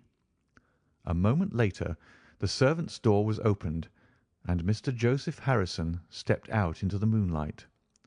"Joseph!" ejaculated Phelps. He was bareheaded, but he had a black coat thrown over his shoulder so that he could conceal his face in an instant if there were any alarm. He walked on tiptoe under the shadow of the wall, and when he reached the window he worked a long-bladed knife through the sash and pushed back the catch. Then he flung open the window, and putting his knife through the crack in the shutters, he thrust the bar up and swung them open. From where I lay, I had a perfect view of the inside of the room and of every one of his movements. He lit the 2 candles which stood upon the mantelpiece, and then he proceeded to turn back the corner of the carpet in the neighbourhood of the door. Presently he stopped and picked out a square piece of board, such as is usually left to enable plumbers to get at the joints of the gas pipes. This one covered, as a matter of fact, the T-joint which gives off the pipe which supplies the kitchen underneath. Out of this hiding place he drew that little cylinder of paper, pushed down the board, rearranged the carpet, blew out the candles, and walked straight into my arms as I stood waiting for him outside the window. Well, he has rather more viciousness than I gave him credit for, has Master Joseph. He flew at me with his knife, and I had to grasp him twice and got a cut over the knuckles before I had the upper hand of him. He looked murder out of the only eye he could see with when we had finished, but he listened to reason and gave up the papers. Having got them, I let my man go, but I wired full particulars to Forbes this morning. If he is quick enough to catch his bird, well and good, but if, as I shrewdly suspect, he finds the nest empty before he gets there, why, all the better for the government. I fancy that Lord Holdhurst, for one, and Mr. Percy Phelps, for another, would very much rather that the affair never got as far as a police court. "My God!" gasped our client. "Do you tell me that during these long 10 weeks of agony the stolen papers were within the very room with me all the time?" So it was. "And Joseph a villain and a thief!" I'm afraid Joseph's character is a rather deeper and more dangerous one than one might judge from his appearance. From what I have heard from him this morning, I gather that he has lost heavily in dabbling with stocks, and that he is ready to do anything on earth to better his fortunes. Being an absolutely selfish man, when a chance presented itself he did not allow either his sister's happiness or your reputation to hold his hand. Percy Phelps sank back in his chair. "My head whirls," said he. "Your words have dazed me." "The principal difficulty in your case," remarked Holmes in his didactic fashion, "lay in the fact there being too much evidence. What was vital was overlaid and hidden by what was irrelevant. Of all the facts which were presented to us we had to pick just those which we deemed to be essential, and then piece them together in their order so as to reconstruct this very remarkable chain of events. I had already begun to suspect Joseph, from the fact that you had intended to travel home with him that night, and that therefore it was a likely enough thing that he should call for you, knowing the Foreign Office well, upon his way. When I heard that someone had been so anxious to get into the bedroom, in which no one but Joseph could have concealed anything, you told us in your narrative how you had turned Joseph out when you arrived with the doctor, my suspicions all changed to certainties, especially as the attempt was made on the first night upon which the nurse was absent, showing that the intruder was well acquainted with the ways of the house. How blind I have been! The facts of the case, as far as I have worked them out, are these. This Joseph Harrison entered the office through the Charles Street door, and knowing his way, he walked straight into your room the instant after you left it. Finding no one there, he promptly rang the bell, and at the instant that he did so, his eyes caught the paper upon the table. A glance showed him that chance had put in his way a state document of immense value, and in an instant he had thrust it into his pocket and was gone.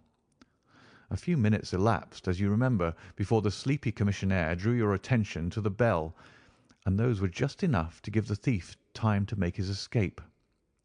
He made his way to Woking by the first train, and having examined his booty and assured himself that it really was of immense value, he had concealed it in what he thought was a very safe place, with the intention of taking it out again in a day or two and carrying it to the French embassy, or wherever he thought that a long price was to be had.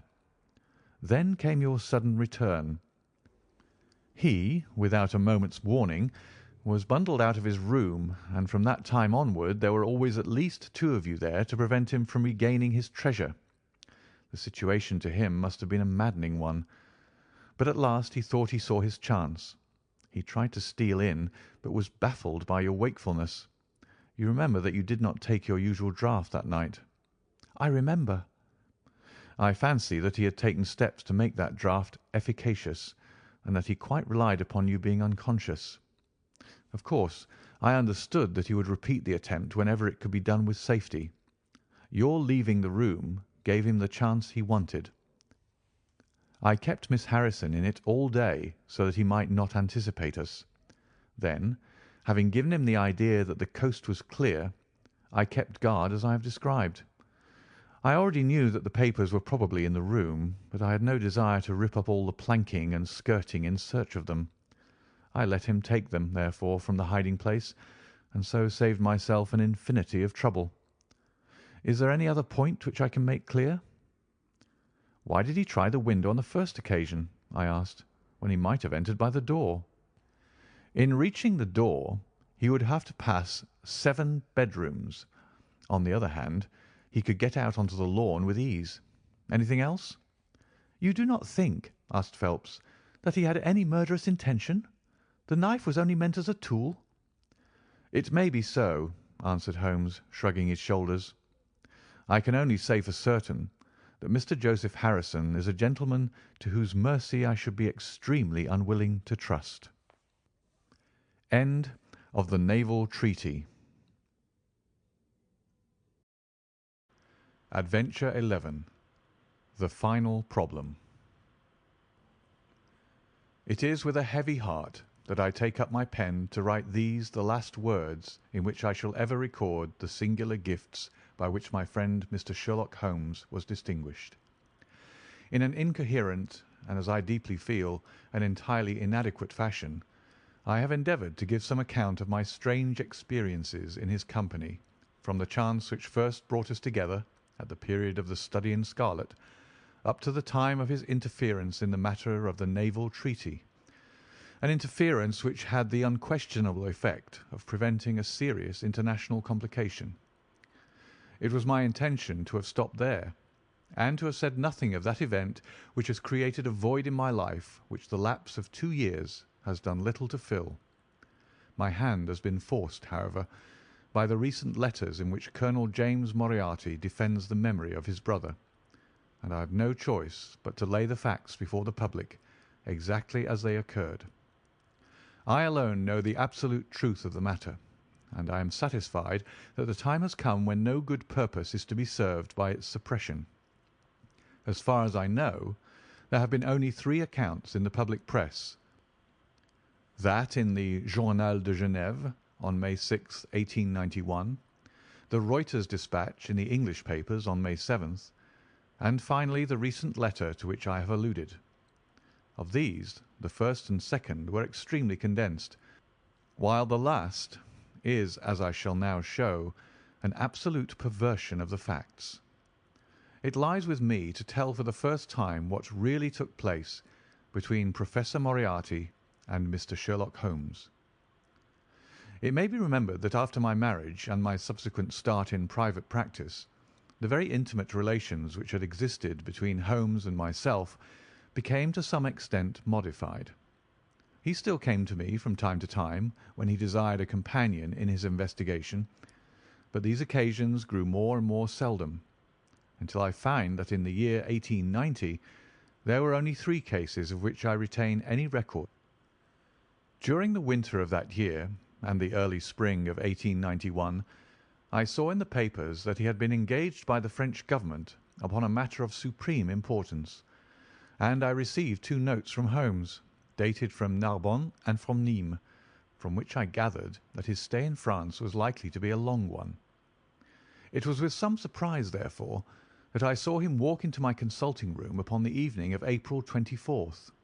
It struck me that he was looking even paler and thinner than usual. "Yes, I have been using myself up rather too freely," he remarked in answer to my look rather than to my words. "I have been a little pressed of late. Have you any objection to my closing your shutters?" The only light in the room came from the lamp upon the table at which I had been reading. Holmes edged his way round the wall, and flinging the shutters together, he bolted them securely. "You're afraid of something?" I asked. "Well, I am." "Of what?" "Of air guns." "My dear Holmes, what do you mean?" "I think that you know me well enough, Watson, to understand that I am by no means a nervous man. At the same time, it is stupidity rather than courage to refuse to recognize danger when it is close upon you. Might I trouble you for a match?" He drew in the smoke of his cigarette as if the soothing influence was grateful to him. "I must apologize for calling so late," said he, "and I must further beg you to be so unconventional as to allow me to leave your house presently by scrambling over your back garden wall." "But what does it all mean?" I asked. He held out his hand, and I saw in the light of the lamp that two of his knuckles were burst and bleeding. "It is not an airy nothing, you see," said he, smiling. "On the contrary, it is solid enough for a man to break his hand over. Is Mrs. Watson in?" "She's away upon a visit." "Indeed. You are alone?" "Quite." "Then it makes it easier for me to propose that you should come away with me for a week to the Continent." "Where?" "Oh, anywhere. It's all the same to me." There was something very strange in all this. It was not Holmes's nature to take an aimless holiday, and something about his pale, worn face told me that his nerves were at their highest tension. He saw the question in my eyes, and putting his fingertips together and his elbows upon his knees, he explained the situation. "You have probably never heard of Professor Moriarty," said he. "Never." "Aye, there's the genius and the wonder of the thing," he cried. "The man pervades London, and no one has heard of him. That's what puts him on a pinnacle in the records of crime. I tell you, Watson, in all seriousness, that if I could beat that man, if I could free society of him, I should feel that my own career had reached its summit, and I should be prepared to turn to some more placid line in life.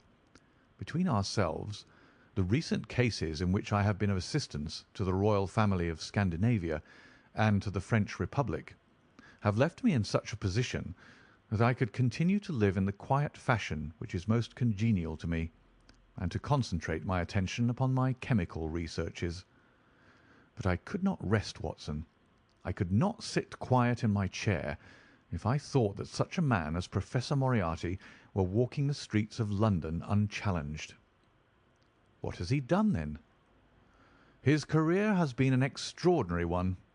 He is a man of good birth and excellent education, endowed by nature with a phenomenal mathematical faculty. At the age of 21 he wrote a treatise upon the binomial theorem, which has had a European vogue. On the strength of it, he won the mathematical chair at one of our smaller universities, and had, to all appearances, a most brilliant career before him. But the man had hereditary tendencies of the most diabolical kind. A criminal strain ran in his blood, which, instead of being modified, was increased and rendered infinitely more dangerous by his extraordinary mental powers.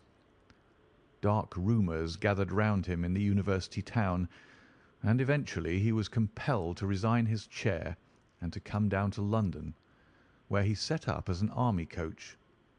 So much is known to the world, but what I am telling you now is what I have myself discovered. As you are aware, Watson, there is no one who knows the higher criminal world of London so well as I do.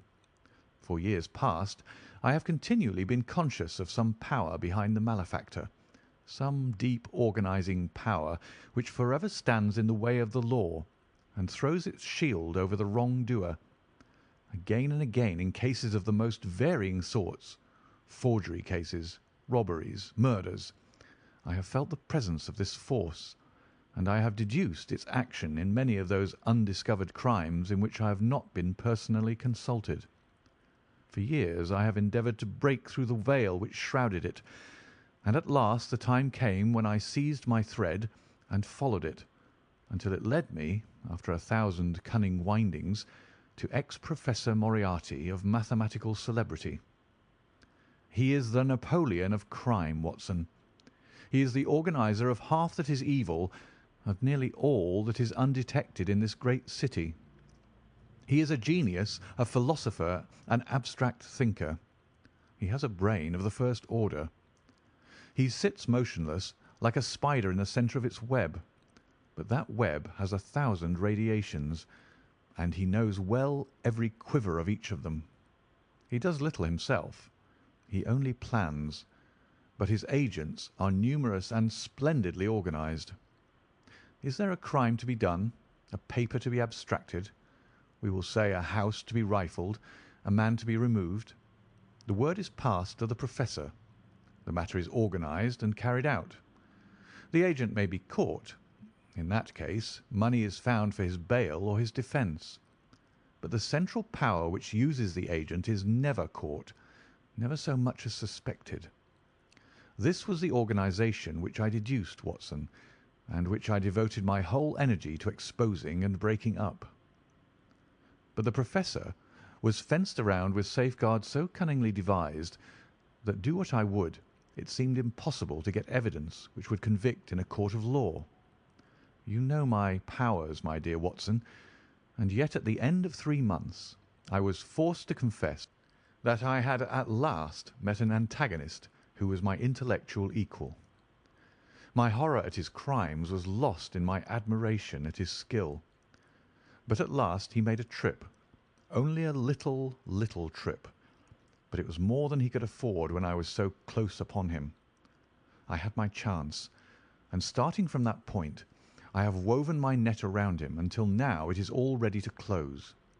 In 3 days, that is to say on Monday next, matters will be ripe, and the professor, with all the principal members of his gang, will be in the hands of the police. Then will come the greatest criminal trial of the century, the clearing up of over 40 mysteries, and the rope for all of them. But if we move at all prematurely, you understand, they may slip out of our hands even at the last moment. Now, if I could have done this without the knowledge of Professor Moriarty, all would have been well. But he was too wily for that. He saw every step which I took to draw my toils round him. Again and again he strove to break away, but I as often headed him off. I tell you, my friend, that if a detailed account of that silent contest could be written, it would take its place as the most brilliant bit of thrust and parry work in the history of detection. Never have I risen to such a height, and never have I been so hard pressed by an opponent. He cut deep, and yet I just undercut him. This morning the last steps were taken, and 3 days only were wanted to complete the business. I was sitting in my room thinking the matter over, when the door opened and Professor Moriarty stood before me. My nerves are fairly proof, Watson, but I must confess to a start when I saw the very man who'd been so much in my thoughts standing there on my threshold. His appearance was quite familiar to me. He is extremely tall and thin. His forehead domes out in a white curve, and his 2 eyes are deeply sunken in his head. He's clean-shaven, pale, and ascetic-looking, retaining something of the professor in his features. His shoulders are rounded from much study, and his face protrudes forward, and is forever slowly oscillating from side to side in a curiously reptilian fashion. He peered at me with great curiosity in his puckered eyes. "You have less frontal development than I should have expected," said he at last. "It is a dangerous habit to finger loaded firearms in the pocket of one's dressing gown." The fact is that upon his entrance I had instantly recognized the extreme personal danger in which I lay. The only conceivable escape for him lay in silencing my tongue. In an instant I had slipped the revolver from the drawer into my pocket and was covering him through the cloth. At this remark I drew the weapon out and laid it cocked upon the table. He still smiled and blinked, but there was something about his eyes which made me feel very glad that I had it there. "You evidently don't know me," said he. "On the contrary," I answered, "I think it is fairly evident that I do. Pray take a chair. I can spare you 5 minutes if you have anything to say." "All that I have to say has already crossed your mind," said he.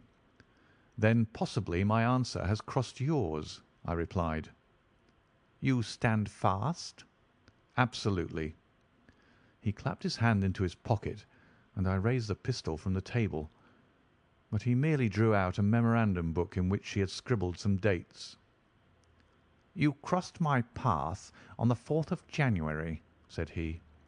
"On the 23rd you incommoded me. By the middle of February I was seriously inconvenienced by you. At the end of March I was absolutely hampered in my plans, and now at the close of April I find myself placed in such a position through your continual persecution that I am in positive danger of losing my liberty. The situation is becoming an impossible one." "Have you any suggestion to make?" I asked. "You must drop it, Mr. Holmes," said he, swaying his face about. "You really must, you know." "After Monday," said I. "Tut, tut," said he. "I am quite sure that a man of your intelligence will see that there can be but one outcome to this affair. It is necessary that you should withdraw. You have worked things in such a fashion that we have only one resource left. It has been an intellectual treat to me to see the way in which you have grappled with this affair, and I say unaffectedly that it would be a grief to me to be forced to take any extreme measure. You smile, sir, but I assure you that it really would." "Danger is part of my trade," I remarked. "That is not danger," said he. "It is inevitable destruction. You stand in the way not merely of an individual, but of a mighty organization, the full extent of which you, with all your cleverness, have been unable to realize. You must stand clear, Mr. Holmes, or be trodden under foot." "I am afraid," said I, rising, "that in the pleasure of this conversation I am neglecting business of importance which awaits me elsewhere." He rose also and looked at me in silence, shaking his head sadly. "Well, well," said he at last, "it seems a pity, but I have done what I could. I know every move of your game. You can do nothing before Monday. It has been a duel between you and me, Mr. Holmes. You hope to place me in the dock. I tell you that I will never stand in the dock. You hope to beat me. I tell you that you will never beat me. If you are clever enough to bring destruction upon me, rest assured that I shall do as much to you." "You have paid me several compliments, Mr. Moriarty," said I. "Let me pay you one in return when I say that if I were assured of the former eventuality, I would, in the interests of the public, cheerfully accept the latter." "I can promise you the one, but not the other," he snarled, and so turned his rounded back upon me and went peering and blinking out of the room. That was my singular interview with Professor Moriarty. I confess that it left an unpleasant effect upon my mind. His soft, precise fashion of speech leaves a conviction of sincerity which a mere bully could not produce. Of course, you will say, why not take police precautions against him? The reason is that I am well convinced that it is from his agents the blow will fall. I have the best proofs that it would be so. "You've already been assaulted?" "My dear Watson, Professor Moriarty is not a man who lets the grass grow under his feet. I went out about midday to transact some business in Oxford Street. As I passed the corner which leads from Bentinck Street onto the Welbeck Street crossing, a two-horse van, furiously driven, whizzed round and was on me like a flash. I sprang for the footpath and saved myself by the fraction of a second. The van dashed round by Marylebone Lane and was gone in an instant. I kept to the pavement after that, Watson, but as I walked down Vere Street, a brick came down from the roof of one of the houses and was shattered to fragments at my feet. I called the police and had the place examined. There were slates and bricks piled up on the roof preparatory to some repairs, and they would have me believe that the wind had toppled over one of these. Of course, I knew better, but I could prove nothing. I took a cab after that and reached my brother's rooms in Pall Mall, where I spent the day. Now I have come round to you, and on my way I was attacked by a rough with a bludgeon. I knocked him down, and the police have him in custody, but I can tell you with the most absolute confidence that no possible connection will ever be traced between the gentleman upon whose front teeth I have barked my knuckles and the retiring mathematical coach, who is, I dare say, working out problems upon a blackboard 10 miles away. You will not wonder, Watson, that my first act on entering your rooms was to close your shutters, and that I have been compelled to ask your permission to leave the house by some less conspicuous exit than the front door. I had often admired my friend's courage, but never more than now, as he sat quietly checking off a series of incidents which must have combined to make up a day of horror. "You'll spend the night here?" I said. "No, my friend. You might find me a dangerous guest. I have my plans laid, and all will be well. Matters have gone so far now that they can move without my help as far as the arrest goes, though my presence is necessary for a conviction. It is obvious, therefore, that I cannot do better than get away for the few days which remain before the police are at liberty to act. It would be a great pleasure to me, therefore, if you would come on to the Continent with me."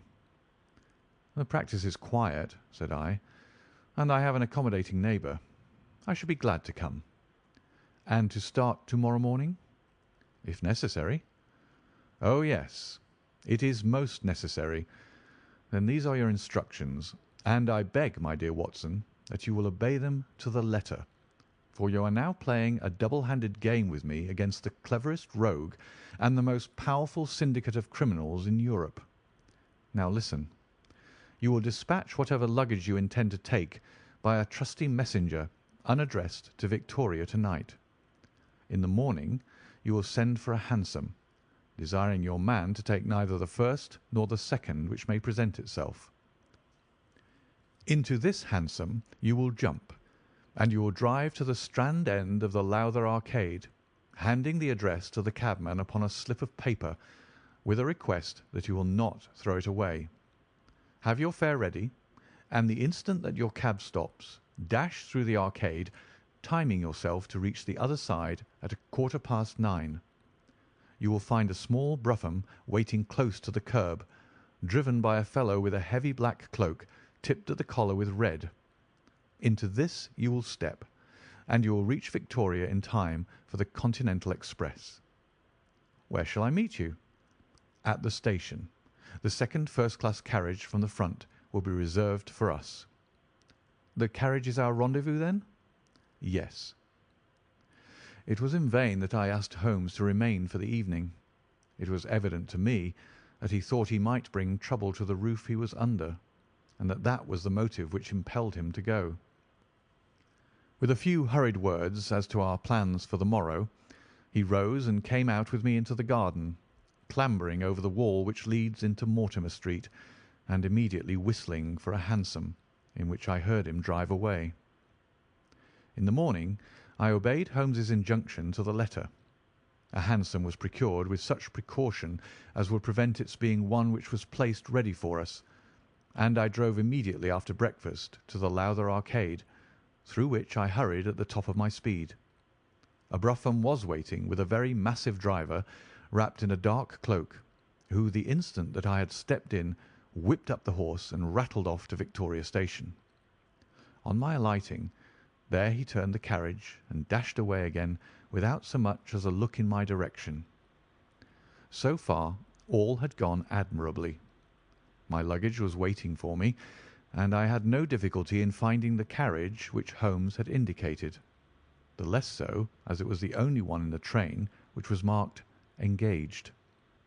My only source of anxiety now was the non-appearance of Holmes.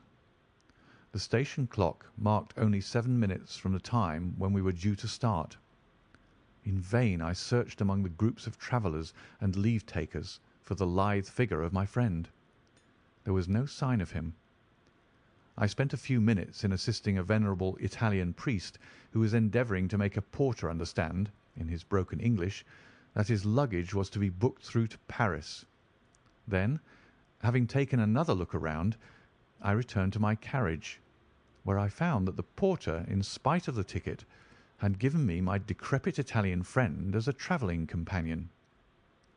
It was useless for me to explain to him that his presence was an intrusion, for my Italian was even more limited than his English. So I shrugged my shoulders resignedly and continued to look out anxiously for my friend. A chill of fear had come over me, as I thought that his absence might mean that some blow had fallen during the night.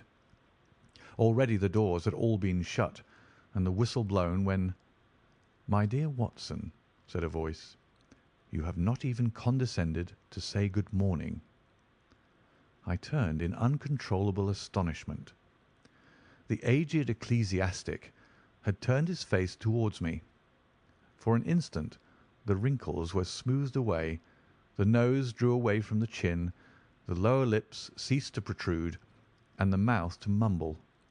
The dull eyes regained their fire, the drooping figure expanded. The next the whole frame collapsed again, and Holmes had gone as quickly as he had come. "Good heavens!" I cried. "How you startle me!" "Every precaution is still necessary," he whispered. "I have reason to think that they are hot upon our trail. Ah, there is Moriarty himself." The train had already begun to move as Holmes spoke.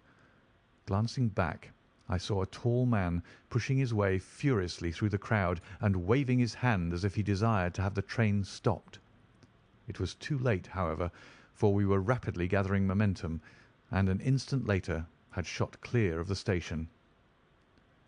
"With all our precautions, you see that we have cut it rather fine," said Holmes, laughing.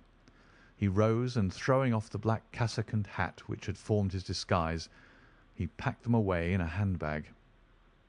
"Have you seen the morning paper, Watson?" "No." "You haven't seen about Baker Street, then?" "Baker Street?" "They set fire to our rooms last night. No great harm was done." "Good heavens, Holmes, this is intolerable." "They must have lost my track completely after their bludgeon man was arrested. Otherwise they could not have imagined that I had returned to my rooms. They have evidently taken the precaution of watching you, however, and that is what has brought Moriarty to Victoria." "You could not have made any slip in coming?" "I did exactly what you advised." "Did you find your brougham?" "Yes, it was waiting." "Did you recognize your coachman?" "No." "It was my brother Mycroft. It is an advantage to get about in such a case without taking a mercenary into your confidence. But we must plan what we are to do about Moriarty now. As this is an express, and as the boat runs in connection with it, I should think we've shaken him off very effectively." "My dear Watson, you evidently did not realize my meaning when I said that this man may be taken as being quite on the same intellectual plane as myself. You do not imagine that if I were the pursuer I should allow myself to be baffled by so slight an obstacle.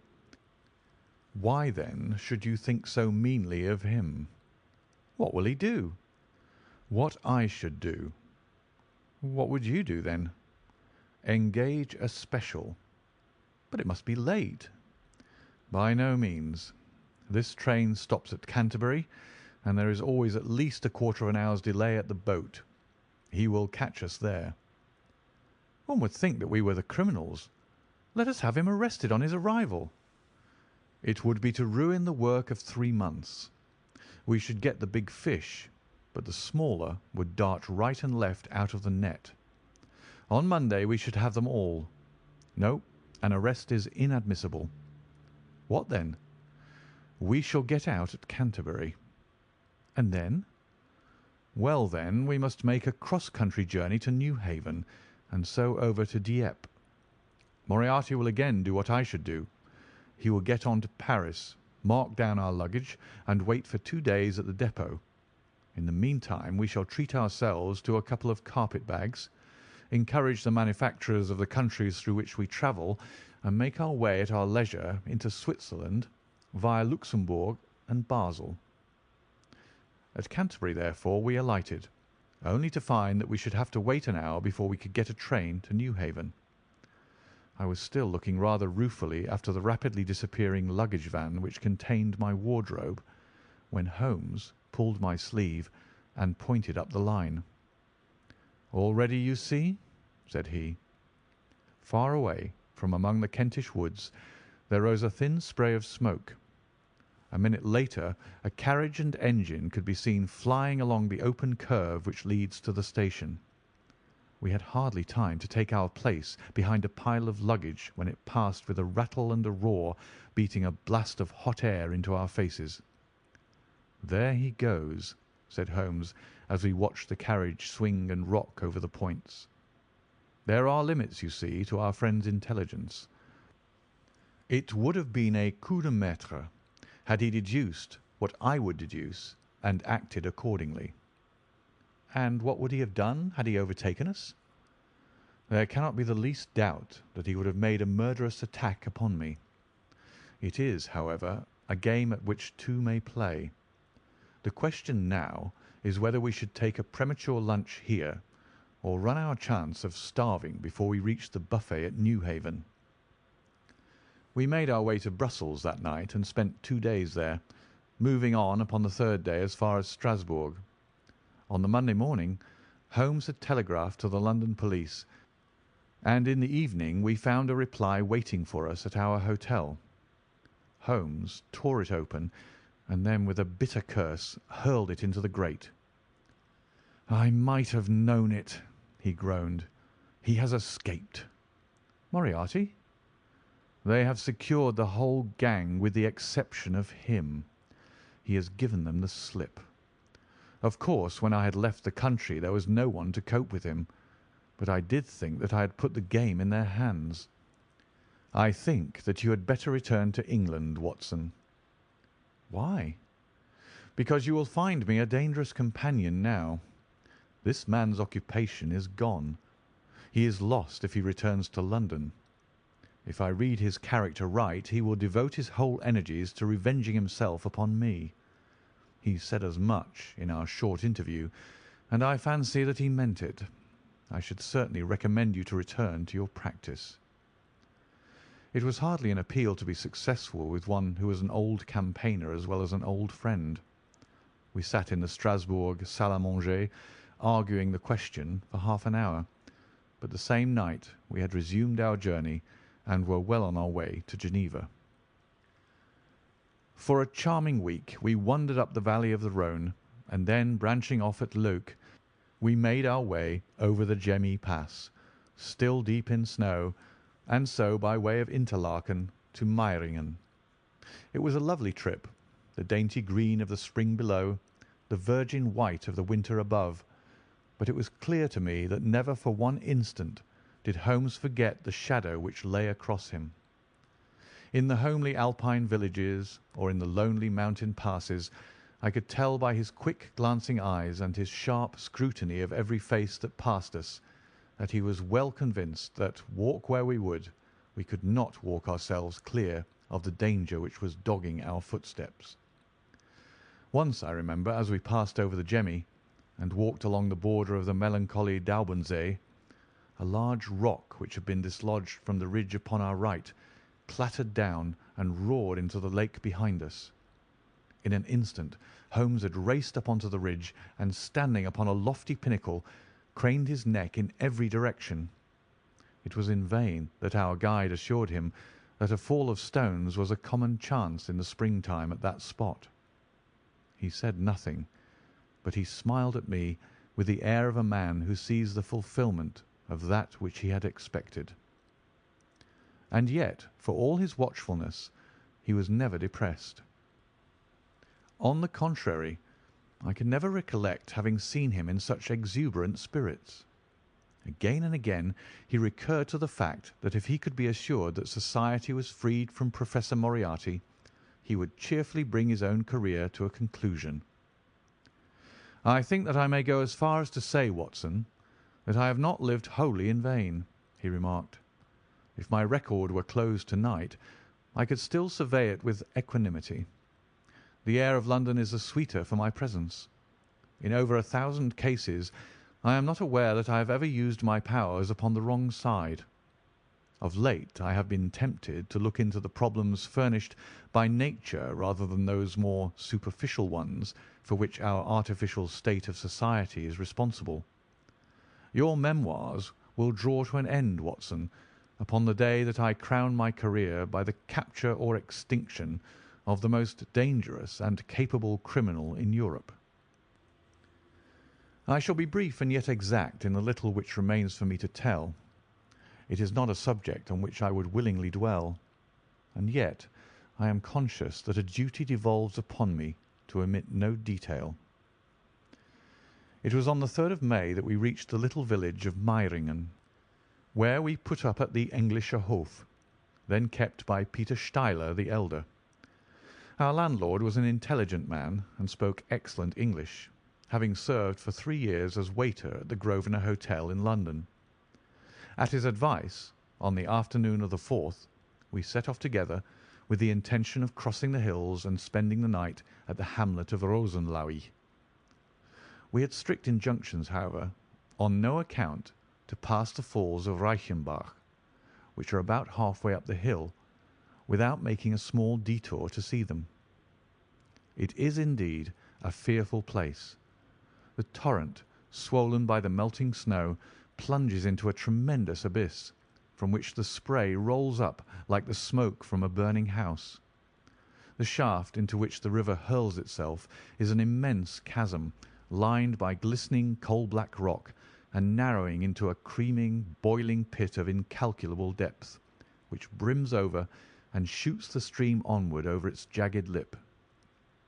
The long sweep of green water, roaring forever down, and the thick flickering curtain of spray, hissing forever upward, turn a man giddy with their constant whirl and clamour.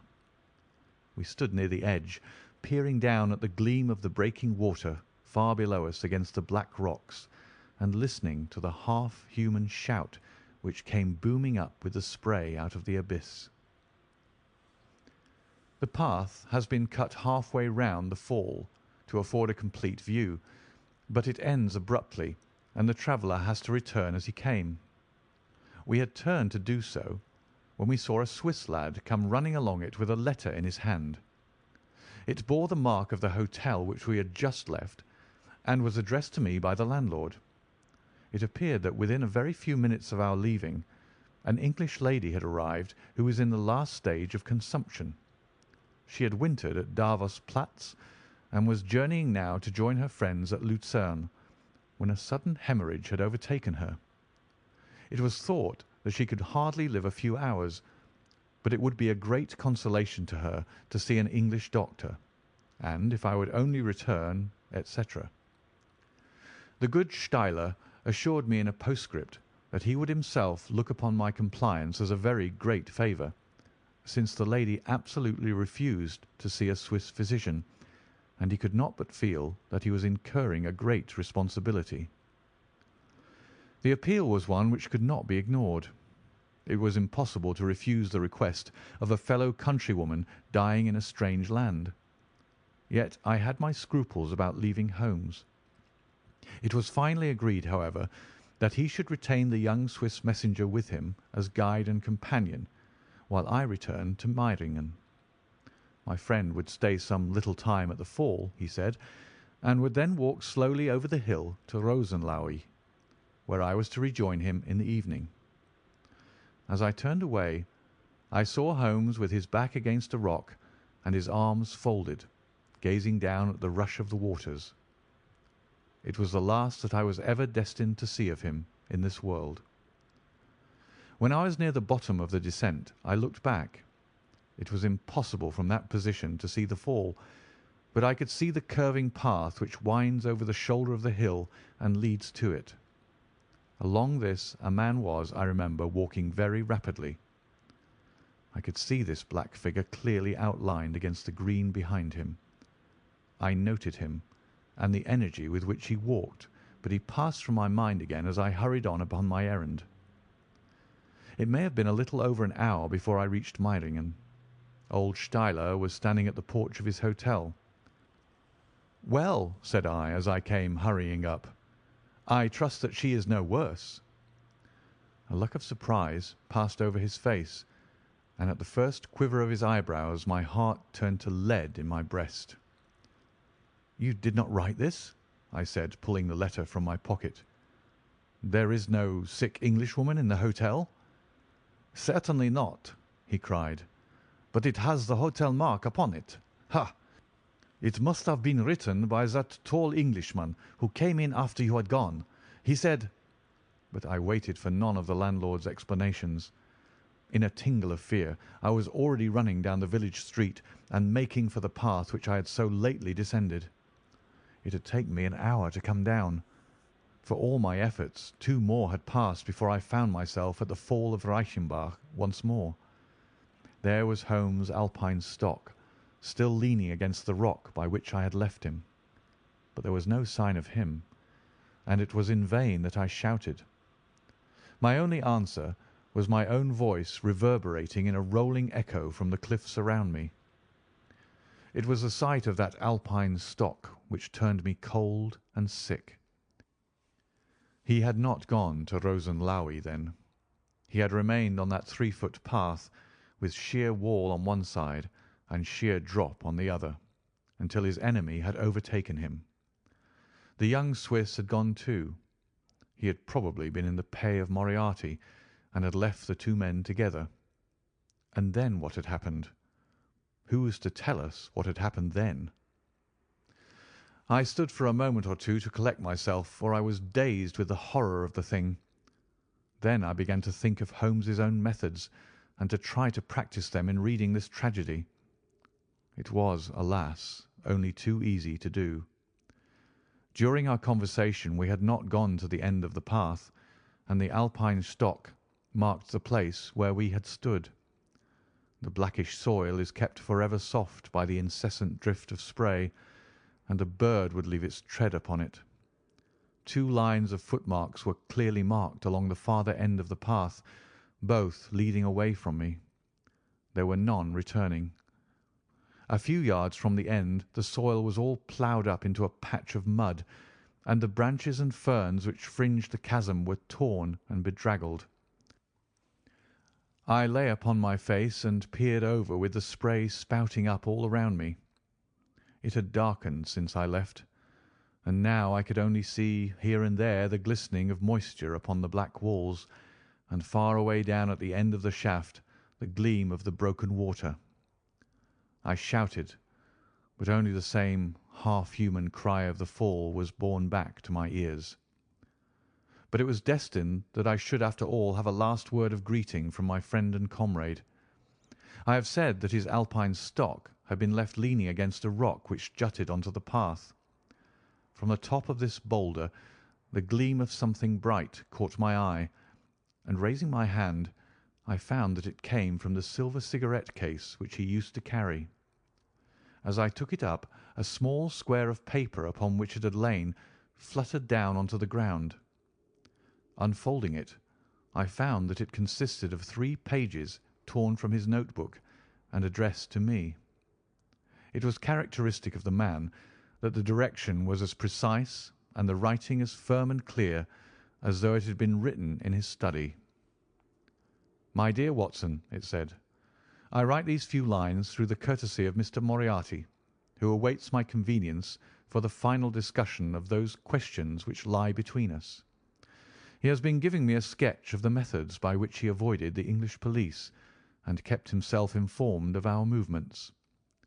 They certainly confirm the very high opinion which I had formed of his abilities.